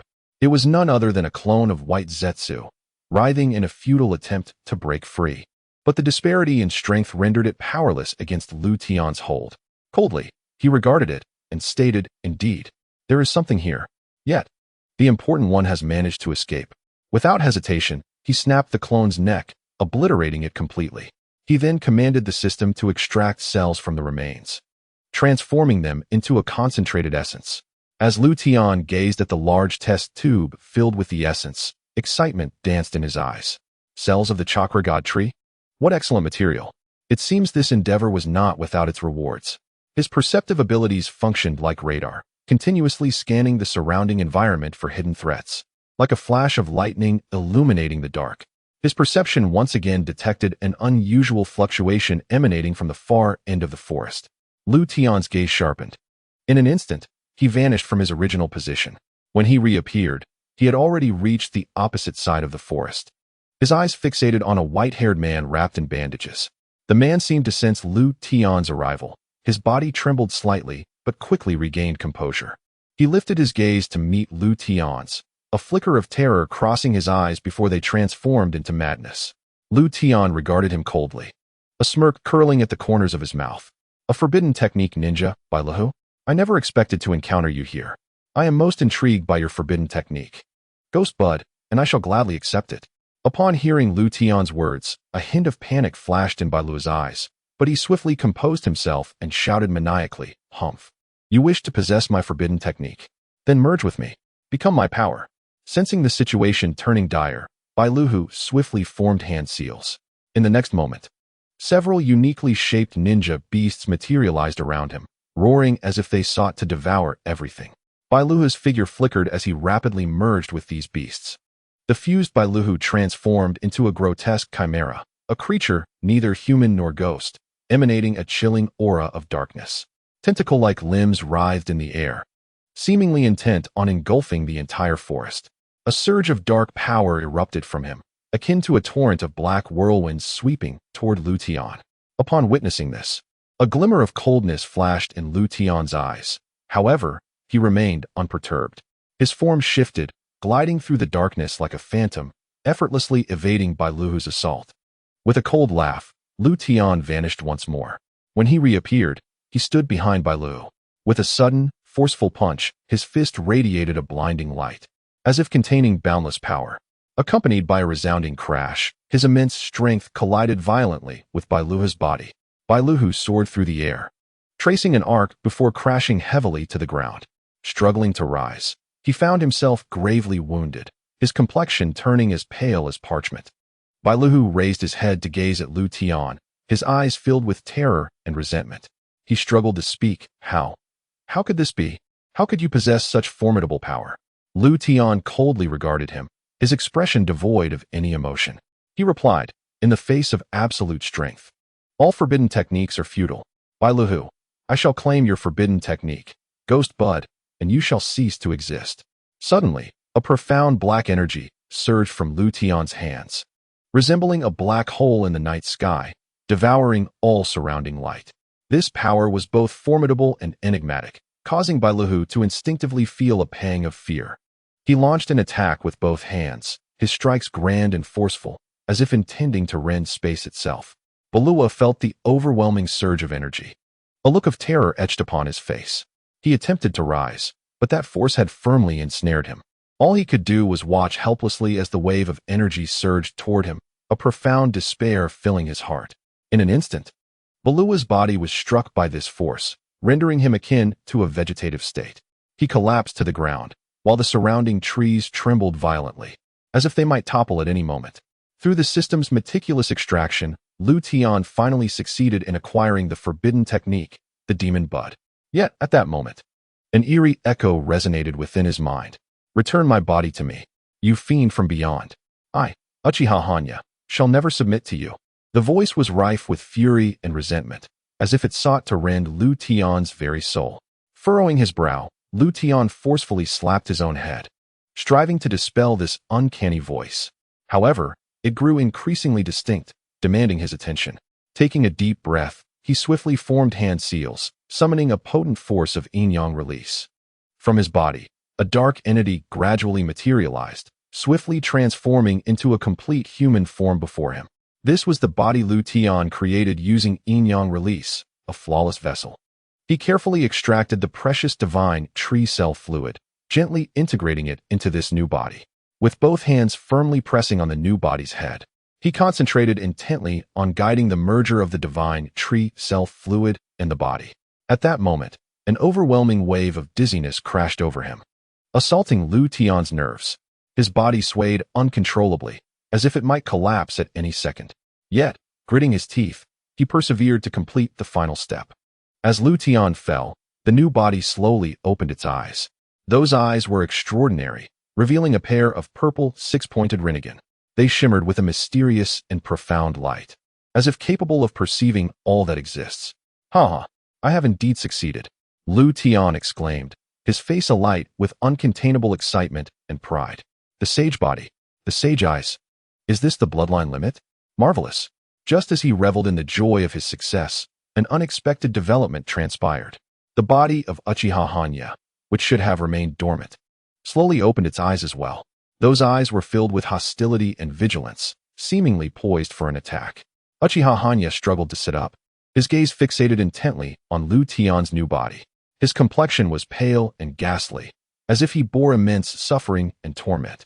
Yet, his expression was resolute and unwavering, brimming with hatred and animosity toward Tian. You fiend from beyond," Uchiha Hanya rasped, his voice hoarse and trembling. "I have reclaimed my body. Prepare to meet your demise." In the face of this sudden turn of events, Tian displayed no trace of panic. On the contrary, a glimmer of calm and confidence shone in his eyes. He took a deep breath and instantly entered the Sage of Six Paths mode. A remarkable transformation enveloped him, altering his very essence.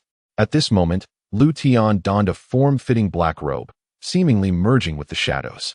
9 orbs of truth floated behind him, slowly rotating, embodying infinite mysteries and power. "Uchiha Hanya, do you believe you can escape my grasp? Do you think I am unprepared for you?"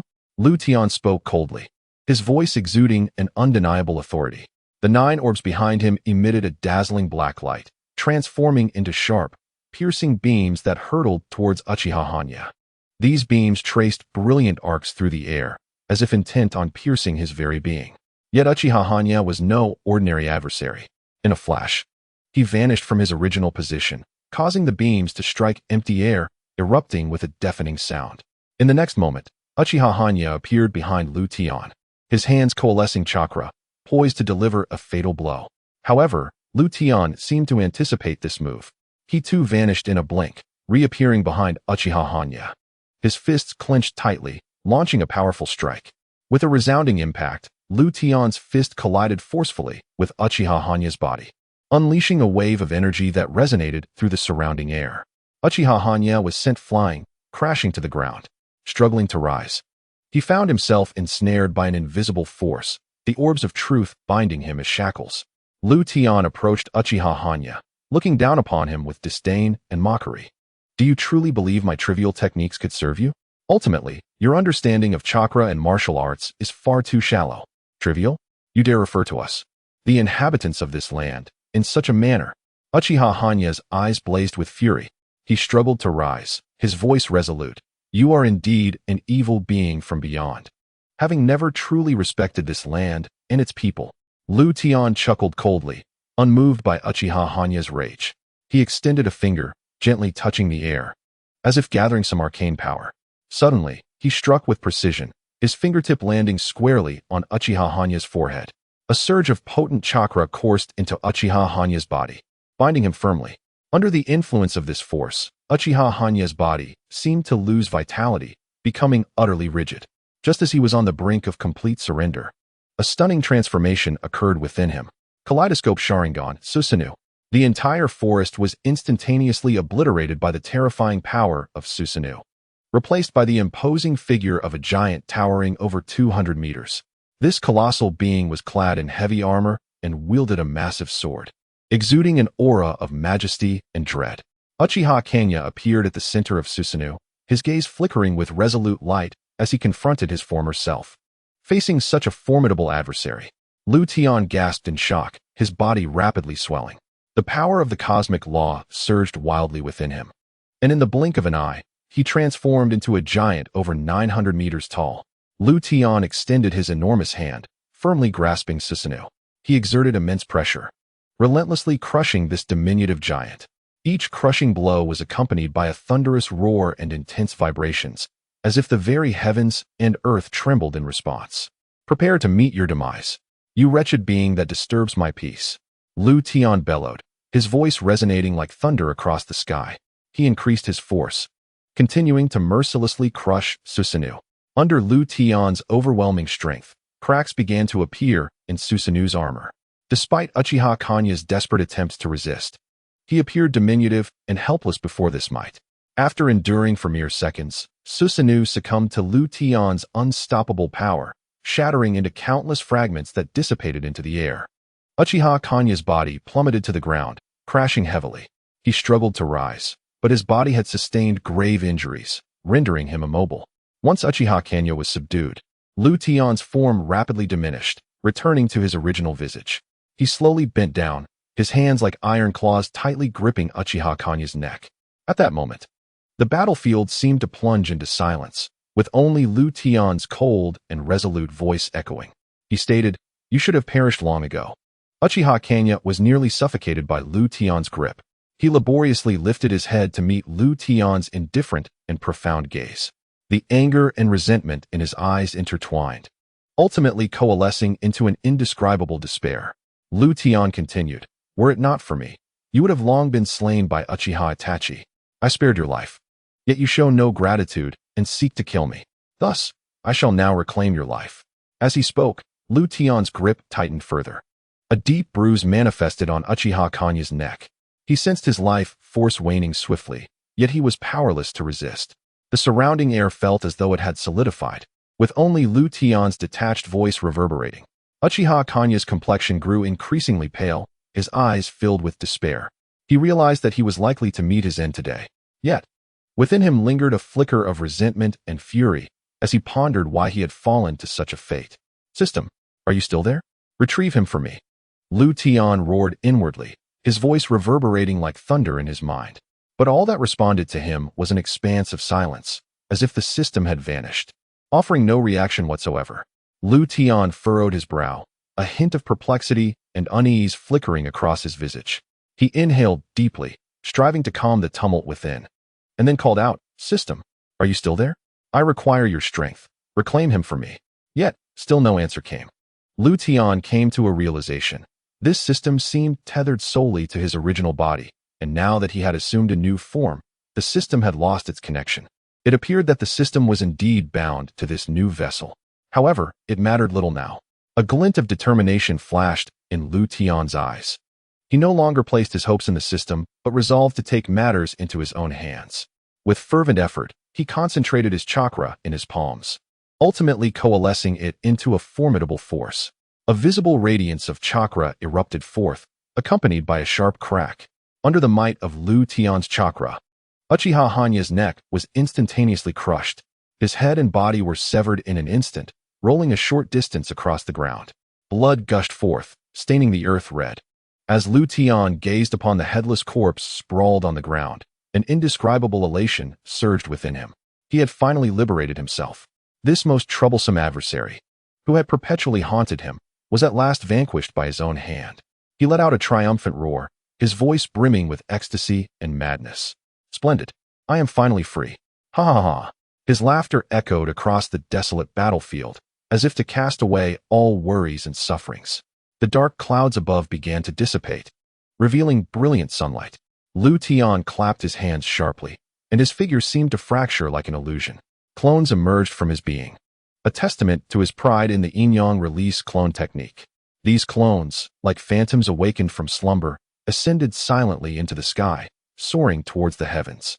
They pierced through the dense cloud cover, ultimately reaching the stratosphere. There, they scattered like seeds of dandelions across the vast expanse of the sky, each heading towards the various nations of the ninja world. Meanwhile, Lu Tian's true self remained grounded. He gazed up at the heavens, a resolute expression gracing his face. He took a deep breath, as if to draw in the very essence of the universe. His voice thundered like a tempest, resonating throughout the land of rivers. With his roar, a surge of powerful chakra erupted from his form, a torrent of raw energy surging forth. This chakra swiftly amplified his voice, reverberating across the entirety of the land of rivers. Every inch of soil, every tree, and every river seemed to sense the presence of this force. Inazuma, Tetsuhan, come forth and meet me. Lu Tian's voice was imbued with authority and strength. As he commanded, a blazing black flame ignited from his being, as if intent on incinerating the very heavens and earth. The chakra flames intertwined with natural energy, ultimately coalescing into a unique force that evoked an unprecedented sense of awe and oppression. Moments later, two figures, akin to the wind itself, rushed in with great speed, Uchiha Hanya and Uchiha Hanya. Breathless, they came to a halt, their gazes fixated upon the towering figure of Lu Tian. At this moment, Lu Tian was no longer the familiar presence they once knew. His new form was tall and slender, seemingly brimming with boundless energy. The sinister aura emanating from him sent shivers down their spines, yet it also exuded an indescribable majesty. Exchanging a glance, Uchiha Hanya and Uchiha Hanya were momentarily struck with surprise and trepidation. Although they were aware of Lu Tian's prowess, the current manifestation of his power overwhelmed them with an unprecedented sense of intimidation. Lu Tian turned to face the two members of the Uchiha clan. I have transcended to a new realm. This is the legendary power of the Sage of Six Paths. This is the essence of true strength. A faint smile graced his lips as he extended a hand towards them. Come forth, and I shall impart my knowledge unto you. Upon hearing Lu Tian's words, astonishment washed over Uchiha Hanya and Uchiha Hanya. They understood Lu Tian's relentless pursuit of greater power, yet they never anticipated he would truly attain such a level. After a brief hesitation, they ultimately resolved to place their trust in him. Cautiously, they approached Lu Tian, ready to receive his teachings. Lu Tian began to summon the chakra within him. Waves of formidable energy surged forth from his hands, flowing through the air as if tangible. As he moved, an overwhelming force erupted like a torrent, enveloping Uchiha Hanya and Uchiha Hanya in an instant. Their bodies trembled under the weight of this power, as if they might shatter at any moment, yet they gritted their teeth, steadfast in their resolve. Clenching their hands tightly, their eyes sparkled with unwavering determination. This was a once-in-a-lifetime opportunity, a precious gift bestowed upon them by Lord Lu Tian. This power was the very thing they had longed for, the strength they had always desired. They would not yield. They would persevere until they fully absorbed this force. During this transmission of power, Lu Tian's expression grew increasingly solemn. His brow furrowed as if he were engaged in profound communion with some enigmatic force. The surrounding air began to stir, swiftly forming intricate vortices that contained boundless energy, as if seeking to consume all in their path. Under Lu Tian's guidance, this energy obediently flowed into the bodies of Uchiha Hanya and Uchiha Hanya. As the transmission concluded, a powerful aura erupted from both Uchiha Hanya and Uchiha Hanya. Their bodies seemed to undergo a metamorphosis. Every cell pulsed with newfound strength. Their gazes sharpened, becoming piercing and profound, as if capable of discerning all illusions. Lu Tian regarded the two members of the Uchiha clan before him. A satisfied smile graced his face, radiating both comfort and pride. He patted the shoulders of the two individuals and proclaimed, "Excellent. You have successfully absorbed my power. Go forth. Use this strength to conquer the ninja world. Let everyone know the might of the Uchiha clan." Uchiha Inaho and Uchiha Tiho nodded eagerly, their eyes shimmering with excitement and anticipation. In the tranquil lands of the Land of Grass, Lu Tian's yin-yang release clone had silently descended. He found himself amidst a dense forest, his gaze piercing through layers of foliage, observing the distant location of Orochimaru and his companions. Lu Tian stepped out of the woods with a steady and powerful gait, each stride resonating as if treading upon the very fabric of time. Approaching Orochimaru, an undeniable aura of authority emanated from his eyes. "Little snake, your infiltration mission ends here." A cold smirk curled at the corners of Lu Tian's lips as he spoke in a deep, chilling tone. "I am about to initiate the fourth great ninja war in full swing." A flicker of fear crossed Orochimaru's eyes, as he had never witnessed such a ruthless demeanor from Lu Tian before. It felt as though he stood before a volcano on the verge of eruption, harboring world-destroying power. Yes, Master, Orochimaru replied with a bow, his voice laced with respect. He understood that resisting Lu Tian's will was futile, and he could only comply with his commands. As Lu Tian had declared, he would indeed commence the Fourth Great Ninja War, beginning with the annihilation of the Land of Grass. He led Orochimaru and the others toward the capital. In that bustling capital, the streets were alive with noise, yet beneath this facade of tranquility lay an impending storm. Lu Tian, accompanied by his three companions, stealthily approached the heart of the city. His discerning gaze swept over the surrounding buildings and throngs of people, already devising a scheme in his mind. Turning to face Orochimaru and the others, he remarked, "The Nine-Tails Jinchuriki, Naruto Uzumaki, seems quite obedient. I may grant him a reprieve, but he must serve my purpose." Orochimaru and the others were taken aback by this revelation. A playful smile danced upon Lu Tian's lips, as if savoring the drama about to unfold. Slowly, he raised his hand, a potent force beginning to coalesce in his palm. "Let us commence this game," Lu Tian murmured, his voice brimming with confidence and arrogance. Like a bolt of lightning, he surged toward Naruto Uzumaki, his fist striking with the force of thunder against Naruto's abdomen. The blow landed with the weight of a hammer.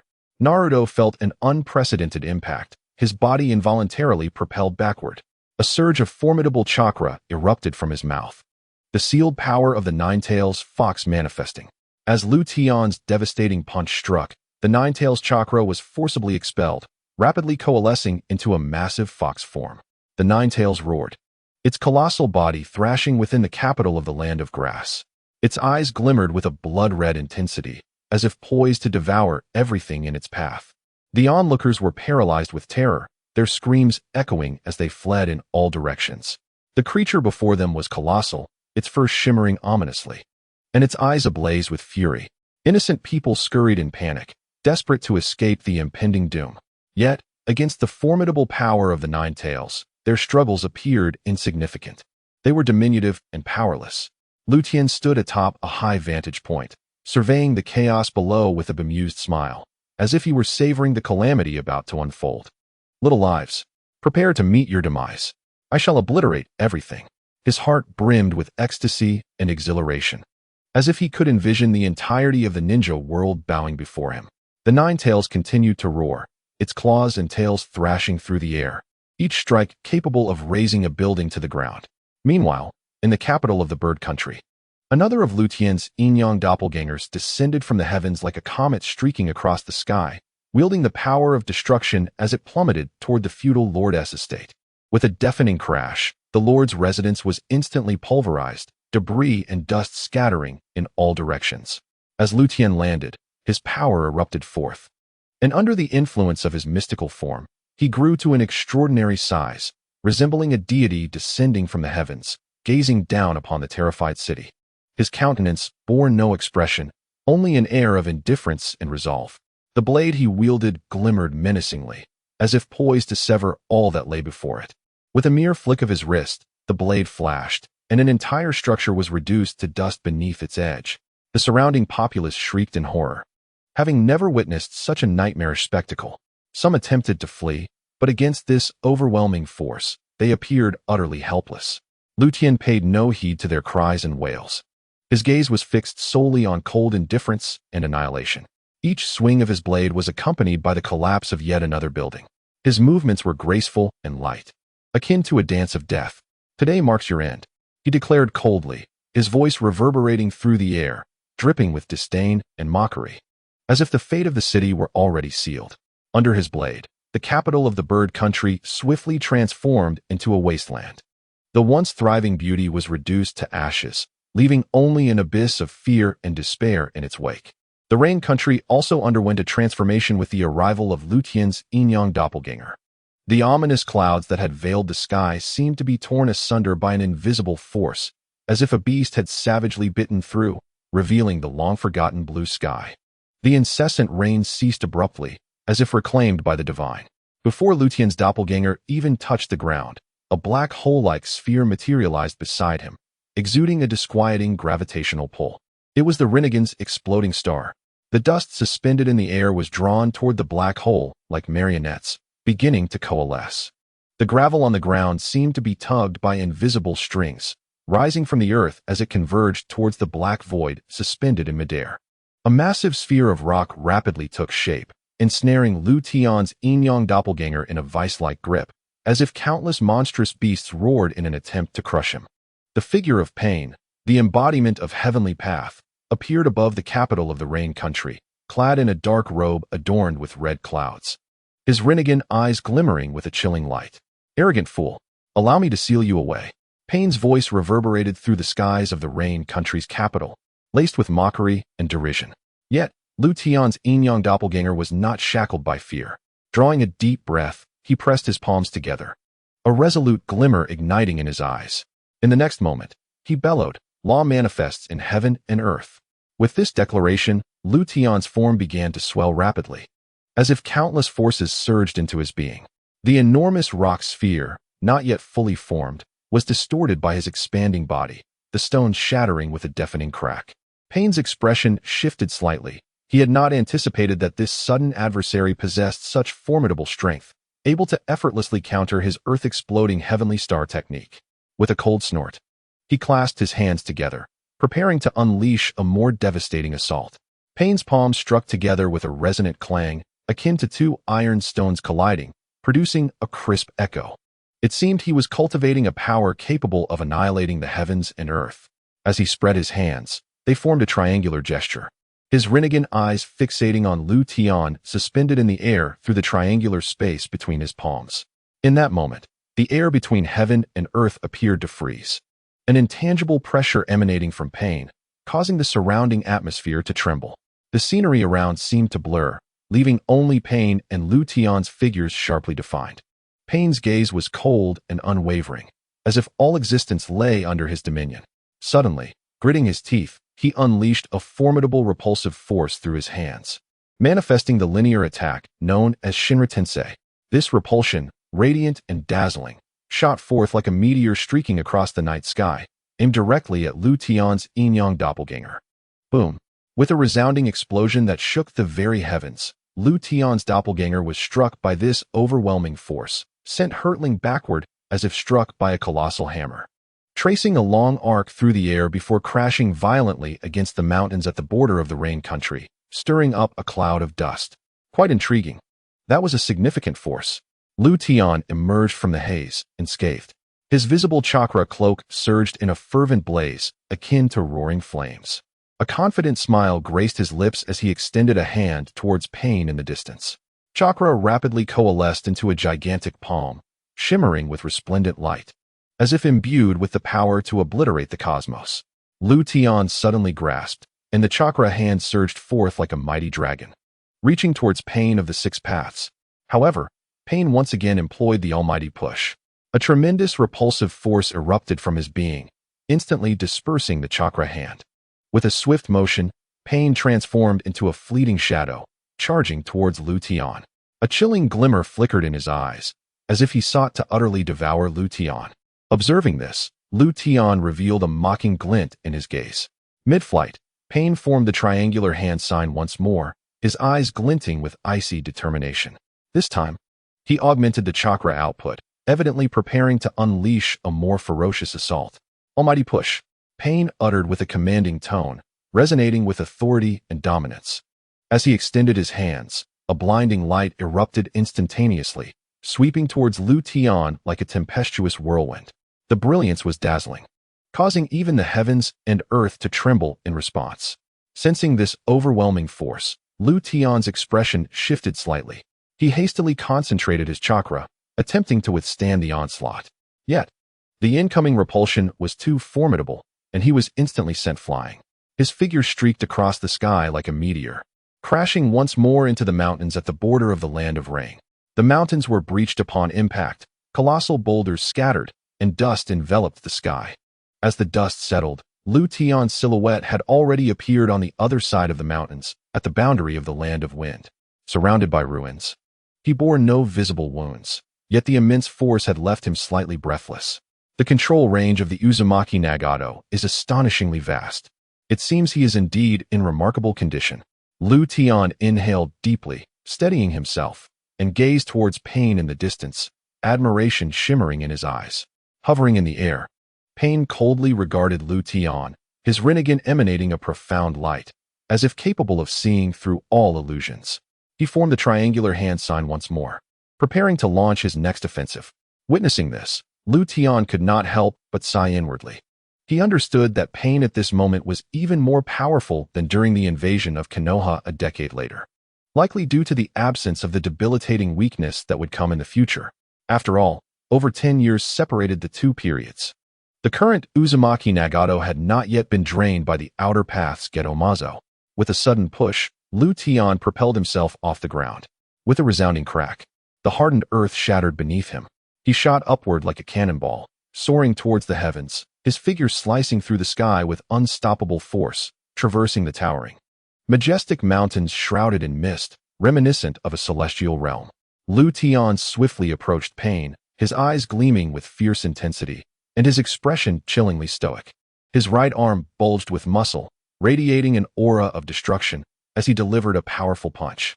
Pain's countenance darkened at this sight, a flicker of gravity crossing his features. He swiftly unleashed the universal pull, attempting to withstand the relentless assault of Lu Tian. With a resounding crash, the formidable force overwhelmed the Devapath Pain, sending him hurtling backward like a severed kite. He crashed heavily onto the ground, raising a cloud of dust and debris. Lu Tian hovered in the air, casting a condescending gaze upon his opponent.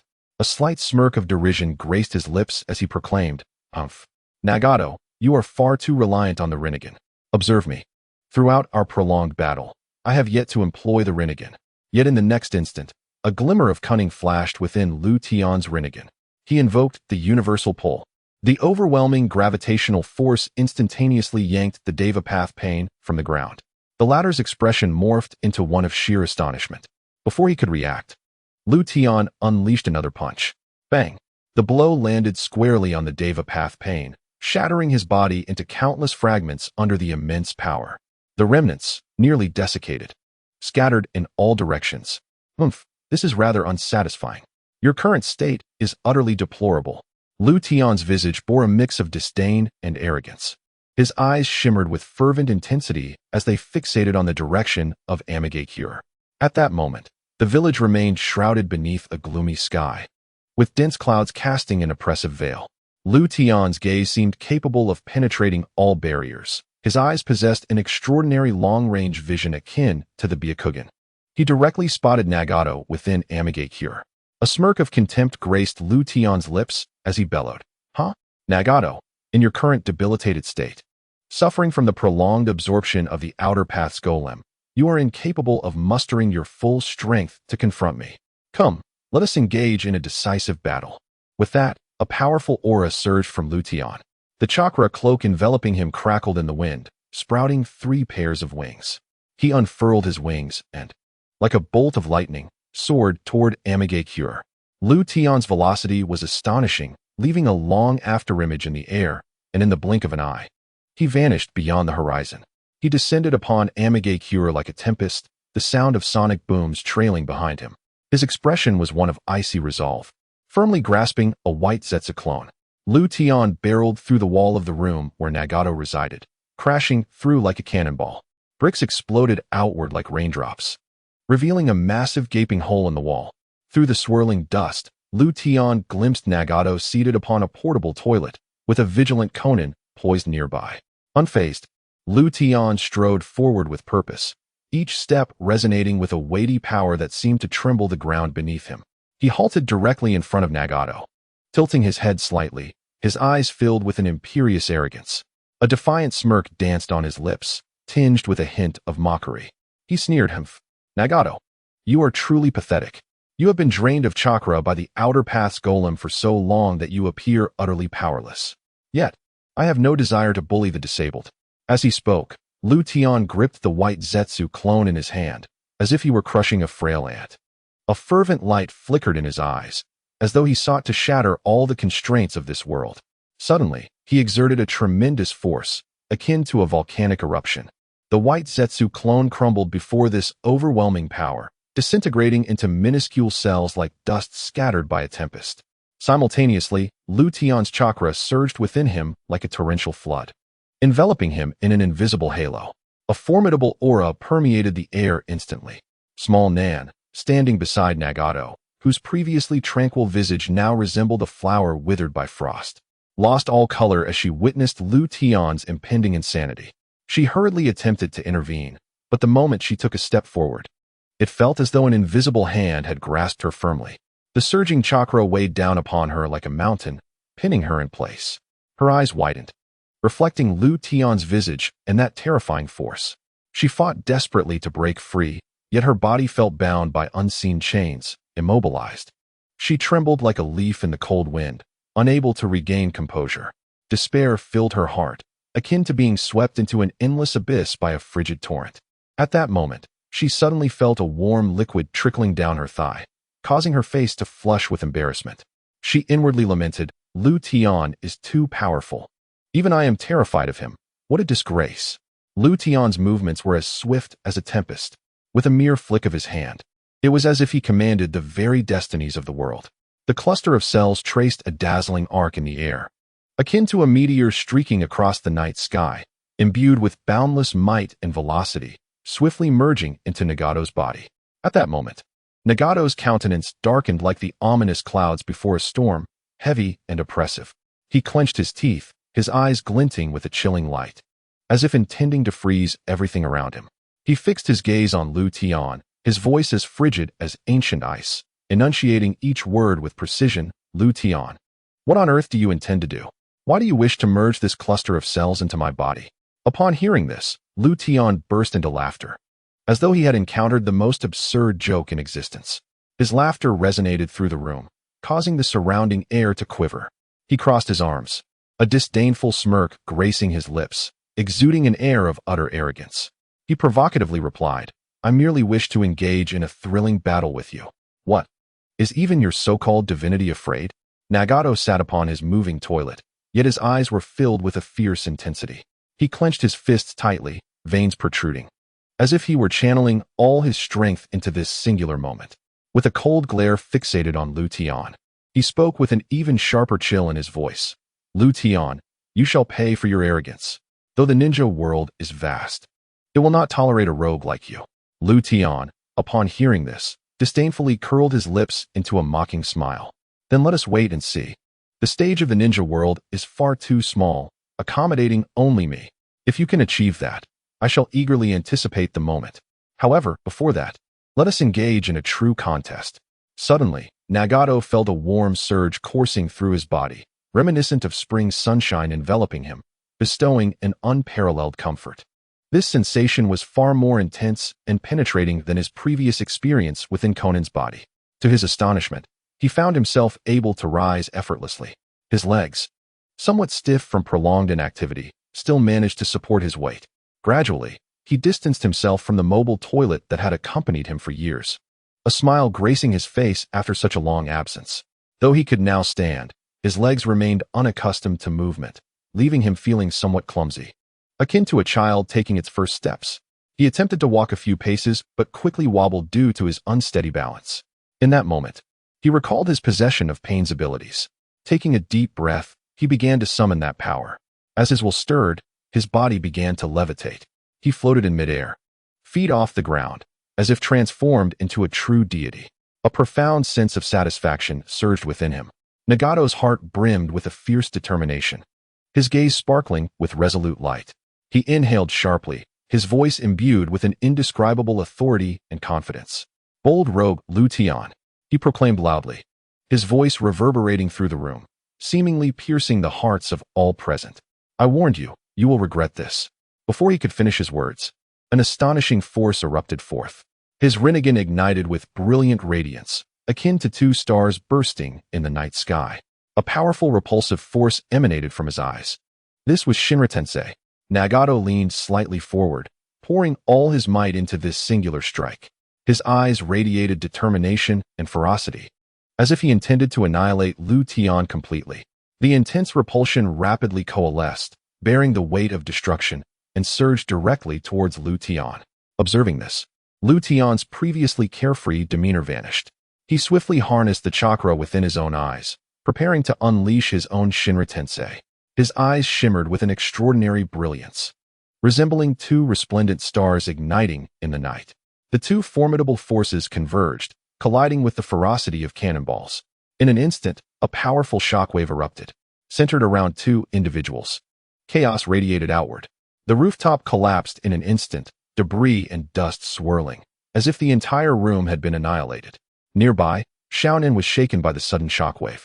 Staggering unsteadily, a terrified scream escaped her lips as her body instinctively recoiled.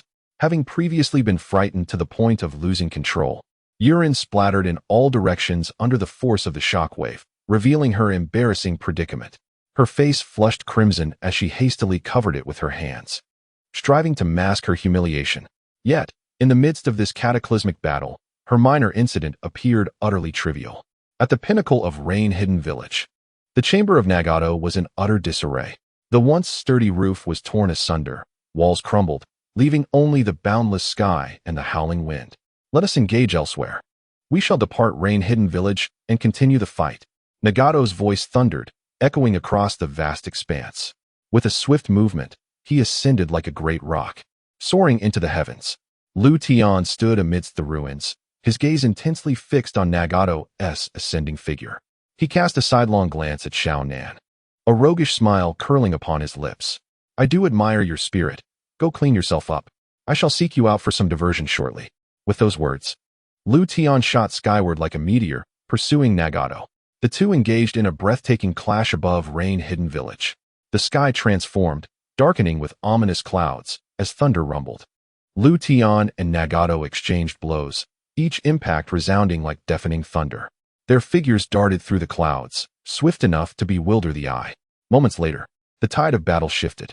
Tian was mercilessly hurled away by Nagato's Chibaku Tensei, his body hurtling like a broken arrow with tremendous force towards a nearby hill. The hill crumbled instantly under Tian's immense impact, as if crushed by an invisible giant's hand. Rocks scattered, dust engulfing the sky, shrouding the heavens in a gray haze. Gradually, Tian's form emerged, struggling to rise from the rubble. Remarkably, his body bore not a scratch nor a trace of blood, as though the cataclysmic strike had inflicted no harm upon him. His eyes shone with an extraordinary brilliance, radiating unwavering resolve, seemingly capable of piercing through the swirling dust to confront Nagato above. He gazed skyward, where Nagato coldly regarded him, his silhouette barely discernible in the haze. Resembling an insurmountable mountain, exuding a palpable sense of oppression. Is this your power? Hardly impressive. Tian's voice reverberated through the dust, laced with disdain and provocation. A playful smirk graced his lips, as if he regarded Nagato's strength with utter scorn. However, Nagato remained unfazed by Tian's taunts, his demeanor serene. He had regained his peak state, unyielding and fearless. He began to form hand seals, each movement exuding a fluidity and strength that was striking. In the distance, a colossal extraterrestrial meteorite was drawn towards him, hurtling downwards with astonishing speed. Upon witnessing this, Tian's expression hardened, for he understood that he must confront this challenge with utmost seriousness. As the vortex Nagato intensified his technique, the atmosphere in the sky became palpably tense. The meteorite, seemingly imbued with the power of destruction, accelerated fiercely towards Tian. Umph, I shall see just how formidable you are. Let me test your mettle. In the face of this lethal onslaught, Tian displayed no trace of fear. Instead, his eyes sparkled with exhilaration. He inhaled deeply, channeling all his strength into his right fist, and struck out with great force.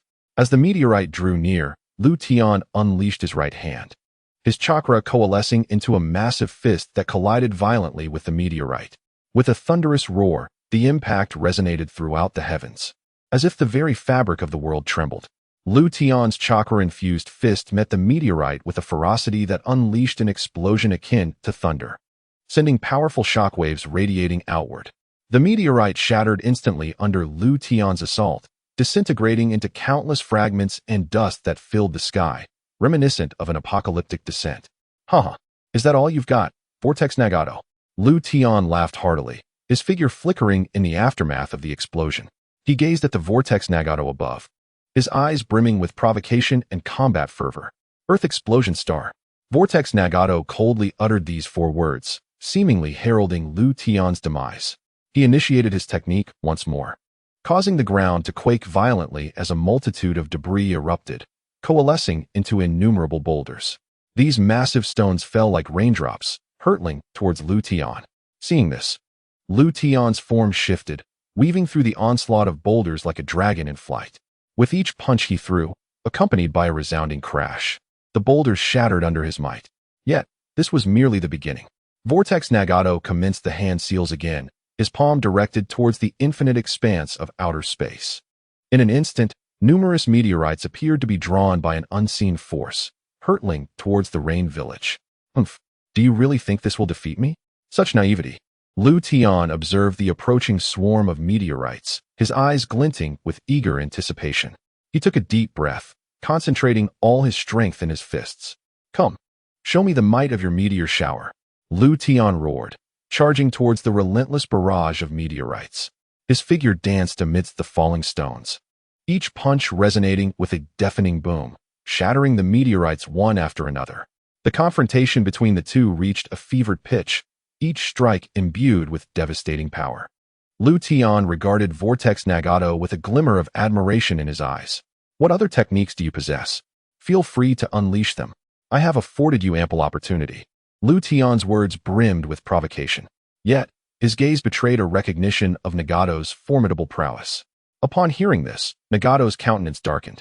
He felt as though he were regarded merely as a plaything to be manipulated at will, a humiliation that weighed heavily upon him. Drawing a deep breath, he forcibly suppressed the fury within, his hands forming seals once more. Humph, do you truly believe I would relent so easily? I have declared myself a god. Nagato replied coldly, his words slicing through the air like a chilling blade. Lu Tian narrowed his eyes slightly, yet he could not summon the slightest flicker of interest within. Before him, Nagato swiftly formed seals, a potent force brewing within him. His gaze sharpened, as if intent on devouring the very world around him. As he completed his seals, a colossal Outer Path statue materialized amidst a cloud of smoke. He summoned the Outer Path statue, but it was futile.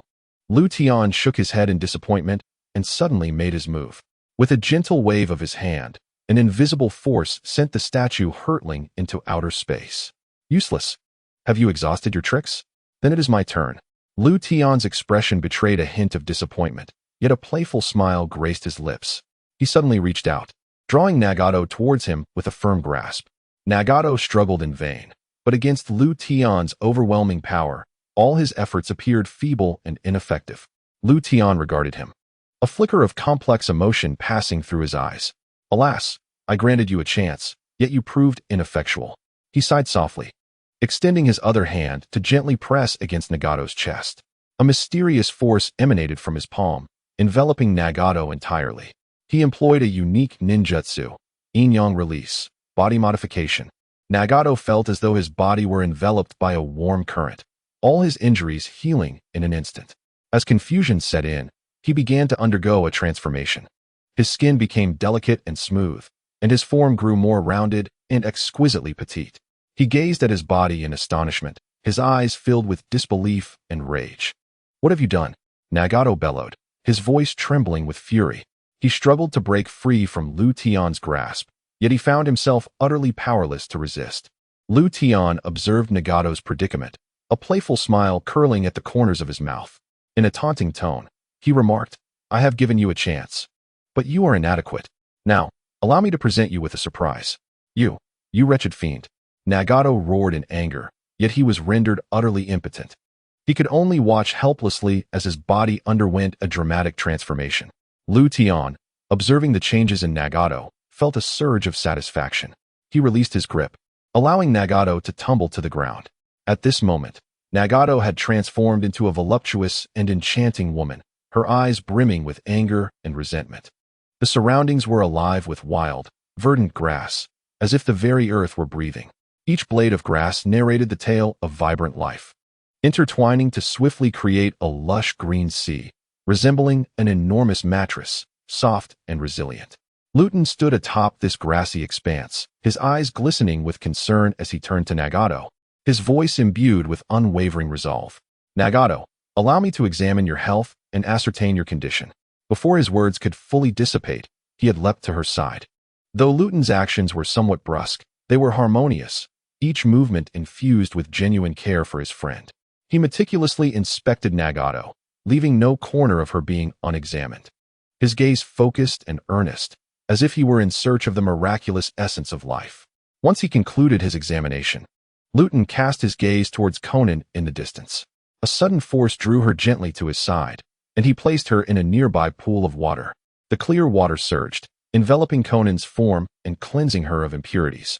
Luton observed her and softly remarked, "Conan, wasn't I supposed to help you clean up? You really are quite neglectful of your hygiene, but fret not, I shall ensure you are thoroughly washed." Understanding the wisdom in the adage that 3 travelers can yield a teacher, Luton was committed to embodying this principle. At that moment, they seemed to dwell within a serene and exquisite dreamscape, the fragrance of grass wafting through the air, uplifting the spirit. Amid the harmonious flow of life, both Nagato and Conan emitted melodious sounds. A gentle breeze rustled, causing Luton's garments to flutter. "Conan, you now bear an important responsibility, to teach Nagato how to live as a true woman," he said, gazing at her with eyes that shimmered with complex emotions. "It appears she is still ensnared by her former identity as a man, struggling to adapt to this new existence." Conan's eyes widened in surprise and confusion at his words. She furrowed her brow, endeavoring to digest this unexpected revelation. "What? Nagato is now a woman?" A flicker of doubt crossed her features as she softly inquired. "How did she suddenly transform into a woman? I remember her being slender, yet immensely powerful." "Luton, I understand this may be difficult for you to accept, but the reality is as such. Nagato is now a woman." He patted Conan's shoulder gently, offering solace. "I hope you can coexist harmoniously as good sisters, and let not your conflicts arise due to me." Conan nodded slightly, a bittersweet smile gracing her lips as she turned her gaze towards Nagato, who was bowing her head. Hands clenched tightly, seemingly struggling to contain her emotions. She spoke softly, "I understand. Nagato, do not be too disheartened. Your dream has come to fruition. With the unification of the ninja world, there shall be no more war." However, before she could finish her sentence, Nagato suddenly lifted her head, tears glistening in her eyes. She trembled as she spoke. I truly do not know what to do anymore. I have become a woman, and I feel as though I have transformed into a different person." Observing her distress, Tian immediately employed his PUA prowess, subtly utilizing the powers of his 6-path Sharingan. "Nagato, do not be afraid. You are now a woman, and you should feel joyous." He gently took her hand. Speaking tenderly, "You possess greater possibilities now. You can embark on endeavors you once deemed unimaginable. You can bear children and experience the profound greatness of maternal love." At his words, a flicker of confusion crossed Nagato's eyes. She gazed at Tian, seemingly striving to comprehend his sentiments. She nodded softly, tears cascading down her cheeks. I will try. I will learn to adapt to this new identity," she managed to choke out. Tian, witnessing Nagato's tear-streaked visage, could not help but smile with a hint of amusement. He murmured, "Nagato, please do not cry. Your tears stir something within me. It feels like a flame igniting, and I find myself increasingly exhilarated." Hearing this, Nagato's face flushed with embarrassment, yet her tears continued to flow. She turned to the side, seeking help from Conan, her voice trembling. "Do not come closer. I only need Conan to accompany me." Conan, understanding Nagato's current turmoil and helplessness, sighed softly. She gently patted her shoulder, offering comfort. "Nagato, it is all right. We will all be here to support you, helping you adjust to this new role."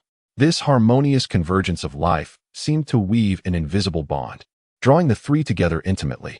Time appeared to suspend in that moment, stretching on for over an hour. Meanwhile, far away, Tian's true form was making its way back to the capital of the great Han Empire, traversing the wooded borders of the Land of Fire. Suddenly, a sound of breaking air echoed through the sky. Tian looked up to see 3 figures descending from above: Otsutsuki Urashiki, Himawari, and Sasuke. Upon spotting Tian, a glimmer of greed sparkled in Urashiki's eyes. He swiftly cast his fishing rod, attempting to reel in the chakra from within Tian.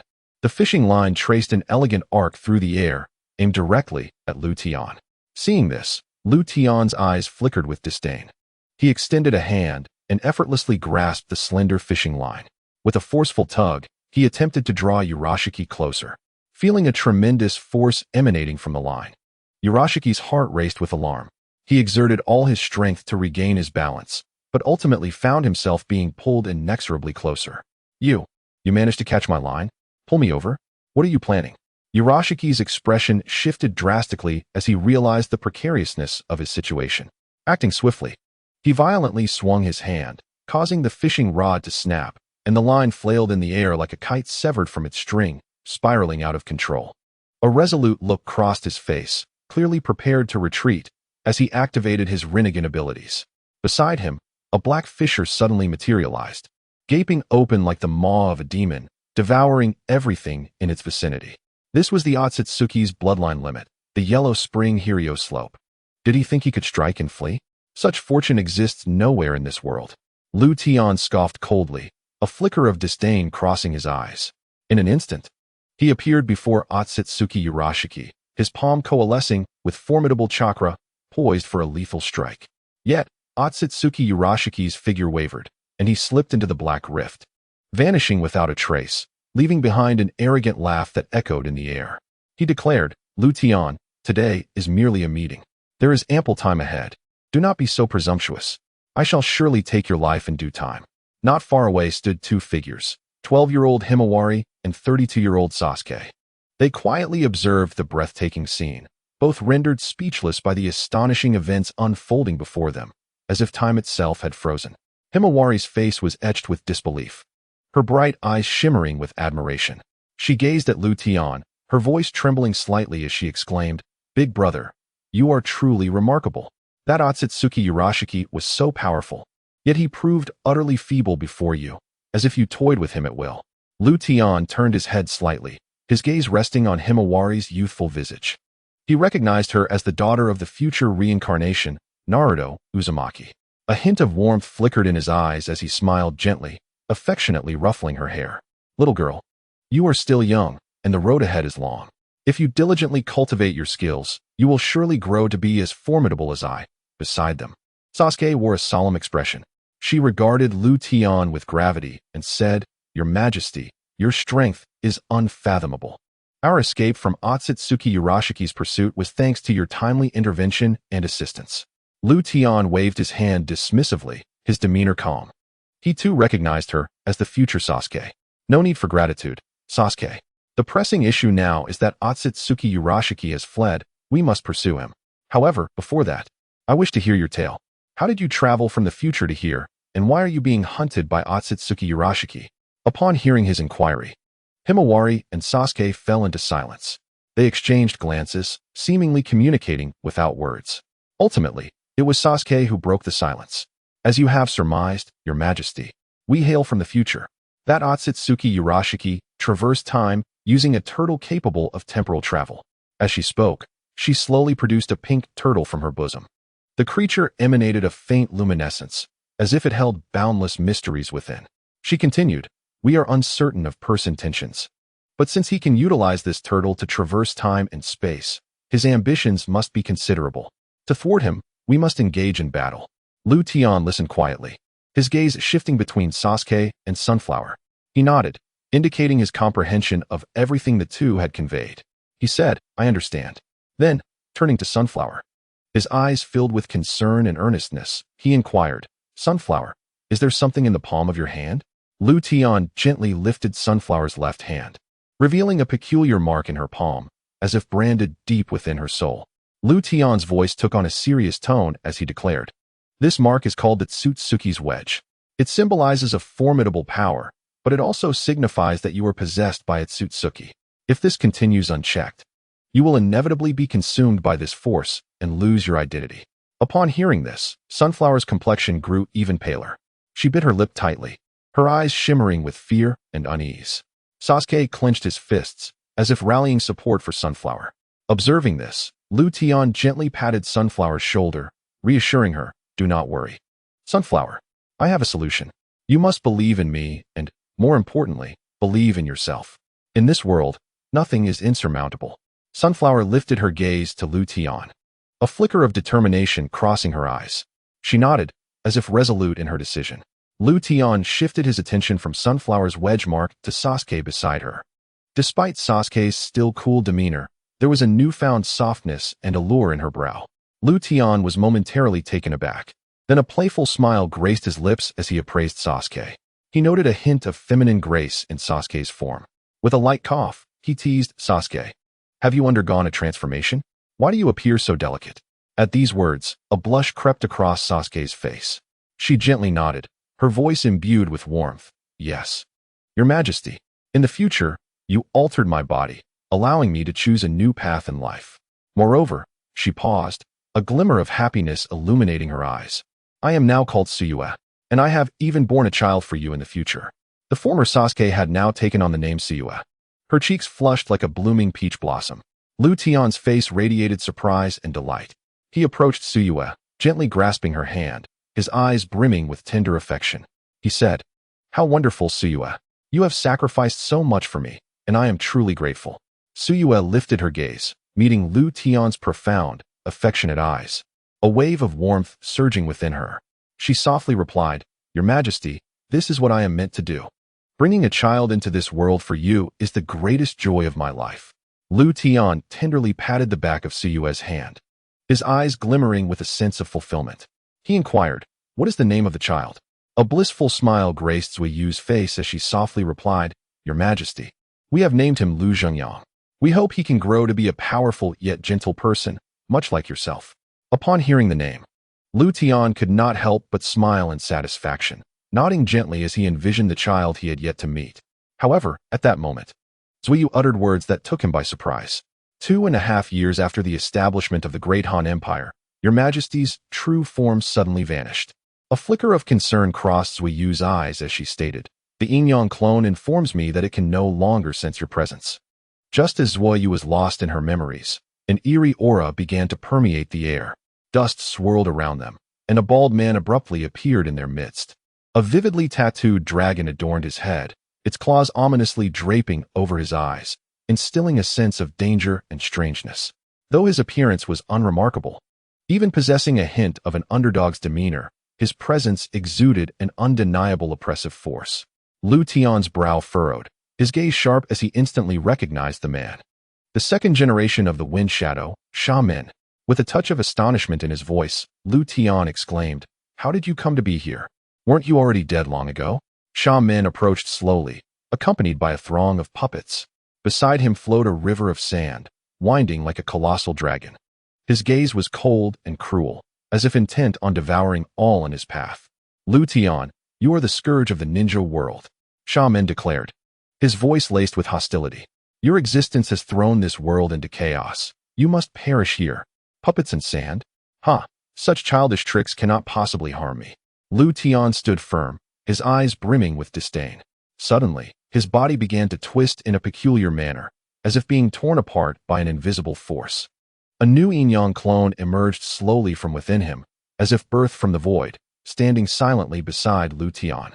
A mocking smirk played upon Lu Tian's lips as he cast a scornful glance around him. His Yin-Yang clone raised an arm, fingers delicately waving. A brilliant thunderbolt, shining like the stars, instantly coalesced, hurtling toward Sha Min with an unseeable speed, bearing the power to annihilate. Boom! A tremendous explosion erupted as the thunder struck Sha Min, enveloping the area in a cloud of dust. When the haze finally settled, Sha Min had vanished without a trace, leaving only a scattering of sand. "Humph! Merely a sand clone. Bring it on. Let me see what other tricks you possess." Lu Tian scoffed, his gaze filled with contempt and disdain. Just then, the surrounding sand began to stir as if animated, coalescing rapidly into identical clones of Sha Min. They glimmered with a chilling light in their eyes, seemingly intent on swallowing Lu Tian whole. "Do you possess this ability?" The voice of the sand master resonated from all directions, echoing across the battlefield shrouded in gravel. Each sand clone appeared to be an embodiment of him, his tone laced with a hint of mockery and provocation. "Humph! Let you experience it firsthand. Witness whether I possess such power." Before his words could settle, the multitude of sand clones and puppets surged towards Lu Tian like a tempest. They morphed into indistinct figures, rushing forth like an overwhelming tide of quicksand. An inescapable sense of oppression enveloped Lu Tian, as if he were about to be submerged in this endless frenzy. Yet, in the face of this seemingly unstoppable assault, Lu Tian remained remarkably composed. He squinted slightly, a smirk of disdain gracing his lips, as if he had already seen through it all. Do you intend to use a strategy of sheer numbers against me? How laughable are the thoughts of the weak. Lu Tian scoffed. At his side, the yin-yang clone swiftly charged towards the sand clones and puppets. A powerful allure emanated from him, as though an invisible force were drawing in everything around. This force quickly attracted all the sand clones and puppets, binding them tightly together. In the next moment, a tremendous repulsive force erupted from within Lu Tian's shadowy form. This power was as fierce as an invisible storm, instantly shattering the bound sand clones and puppets. Bang! A series of collision sounds erupted as the repulsive force effortlessly dismantled the entire horde. The air filled with scattering gravel, transforming the battlefield into a chaotic scene akin to the aftermath of a sandstorm. Lu Tian observed coolly, his gaze fixed upon the creations of his clone, brimming with confidence and arrogance. He slightly raised his chin, a mocking curve dancing at the corners of his mouth, as if deriding the Sandmaster's impotence. Do you see? This is the chasm that lies between us. Lu Tian taunted. I need not lift a finger, and you are already defeated. Let me remind you, I have discerned the location of your true form. Do you believe you can escape? Each of his words was imbued with strength and dominance. Is this your essence? Transforming your body into sand through your sandification technique. Lu Tian's true self slowly extended his palm. The surrounding gravel seemed to respond to some mysterious call, gradually converging towards his hand. The grains intertwined and whirled in the air, swiftly forming small vortices that ultimately coalesced into a blurred silhouette. The figure of the Sand Master became increasingly discernible, yet his face paled like parchment, his eyes filled with terror and despair. He struggled to flee, but his body felt ensnared by an invisible force, rendering him immobile. Lu Tian's cold gaze bore into the Sand Master, a glint of icy light flickering in his eyes. The Sand Master's soul was ruthlessly extracted by Lu Tian. It was as if he were being torn apart by an immense power, writhing in anguish and struggling fiercely. Yet ultimately unable to escape Lu Tian's grasp, the Sand Master once again faced the terror of death. His soul seemed to endure the most excruciating torment within the grasp of Lu Tian.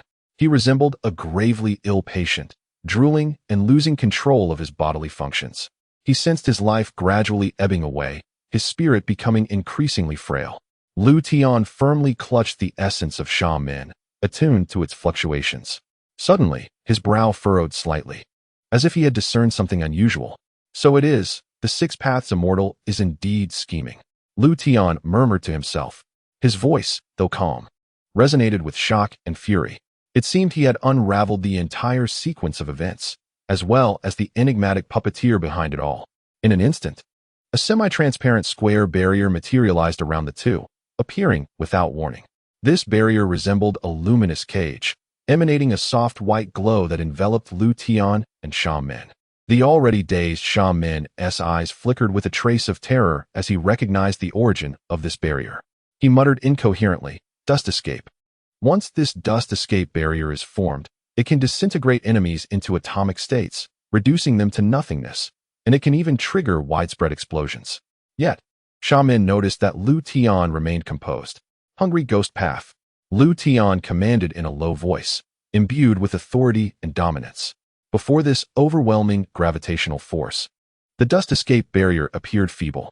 The glowing square barrier began to tremble, contort, and ultimately transformed into streams of chakra that were drawn into Lu Tian's body. As the chakra vanished, the dust escape barrier gradually dissipated. Sha Min gazed at this scene in astonishment, his eyes filled with incredulity. "You actually absorbed the chakra of dust escape," Sha Min stammered, his voice quivering with disbelief and fear. "How is this possible?" Somewhere in the air, a hazy figure suddenly materialized, descending upon the battlefield. This figure resembled an ethereal specter, gradually revealing its true outline. It was none other than the legendary second Hokage, Mu. His entire body was tightly wrapped in bandages, reminiscent of a warrior emerging from ancient times. Beneath the wrappings, his visage was entirely concealed, rendering his emotions inscrutable. Yet, the eyes hidden beneath the bandages glimmered with a sharp, knife-like brilliance, as if capable of piercing through all illusions. He hovered in midair, appearing to merge with the very essence of this realm. In his palm, a square barrier began to coalesce slowly, radiating a profound light, akin to a small white sun that could illuminate all. Any object that approached it would be mercilessly disassembled, dissolving into nothingness. Technique of the dust escape, original realm separation. The barrier shot towards Lu Tian and Sha Men. Upon contact, it suddenly expanded, attempting to engulf everything in its vicinity. However, just as the dust escape was poised to unleash its terrifying might, Lu Tian once again displayed his astonishing abilities. He employed the power of the Rinnegan, absorbing the surrounding chakra into his body, directly assimilating the second Tsuchikage's dust escape barrier. The same tactics will not work on me. Lu Tian sneered at the second Tsuchikage, his eyes filled with disdain and mockery. He remarked, "Moreover, you have never succeeded before. Any further attempts on your part are utterly futile." With that, Lu Tian abruptly raised his hand and hurled the Sandman towards the second Tsuchikage. Instinctively, the second Tsuchikage reached out to catch the Sandman. The moment his fingers made contact, he felt a surge of intense curse seal energy emanating from the Sandman, swiftly invading his body. The self-binding puppet curse seal. Lu Tian coldly pronounced this term, his eyes gleaming with madness and excitement. He declared, "Now, you too shall be bound by this curse seal. You will become my puppet." As the power of the curse seal erupted, both the second Tsuchikage and the Sandman lost control simultaneously, plummeting from midair. They crashed to the ground, creating a vast crater and stirring up a cloud of dust. Lu Tian stood at the edge of the pit, gazing down at the disheveled second Tsuchikage and Sandman, a triumphant smile curling at the corners of his lips. He lifted his gaze to the boundless sky, ambition and arrogance flickering in his eyes. He proclaimed, "Who could possibly defeat me? I dare say no one can. Not even the Sage of Six Paths. After all, this stage of the ninja world is far too small and cramped for me." Just as Lu Tian reveled in his triumph, the sky suddenly darkened. The once clear heavens began to drizzle lightly. Yet, this was no ordinary rain. Lu Tian keenly sensed the chakra fluctuations within it. He realized this was not natural precipitation, but rather a precursor to some ninjutsu. In the next instant, the sky seemed to be torn asunder, thunder clashing and lightning flashing. The deafening roar of thunder rolled through the clouds. A storm was upon them, with violent lightning rampaging through the sky like a dragon. Suddenly, a massive bolt of lightning struck, unerringly hitting Lu Tian's two bodies. Lu Tian's form quivered slightly amidst the electric fury. A sealing technique, perhaps? Quite interesting. He felt a powerful force attempting to seal his chakra and restrict his movements. The lightning appeared to be an endless sealing technique, incessantly eroding his strength. Just then, amidst the rain and lightning, a figure slowly materialized. Clad in armor of lightning and wielding the thunder goddess hammer, he resembled a deity descended from the heavens. Lu Tian recognized this unexpected visitor as the First Hokage. The First Hokage's gaze was cold and piercing as he fixed his stare on Lu Tian, a look of disdain curling at the corners of his mouth. He spoke slowly, his voice deep and authoritative, saying, "Do you believe yourself invincible? Today, I will show you what true power is." With that, the First Hokage moved, merging his form with the thunderstorm. He swung the thunder goddess hammer, summoning the surrounding lightning power to launch a fierce assault on Lu Tian. In an instant, the battlefield erupted in a tempest of thunder, as if the very heavens trembled in response. Silver bolts of lightning streaked across the sky, weaving a net of electricity. The entire battlefield was enveloped in a terrifying realm of thunder. Amidst the cataclysmic storm, Lu Tian resembled a fragile leaf, swaying precariously in the tempest of lightning. His figure flickered in and out of visibility amid the flashes of electricity. Each strike seemed to threaten the very fabric of his being. Is this the power of the first generation of Hokage? It is truly formidable. Lu Tian struggled to speak, his eyes brimming with reluctance and despair. His voice, feeble and trembling amidst the roar of thunder, was nonetheless suffused with boundless fury and resolve. Yet, just as the onlookers believed Lu Tian was on the brink of defeat, his expression abruptly transformed into one of absurdity. He grinned, revealing a peculiar smile, and proclaimed, "Futile. Ninjutsu is merely sustenance to me. No matter how much you throw at me, I shall consume it all." The eyes of his Rinnegan shimmered with an eerie luminescence in the flickering light of the storm. In that moment, Lu Tian summoned the power of the Rinnegan once more, devouring everything around him. The proud thunder release barrier of the First Hokage began to slowly dissipate under the insatiable hunger of his eyes. The sky gradually cleared, and the thunder diminished. As the last vestiges of lightning faded, Lu Tian stood resolutely upon the battlefield, His wounds vanished as if the preceding chaos had merely been a figment of imagination. He stood with regal poise, surveying his surroundings, as if the entire battleground lay within his dominion. He declared with conviction, "I have proclaimed my invincibility. No matter how many of you come or the number of jutsu you wield, you shall never defeat me." As his words echoed, a sudden rift in space tore open behind him, revealing a shimmering azure portal.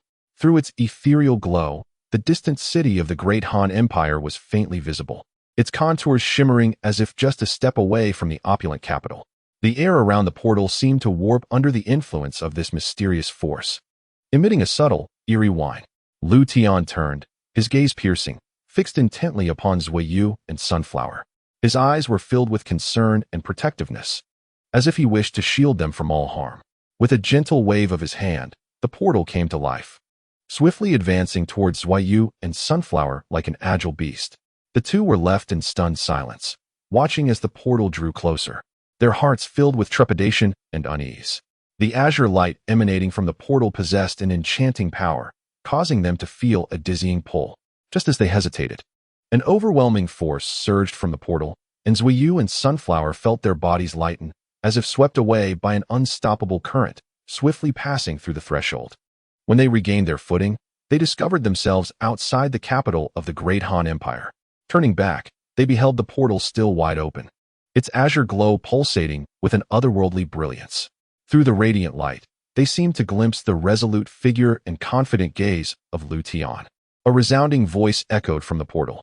"This level of combat is far too perilous for you. Just watch as I deal with them." The voice resonated with unwavering confidence and authority, as if a warm current surged into Zuiyu and Sunflower's hearts. On the other side of the door, a figure descended like a bolt of black lightning, shattering the surrounding silence.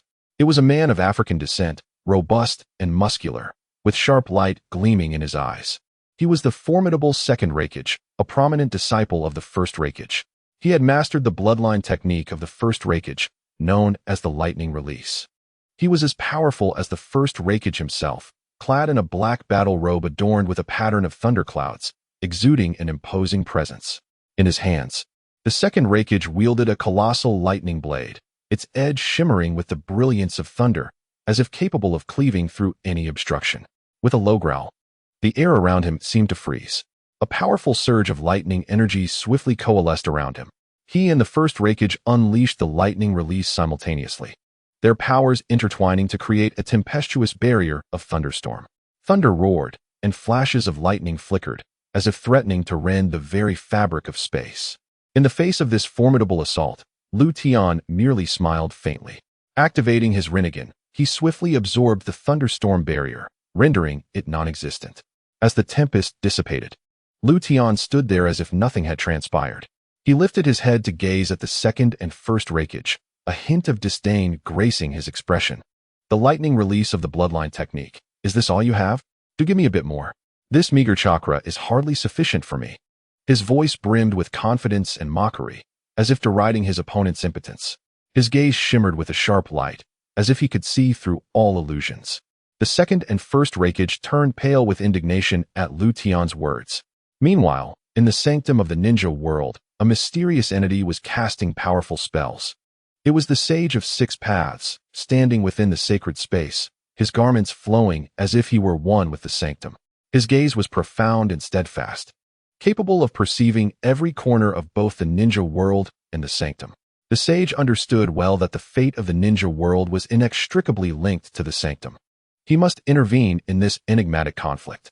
As he exerted his power, the air around him began to warp, a mysterious force coalescing about him. In a nearby forest, untouched by the battle's chaos, a figure emerged. It was the first Mizukage, Haku, long thought to have vanished from the annals of ninja history. He was now mysteriously resurrected by the Sage of Six Paths. The moment Haku appeared, the surrounding environment underwent a dramatic transformation. Upon seeing the others nearby, a flicker of surprise crossed his eyes, quickly giving way to determination. Haku clapped his hands, and in an instant, he transformed into a swirling mass of searing steam. This is his bloodline elimination technique, steam release. He possesses the ability to manipulate water vapor, transforming it into a means of high-temperature assault.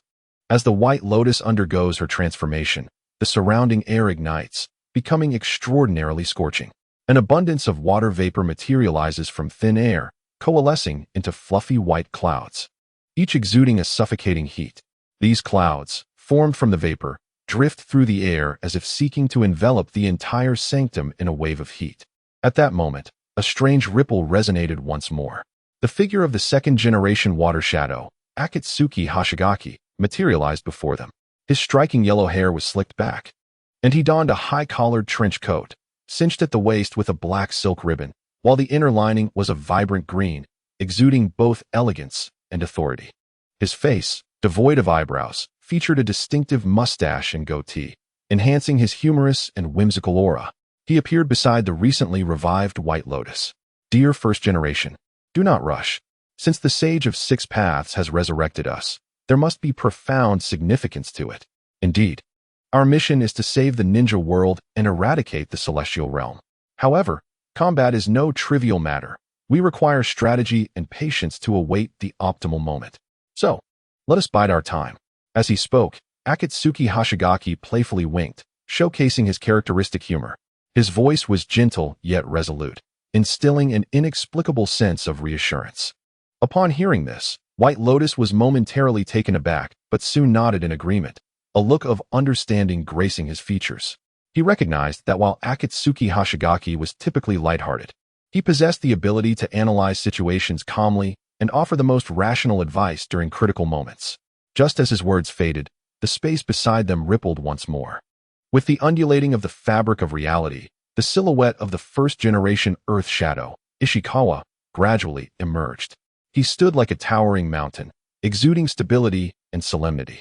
Ishikawa was renowned in the ninja world for his unique sense of humor even in the face of life and death, and now, resurrected, he wore a teasing smile, as if the tension and gravity surrounding them held no relevance for him.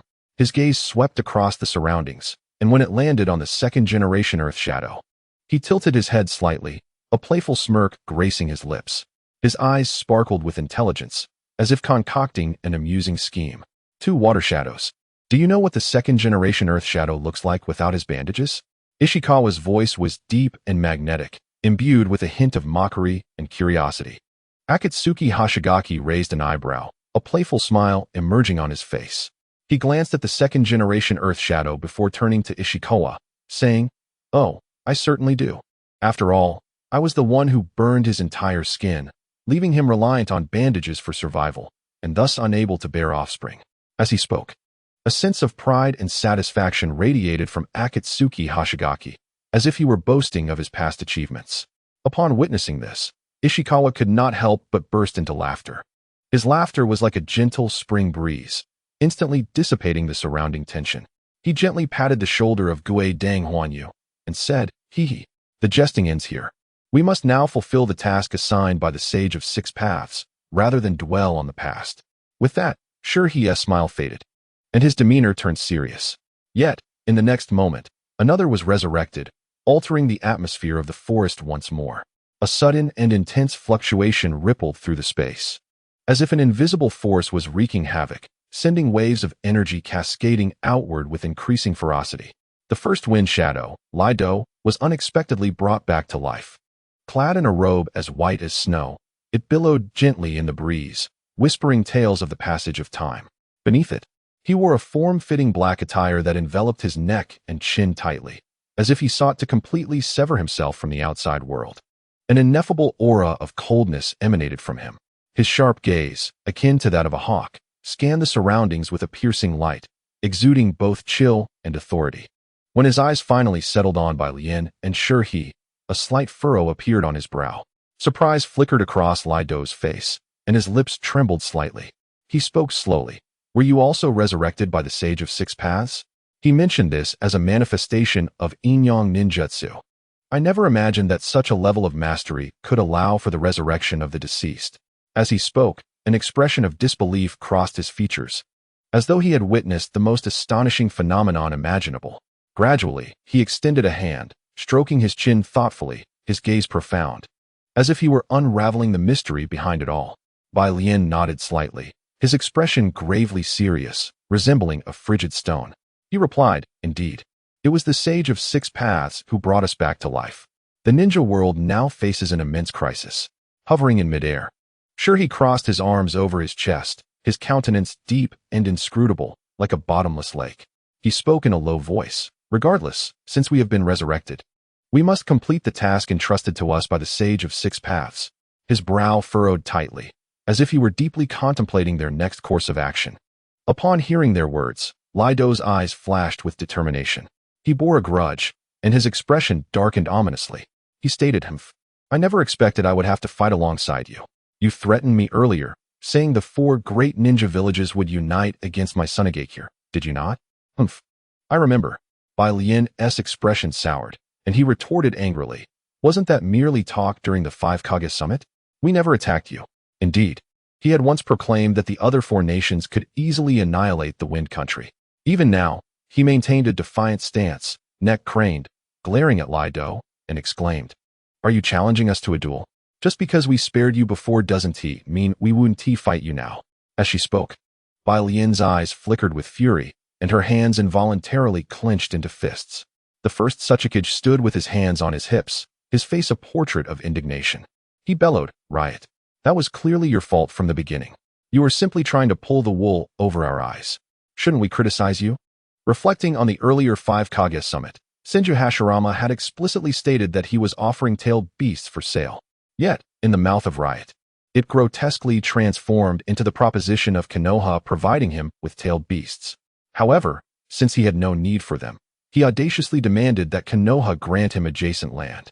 What does this amount to? It is nothing short of a no-risk transaction.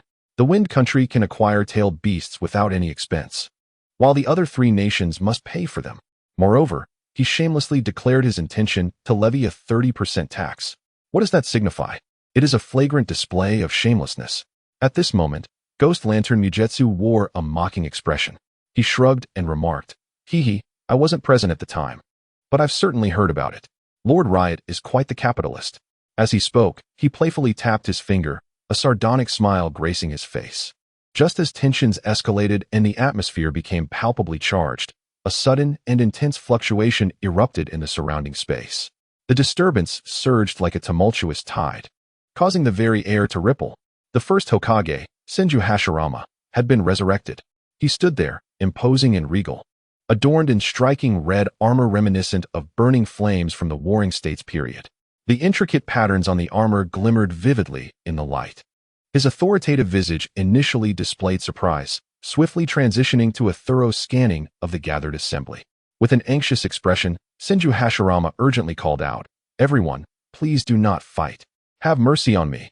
In his eagerness, he almost fell to his knees, his face a canvas of sincerity, brows tightly knitted, and hands frantically reaching forward as if fearful that the crowd might disregard his plea.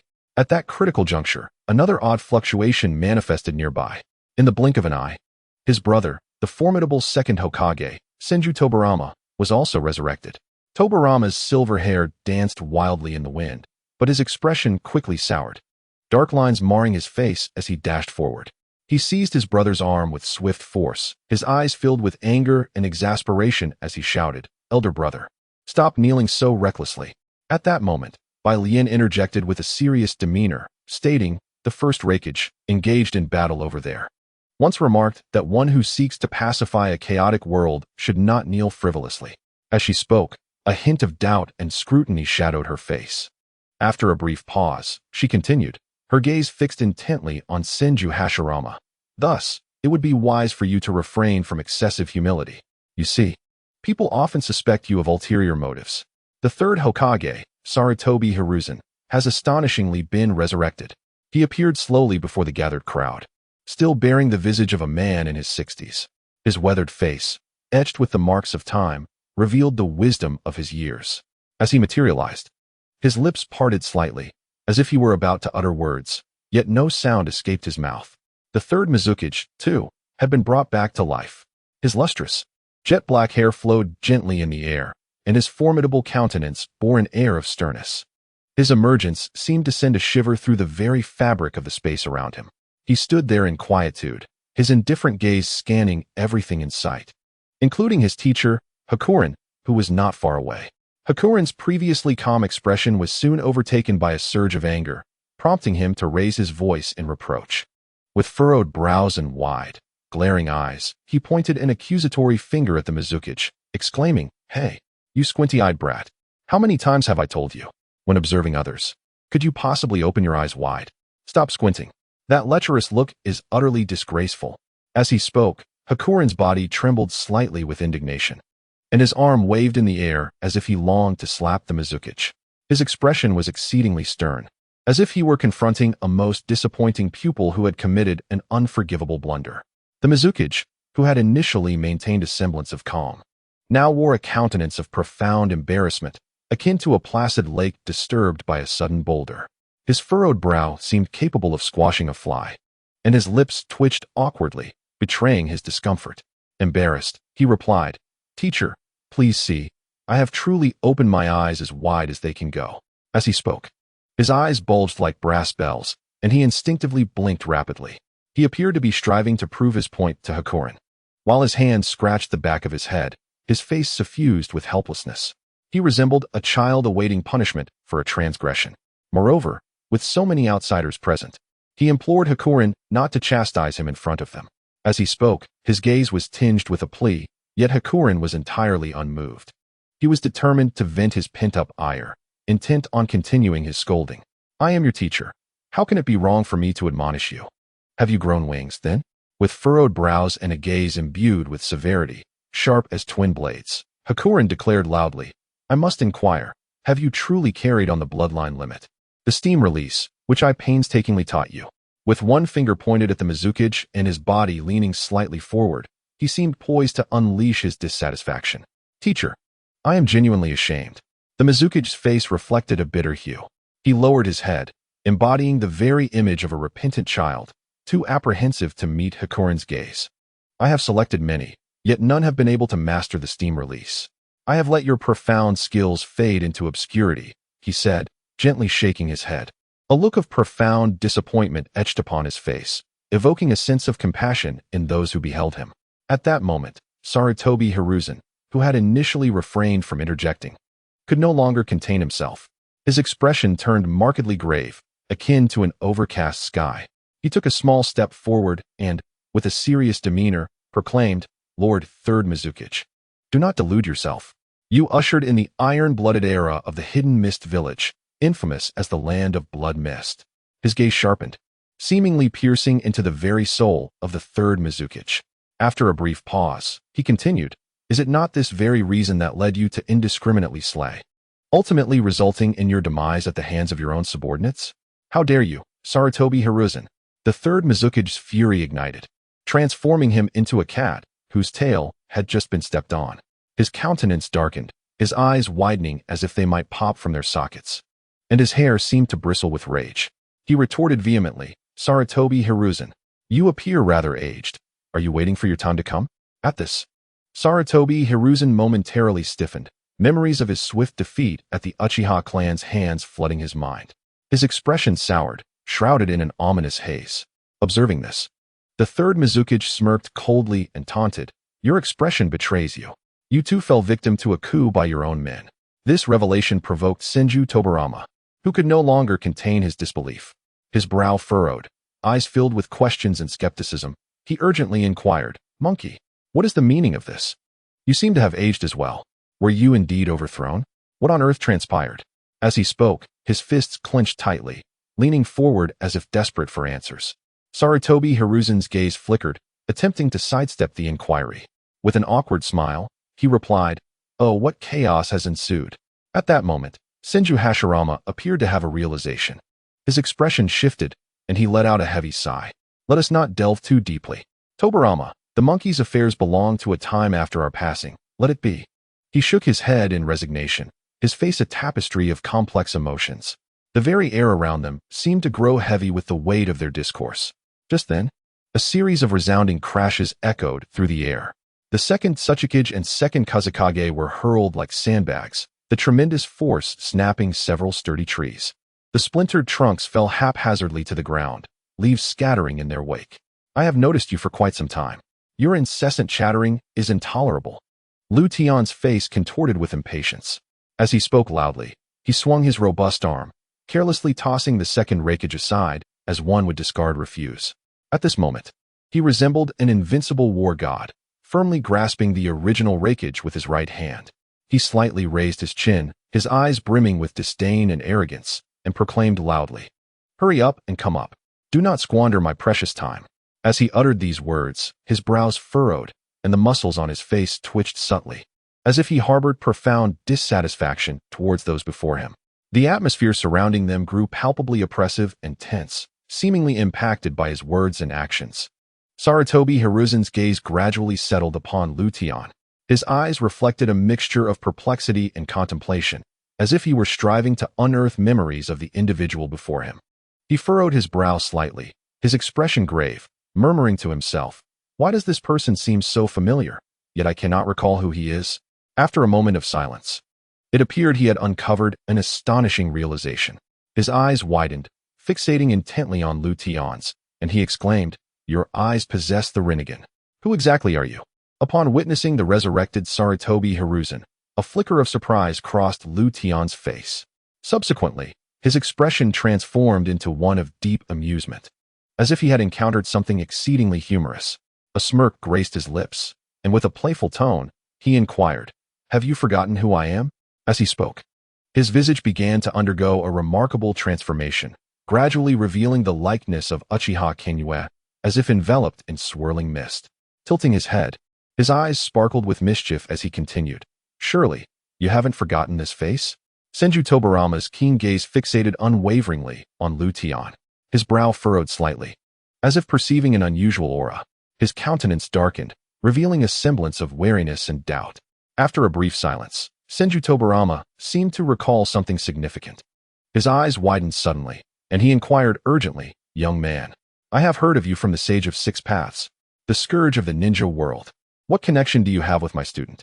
Upon hearing their words, Lu Tian's expression transformed into one of exquisite delight. It was a complex amalgamation of mockery, derision, and pride, as though he had stumbled upon something exceedingly amusing. His lips curled into a knowing smile. He languidly replied, "Do you wish to hear? Do you truly wish to hear? Ha. I fear that by the end of it, even if you do not suffer a heart attack, you might still be left reeling." As he spoke, he deliberately raised an eyebrow, his gaze rife with provocation. Upon hearing this, Sarutobi Hiruzen's demeanor shifted dramatically, his face awash with panic and urgency. He hastily gestured, exclaiming, "Teacher, do not listen to his nonsense. He is sowing discord." At this moment, beads of sweat formed on Sarutobi Hiruzen's brow, his eyes betraying a sense of tension. Meanwhile, Senju Hashirama stepped forward with a grave expression, each step seemingly burdened with immense pressure. He fixed his piercing gaze on Lu Tian, declaring loudly, "Young man, what are your intentions? To disrupt the nations of the ninja world and establish your empire?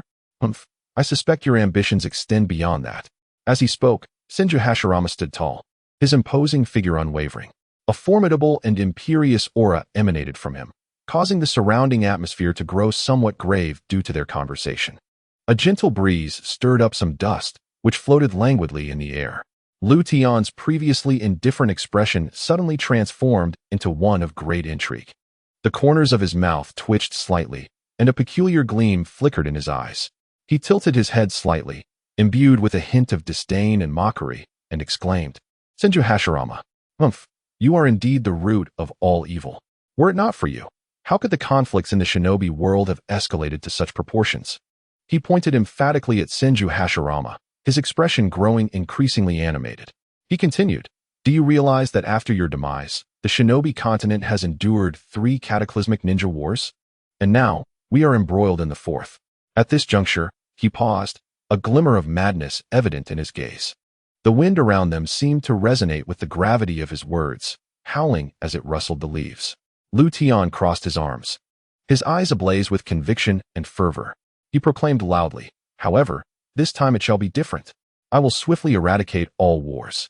I shall unify the shinobi continent, ensuring that this land knows no more strife." Upon hearing these words, Senju Hashirama's eyes widened, sparkling like stars. Within the depths of his pupils, a fierce fire seemed to blaze, his facial muscles taut with anger, a tide of fury surging forth. He clenched his fists and bellowed, "Your words are utterly absurd. They lack any semblance of truth. Humph, how could I, Senju Hashirama, ever trust the ramblings of one such as you? Yet Lu Tian remained unfazed. He nonchalantly toyed with the first raikage in his hand, as if it were a trivial plaything. A cold smirk curled at the corners of his mouth, his eyes glinting with a hawk-like sharpness. He fixed his gaze intently on Senju Hashirama and spoke in a measured tone.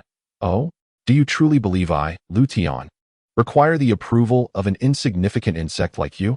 You, Senju Hashirama, are dreadfully arrogant. Each of Lu Tian's words struck like a razor-sharp blade, piercing deeply into Senju Hashirama's heart. Amidst his initial fury, a depth of contemplation now surfaced in Senju Hashirama's expression. His trembling hands clenched tightly together, as if he were striving to rein in his emotions. He lowered his head, inhaled deeply, and then slowly raised it again, bearing an air of earnestness. Lu Tian, he implored, I bow to you, begging you to relent and spare the nations of the shinobi world. At this, a playful smile danced upon Lu Tian's lips. Yet his voice was as chilling as the icy winds of winter, sharp and frigid. Senju Hashirama, when did you become so weak and easily deceived? Were the one to unify the shinobi continent not I, Lu Tian, but your descendants? Would you not be elated and proud? Upon hearing these words, Senju Hashirama's complexion turned as pale as paper, a flicker of anger and resentment flashing in his eyes. He abruptly lifted his head, his eyes gleaming with unwavering resolve. As if engaged in a final struggle, Lu Tian, though I, Senju Hashirama, am not invincible, I shall never bow to you easily. If you desire battle, then let it commence. Lu Tian's smile grew ever more triumphant. His hands gently caressed the form of the first raikage, as though he were playing a silent symphony. With the graceful movement of his fingers, the once majestic and formidable raikage began to undergo a remarkable transformation. The rigid contours of his physique softened, replaced by the alluring curves of femininity. In an instant, the middle-aged man, appearing to be in his 30s or 40s, metamorphosed into a youthful woman in her early 20s. Her delicate features and bright eyes sparkled with the brilliance of youth. Lu Tian gazed upon his creation with satisfaction, his eyes shimmering with pride, akin to an artist admiring a flawless masterpiece. Turning to Senju Hashirama and the others, a provocative smile graced his face. Senju Hashirama, allow me to enlighten you. This is my latest technique. I can alter anyone's gender, age, and physique at will. Hashirama was taken aback by the sight before him, his expression one of disbelief. He widened his eyes, observing the youthful woman as if witnessing an extraordinary miracle. Taking a deep breath to steady his emotions, he spoke solemnly. Lu Tian, you are indeed a genius. However, what is your ultimate aim in this endeavor? Lu Tian smiled faintly and replied, Senju Hashirama, it seems I have digressed from the topic. I intended to discuss the actions of the Third Hokage. His tone grew serious, as if recounting a weighty historical narrative. Before we engage in battle, allow me to elaborate. Please refrain from interrupting my discourse. He sought to embellish his account with his own fabrications. He continued, Hiruzen Sarutobi, though he presents himself as a paragon of justice and impartiality, is in truth a cunning and duplicitous hypocrite. A sharp glint flickered in Lu Tian's eyes, his voice imbued with indignation and discontent. He covertly manipulated the entire shinobi world, resorting to unscrupulous means for his own gain. His actions have incited immense dissatisfaction and fury among countless individuals. His emotions intensified, fists clenched tightly as he continued. Senju Hashirama, you are a legendary figure in the shinobi realm, yet you have been blinded by Hiruzen Sarutobi. Fixating on Hashirama's eyes, he pressed on. You believe he strives for the peace of the entire shinobi world, but in reality, he is merely paving the way for his own ambitions. I cannot stand idly by while such a man governs the entire shinobi continent. Hashirama was shaken by Lu Tian's words, his face betraying a complex array of emotions. Clearly, he found it hard to accept Lu Tian's claims. After a moment of silence, he inhaled deeply and stated, Lu Tian, your words have left me astounded. However, I shall investigate the matter concerning the monkey myself. If what you say is true, I will not stand by idly. With measured steps, Senju Tobarama approached, exuding an undeniable aura of authority. His countenance bore a hint of malevolence, and his gaze was sharp as that of a hawk. He lifted his chin slightly, fixing his eyes upon Lu Tian, his voice laced with a touch of mockery. Brother, do not heed his ramblings. The Uchiha clan is innately malevolent, their ambitions laid bare for all to see. Upon hearing this, Tian furrowed his brows, a flicker of anger flashing in his eyes. He shot a cold glare at Senju Tobarama, his tone icy. Do you have any idea how others perceive you? Senju Tobarama, your ambition and wickedness have led many to declare you the embodiment of evil. No sooner had he spoken than Senju Tobarama trembled slightly, as though struck by an invisible force, sending him hurtling through the air. He tumbled several times before landing awkwardly on the ground, his face a mask of resentment and fury. The atmosphere grew tense, with the 5 Kage casting wary glances at Tian. Yet, Senju Hashirama raised a hand, signaling the Kage to refrain from making any rash moves. His gaze was profound and resolute, as if capable of quelling all discord. Turning towards Tian, his voice resonated powerfully. You just claimed I am the source of all evil? What do you mean by that? Tian smirked, his eyes brimming with provocation. Are you truly concerned with such a title? Allow me to elaborate. Were it not for you, the ninja world might not be mired in such chaos. Though the Warring States period was rife with conflict, the scale of those battles pales in comparison to what we witness today. After the establishment of the 5 great ninja villages, warfare intensified and expanded. Do you realize that the death toll from 20 years of the Warring States exceeds that of any great ninja war? All of this is your doing, Senju Hashirama. Tian's voice grew increasingly impassioned, his expression grotesquely mocking, as if reveling in Hashirama's perceived ineptitude. His words were like a razor-sharp blade, piercing deeply into Hashirama's heart. After a moment of silence, Hashirama slowly lifted his head, his gaze unwavering and profound. Drawing a deep breath, he spoke with gravitas. Perhaps you are right, but I have never relinquished my quest for peace. Though war is brutal, as long as we harbor conviction and perseverance in our hearts, we shall one day glimpse the dawn of tranquility. As Hashirama's declaration resonated, the surrounding air seemed to grow thick with tension. A sardonic smile danced upon Tian's lips as his gaze swept across each individual present, particularly lingering on Hashirama's face. With a slight smile and a glimmer of challenge in his eyes, he continued, that beacon of peace you speak of, in my view, it is none other than myself. His voice rang with conviction, imbued with an irresistible charm that commanded the attention of all present. His words exuded a fierce confidence and ambition, as if he had already envisioned the resplendent future of unifying the ninja world. Once I unite the ninja continent, this world shall know no strife. Tian spoke with unwavering conviction, his gaze shimmering with fervent light, as if he had already envisioned a world of peace. Thus, you who obstruct me, along with your progenitor, the sage of 6 paths, Otsutsuki Kagaya. As soon as Tian's words fell, his attention shifted to the 5 Kage, a sardonic smile gracing his lips. Not long before your appearance, an otherworldly being emerged. He is a relative of the sage of 6 paths, Otsutsuki Urashiki.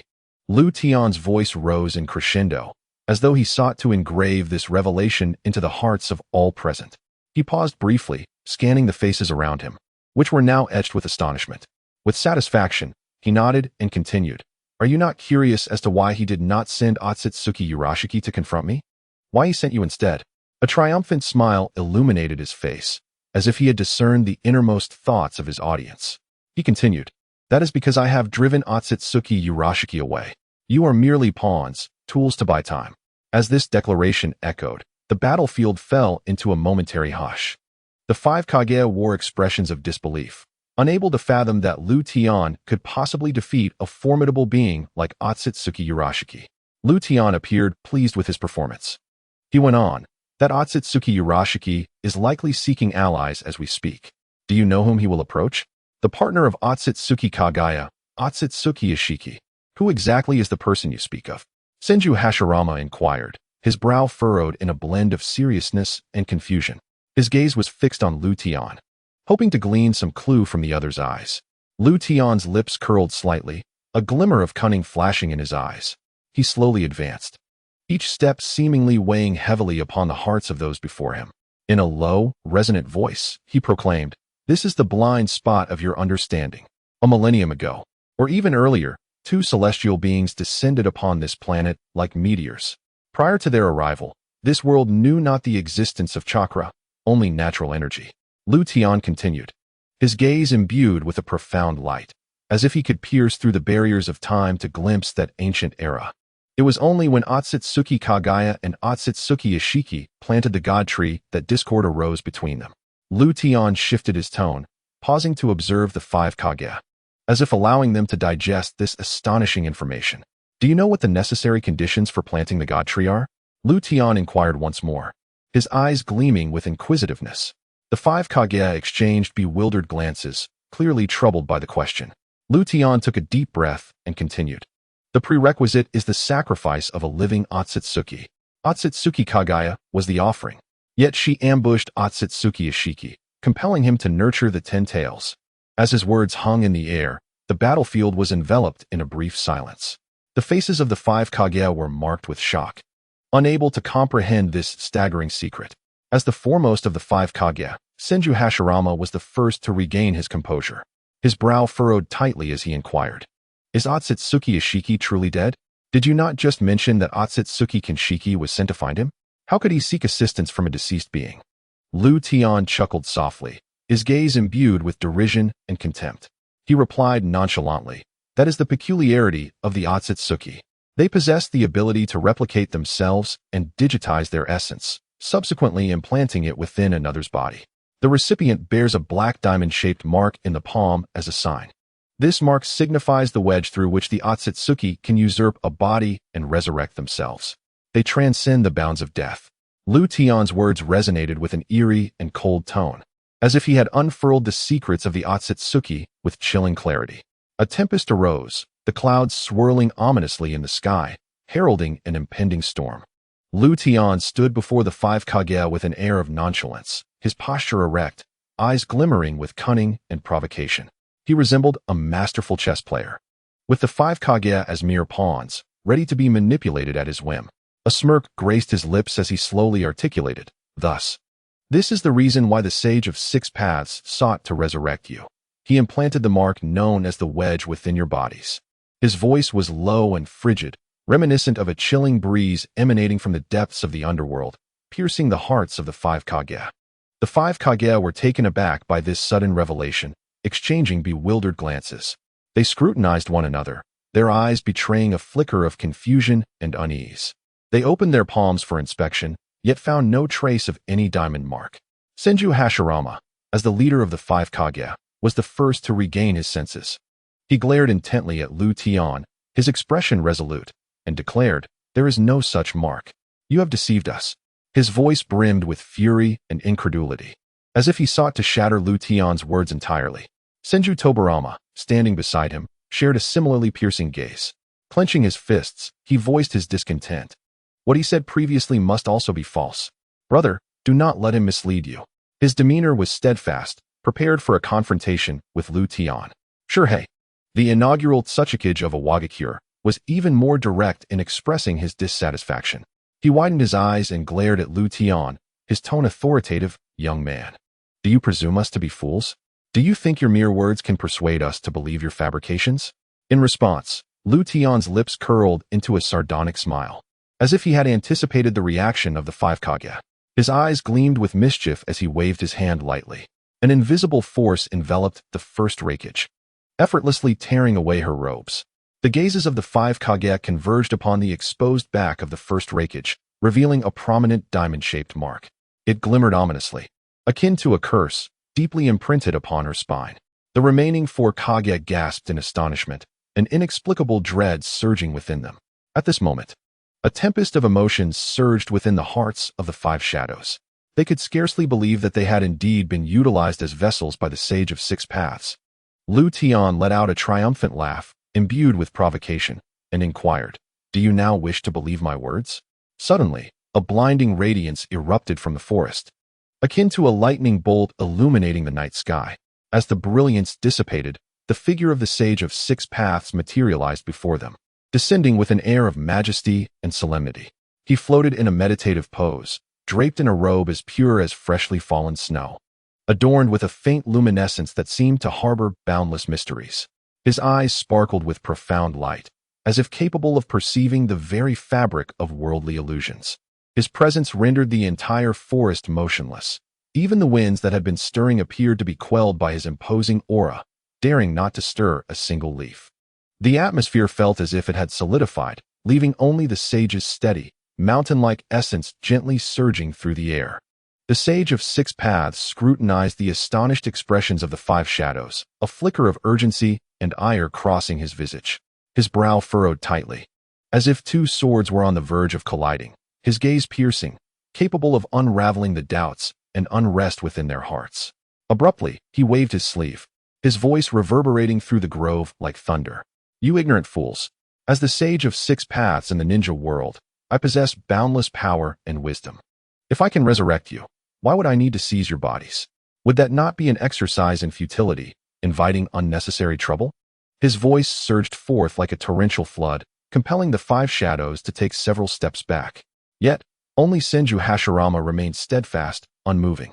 The five shadows widened their eyes, gazing upon the sage's furious and commanding countenance, their hearts filled with awe and trepidation. The sage's gaze swept over them, as if probing their very souls. He inhaled deeply, striving to temper his inner fury. What are you so anxious about?" Tian remained unfazed, a smirk of derision gracing his lips. He cast a cold glance at the sage, as if regarding a mere jest. Slightly tilting his head back, he gazed at the clouds scattered by the wind above. His voice carried a hint of mockery as he remarked, "How amusing that you become so agitated over a few words." Tian turned his attention to the five shadows, his eyes glinting with cunning. "This is because your time of demise in the ninja world has long since passed. Your strength has waned significantly. You can no longer wield dominion over this world on your own. Therefore, you require the five shadows as your stepping stones to re-emerge in your full glory." Upon hearing this, the sage's countenance darkened, transforming into a shade of iron. His eyes widened in fury, as if he were about to breathe fire. Trembling, he pointed at Tian, his voice quaking with rage. "You speak nonsense. Disrobe and see for yourselves. I have not left anything upon you." The five shadows were momentarily stunned by the sage's words, exchanging glances filled with hesitation. In this critical moment, they chose to place their trust in the Sage of Six Paths. They slowly began to shed their garments, layer after layer, until their bodies were completely exposed to the air. As their clothing gradually fell away, the bodies of the five Kage appeared exceptionally fair under the sun. Surprisingly, the diamond-shaped marks that Tian had spoken of did not manifest on their skin, which was as smooth as jade, devoid of any blemish. In that instant, the five Kage finally comprehended Tian's insidious scheme. A flicker of anger ignited in their eyes, and their gazes turned icy and sharp as they looked upon Tian. Their fists clenched tightly, as if to transform their pent-up fury into strength, ready to vanquish this detestable foe in one decisive blow. Observing this, Tian's lips curled into a cold smirk. He seemed to have anticipated all of this, his eyes glinting with cunning and provocation. In response to the five Kage's wrathful stares, he slowly raised his hand, as if preparing to make a move. At that moment, the Sage of Six Paths suddenly intervened. A formidable force erupted from him, sending Tian flying through the air in an instant. "You shameless wretch! Cease your deceitful words," the Sage of Six Paths bellowed, his voice reverberating through the forest like rolling thunder, shaking the very souls of all present. His face flushed crimson, and the flames of wrath flickered in his rinnegan, as if he intended to incinerate the cunning Tian. The five Kage were swept up in the sage's fury, their fists tightening, their faces betraying expressions of indignation and defiance. Yet the truth was far more intricate than they had imagined. While Tian had deceived them, the Sage of Six Paths harbored his own secrets. The wind in the forest howled, lifting the Kage's robes as if to unveil the layers of mist surrounding them. Though Tian had been propelled away by the sage's overwhelming power, a subtle, imperceptible smirk lingered at the corner of his mouth. His gaze fixated on the five Kage, a glimmer of mischief dancing in his eyes, as if he awaited something. The five Kage's minds had yet to settle from their earlier shock when they heard the ethereal and enigmatic voice of the Sage of Six Paths once more. They turned to glance, witnessing the sage's form suspended in the air, increasingly obscured. He seemed to be enveloped in a faint mist, on the verge of vanishing into nothingness. The power he had projected into the ninja world, having just sent Tian flying, appeared to be dwindling. His figure swayed in the wind, as if it could disperse at any moment. His gaze swept over the five Kage, imbued with a hint of helplessness and resolution, as if he were entrusting all hope to them. Taking a deep breath, his chest heaving as if to gather every ounce of strength into this moment. He spoke slowly, his voice laden with the weight of time and gravity. The heavy responsibility of protecting the ninja world I entrust to you. Each word struck the 5 Kage like a hammer, instilling within them an overwhelming sense of gravity and duty. Upon finishing, the sage's form began to gradually dissipate. His figure became increasingly indistinct, ultimately transforming into a wisp of azure smoke, vanishing into the ether. His voice gradually receded, leaving behind an eerie silence and the shadowy forms of the 5 shadows exchanging bewildered glances. It was as though a tempest surged within their hearts, with confusion and unease shrouding them like ominous clouds. They gazed at one another, seeking a glimmer of enlightenment in each other's equally perplexed eyes. Yet, they found that each pair of eyes resembled unfathomable lakes, brimming with bewilderment and incomprehension. At that moment, Tian, like a specter, slowly rose from the ground. He brushed off the dust from his attire, a smug smile gracing his face, as if all that had transpired had been anticipated by him. With measured strides, he approached the 5 shadows, each step echoing like a drumbeat in their hearts, quickening their pulses. A sly curve played upon Tian's lips, reminiscent of a sage who held dominion over all. His gaze flickered with a chilling glimmer, fixated on the 5 shadows as if to pierce through the depths of their fears. Do you not realize? I have not deceived you. Tian's low, cold voice reverberated through the air, each word coalescing into a sharp blade, piercing the very core of the 5 shadows. His voice slithered like a frigid serpent's tongue, sending involuntary shivers down their spines. The so-called mark of the wedge is, in truth, engraved upon the surface of your hearts. Tian continued, his eyes glinting with an eerie light, as if everything lay within his grasp. At his proclamation, the 5 shadows were instantly engulfed in shock. Senju Tobirama, the second Hokage of the Fire Nation, was the first to voice his skepticism. This is impossible. We have never felt anything amiss.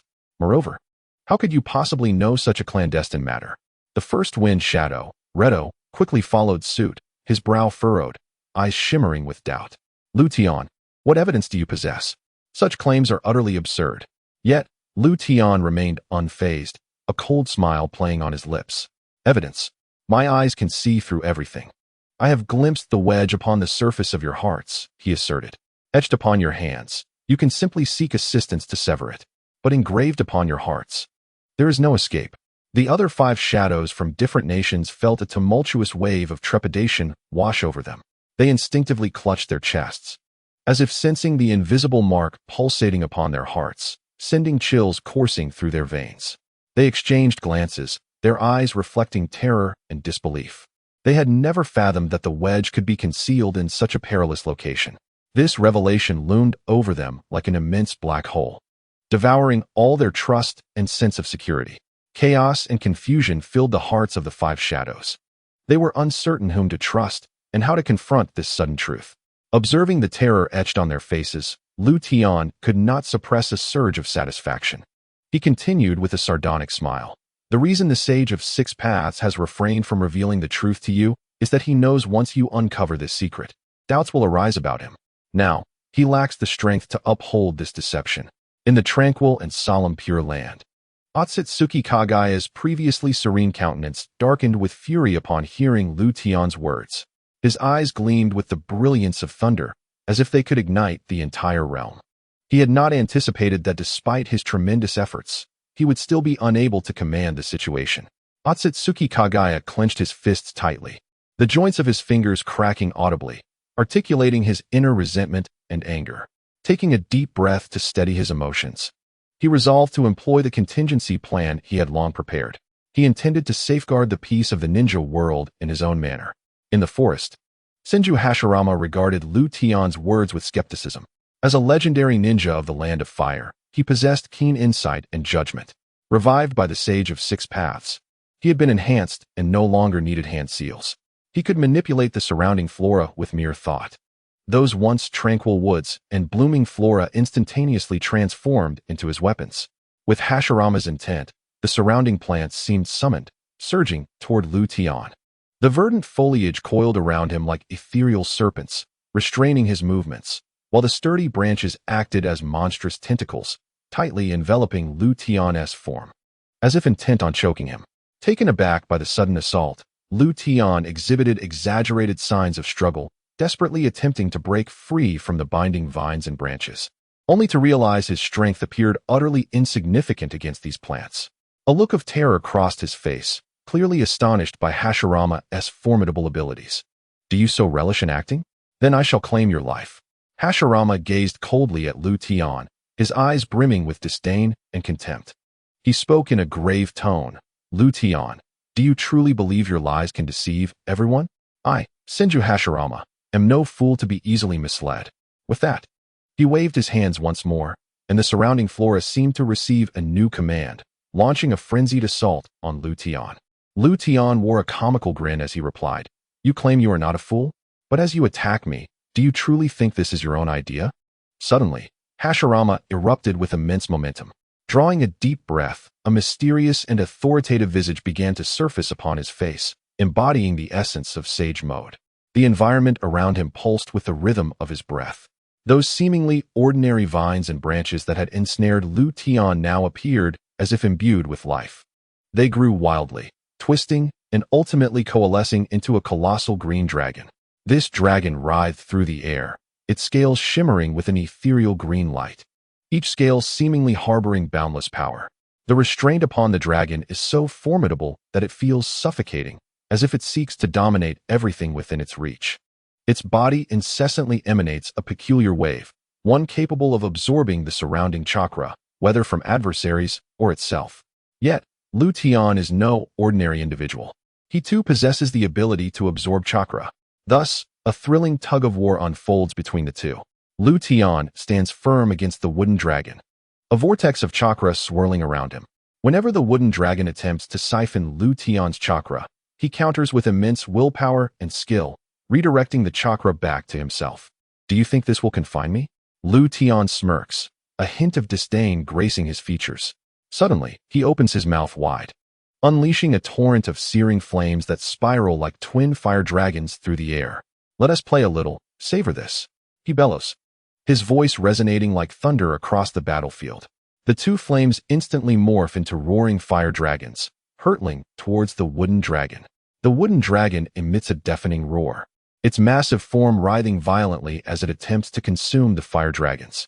Yet, the fire dragons, as if imbued with life, nimbly weave through its grasp, each contact seemingly devouring the wooden dragon's chakra.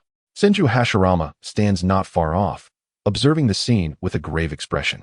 He understands that if this continues, Tian will swiftly deplete the wooden dragon's chakra. He cannot remain passive. He must bring this battle to a swift conclusion.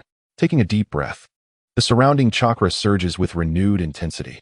He clasps his hands together and intones Senjutsu, would release, true thousand hands, transform into Buddha.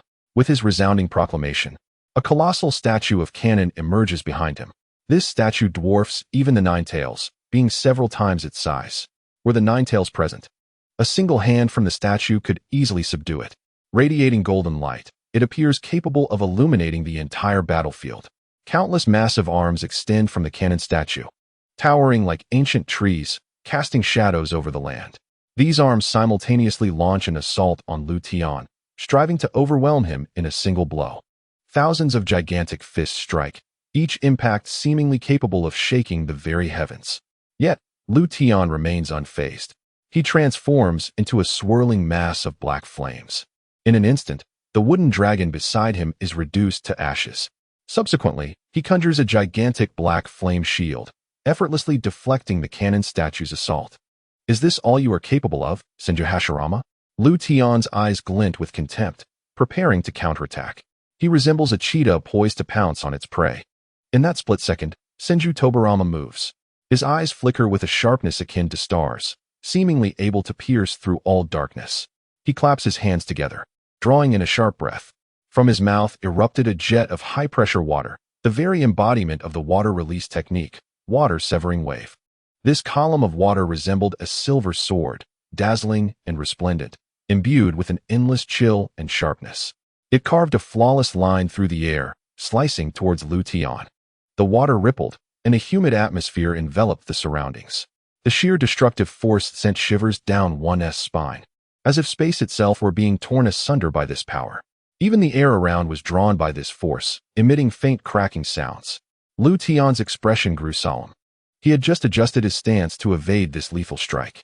In the next moment, the speed of the water-severing wave was astonishing, akin to a flash of lightning, closing in on his form once more in an instant. A fierce wind suddenly swept through the air. With a clap of his hands, Dub unleashed a torrent of powerful wind chakra from within, a testament to his pride in the bloodline technique, Gale Release. Under his command, the tempest howled as it surged towards Lu Tian, interspersed with countless sharp wind blades. They danced and spiraled through the air, producing a piercing sound that seemed to slice through the very fabric of space. Lu Tian sensed two formidable forces converging upon him simultaneously. Yet, rather than panic, he grew increasingly composed. With a flash, he darted between the gale and the water waves like a wraith, each movement accompanied by a resounding boom and a blinding flash. Leaving luminous trails in the darkness, he effortlessly evaded all attacks, as if everything lay within his control. Lu Tian, let us see how you withstand my dual onslaught. I refuse to believe you can evade forever. Dub bellowed, his voice brimming with confidence and authority. But Lu Tian remained unfazed. In the next instant, his figure vanished from sight, only to reappear before Senju Tobarama, his palm raised high as if to deliver a decisive blow. Yet, Senju Tobarama was not alarmed. He flickered out of existence, employing the flying thunder god technique. When he reemerged, it was several meters behind Lu Tian. He had long been prepared, with markers of the flying thunder god surrounding him. Swiftly, Senju Tobarama conjured a whirlpool of water, condensing it into a water spear. He hurled it with great force. The water spear spun chaotically through the air, resembling a blooming silver lotus. Upon contact with its target, it would instantaneously unleash a colossal water vortex.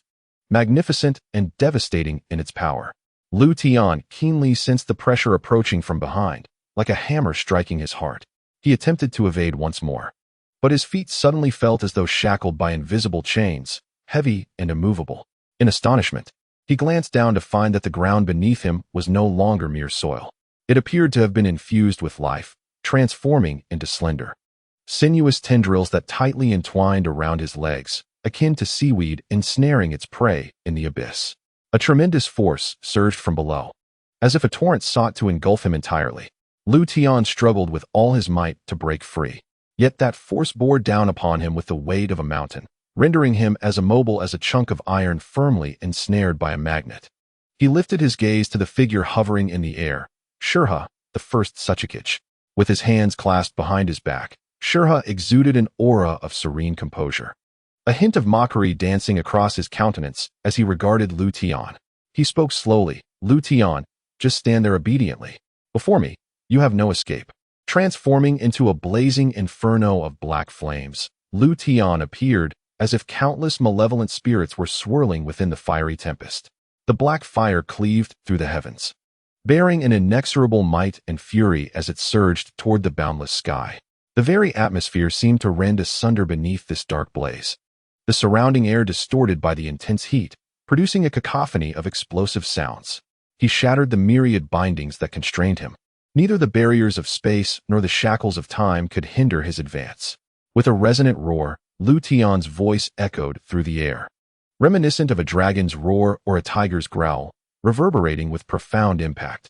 His visage was alight with madness and exhilaration, as if this tumultuous clash and bloodshed were merely an exhilarating game to him. Ha, ha, how delightful. Lu Tian laughed, his eyes sparkling with a mocking glint. You lot are truly amusing. I almost hesitate to slay you. His words dripped with derision and disdain, as though his adversaries were mere ants, unworthy of his full strength. As his words lingered in the air, his gaze sharpened, locking onto a singular figure, Sarutobi Hizashi. But there is one exception, Lu Tian declared coldly, his voice laced with murderous intent. That would be you, Sarutobi Hizashi. His eyes glimmered with a frigid light, as if he sought to freeze Hizashi in his place. In that moment, the black flames surged once more, intensified and more ferocious than before. Like a colossal arrow, Lu Tian propelled himself forward, wielding cataclysmic power aimed directly at Sarutobi Hizashi. His speed transcended the confines of space, rendering evasion impossible. Hisashi's expression shifted to one of grave concern as he sensed the overwhelming pressure bearing down upon him. With a steely gaze, he swiftly formed hand seals, drawing in a deep breath before suddenly opening his mouth. In that instant, a bolt of purple lightning coalesced within his mouth, manifesting as a great purple dragon that roared forth to meet Lu Tian's advance. This was the signature technique, the In release, thunder style, that Hisashi had covertly learned from Uchiha Madara. Yet, in the face of this thunderous assault, Lu Tian remained unfazed. The black flames he embodied surged through the air, like an arrow ignited by the fires of darkness, slicing through the sky with an aura of annihilation directed straight at the roaring purple dragon. The purple dragon bellowed, striving to withstand the onslaught of the encroaching dark fire. Before the arrow imbued with dark power, the purple dragon was instantaneously ignited, transforming into a dazzling array of sparks that ultimately dissipated into the endless abyss of darkness. Not a trace remained of Sarutobi's ultimate technique. This scene left all present in utter astonishment, as they had not anticipated that Lu Tian's strength could be so formidable, rendering even Sarutobi's greatest skill utterly ineffective. "Monkey, how dare you slay him?" roared Senju Hashirama, his voice echoing like thunder, resonating within the hearts of all. In an instant, the ground beneath Lu Tian began to tremble violently. Numerous colossal wooden hands erupted from the earth, akin to massive vines, stealthily ensnaring Lu Tian. These wooden appendages radiated a vibrant life force, as if intent on engulfing Lu Tian entirely. Yet, Lu Tian remained unfazed. The black flames enveloping him surged with renewed vigor, as though seeking to ignite the entire world. Upon contact with the black flames, the wooden hands were swiftly reduced to ash, vanishing into the air. Lu Tian regarded the onlookers with a cold gaze, a sardonic smile gracing his lips. "Could you not form an orderly line, allowing me to deal with you one at a time? Must you resort to a coordinated assault? If so, I shall cease to play." The black flames around him roiled once more, threatening to consume the very heavens and earth. Shurha, the first Hokage, narrowed his eyes. With a powerful shout, he declared, "Youngster, how dare you underestimate the 5 Kage? Today, you shall witness the pinnacle of the shinobi world." He formed hand seals, unleashing his unique technique, the bloodline elimination mud technique. Surrounding Lu Tian, the earth writhed, taking the shape of lifelike mud figures. Armed with weapons, they advanced from various directions to assault him. These mud figures exuded a dense aura of earth, as if determined to bind Lu Tian within the very soil itself. A flicker of disdain crossed Lu Tian's eyes. With a mere movement, he traversed among the mud figures like a specter. However, he soon realized that these figures were not mere conjurations. The earth release technique they wielded caused a slight delay in his chakra flow. "Ah, this technique again. How utterly tiresome." Lu Tian scoffed, his body suddenly convulsing as a torrent of powerful black flames erupted forth. The mud figures surrounding him cracked under the intense heat, ultimately disintegrating into a puddle of muck scattered across the ground. Just as Lu Tian prepared to press his advantage, he felt an overwhelming pressure descend from above. The air around him sank under this immense weight, transforming into a viscous fluid. Lu Tian found himself momentarily hindered, unable to glide through the battlefield with the same ease as before. "Mud release, gravity crush technique," echoed the voice of Hokage Oyoki across the battlefield. Suspended in midair, he clasped his hands together, his gaze piercing. The earth surrounding the battlefield seemed to be drawn by an enigmatic force, rapidly converging towards Lu Tian's position. The ground trembled as if it were about to rip open, creating a vast chasm. Under the weight of immense pressure, Lu Tian's black flames flickered like a candle's light battered by a tempest, dimming and brightening, on the verge of extinguishment. He felt the gravitational force closing in from all directions, akin to the weight of countless mountains, suffocating him and forcing him to collapse onto the ground. Lu Tian struggled to rise, yet each attempt felt as though it were thwarted by an invisible force, rendering him immobile. Meanwhile, others were not merely spectators. Lido hovered high above, taking a deep breath as he swiftly formed hand seals. In that fleeting moment, a fierce whirlwind erupted around him, rapidly shaping into sharp blades of wind. These blades, accelerated by gravity, struck toward Lu Tian with the precision of razor-sharp edges. The three water shadows united to unleash their ninjutsu.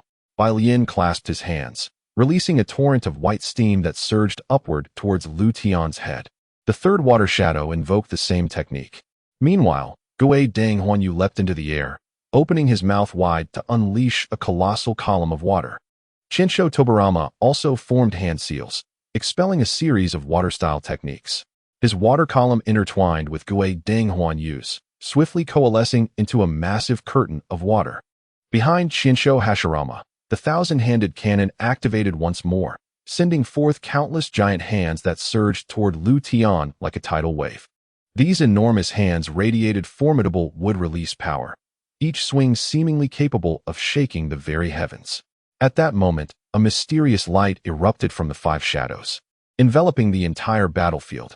This was the contingency of the Sage of Six Paths, and the overwhelming sealing force bore down upon Lu Tian. In the face of such power, all of Lu Tian's struggles became utterly futile. He felt an invisible force drawing him away, ultimately vanishing from his original location. Did you exert yourselves so greatly merely to seal one of my bodies? Moreover, you have overlooked me. At this moment, in the desolate expanse of the northwest wind country, dark clouds loomed ominously overhead, heralding an impending storm. Amidst this oppressive atmosphere, a figure flickered like a specter, frantically fleeing, none other than Otsutsuki Urashiki. His eyes glimmered with anger and disdain, the corners of his mouth curling into a sardonic smirk. In this barren land, Otsutsuki Urashiki sensed the vibrations beneath the ground. He discovered Otsutsuki Ishiki, who had taken refuge within the body of Jiyuan. His incomplete upper body, having shrunk, now resided within Jiyuan's brain. At this moment, Jiyuan, clad in a white feathered garment, bore Roman numerals beneath his left eye, with a wedge-shaped mark on his chin, exuding an air of gentlemanly grace. He was presently indulging in a meal and savoring fine wine. Confronted by the sudden appearance of Otsutsuki Urashiki, he faced him through Jiyuan's body.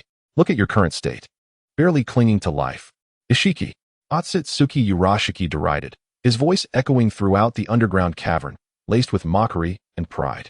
To think you were ambushed by your own subordinates, leaving you in such a pitiful condition, truly a disgrace to our reputation.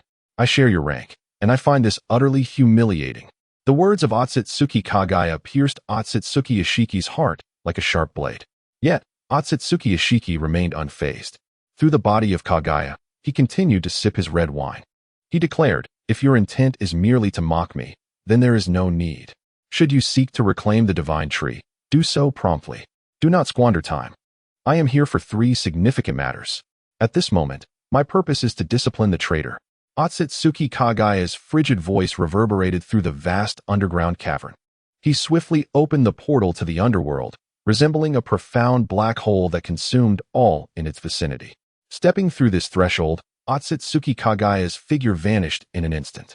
He descended into the primordial space of Otsutsuki Kagaya. This realm felt like an ancient sanctuary forgotten by time, suffused with a rich chakra essence. The air imbued with boundless energy. Ancient runes slowly flowed through the space, as if whispering secrets unknown to humanity. As Otsutsuki Kagaya entered this domain, a scornful smile blossomed upon his face. He surveyed his surroundings, his gaze sharp as that of a hawk, instantly locking onto the frail figure of Otsutsuki Kagaya, cowering in the corner. With a swift motion, he appeared before her like a specter. He extended his long, pale fingers, gently grasping Kagaya's disheveled hair, as if toying with a helpless kitten. Bloodline technique, rabbit hairpin. Otsutsuki Kagaya's hair transformed into countless kunai, launching an assault upon Otsutsuki Kagaya. Faced with such an onslaught, a flicker of impatience crossed Otsutsuki Kagaya's eyes. He struck Otsutsuki Kagaya sharply across the face. The crisp echo reverberated through the primordial space, as if time itself had frozen. Otsutsuki Kagaya's body arced through the air, crashing heavily to the ground, emitting a dull thud. Otsutsuki Kagaya crouched down. Leaping onto Otsutsuki Kagaya's back, he relentlessly ground her down beneath his feet. A blaze of fury ignited in Otsutsuki Kagaya's eyes, seemingly ready to erupt. His voice laced with rage and discontent. You, worthless traitor, defeated by your own son and sealed away for so many years. And now, you dare to resist me?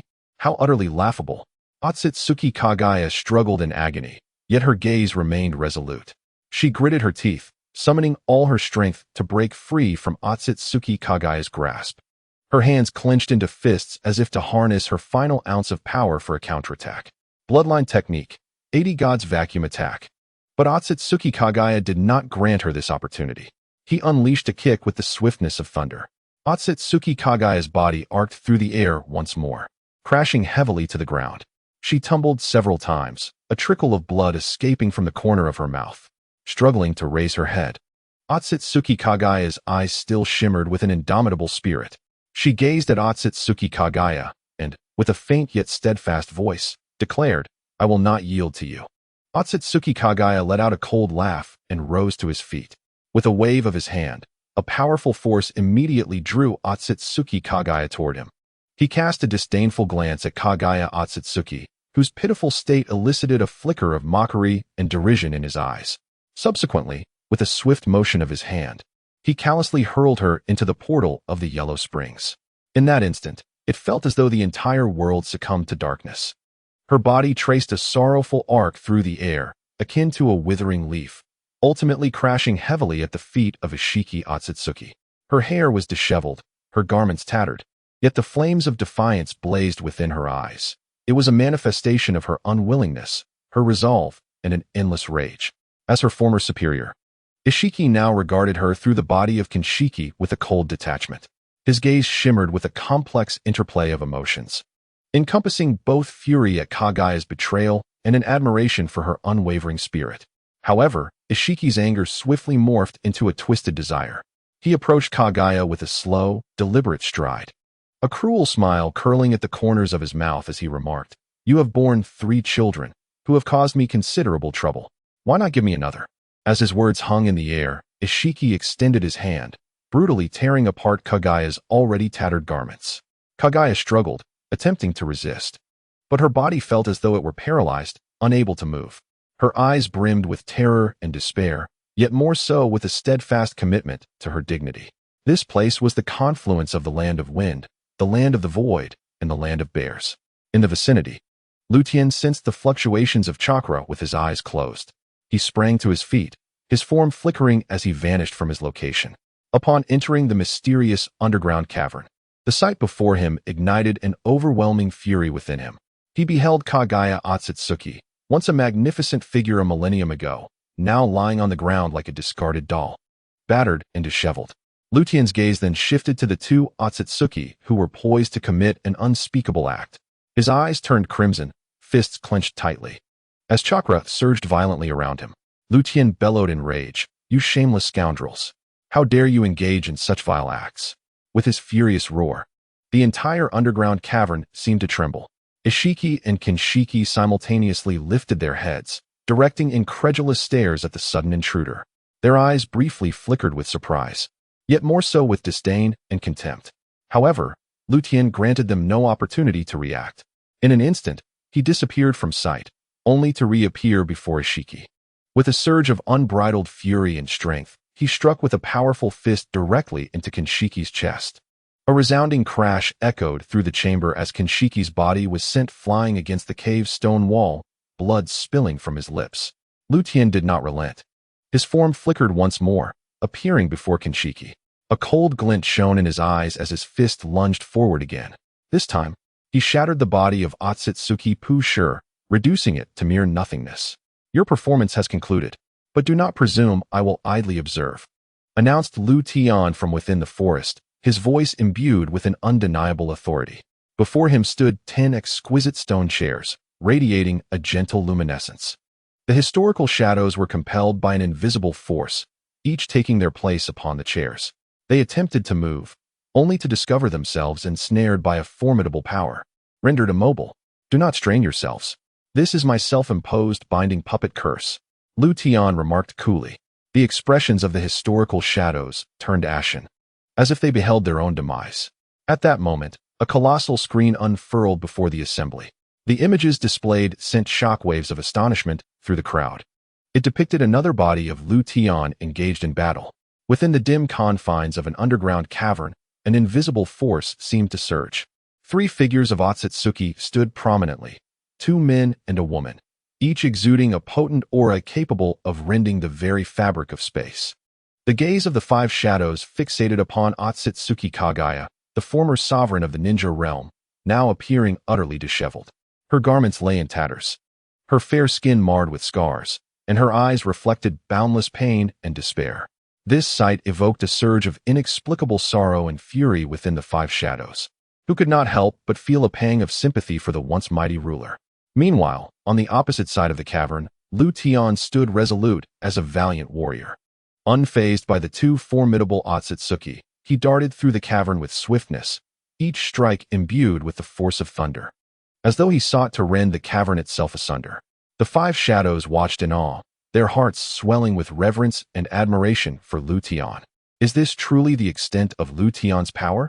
Pondered Senju Hashirama, his eyes wide with shock and respect. He had never imagined that humanity could wield such formidable strength, far surpassing his wildest dreams. We are indeed in opposition to him, muttered Shurha, his face betraying sheer terror, his voice trembling as he struggled to accept this reality.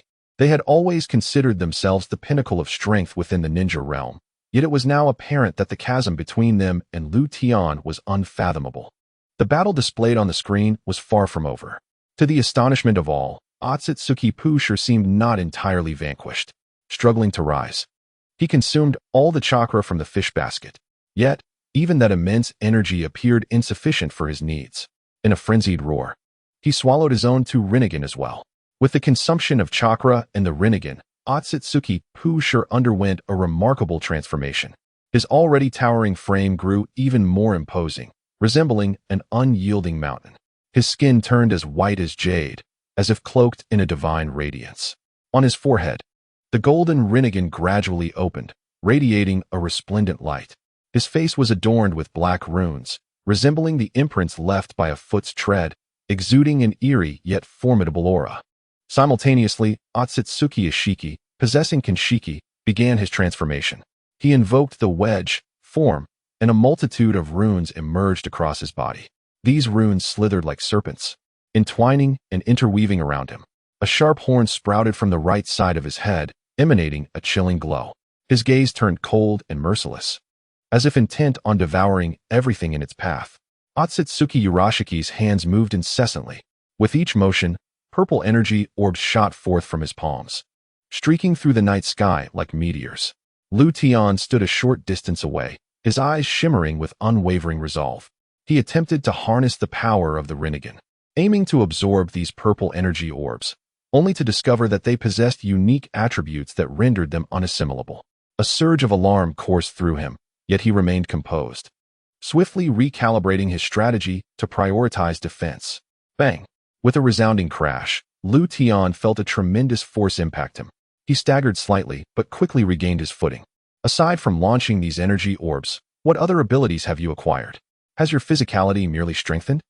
Tian regarded Otsutsuki Urashiki, curiosity flickering in his gaze. Just then, Otsutsuki Ishiki made his move against Tian. With a sudden sweeping gesture, a powerful wave of energy erupted from within him. Countless black cubes materialized from an alternate dimension, raining down upon Tian like a torrential downpour. These black cubes exuded a bizarre aura, sending a shiver of trepidation through Tian. Yet, he did not retreat. Instead, he drew a deep breath. Channeling all his strength, Tian braced himself for the impending onslaught. Bang, bang, bang. The black cubes collided relentlessly against Tian, producing deafening roars. Yet he stood resolute, embodying an impervious barrier, impervious to the furious assault. After enduring countless impacts, Tian shattered all the black cubes. He remained steadfast, his eyes glinting with a fierce light. Otsutsuki Ishiki gazed at Tian with a flicker of astonishment. He had not anticipated Tian's strength to be so formidable that even his divine techniques could not inflict substantial harm. Nonetheless, he did not relent. Instead, he raised his hands once more, preparing to unleash a more ferocious attack. Otsutsuki Urashiki released another barrage of purple energy orbs. These orbs shimmered like stars, transforming into lethal projectiles that hurtled towards Tian at astonishing speed. Each release of energy was accompanied by violent tremors in the air and rifts tearing through the night sky, as if the entire universe quaked in response. The purple radiance illuminated everything around, engulfing the underground cavern in a blaze reminiscent of violet flames. Otsutsuki Purushi fixed his intense gaze upon Lu Tian, a flicker of anxiety glimmering in his eyes. He turned to face the other Otsutsuki, Ishiki. "This fellow is formidable," Purushi exclaimed, his voice reverberating through the subterranean cavern. Laden with urgency, he declared, "Join me in combat. I am about to unleash my ultimate technique." Upon hearing this, Lu Tian, enveloped in a cascade of violet energy orbs, wore an expression of disdain. His gaze remained calm and resolute, as if the barrage of attacks was merely inconsequential playthings to him. He lifted his head to regard the disheveled Otsutsuki Kagaya, the progenitor of chakra in the ninja realm. "Fear not, I shall eradicate them swiftly." Lu Tian spoke with an air of confidence. In an instant, Lu Tian sensed an unusual presence. He glanced down to find a minuscule entity attempting to burrow into his ear from his shoulder. A slight jolt of surprise coursed through him as he recognized it to be Ishiki's divine technique, Shomi-I Baikuna. With a cold snort, Lu Tian resolved that he would not allow Ishiki to succeed. He swiftly extended his hand, executing a remarkably agile motion to accurately seize the diminutive figure of Otsutsuki Ishiki. "The disparity between us is insurmountable," Lu Tian scoffed, gripping Ishiki with contempt. "Your trifling skills cannot inflict even the slightest harm upon me." After a fierce battle, the underground cavern had been utterly transformed. The once solid rocks lay shattered beneath the onslaught of energy, the cacophony of collapsing debris echoing like the earth's roar. A colossal void had emerged at the cavern's apex, its diameter spanning several feet, leading directly to the surface. Sunlight poured through the opening, illuminating the chaos within. Lu Tian stood amidst the ruins, firmly grasping the two incapacitated Otsutsuki, Purushi and Ishiki. Their garments were tattered, their appearance disheveled, and their eyes filled with terror and despair. Lu Tian regarded them with a gaze replete with disdain and scorn. "You resemble unkillable cockroaches. No matter how I strike, you persist in your struggle for survival. Such weariness it brings." His voice echoed within the vast cavern, tinged with mockery and derision. Having spoken, he raised his hand, hoisting the two Otsutsuki high, as if to display his trophies. "Since you are so tenacious, I shall adhere to your customs and obliterate you completely." A cruel smile curled at the corners of Lu Tian's mouth, his eyes glinting with a chilling light. Gradually, he parted his lips. The two Otsutsuki in his grasp began to compress relentlessly. They writhed and cried out, yet ultimately their struggles proved futile. Bathed in sunlight, Lu Tian's silhouette appeared increasingly grand and imposing. A resolute light flickered in his eyes, as if nothing could impede his forward march. The two Otsutsuki had become his sustenance. Truly delectable. Lu Tian inhaled deeply, his eyes shimmering with satisfaction and delight, as if what he had just consumed was not an adversary, but rather the most exquisite delicacy in existence. He felt the surging power within him. Every thread, every strand seemed to harbor boundless energy, causing his spirit to tremble. "I sense the strength bubbling forth. I have grown stronger." Lu Tian swung his fist, reveling in the tumultuous force within, a satisfied smile gracing his face. In this moment, he felt invincible, as if any adversary before him would crumble effortlessly. He turned his gaze, piercing and resolute, towards the distant figure of Kagaya Otsutsuki. Her silhouette, illuminated by the sunlight, appeared increasingly graceful and elegant. Lu Tian approached, a gentle smile adorning his features. "Congratulations, Kagaya. You have finally liberated yourself from the shackles of your two rebellious sons." His voice was soothing yet powerful, akin to a spring breeze, instilling comfort. He extended his hand, lightly patting Kagaya's shoulder, as if offering her encouragement and solace. Kagaya Otsutsuki paused, her once piercing gaze softening in response to Lu Tian's words. She slowly raised her head, looking at the man who had just rescued her. A flicker of complex emotions danced in her eyes, a blend of wariness towards the unknown and a subtle hint of gratitude. Once an invincible being, her power had been mercilessly restrained during her years of confinement. Her spirit shackled in endless darkness. As the bonds shattered and freedom returned to her embrace, her heart brimmed with intricate emotional turmoil. She had not anticipated such congratulations and concern from Lu Tian at this moment. This sudden kindness caught her off guard, leaving her somewhat bewildered. Yet soon, a grateful smile emerged upon her face, reminiscent of the warm and bright sun of early spring. Kagaya's smile radiated a sweet, innocent purity. Her eyes sparkled with hope and longing for the future, like a child emerging from darkness, reclaiming her freedom. This aspect of her stirred something within Lu Tian's heart. He understood that despite Kagaya's formidable power, her essence resembled that of a naive child. Her innocence and kindness were the very keys that enabled Naruto and Sasuke to seal her away successfully. Had she possessed a different demeanor, perhaps the outcome of their conflict would have taken a different turn. Kagaya, could you summon your third son? Lu Tian furrowed his brow slightly, his gaze penetrating as he regarded Kagaya Otsutsuki. His voice carried an undeniable authority. Kagaya's eyes flickered, seemingly capable of piercing through the fabric of time and space. She nodded gently, her demeanor composed as she replied, I sense his chakra. He is already on his way. Meanwhile, in the distant forest of the Great Han Empire, Lu Tian had completed his masterpiece. He stood in a clearing, surrounded by dense foliage, sunlight filtering through the leaves, enveloping him in a golden halo. Before him sat 10 former shadows of the 5 great shinobi, who, during the course of the film, had transformed into petite and charming young maidens. Their original garments had become ill-fitting, and their faces bore expressions of shyness and astonishment, as if they could scarcely believe the transformation they had undergone. Lu Tian gazed at these beautiful maidens with satisfaction, a smug smile curling at the corners of his mouth. He reached out, gently caressing the cheek of Senju Tobarama. In a tender voice, he proclaimed, Ladies, this marks your rebirth. I have eradicated your wedge. Be sure to express your gratitude. The transformed Senju Tobarama, once characterized by a resolute visage, now appeared delicate. She bit her lower lip, her eyes shimmering with tears of humiliation. Raising her head, she fixed her clear yet defiant gaze upon Lu Tian and tremulously uttered, Just kill me. Observing her stubborn demeanor, an inexplicable emotion surged within Lu Tian. You have stirred my excitement, he replied, before shifting his tone with a hint of mockery, a smirk playing on his lips. However, I am not like Uchiha Hanya, that lustful fool. Let us continue watching the film. His words exuded a light-hearted jest, alleviating the previously tense atmosphere. The 5 Kage, guided by his remarks, redirected their attention back to the screen. On the display, a black and white creature resembling a Venus flytrap slowly emerged from the ground. Its body was composed of contrasting shades, appearing both eerie and enigmatic. Upon laying eyes on Otsutsuki Kagaya, the creature's eyes widened in sheer excitement, as if on the verge of tears.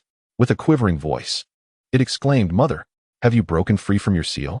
Its tone brimmed with anticipation and elation, as though it had awaited this moment for an eternity. Otsutsuki Kagaya regarded the black and white entity with a glimmer of complex emotion, nodding slightly as she declared, I have regained my freedom. Though her voice was calm, the power it conveyed was undeniable. Upon hearing this, the creature leaped with joy, its form twisting in midair as if to release an overflow of happiness. It exuberantly proclaimed, Wonderful. Mother, we can finally reactivate the Divine Tree Project. Its voice resonated with confidence and resolve, as if it could already envision a hopeful future. At that moment, the 5 Kage, captivated by the scene, found their hearts filled with anticipation and curiosity. They yearned to uncover what would transpire next, and what plans Otsutsuki Kagaya and the black and white entity might devise. Meanwhile, within the pure land of the shinobi world, a gentle luminescence of souls pervaded the atmosphere, resembling a mesmerizing dreamscape. The Sage of 6 Paths, clad in an ancient robe, stood at the heart of this sanctum. His gaze was profound and mysterious, akin to the brightest star in the night sky, seemingly capable of penetrating the very fabric of existence. He slowly extended his hand, and a resplendent radiance began to manifest within his palm. In that brilliance, it appeared as if boundless spiritual energy was contained. Taking a deep breath, he seemed to draw in the very essence of the Pure Land souls. With each inhalation, the souls of lower ninjas and ordinary individuals converged like a flowing stream toward him. They swirled and coalesced within the Sage of 6 Paths' grasp, ultimately consumed by him in a single, profound swallow. The Otsutsuki aliens are monstrous beings that consume souls, and the Sage of 6 Paths, Otsutsuki Hakui, is no exception to this understanding. After devouring the souls, the sage's gaze sharpened, as if flames were igniting within. A powerful aura erupted from him, sweeping across the Pure Land like a tempest, instilling an unprecedented sense of oppression. Having satiated his hunger and restored his strength to its zenith, the Sage of 6 Paths slowly extended his hand, seemingly capable of touching the very edge of the universe. His palm emanated a faint golden radiance, representing the purest power of the ninja world and symbolizing his might. With a gentle wave, a dazzling beam of light streaked through the void like a meteor, soaring into the heavens. The brilliance was so intense that it was nearly blinding. As the light dissipated, the soul of Uchiha Madara miraculously emerged. His figure flickered within the glow, exuding an indomitable pride. At first, a flicker of surprise crossed Madara's eyes, but it soon succumbed to a veneer of indifference. He scrutinized the Sage of Six Paths coldly, filled with wariness and confusion. "Who are you? What do you intend to do with me?" Madara's voice was deep and frigid, each word seemingly forced through clenched teeth. The Sage of Six Paths smiled slightly, a smile imbued with mystery and depth. His gaze seemed to penetrate the very essence of Madara, leaving him without concealment. "I am the Sage of Six Paths. The ninja world is currently facing an unprecedented crisis. I require your power. Let us together safeguard the world we both cherish." The sage's voice resonated with conviction and anticipation. As his words faded, Madara found himself departing from the Pure Land, emerging in an unfamiliar place. He surveyed his surroundings, where the figures of Kagaya Otsutsuki, Black Zetsu, and others swirled before him. Their gazes were fixated upon him, as though he had become the focal point of this realm. Upon seeing Madara, Kagaya's eyes flickered with surprise, her gaze appraising him from head to toe. Could this be yet another scheme of Otsutsuki Hakui? Kagaya murmured. This power seems to be yin-yang release. However, Madara did not respond to her inquiry. He felt the surging might within him, as though it threatened to tear him asunder. Unable to contain himself, he let out a low roar filled with excitement and anticipation. Yet soon after, he realized he could not control his own body. The will of the Sage of Six Paths began to infiltrate him, causing his eyes to grow hazy. The sage spoke through his lips. "This is the reincarnation of the mundane through yin-yang release.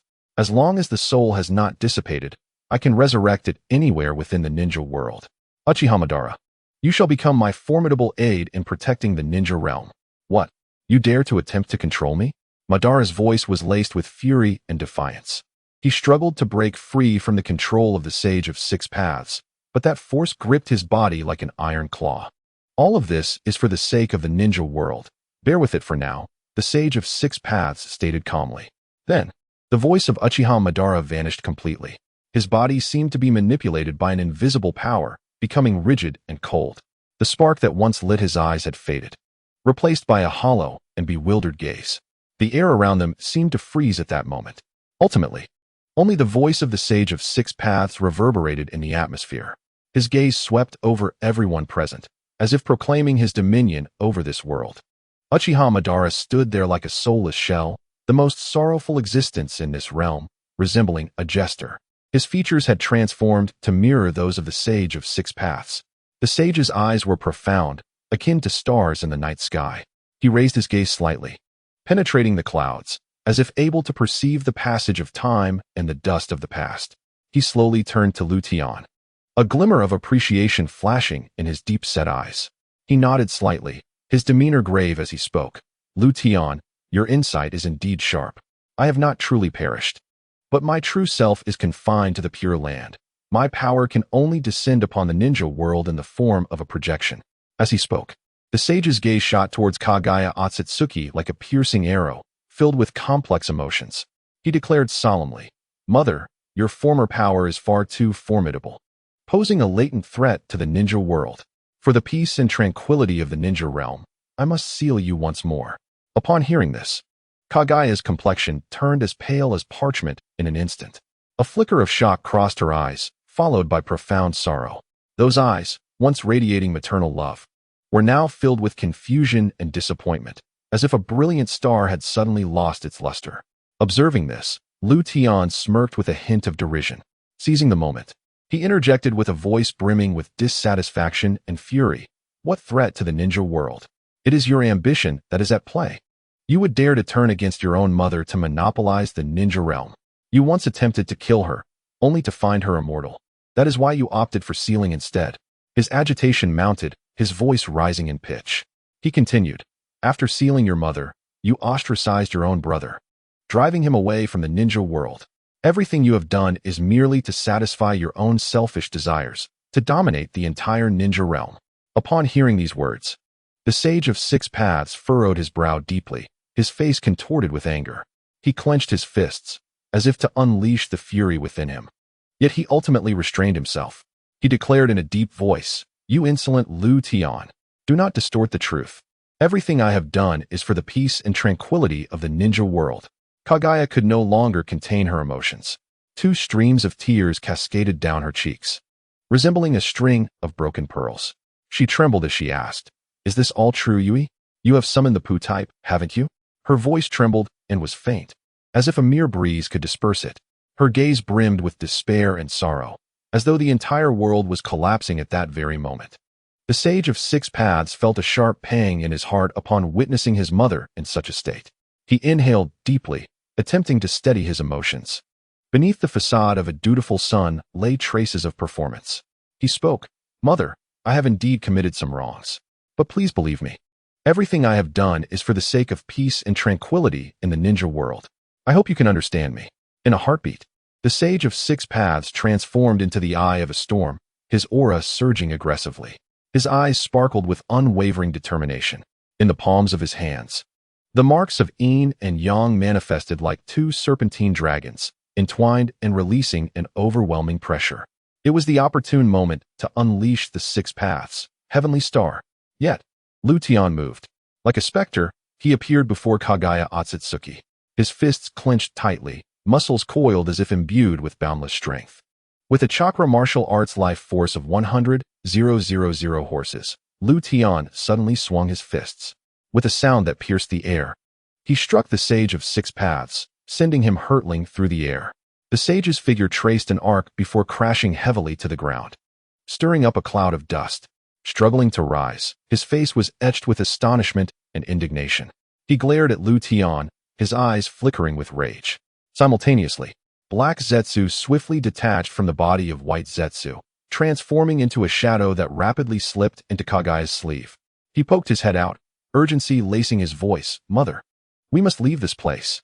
Lu Tian's power is unfathomable. We should not linger." Upon hearing this, a flicker of hesitation crossed Kaguya's eyes. She glanced at the Sage of Six Paths, then at Lu Tian, her heart a tumult of conflict and struggle. Ultimately, she chose to heed Black Zetsu's counsel. She nodded gently, preparing to open the gate to the Yellow Springs. In that fleeting moment, Lu Tian abruptly turned his head. His gaze shot towards Kaguya like a piercing arrow. A comical smile graced his face, revealing disdain and mockery towards everything before him. He spoke slowly, his voice deep and magnetic, as if each word bore enchantment. "There is no need for such haste. Both Otsutsuki Ishiki and Otsutsuki Pu have already been consumed by me. Their strength, their wisdom, now reside within me. Otsutsuki Kaguya is but a mere jester in my eyes, easily extinguished." His voice echoed across the desolate battlefield, brimming with confidence and arrogance.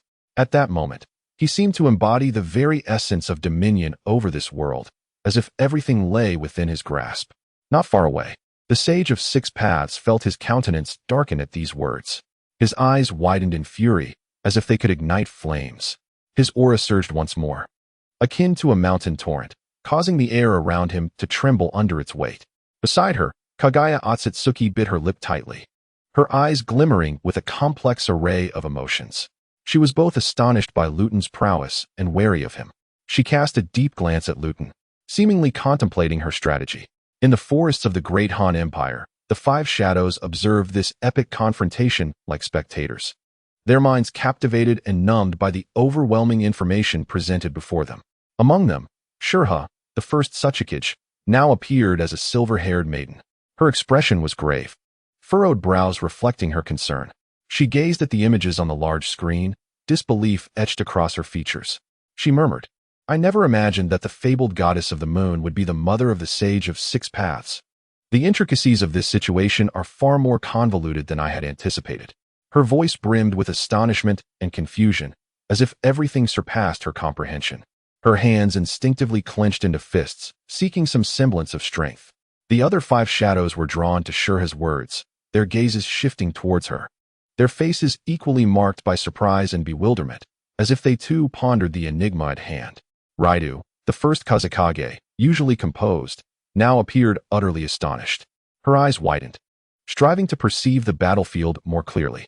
Clenching her fists, she spoke with a trembling voice. I too never expected the Sage of Six Paths to be such a person.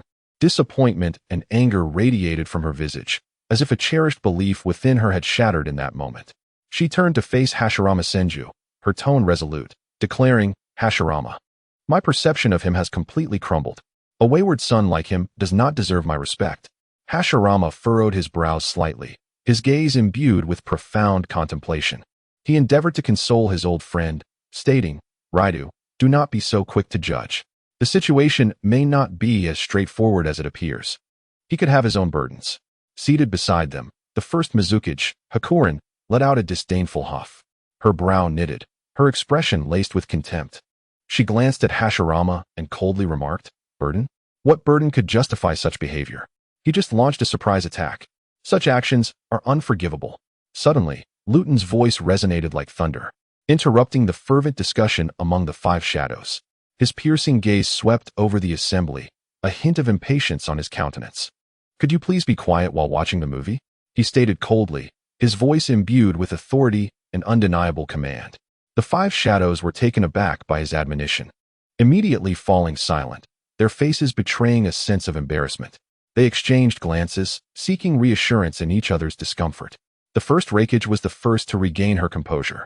Clearing her throat, she attempted to alleviate the tension, slightly bowing her head in respect towards Luton while signaling to the others. The five shadows, witnessing the scene, lowered their heads in silence, redirecting their gaze to the grand screen where the battle unfolded. There, the elegant sleeves of Kagaya Otsutsuki trembled slightly. As a dark shadow writhed within, the entity known as Black Zetsu, like a creeping tendril, it silently approached Kagaya's ear. In its vigilant eyes flickered a glimmer of caution. It leaned close to Kagaya, its voice low and enigmatic. Mother, I sense that Tian is no ordinary being. His aura is rife with the unknown and peril. It would be prudent for us to remain on guard. Kagaya's eyes flashed with a complex emotion upon hearing this. Within her deep gaze lay a well of infinite wisdom and resolve. She nodded gently, seemingly in agreement with Black Zetsu's sentiments. The latter felt a modicum of reassurance. Yet its vigilance remained intact, seamlessly melding back into Kagaya's sleeve, prepared for any unforeseen occurrences. However, Tian's perception was as penetrating as an all-encompassing wind. Unbeknownst to him, he caught the whispers shared between Black Zetsu and Kagaya. He tilted his head slightly, feigning interest in the distant breeze, yet a flicker of disdain sparkled in his eyes. With a scoff, Tian's laughter echoed across the battlefield, laced with mockery and provocation. He turned to face Kagaya directly, a sneer curling at the corners of his mouth. There is no need for your vigilance. Your defenses are mere child's play to me. No matter how you guard yourselves, you will ultimately remain within my perceptive reach. Thus, it is truly unnecessary. The confrontation between Tian and the Sage of Six Paths appeared deceptively simple, yet it harbored the profound essence of returning to one's primal strength. Each punch delivered was a direct clash of might, rendering any trickery superfluous. Tian's movements were swift and precise as he seized the sage's wrist, rendering him immobile. With his other hand, he unleashed a flurry of strikes upon the sage's face, each blow resonating with the force of thunder. Otsutsuki Yui, you contemptible, unfilial wretch. You miserable fool, Tian bellowed, his voice reverberating across the battlefield. His eyes burned with fury and disdain as he continued. How dare you summon Otsutsuki Kagaya and even attempt to ambush your own mother? You are audacious beyond measure. With Tian's furious outcry, his assaults grew increasingly ferocious. The Sage of Six Paths' visage gradually crumbled under the relentless barrage, revealing the hidden form of Uchiha Hanya beneath. Terror and despair flickered in his gaze, as if he had foreseen his impending defeat. The surrounding air seemed to warp under the intensity of the clash, emitting a series of thunderous roars. The chasm in the ground expanded relentlessly beneath the tempest of Tian's continuous onslaught. Ultimately, the body of Uchiha Hanya, possessed by the Sage of Six Paths, could no longer withstand the assault, disintegrating into fragmented cellular matter. Meanwhile, in the purifying realm, the true form of the Sage of Six Paths was engaged in an even more horrifying act of consumption. His eyes shimmered with a frenzied light, as if he were ravenously consuming everything around him. His voice reverberated through the sanctified land, imbued with wrath and madness. He bellowed, cursed Tian. Once I have devoured all the chunin of this pure land, I shall once again descend upon the shinobi world. Await my return. A cacophony of terrified screams erupted from the chunin in the sanctified land. Their souls gradually faded away under the insatiable hunger of the Sage of Six Paths. The sage's voice echoed ominously, his demeanor grotesque and terrifying, as if he had ceased to be the revered figure once admired by the world. His eyes were filled with boundless greed and madness. Meanwhile, in the presence of Kagaya Otsutsuki, the atmosphere was palpably tense. After concluding his battle, Tian gently brushed off his garments, as if to tidy his appearance and demonstrate his unflappable demeanor. He locked eyes with Kagaya Otsutsuki, a faint smile gracing his lips. Goddess of the Moon, Kagaya Otsutsuki, I extend to you an invitation to the capital of the great Han Empire, which ought to be within my realm. As he spoke, a portal of space opened before them, revealing a breathtaking vista of an entirely different world, steeped in mystery and tranquility. Kagaya gazed at the portal, a flicker of astonishment and curiosity crossing her features. She appeared awed by Tian's display of power. Her interest in the unknown world piqued. Noticing her reaction, Tian's lips curled into a confident smile. To safeguard against potential assaults on my nation, I have relocated the occupied territories and all surface possessions to this paradise. This is my domain, the very essence of my strength. To remain vigilant against individuals like Obito, my other bodies have already taken action, and my empire has transitioned to this sanctuary. Kagaya, inspired by his imposing presence, exhibited a glimmer of respect and anticipation in her gaze. The five Kage, watching from afar, unknowingly found themselves drawn into the paradise as well. Just as Kagaya was about to step through the portal into Tian's realm, a voice emerged from her sleeve. Mother, he is attempting to deceive you. His intentions are impure. You cannot trust him. Don't be fooled. He wishes for you to bear his offspring. She slightly bowed her head, her eyes drifting toward the source of the voice in her sleeve, the enigmatic Black Zetsu. In his profound gaze lay a complex emotion, as if weighing a crucial decision. After a moment's contemplation, Kagaya slowly lifted her head, her focus returning to Tian. A glimmer of wariness and scrutiny flashed in her eyes. She frowned slightly, seemingly pondering Black Zetsu's words while observing Tian's response. In light of her reaction, Tian's smile took on a playful edge. He appeared unfazed by Black Zetsu's warning, his resolve only fortified. He stepped closer, standing face to face with Kagaya, his eyes gleaming with unwavering determination and confidence. Kagaya, I understand you may harbor doubts about me. Tian spoke gently. I invite you to my celestial abode, not out of malice. It is a beautiful and mysterious realm, one I believe you will find enchanting. Otsutsuki Kagaya remained silent, her gaze fixed intently upon Tian, her heart a tumult of conflict and struggle. On one hand, she was filled with curiosity and longing for this unknown world. On the other, she harbored concerns regarding Tian's true intentions. The voice of Kurizetsu emerged once more from the folds of her clothing, more urgent than before. Do not trust him, mother. He seeks to exploit your curiosity and kindness. You must not go. Taking a deep breath, Otsutsuki Kagaya seemed to resolve herself. She slowly lifted her head, her gaze resolutely meeting Tian's. Tian, I accept your invitation, but let me make it clear. Should I wish to depart, you shall not impede me.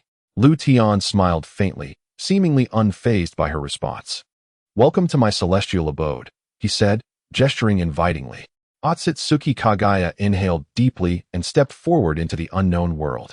Meanwhile, in the vast, unending deserts of the Land of Wind, the ruins of the ancient Lulan kingdom stood silently, as if forgotten by time. Suddenly, a mysterious force surged forth from the depths of the ruins, shaking the surrounding sands. A formidable warrior from the Warring States period was resurrected. Clad in ancient battle armor and wielding a long halberd, his eyes sparkled with a fierce light. He surveyed his surroundings, feeling the pulsating power of the dragon veins. A glimmer of greed and desire crossed his face, for he understood that this power could restore him to his former glory and even surpass it. From his lips, the Sage of Six Paths spoke coolly. You are merely a tool for me to awaken the dragon veins. Do not harbor grand illusions. A flicker of resentment crossed the warrior's face, yet he recognized the unfathomable strength of the Sage of Six Paths, knowing he could not resist. He was compelled to surrender control of his body to the sage. There is no choice. Mother has been taken. I can only proceed this way. As the Sage of Six Paths approached, the sand surrounding the dragon veins began to tremble violently, as if something was on the verge of awakening. At that moment, Lu Tian's shadow clone left behind in the land of wind sensed the anomaly. With a flash, he vanished, leaving only a faint afterimage.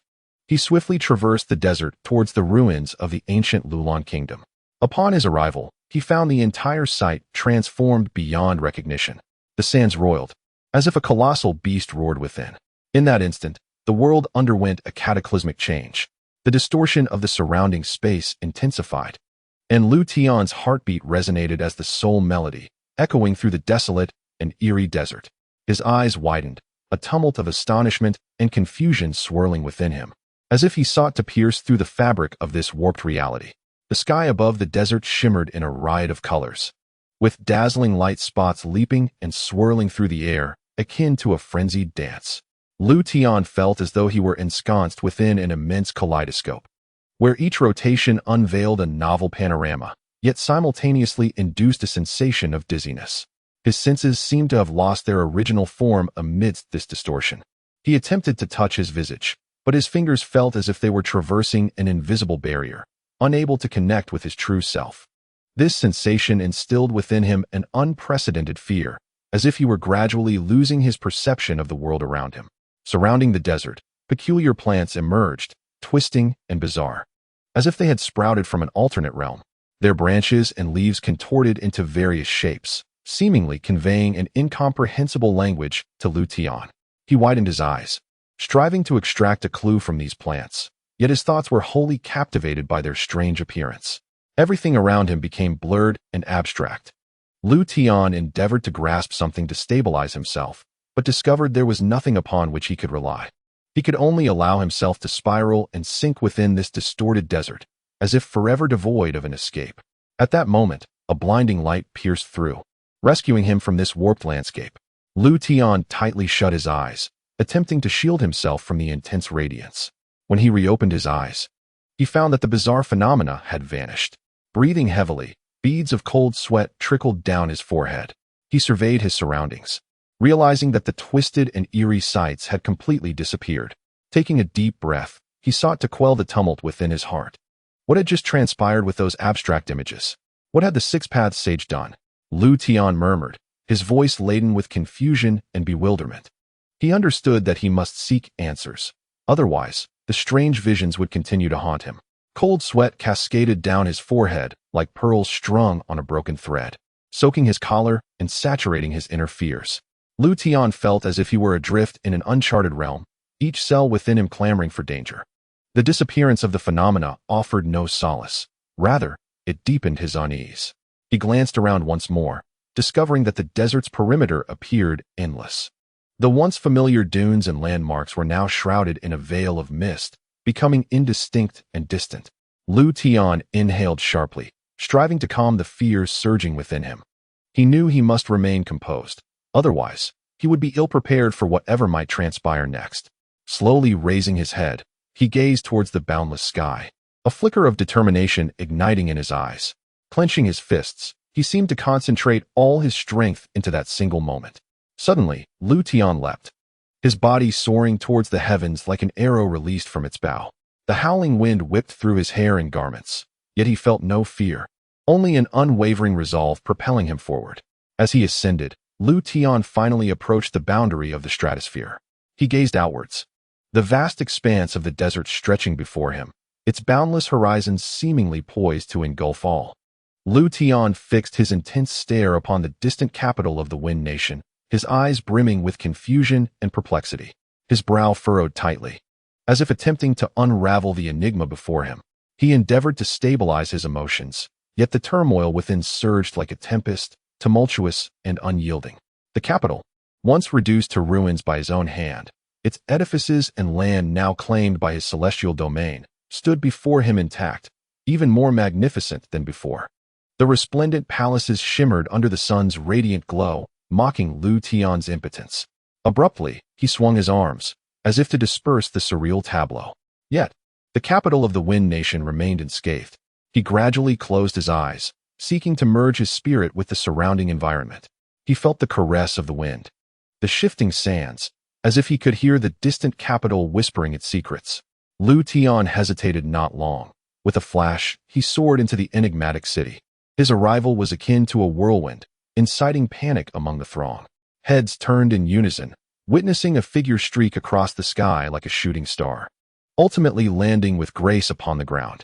Lu Tian's gaze swept through the crowd, and suddenly, it fixed upon an individual clad in the garb of a noble from the Wind Nation. His brow knitted tighter, a glimmer of regret flickering in his eyes.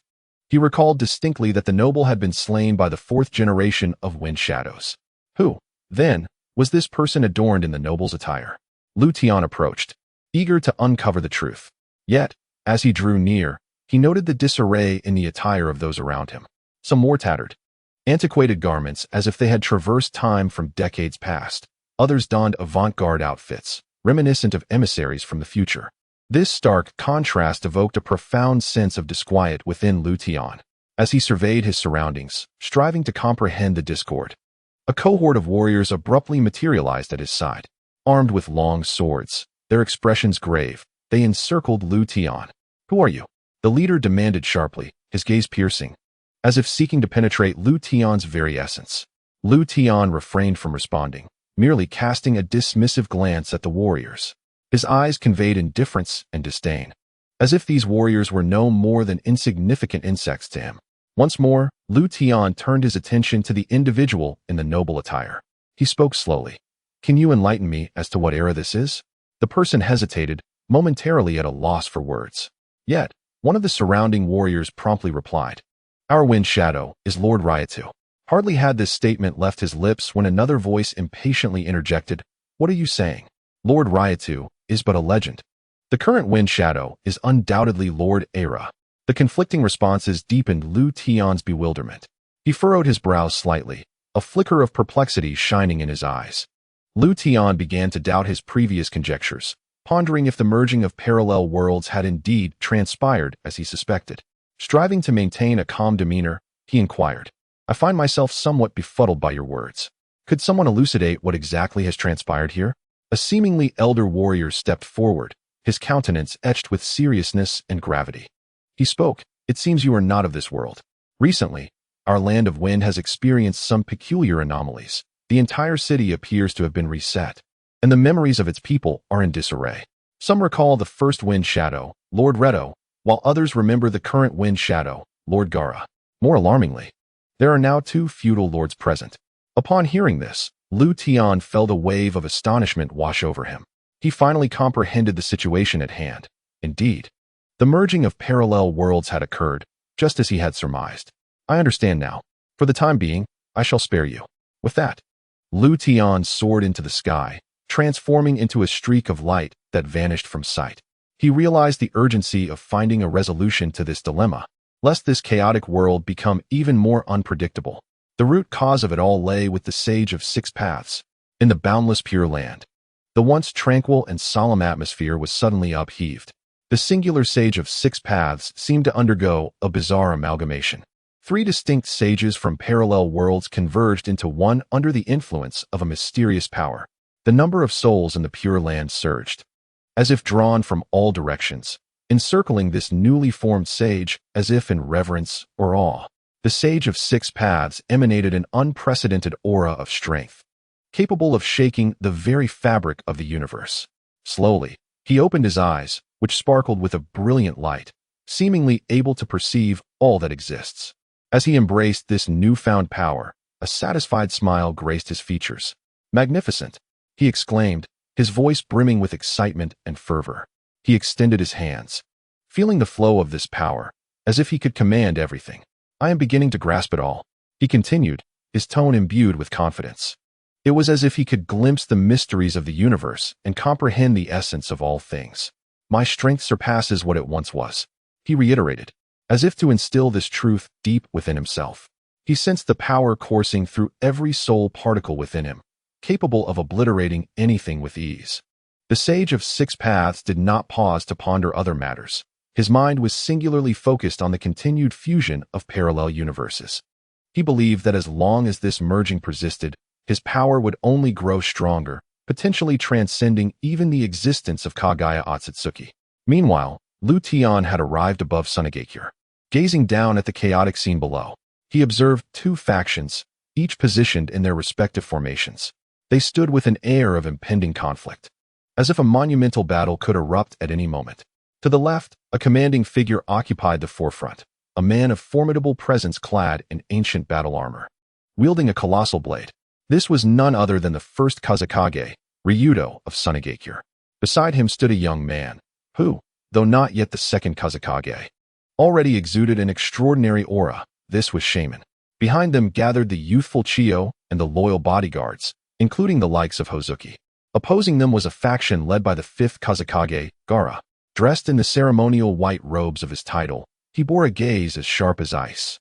Accompanying him was a cadre of ninjas clad in contemporary attire, armed with an array of ninja tools, poised for action. Tian observed the two factions and soon comprehended the gravity of the situation. Two distinct eras of ninjas were converging before his very eyes. This was the epoch of the establishment of the ninja villages. Tian murmured to himself, his gaze oscillating between the first Hokage and Gaara. He could sense the disparate energies emanating from each of them. On the other side, Gaara belongs to the era of Boruto, he articulated. Suddenly, a piercing gaze shot towards Tian, emanating from Ryudo. Their eyes met for a fleeting moment, revealing a flicker of confusion and wariness. Who are you? Why are you here? This is the super light heavy rock technique. What is your connection to Shurha?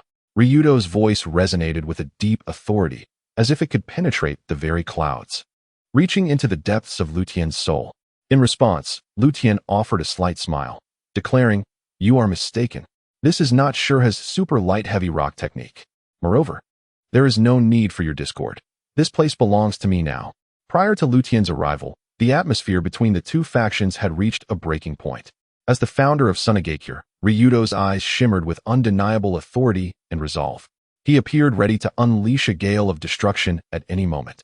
As a formidable figure in the nascent Sunagakure, he would never relinquish power to Gaara, even if Gaara were the destined successor. Yet, as the fifth Hokage, Gaara's gaze remained unwavering, undeterred by Ryudo's imposing presence.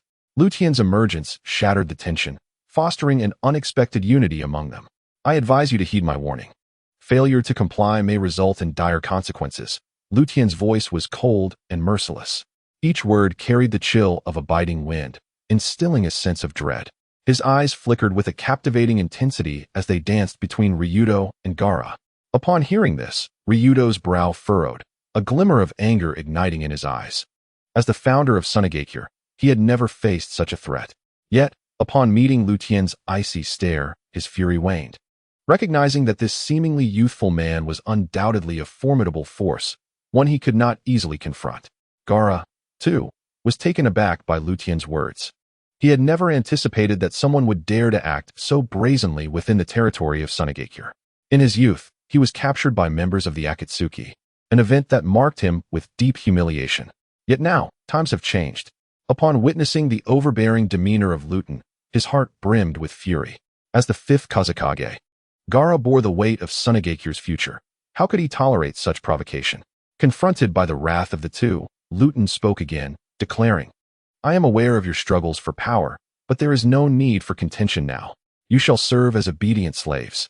In the instant those words left his lips, Tian's chakra erupted with the ferocity of a raging tempest. That overwhelming magnetic force of life surged forth, its potency reaching a staggering 100,000 horsepower. The entirety of Sunagakure seemed shrouded in an invisible might, the air itself compressed to an almost suffocating density. The oppressive weight of his presence bore down like a mountain. This sense of asphyxiation was unbearable for many villagers. Even formidable figures like Ryudo and Gaara felt an unprecedented sense of oppression. Their bodies felt ensnared by an unseen force, their knees buckling as if they might yield to this overwhelming power at any moment. Yet, Ryudo and Gaara, proud sons of Sunagakure, refused to submit easily. Ryudo closed his eyes tightly, drawing deep breaths in an attempt to counter this formidable pressure. Veins throbbed on his forehead, a testament to his strenuous resistance. Gaara clenched his jaw, fists tightly formed as if he intended to crush this force with sheer will. Other elite shinobi also struggled valiantly. Surrounding them, the populace had succumbed, kneeling or prostrating themselves before this overwhelming force, appearing small and insignificant. Nevertheless, Reto, Gaara, and their comrades stood resolute, their silhouettes towering against the twilight's glow, observing their defiance. Luton's eyes glimmered with a hint of admiration. He nodded slightly, remarking, "The more you resist, the more my interest grows. I shall tame you." Meanwhile, Luton's realm remained steeped in mystery and tranquility. In this nearly independent dimension, he reclined on the grand bed of his chamber. The opulent decor contrasted with his pallid complexion, his brow furrowed as if bearing an immense burden. His profound eyes revealed traces of agitation and unease. Surrounding clouds swirled dreamily, while exotic flowers and plants peeked through the mist, emitting a faint fragrance. Yet, all this beauty, alongside the enchanting presence beside him, faded in Luton's view.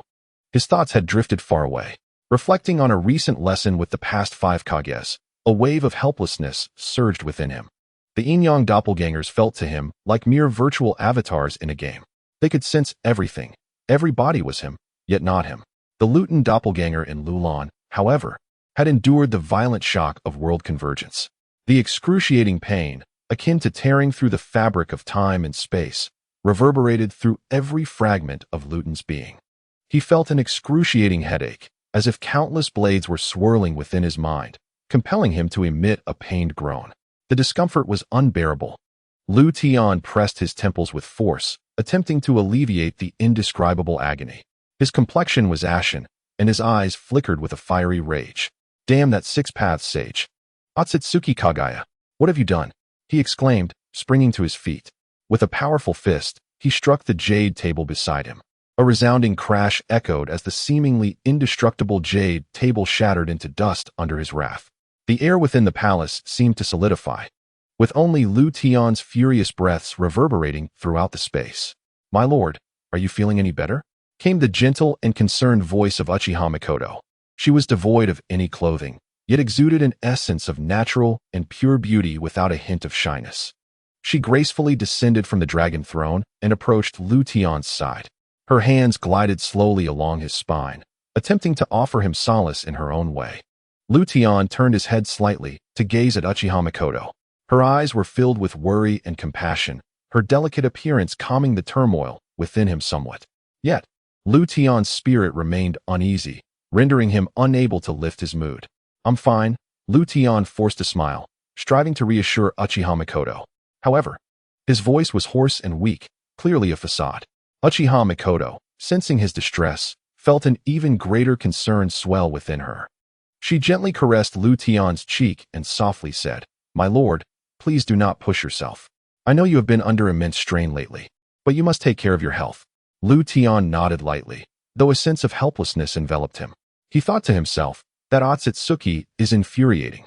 It must be the manipulation of the dragon veins attacking me. Otherwise, how could I feel such torment merely from merging worlds? Suddenly, Uchiha Mikoto leaned closer, whispering in his ear, "My lord, I will always be by your side."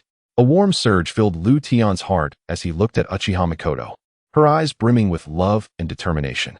He felt a slight improvement in his mood, as if a newfound strength was supporting him. He extended his arms, embracing Uchiha Mikoto tightly. They remained in silence, relishing each other's company and warmth. In Sunagakure, it was not just the 2 Kazekage.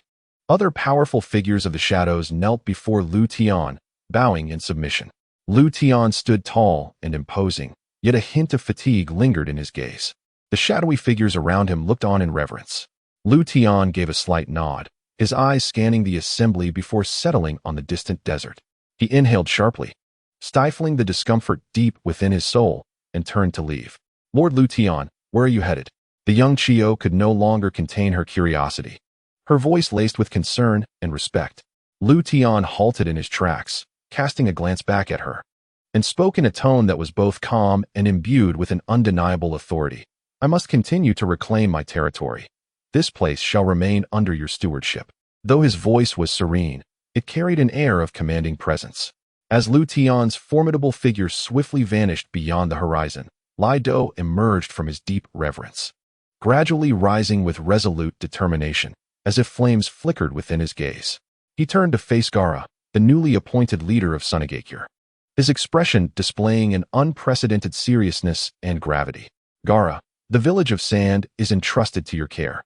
Lido's voice resonated powerfully, each word erupting like a vow from the depths of his heart. He extended his hand, gently patting Gaara's shoulder, a gesture symbolizing a mentor's guidance towards a protege, embodying trust and expectation.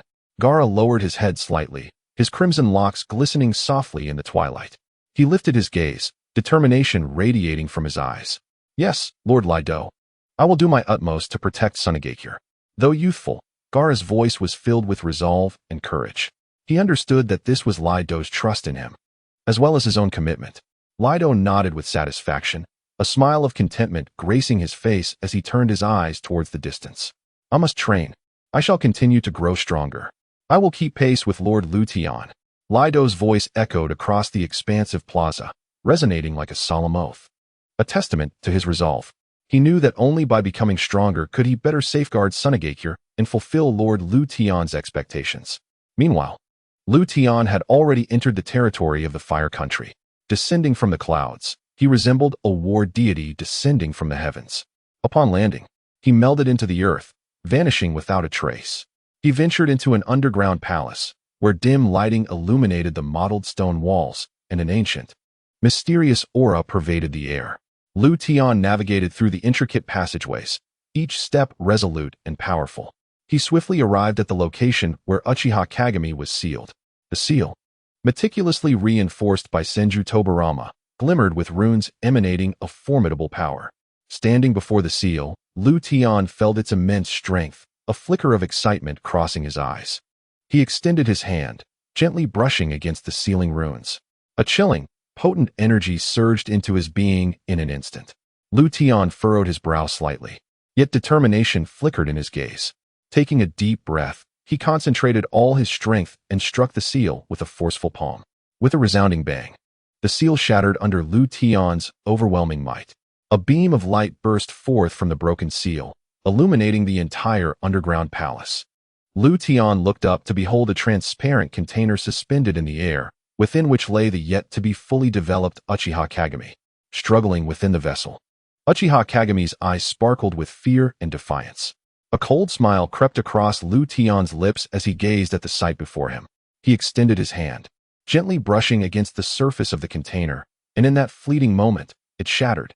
"Become my strength," Tian exclaimed with fervor, his eyes alight with an intense glow. As the seal fractured, Uchiha Hikari finally broke free from her confinement, struggling to emerge from the splintered vessel. "Who are you? What do you wish to do to me?" Uchiha Hikari's voice echoed throughout the vast underground palace, laced with a hint of tremor. Tian smiled slightly, approaching her with an air of composure. He gazed at Uchiha Hikari, his eyes shimmering with zeal and anticipation. "I am Tian." His voice resonated deeply, imbued with a captivating power that compelled obedience. "Become my strength. Together, let us conquer this world." Tian extended his hands, emanating potent waves of energy. Uchiha Hikari regarded him, a flicker of conflict crossing her gaze.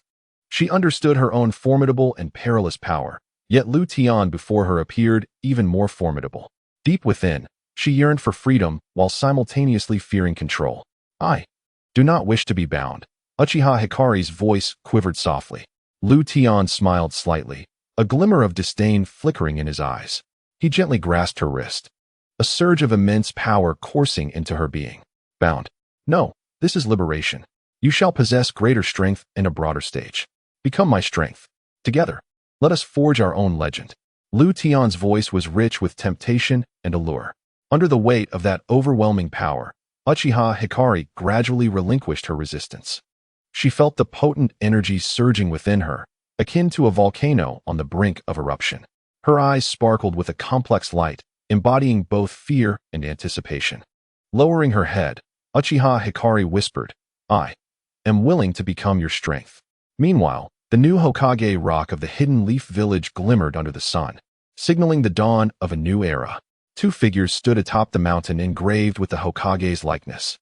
Senju Hashirama and Uchiha Madara stood side by side, their cloaks billowing resolutely in the gentle breeze. Uchiha Madara's brow furrowed, his eyes reflecting a maelstrom of emotions. He turned to Senju Hashirama and asked gravely, "Hashirama, do you truly believe this position is too burdensome? Why do you relinquish the role of Hokage?" Senju Hashirama smiled faintly, exuding an air of transcendence and nonchalance. His gaze drifted towards the Hokage's office, where the 30-something Naruto Uzumaki diligently attended to his duties. He sighed softly, replying, "Madara, we understand the toil and responsibility better than anyone. This position indeed demands immense effort and sacrifice, but more importantly, it requires an unwavering belief in the village and in peace. I have faith that under Naruto's leadership, the Hidden Leaf will embrace a brighter future." Senju Hashirama's voice brimmed with trust and hope. Uchiha Madara fell silent for a moment, contemplating, surely, this is merely an excuse for ease. It must be. He gazed deeply into the unwavering eyes of Senju Hashirama, concealing his innermost thoughts. Slowly, he nodded and remarked, "Hashirama, your insight has always been exceptional. Since you hold such faith in Naruto, I too am willing to place my trust in him. Yet, I hope you comprehend that regardless of how the future may unfold, the bond of friendship and connection between us will remain unaltered." Senju Hashirama, observing the steadfast gaze of Uchiha Madara, felt a warm surge within his heart. He extended his hand, gently patting Madara's shoulder, and smiled. "Indeed, Madara, we are lifelong friends and rivals. No matter what lies ahead, I shall cherish this camaraderie. With that settled, shall we seek a different locale to spar?" Madara's eyes glimmered with anticipation as he gazed towards the distant waterfall. According to the tales of the future, it seemed that this very place would witness their ultimate confrontation. The valley, in times to come, would bear witness to their fierce clash, with every droplet of water and whisper of the breeze seemingly imbued with their memories and glory. Upon hearing this, a flicker of battle spirit ignited in Hashirama's eyes. He nodded slightly, a confident smile gracing his lips as he replied, "Very well. Since we find ourselves with time to spare, let us reunite on the battlefield and assess each other's progress." No sooner had he spoken than the two figures flickered and vanished, transforming into twin gusts of wind racing towards the valley where the waterfall resided. Their speed was such that even the wind struggled to keep pace with their swift strides. In the valley, the waterfall cascaded thunderously, its sound resembling a symphony of nature. The two stood upon their respective statues, as if celestial beings had descended to the mortal realm. Hashirama took a deep breath and clapped his hands together, a surge of formidable energy erupting from within him, instantly enveloping the entire valley in a lush green hue. "Wood release, wood domain," Hashirama proclaimed, launching his signature attack. Countless robust branches erupted from the earth, resembling tendrils that surged towards Uchiha Madara. Wherever these branches traversed, rocks shattered and flora trembled in fear. In response, Madara gripped his long sword tightly. He swiftly entered this realm of branches, his blade carving through the air with fierce precision, severing numerous branches with each swing. "Susanoo," Madara intoned sharply, enveloping himself in a radiant crimson light. A colossal armored giant materialized, encasing him entirely. This giant wielded a long sword, each strike cleaving through even more branches, with each collision echoing like an earthquake and causing the valley to tremble. The winds within the valley seemed to still, leaving only the sounds of their fierce battle reverberating through the air. Hashirama looked upon Madara, his eyes shimmering with admiration. He recognized that his old friend was no longer the Uchiha Madara of yore. His strength and wisdom had ascended to unprecedented heights. Similarly, Madara felt profound respect for Hashirama. He understood that the figure before him, the legendary Hashirama Senju, was not only the most formidable opponent he would ever face, but also his closest friend. Their battle was not merely a clash of strength, but a profound exchange of souls. The confrontation endured for an extended period, leaving both warriors utterly exhausted. Yet, their eyes sparkled with excitement and anticipation, for they recognized that this struggle was merely the prelude. The true contest lay ahead. This valley once again stood as a testament to their friendship and glory. In the land of lightning, the village hidden in the clouds atop the mountains was presently alive with exuberance. The air was thick with joy and exhilaration, as if even the clouds in the sky were enlivened by this fervent atmosphere. The fourth Hokage stood in the heart of the village square, his countenance radiating an indescribable joy. His gaze was fixed intently upon two figures, the living embodiment of the first Hokage and the man who had yet to become the second Hokage. Their presence seemed to reignite the historical legacy of the village, invigorating every citizen of the land of lightning. What thrilled the fourth Hokage even more was the sight of his father, who appeared to be merely a few years old. In his memories, His father had long departed from this world. He could only reunite with him in dreams, nearly forgetting what his father looked like. Yet at that moment, he beheld his father with his own eyes. The youthful visage and innocent gaze stirred an overwhelming tide of emotions within him, causing tears to brim in his eyes. He stepped forward, grasping his father's hand tightly, his voice choked with emotion as he exclaimed, "Father, I have finally seen you again." The glimmering tears in his eyes encapsulated a blend of longing and joy at their reunion. The young father gazed at his towering son, his own eyes filled with pride and comfort. He gently patted the fourth Raikage's shoulder and said, "My child, you have grown. You have become a true Raikage. I am proud of you." At these words, the fourth Raikage felt an even greater surge of emotion. He embraced his father tightly, as if attempting to convey all his longing and gratitude within that singular embrace. The crowd surrounding them was equally moved, erupting in cheers and applause at the sight of their heartfelt reunion. It must be said that this moment was profoundly dramatic and almost surreal. The first and second Raikage stood quietly beside them, witnessing the poignant reunion between the fourth Raikage and his youthful father. The first Raikage let out a gentle sigh, as if encapsulating the myriad sentiments within that single exhalation. His gaze was deep and luminous, akin to the twinkling stars in the night sky, radiating wisdom. Slowly he spoke, his voice deep and resonant, striking the hearts of all who heard it. He proclaimed, "The stage of the future belongs to the youth. They shall be the hope of our land of lightning. They are the light of our tomorrows. Let us allow the new generation of Raikage to shine forth." As he finished speaking, a glimmer of light flickered in his eyes, embodying his expectations for the future and a profound encouragement for the younger generation. The second Raikage, standing beside the first, shared a similar sentiment on his face, nodding in acknowledgement of the first Raikage's words. His gaze was imbued with admiration and appreciation for the youth, as if he could already foresee the splendid future they would bring to the Land of Thunder. Indeed, although our era has yet to truly commence, it has already become part of the past, he remarked, feeling immeasurable solace upon witnessing the vitality of these young individuals. They will carry our hopes and blessings, leading the Land of Thunder towards an even more glorious future.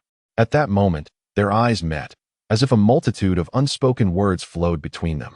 Their expressions were filled with mutual respect and trust, alongside a shared anticipation for the future of the Land of Thunder.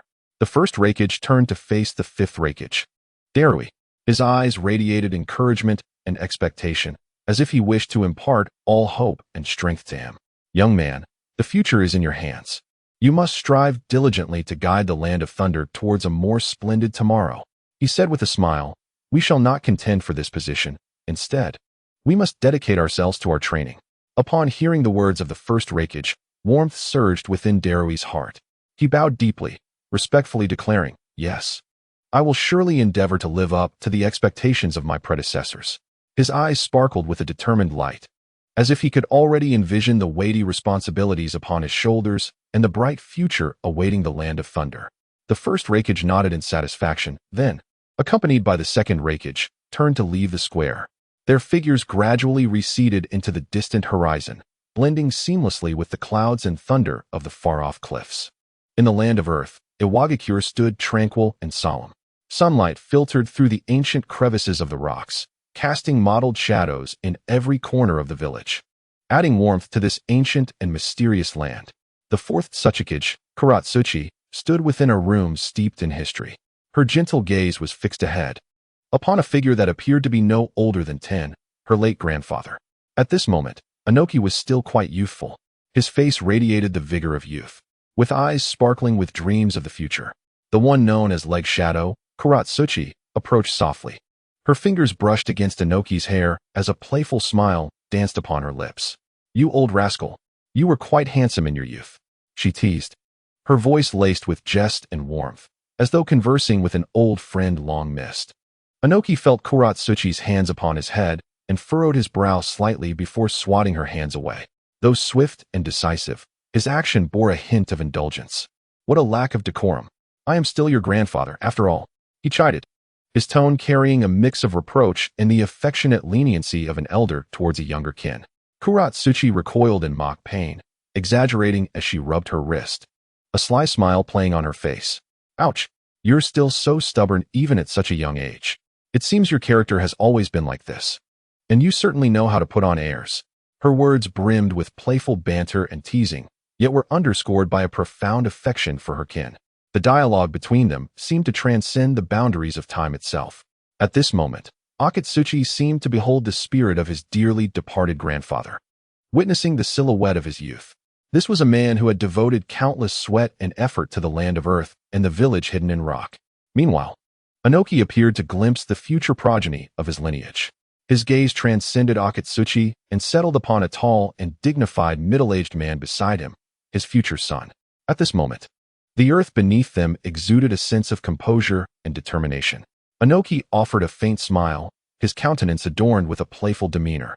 He deliberately assumed the posture of an elder and beckoned to Akatsuchi, saying, "Akatsuchi, come here and give your father a back massage. I've heard that in the future, this old body of mine is quite prone to backaches. Now, I grant you the opportunity to show your filial piety." Without a moment's hesitation, Akatsuchi strode forward and knelt behind the youthful Inoki. His hands gently rested upon Inoki's waist as he commenced a skilled massage.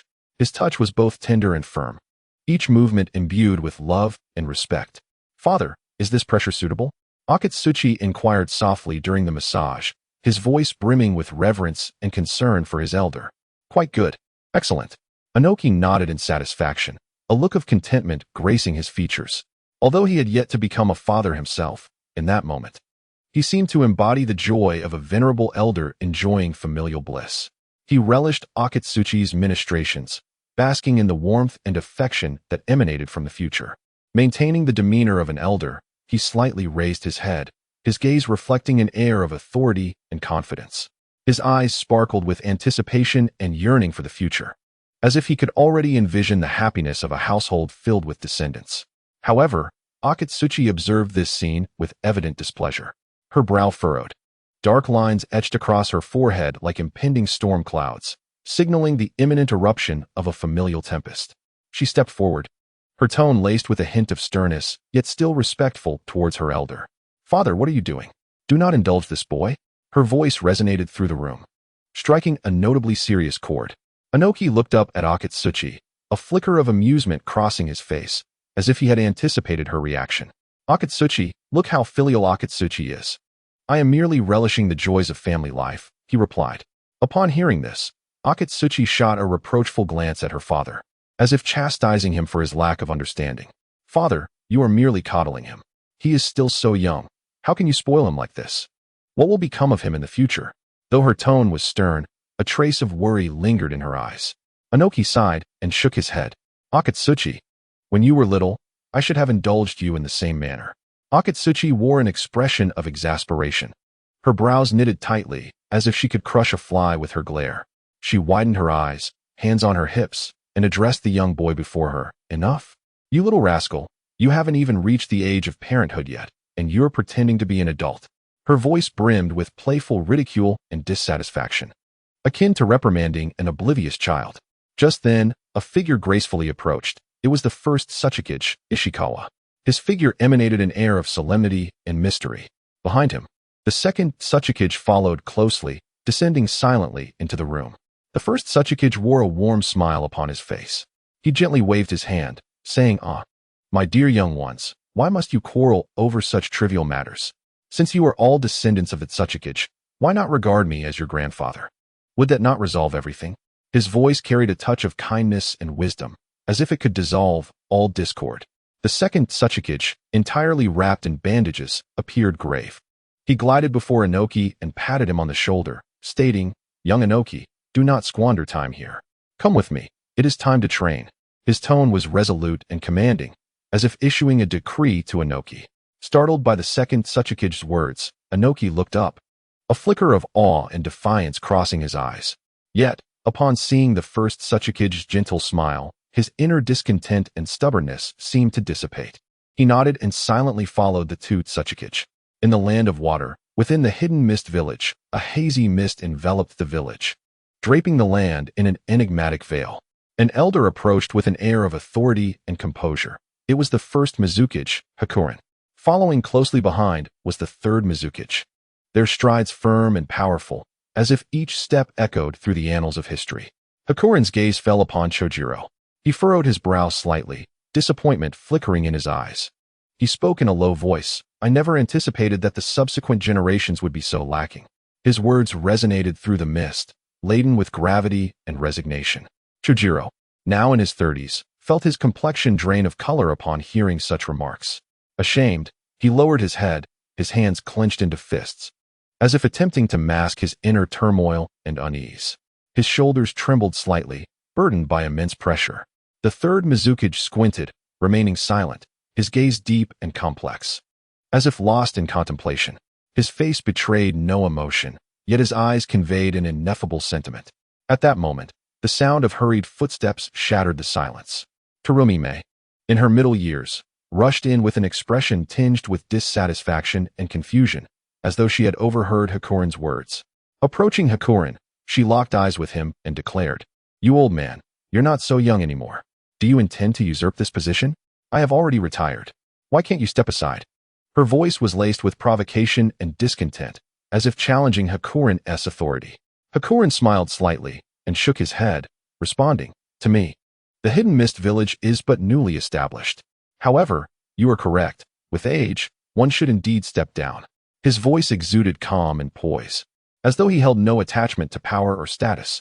Pausing, he continued, "I am indifferent to my position, but the role of Mizukage must not fall into the hands of the weak. I intend for Hogetsu to assume this position, for he too holds a place in your history as a Mizukage." His gaze turned towards the distance, as if searching for a silhouette of that person. At that moment, a figure suddenly emerged from the mist. It was Ghost Lantern Huanyu. As if connected by an unspoken bond, he appeared before the crowd with an air of confidence, a smile gracing his face as though he was fully prepared. Approaching Bai Lian, he bowed deeply and said, "Thank you for your trust, Lord Bai Lian. I shall not disappoint you, nor the others." The mist swirled around, obscuring the surroundings, yet it could not conceal the impending tension in the air. Junmei stood before Bai Lian and the third Mizukage, her brow furrowed as if she wished to speak, yet an invisible force seemed to suppress her.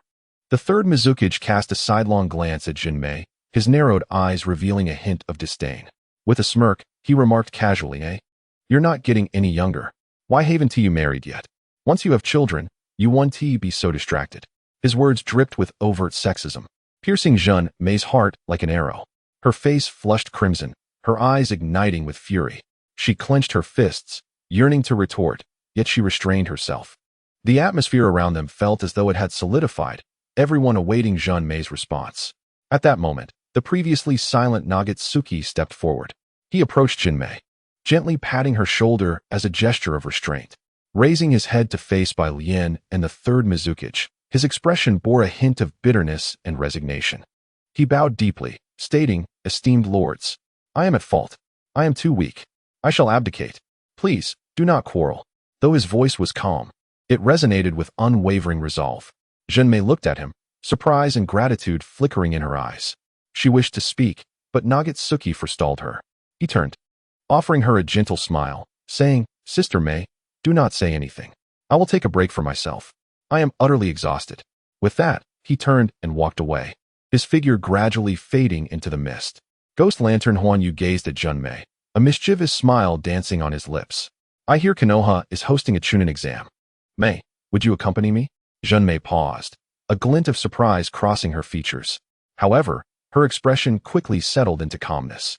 She scrutinized Ghost Lantern Huanyu and replied, "Oh, a business trip? You wouldn't harbor any ill intentions towards me, would you? You already have children." Upon hearing her words, Ghost Lantern Huanyu burst into hearty laughter. He waved his hand dismissively, saying, "You do have a knack for humor. However, I wouldn't mind another wife." Half a month later, Konoha village was enveloped in a celebratory atmosphere as the Grand Chunin exam was nearing its conclusion. In the arena, sunlight cascaded like golden silk, adding an air of solemnity and sanctity to the pinnacle of this duel. The spirits of the ninjas burned fiercely like a raging fire, each one fighting for honor and dreams. After an arduous journey, Uzumaki Boruto finally stood upon the grand stage of the finals. His movements were agile, and his gaze was sharp, reminiscent of a poised and ready leopard. Although his opponent was formidable, to Boruto, they appeared merely as a trivial obstacle. With a resounding declaration from Rock Lee, Uzumaki Boruto is victorious. He is the champion. The arena erupted in jubilant fervor. The audience cheered, their roars crescendoing like a tidal wave of applause. Boruto's friends were overwhelmed with excitement, embracing one another and celebrating with exuberant smiles of joy and pride. Among them, Uzumaki Himawari was the most elated. She waved her small hands, her eyes sparkling with excitement, exclaiming to her mother, "Brother is first. He is the champion." Her voice was melodious and filled with the innocence of childhood. However, amidst the joyous atmosphere, Uzumaki Hinata appeared notably different. Her brow furrowed. Her gaze was complex as she observed Boruto on the field, a flicker of concern evident in her eyes. With a soft sigh, she murmured, "It is as it is," her tone laced with a hint of resignation. At that moment, Boruto slowly rose to his feet in the arena. He surveyed the exuberant crowd, a trace of bewilderment crossing his face. It seemed he had not fully immersed himself in the ecstasy of victory, instead feeling somewhat perplexed by it all. Nearby, Uchiha Sarada struggled to stand, cradling her injured arm. Despite the pain, she squinted her left eye and managed to give a thumbs up to Boruto in congratulations. Upon seeing this, Boruto paused for a moment, then beamed a radiant smile. He raised his right hand high and shouted to the crowd, "I've won." In that instant, he once again became the focal point of the arena, all eyes drawn to him. His voice resonated with confidence and exuberance, as if igniting the entire venue. In the seats reserved for the 5 Kage, Naruto Uzumaki furrowed his brow, his gaze piercing like that of a hawk fixed on his son in the arena. A tumult of complex emotions swirled within him, akin to a jar of mixed flavors overturned. He gradually rose to his feet, each step seeming to bear the weight of 1,000 burdens, heavy with significance. At this moment, Kuratsuchi, the 4th Hokage, cast a curious glance at Naruto. Tilting her head slightly, she questioned her companion, "Darui, what is the Hokage's issue? Shouldn't he be elated that his son has claimed first place? Why this expression?" Darui, equally perplexed, cleared his throat in an attempt to alleviate the tension, suggesting, "Perhaps the Hokage is so overwhelmed with emotion that he is at a loss for words." After all, witnessing one's son excel in such a significant competition would leave anyone somewhat speechless. However, Gaara, the 5th Hokage, displayed a complex expression of his own. As the crowd speculated, Naruto leapt from the arena like a bolt of lightning. His strides were resolute and powerful, each footfall causing the ground to tremble slightly. As if he were marching toward an unknown destiny, he steadily approached his son, the radiant youth standing on the field. In that moment, Boruto Uzumaki remained blissfully unaware of his father's transformation. With uncontainable joy, he rushed towards Naruto Uzumaki, his face beaming with a victorious smile. He raised his hand high, exclaiming, "Dad, did you see? I won. I am the champion." His voice resonated with pride and elation. However, when Naruto's gaze fell upon Boruto's wrist, his expression swiftly transformed into one of sharpness and coldness. He extended his hand, seemingly to celebrate with a fist bump, but in an instant, he seized Boruto's wrist with a grip akin to iron. That hand, which had saved the ninja world countless times, clamped tightly around Boruto's wrist. With that grip, something was revealed on Boruto's wrist, a seemingly ordinary, yet secretly powerful scientific ninja tool, now fully exposed to the assembled crowd. The small, exquisite device appeared to harbor immeasurable power. Naruto's eyes locked onto the scientific tool, a flicker of anger and disappointment flashing within them. His gaze seemed to pierce through the device, seeking to unveil the truth behind it. He lifted his head, staring directly at Boruto, his voice low and stern. "What is this? Why are you using such a forbidden item?" Each word struck Boruto's heart like a hammer, rendering him nearly breathless. At that moment, the air felt as if it had solidified under an invisible force. The venue plunged into an eerie silence, interrupted only by the occasional sound of breath reverberating in the atmosphere. All eyes were fixated on Boruto, who held his breath, awaiting a response to the sudden interrogation. Faced with his father's stern gaze and inquiry, Boruto's complexion paled. He instinctively glanced at the glimmering scientific tool on his wrist, a flicker of panic and confusion crossing his eyes. He attempted to explain but found his voice choked, producing only a faint sound. I. Seeing his son in such disarray, Naruto's disappointment surged within him like a tidal wave. He took a deep breath and gradually released his grasp on Boruto's hand. With unwavering resolve, he declared, "This is a scientific ninja tool." His every word resonated with the weight of 1,000 forges, echoing through the hall. A wave of uproar erupted among the audience. Whispers of astonishment, confusion, and disappointment intermingled, creating a cacophony of emotions. Boruto's friends displayed expressions of disbelief, exchanging glances and murmuring amongst themselves. How could this be? Boruto cheated? Do scientific tools truly exist? This is so disappointing. Naruto, undeterred by the surrounding murmurs, continued to explain with calm authority. This ninja gear allows one to unleash jutsu without consuming their own chakra, even replicating the techniques of others. Such equipment completely undermines the purpose of the Chunin exams, which is to showcase a ninja's true capabilities.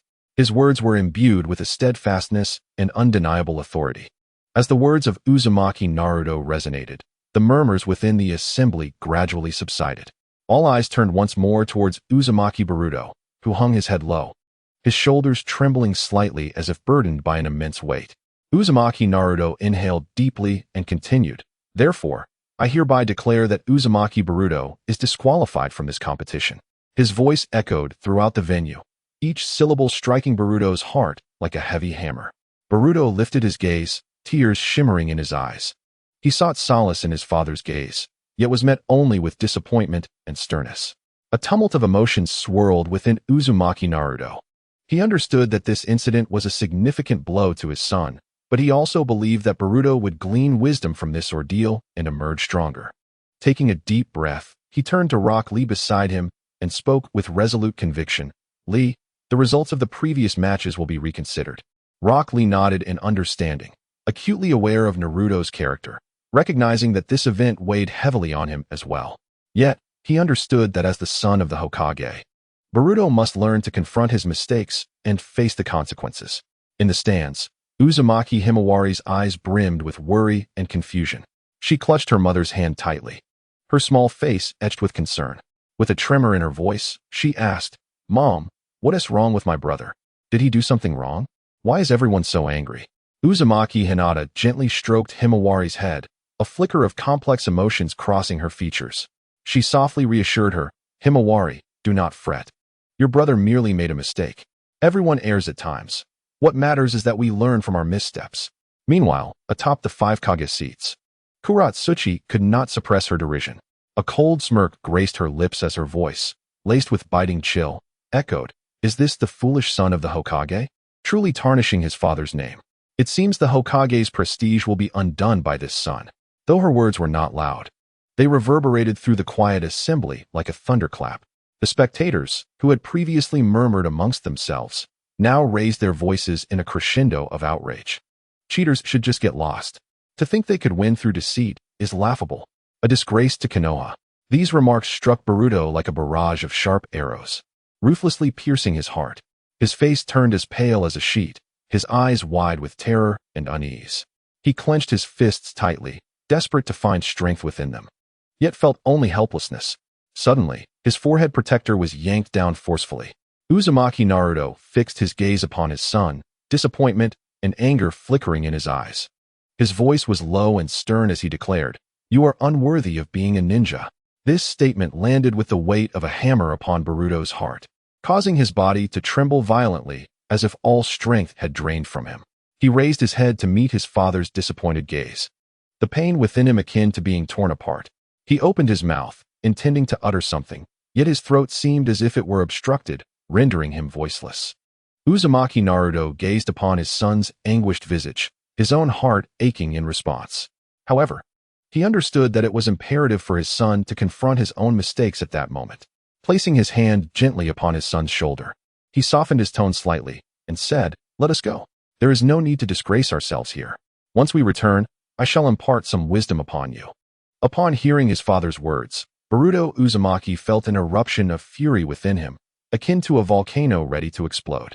He could no longer suppress his emotions. With a forceful motion, he swatted away Naruto's hand that rested on his shoulder. His gaze sparkled with a defiant light, as if striving to penetrate the complexity of his father's heart. "You intend to lecture me later? Do you truly have the time for that?" Boruto bellowed, his voice reverberating through the vast hall, laden with profound disappointment and anger. His fists clenched tightly, veins bulging, his body trembling slightly, as if he were about to unleash all his pent-up feelings. Tears shimmered in his eyes, yet he defiantly lifted his chin, refusing to let them fall. Naruto was taken aback by his son's reaction. His pupils quivered, as if witnessing something astonishing. If only you treated me with care. If you could have shown me a bit more concern, a deeper understanding, we would not find ourselves in this predicament. Boruto continued to shout, his voice escalating as if he were determined to pour out all his grievances and fury. He gesticulated wildly, his emotions surging, as if he were desperate to release all his dissatisfaction. His eyes were reddening, tears swirling within their confines, yet he fought to hold them back. Faced with his son's outburst, Naruto fell silent. He observed the anguished and furious expression before him, a tide of indescribable emotions welling up within him. He realized that he might have indeed overlooked his son's feelings, failing to offer him the love and understanding he so desperately needed. Taking several deep breaths to steady himself, Naruto reached out once more, yearning to touch Boruto's shoulder. However, Boruto recoiled from his hand, seemingly unwilling to accept any further solace. I acknowledge my mistakes, Naruto spoke solemnly, his voice imbued with resignation and disappointment. Locking eyes with Boruto, he continued, but I too wish for you to comprehend that as your father, I share in this disappointment. I desire for you to become a true ninja, one who achieves victory through integrity rather than deceit. His gaze was filled with both expectation and resolve, as if conveying to Boruto that despite his missteps, there remained an opportunity for redemption should he choose to acknowledge and rectify them. At that moment, a figure rushed towards them. It was the developer of scientific ninja tools, Kinshiki. His eyes sparkled with fervor, as if he had stumbled upon a magnificent opportunity for demonstration. He cleared his throat and addressed the audience with fervent enthusiasm. Ladies and gentlemen, please allow me to elucidate a matter of great importance. Though the Vortex Boruto ultimately faced defeat, his journey to this point was entirely due to the innovative scientific ninja tools we have recently developed. The fervent voice of Kizashi rang out, as he waved his arms passionately, attempting to transmit his enthusiasm to each individual present. His eyes shimmered with unwavering confidence and fervor towards the scientific tools, as if they constituted the very essence of his existence. However, this sudden declaration furrowed the brow of Vortex Naruto. His gaze, sharp as a blade, locked onto Kizashi, igniting an inexplicable fury within him. Unable to contain himself, he bellowed, Kizashi, silence. This is not the venue for your product promotion. Startled by Naruto's abrupt outburst, Kizashi turned to face him. Momentarily taken aback by the anger radiating from Naruto's eyes, his expression shifting to one of awkwardness. Yet, he swiftly regained his fervent demeanor. As if oblivious to the gravity of the situation, he addressed Boruto directly, asserting, young master, this is the most fitting stage, coupled with you as the ideal test subject. I am merely promoting our product. Do not hold it against me. His voice crescendoed, his expression growing increasingly grotesque, as he seemed to unleash all his frustrations and grievances in this moment, utterly disregarding Boruto's feelings. Upon hearing these words, Boruto, standing nearby, felt a dark cloud descend upon his countenance, his eyes seemingly ablaze with indignation. He clenched his fists tightly, his body trembling slightly. He raised his gaze to Kizashi, his eyes brimming with anger and confusion, declaring loudly, I never requested you to act in this manner. By what right do you exploit me as your opportunity for profit? His voice was thick with anger and grievance, as if he sought to voice every ounce of dissatisfaction within him. The determination glowing in his eyes signified his refusal to be manipulated in such a manner. Kizashi, taken aback by Boruto's fury, paused for a moment before a smirk of disdain crossed his face. With a mocking tone, he retorted, young master, you are indeed our spokesperson. You have reaped the benefits of the scientific tools and must consequently bear the associated responsibilities. His tone dripped with provocation, seemingly intent on inciting Boruto's ire. Yet, Boruto remained steadfast, his resolve unshaken. He proclaimed, I have never consented to such representation. I merely wish to prove my own strength, not to be exploited as a mere tool for your financial gain. At that very moment, an unforeseen turn of events transpired. A formidable surge of chakra descended upon the venue like a tempest, engulfing the entire assembly. This overwhelming force was so potent that it appeared to distort the very air, causing the space to tremble under its weight. The audience, unable to withstand the pressure, felt as though they had been swept into a surreal dreamscape.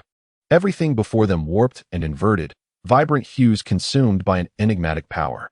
only shades of black and white intertwined, as if they had crossed into a realm starkly divergent from reality.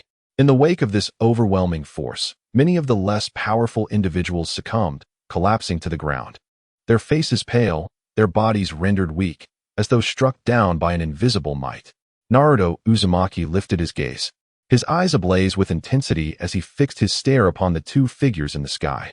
There, the mighty Kagaya Otsutsuki cradled a figure upon his shoulder, none other than the illustrious Kinshiki Otsutsuki. They appeared as celestial emissaries descended from another realm, exuding an ineffable air of authority and enigma, clad in resplendent attire that shimmered with radiant brilliance. Kinshiki wore a disdainful smile that suggested he regarded the world with utter contempt. His gaze was as piercing as that of a hawk, seemingly capable of penetrating the very souls of those before him. At last, I have found you. Kinshiki's voice reverberated through the air, laden with scorn and provocation. It was deep and magnetic, possessing an almost enchanting quality that commanded the attention of all present. His sharp eyes fixed upon Naruto, as if attempting to see through him entirely. With a subtle tilt of his chin, he appeared to issue a silent challenge. Naruto clenched his fists, his expression brimming with vigilance and fury. He understood that these otherworldly beings were far from ordinary adversaries, and their arrival heralded an unprecedented peril for the village of Konoha. Kinshiki drifted downwards like a feather, casting a long shadow in the sunlight that imbued the already tense battlefield with a sense of foreboding. He landed gracefully, and Kinshiki leapt down lightly from his shoulder, his movements as elegant as a dancing child, yet his voice sent chills down the spine. This stark contrast evoked an overwhelming tension and oppression among all present. A sheer veil adorned Kinshiki's head, fluttering gently in the breeze, its subtle sheen glimmering in the sunlight like a mysterious shroud, enhancing his enigmatic aura. His eyes were deep and cold, as if capable of discerning all facades and falsehoods. Naruto's gaze was rife with caution and concern. He quickly positioned Boruto behind him, his hands clenched into tight fists, muscles taut, and ready to confront the impending battle. He spoke softly to Boruto, "Stay behind your father and do not move. When the opportunity arises, leave this place as swiftly as you can. Do you understand?" Though Naruto's voice was low, it resonated with unwavering resolve, embodying his determination to protect his family against any adversity. Boruto observed his father's tense yet resolute demeanor. Although fear lingered within him, it was eclipsed by a profound trust and admiration for his father. He nodded in affirmation, indicating his willingness to heed Naruto's counsel. Meanwhile, Rock Lee had also prepared himself for battle, standing steadfastly beside Naruto, his eyes fixed intently on Kinshiki and Kagaya. His fists were clenched, muscles coiled with readiness, his gaze brimming with fighting spirit and determination, as if he were prepared to sacrifice everything to safeguard his home and comrades. In the arena of the five Kage, the previously serene atmosphere was abruptly rent asunder, transforming into a palpable tension that enveloped the air. Gaara slowly rose to his feet. A flicker of profound memories danced in his eyes, reminiscent of the encounters with Kagaya Otsutsuki, flashing through his mind like scenes from a film. He fixed his gaze upon the Otsutsuki Momoshiki below. Veins bulged around Momoshiki's eyes, as if countless serpents writhed beneath his skin, striving to break free from their confines. His Byakugan gleamed ominously, radiating a ghostly white light, akin to will-o'-the-wisps. The chilling intensity of his gaze instilled an inexplicable dread within Boruto, prompting him to involuntarily retreat a few steps, his fists clenched tightly, as if seeking solace. Naruto, observing this, instinctively shielded Boruto behind him, his eyes locked onto Momoshiki, filled with vigilance and resolve. In a low, commanding tone, Naruto inquired, "Is that the Byakugan? Are you of the same lineage as Kagaya Otsutsuki?" His voice echoed through the vast space, laced with inquiry and scrutiny. Upon hearing this, Momoshiki cast a scornful glance at Naruto, a derisive smirk curling at the corners of his mouth, as if he were gazing at a mere insignificant insect. His voice dripped with arrogance and disdain as he remarked, "Humph, there are indeed far too many bothersome lower beings around. It's quite an eyesore." These words struck like a heavy hammer, resonating within the hearts of everyone present. Otsutsuki Kinshiki, upon hearing this, turned to meet Momoshiki's gaze, excitement flickering in his eyes as if he could already envision the impending battle. He nodded slightly, seemingly signaling to Momoshiki, while simultaneously asking, Shall we clear the area first? Momoshiki responded impatiently, indeed. His tone was tinged with disdain and impatience, as if this confrontation were merely a trivial interlude. As the two engaged in conversation, a figure suddenly intruded upon their sight. It was Kinshiki, who boldly approached them, declaring, "Who are you? This arena is my stage." His voice was resolute and powerful, as if proclaiming his determination to all. Observing this, Naruto's expression changed, and he urgently shouted, "Stop! Don't go any closer." His voice was filled with anxiety and concern, fearing that Kinshiki might become embroiled in this senseless calamity. However, Kinshiki appeared oblivious to Naruto's warning, continuing to advance. At that moment, a visible surge of red energy erupted from Kinshiki's right hand. The energy blazed like a raging inferno, casting a crimson glow across the entire arena. Kinshiki slammed his hand onto the ground, unleashing a tremendous shockwave that radiated outward. The wave surged forth like a ferocious beast, sweeping away everything that obstructed its path. "Everyone, be careful. Stay safe," Naruto exclaimed, rushing towards Boruto and enveloping him protectively in his embrace. His eyes shimmered with unwavering resolve, as if he would safeguard his family against any peril. Meanwhile, Kinshiki and his aide were struck by the sudden shockwave, sent hurtling backward and crashing against the wall. They struggled to rise, their faces etched with pain and disbelief. The scene was engulfed in chaos, with dust swirling in the air. Naruto clutched Boruto tightly, his eyes brimming with anger and concern. He gazed up at the Otsutsuki, Kinshiki, and Momoshiki, determination flickering in his eyes. He understood that this battle was now unavoidable. The cracks on the ground spread wildly like the fangs of a monstrous beast, rampaging with reckless abandon as if intent on tearing the world apart. Above, the grandstand's roof trembled violently, teetering on the brink of collapse, threatening to mercilessly devour the spectators above. The surrounding structures appeared feeble against this irresistible force, akin to mere toys made of paper. The tower housing the 5 Kage was struck with devastating force, reduced to ruins, the former splendor and majesty now utterly obliterated. The colossal emblem of the Will of Fire lost its former brilliance, plummeting from the heights as if lamenting its fate, heralding the arrival of catastrophe. Kakashi stood at a corner of the grandstand, his gaze fixed intently on the two Otsutsuki below. Could those two be? His brow furrowed, deep in thought, as a tapestry of suspicion and worry wove itself in his expression. What about the exams? A nearby ninja inquired anxiously, his voice trembling with fear at the unfolding scene. Kakashi inhaled deeply, turning to the ninja with a glimmer of resolve in his eyes. "We can't worry about the exams now. We must organize an evacuation."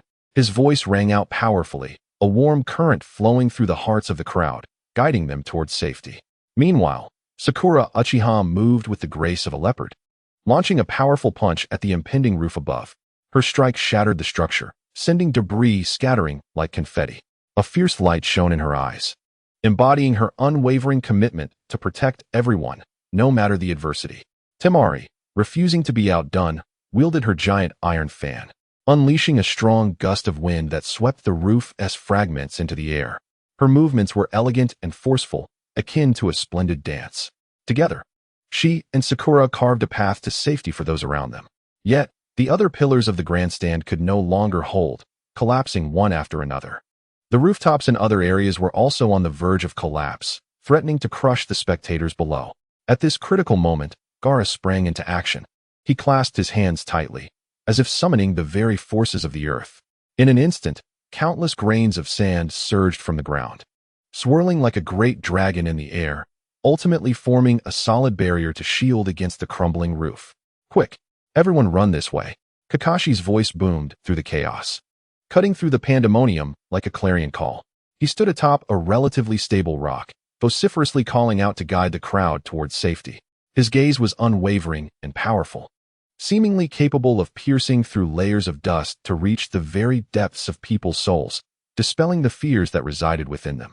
Amidst this chaotic scene, Shinsuke, the adopted son of Gaara, gradually awakened from his stupor. His eyes slowly opened, and the sight before him jolted him into full consciousness. Dust swirled around him. The cacophony of collapsing buildings echoed incessantly, and people fled in a state of sheer panic. A wave of dizziness washed over him, as if the entire world were spinning. "Shinsuke, A familiar and urgent voice rang out not far from him. He looked up to see Gaara standing nearby, propping up a precarious roof with sand.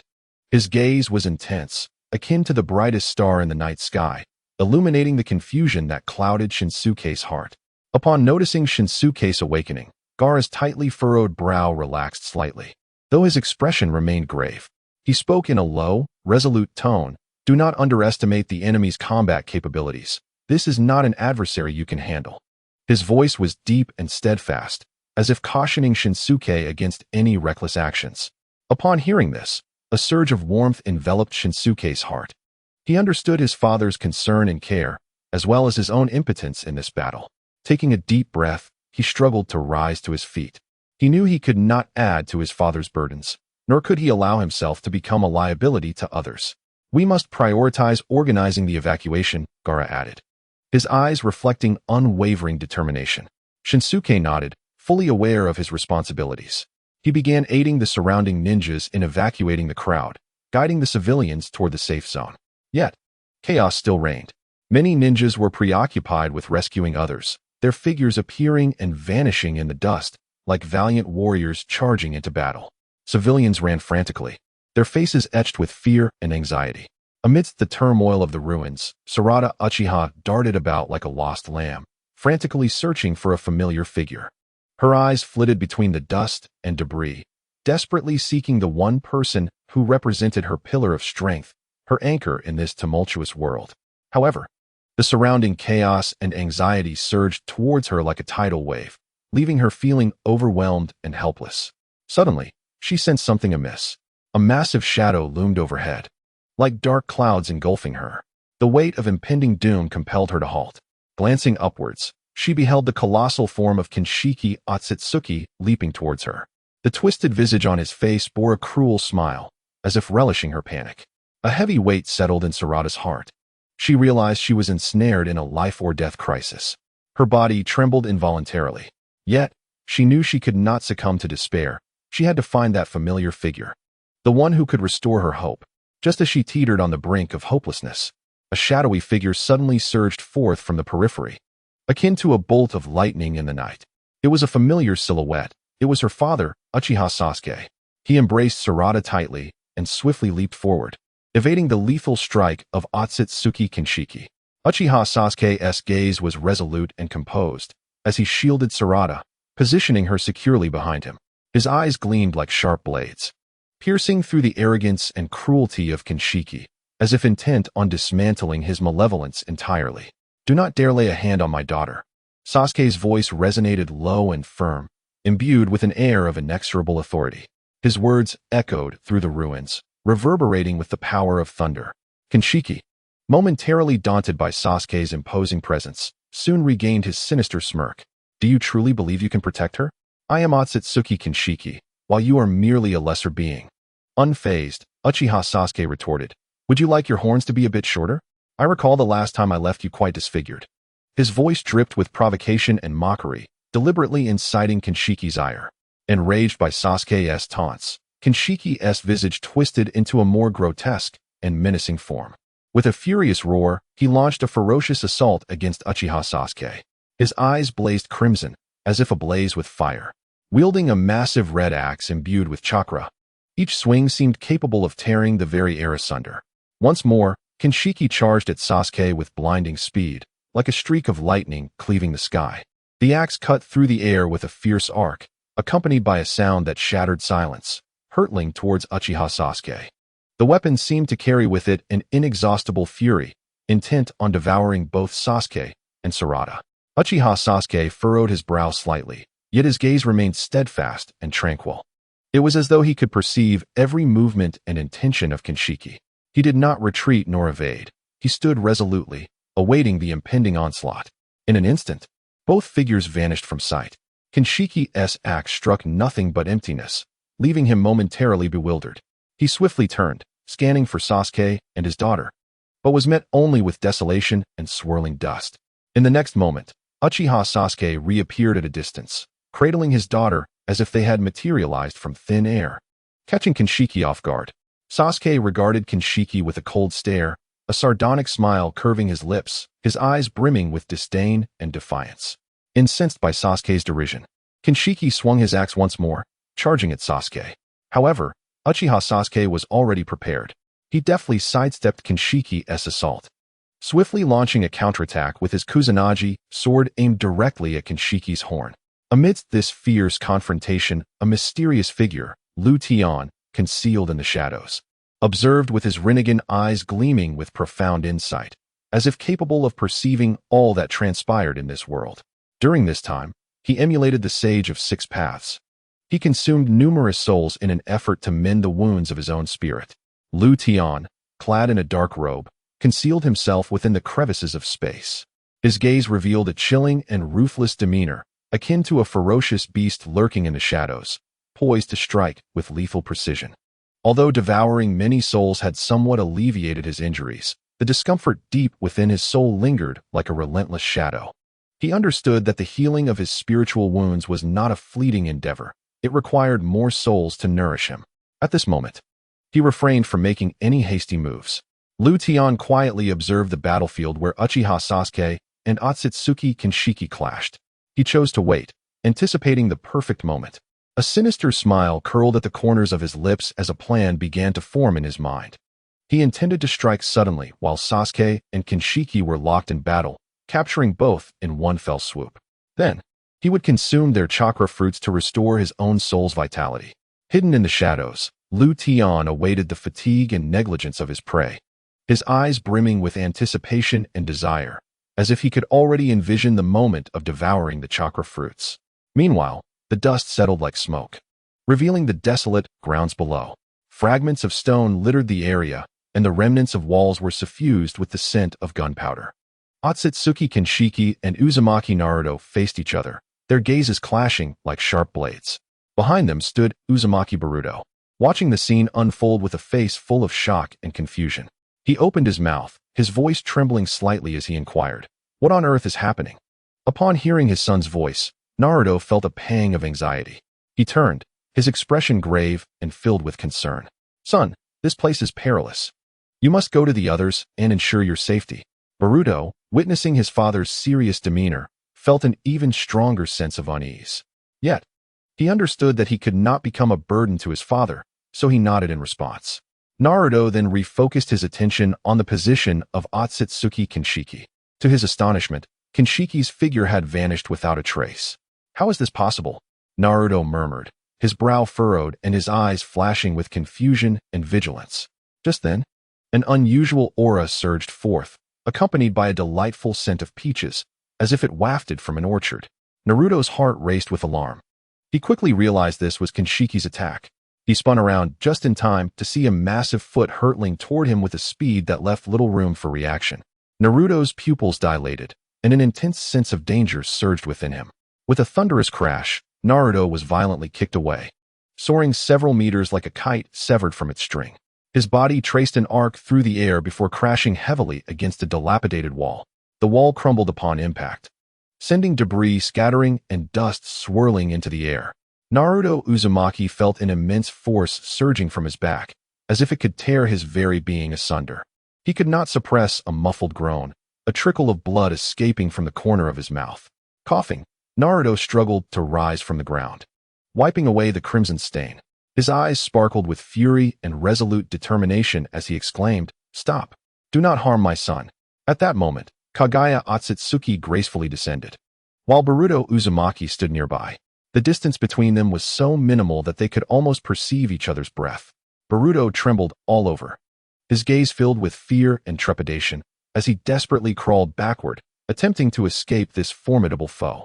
Yet, Kagaya appeared utterly indifferent to Boruto's terror, not even sparing him a glance. He strode past, as though Boruto were naught but a trivial insect. "Stop right there." Boruto summoned his courage and shouted, his voice quaking yet imbued with unwavering resolve. Kagaya halted, slowly turning to face him. His gaze lingered on Boruto for a moment before noticing the boy's hands forming seals. "Oh, you little rascal still wish to resist?" Kagaya's lips curled into a mocking smile, as if he were witnessing an amusing spectacle. Boruto inhaled deeply, fully aware that his chakra was nearly depleted. Yet, he could not concede. He must protect himself and his father. Thus, he hastily activated his scientific ninja tool. Fire release, fireball, he declared, pressing the button on the tool. A burst of flame erupted, hurtling towards Kaguya. However, Kaguya merely extended his right hand. In the palm of his hand lay a crimson rinnegan, which effortlessly absorbed the flames. It absorbed it. Boruto gasped, a bead of sweat trickling down his cheek. He could scarcely believe his eyes. This adversary's power was astonishingly formidable. Yet, Boruto did not relent. He launched another offensive, unleashing a water bullet. Faced with this onslaught, Kaguya sported another sardonic smile, effortlessly absorbing the water attack. Boruto gritted his teeth and attacked once more, releasing a lightning bolt from his scientific ninja tool. Yet, no matter how fervently he fought, Kaguya easily absorbed each of his assaults. My veil is soiled. You truly lack manners, child, Kaguya remarked coldly. He discarded his soiled veil and approached Boruto step by step. Boruto's complexion paled. He realized he had no avenues for retreat. Nevertheless, he gripped his scientific ninja tool tightly, preparing for a final stand. He understood the likelihood of vanquishing this powerful enemy was slim, yet he must defend himself and his father. Even in the face of despair, he would not yield. Meanwhile, in the ruins of the viewing platform above, Mitsuki pushed aside the concrete that had pinned him down, rising to his feet. A glimmer of steadfast determination shone in his eyes. A verdant chakra coursed gently across his surface, a manifestation of the life force within him bubbling forth, reminiscent of the lush vitality of a thriving forest. With a deep breath, Suiwe gracefully darted across the ruins, attempting to harness the currents of air and his own speed to stealthily maneuver behind the formidable Otsutsuki Momoshiki. He understood all too well that only by striking unexpectedly could he possibly pose a threat to this powerful adversary. Just as he was on the brink of successfully flanking Momoshiki, a sharp fishing line suddenly shot forth, akin to a silver bolt of lightning, piercing through Suiyue's body in an instant. He shuddered violently, disbelief etched across his features. His body had become immobilized. This was a method of chakra utilization I have never witnessed before. A cold voice echoed from a short distance away. Glancing up, Suiwe beheld Otsutsuki Urashiki standing nearby, gripping the other end of the fishing line, a mocking smile adorning his face. Such a perilous power, I cannot allow you to wield it, Urashiki declared icily. With a forceful tug on the fishing line, Suiwe emitted a pained groan. The green chakra within him was forcibly extracted, as if his very vitality had been stripped away. He felt utterly drained, struggling to call out Boruto's name, yet his voice emerged weak and trembling. He watched helplessly as his chakra was absorbed by Urashiki. Despair swelling within him. He realized he could no longer provide any assistance to Boruto.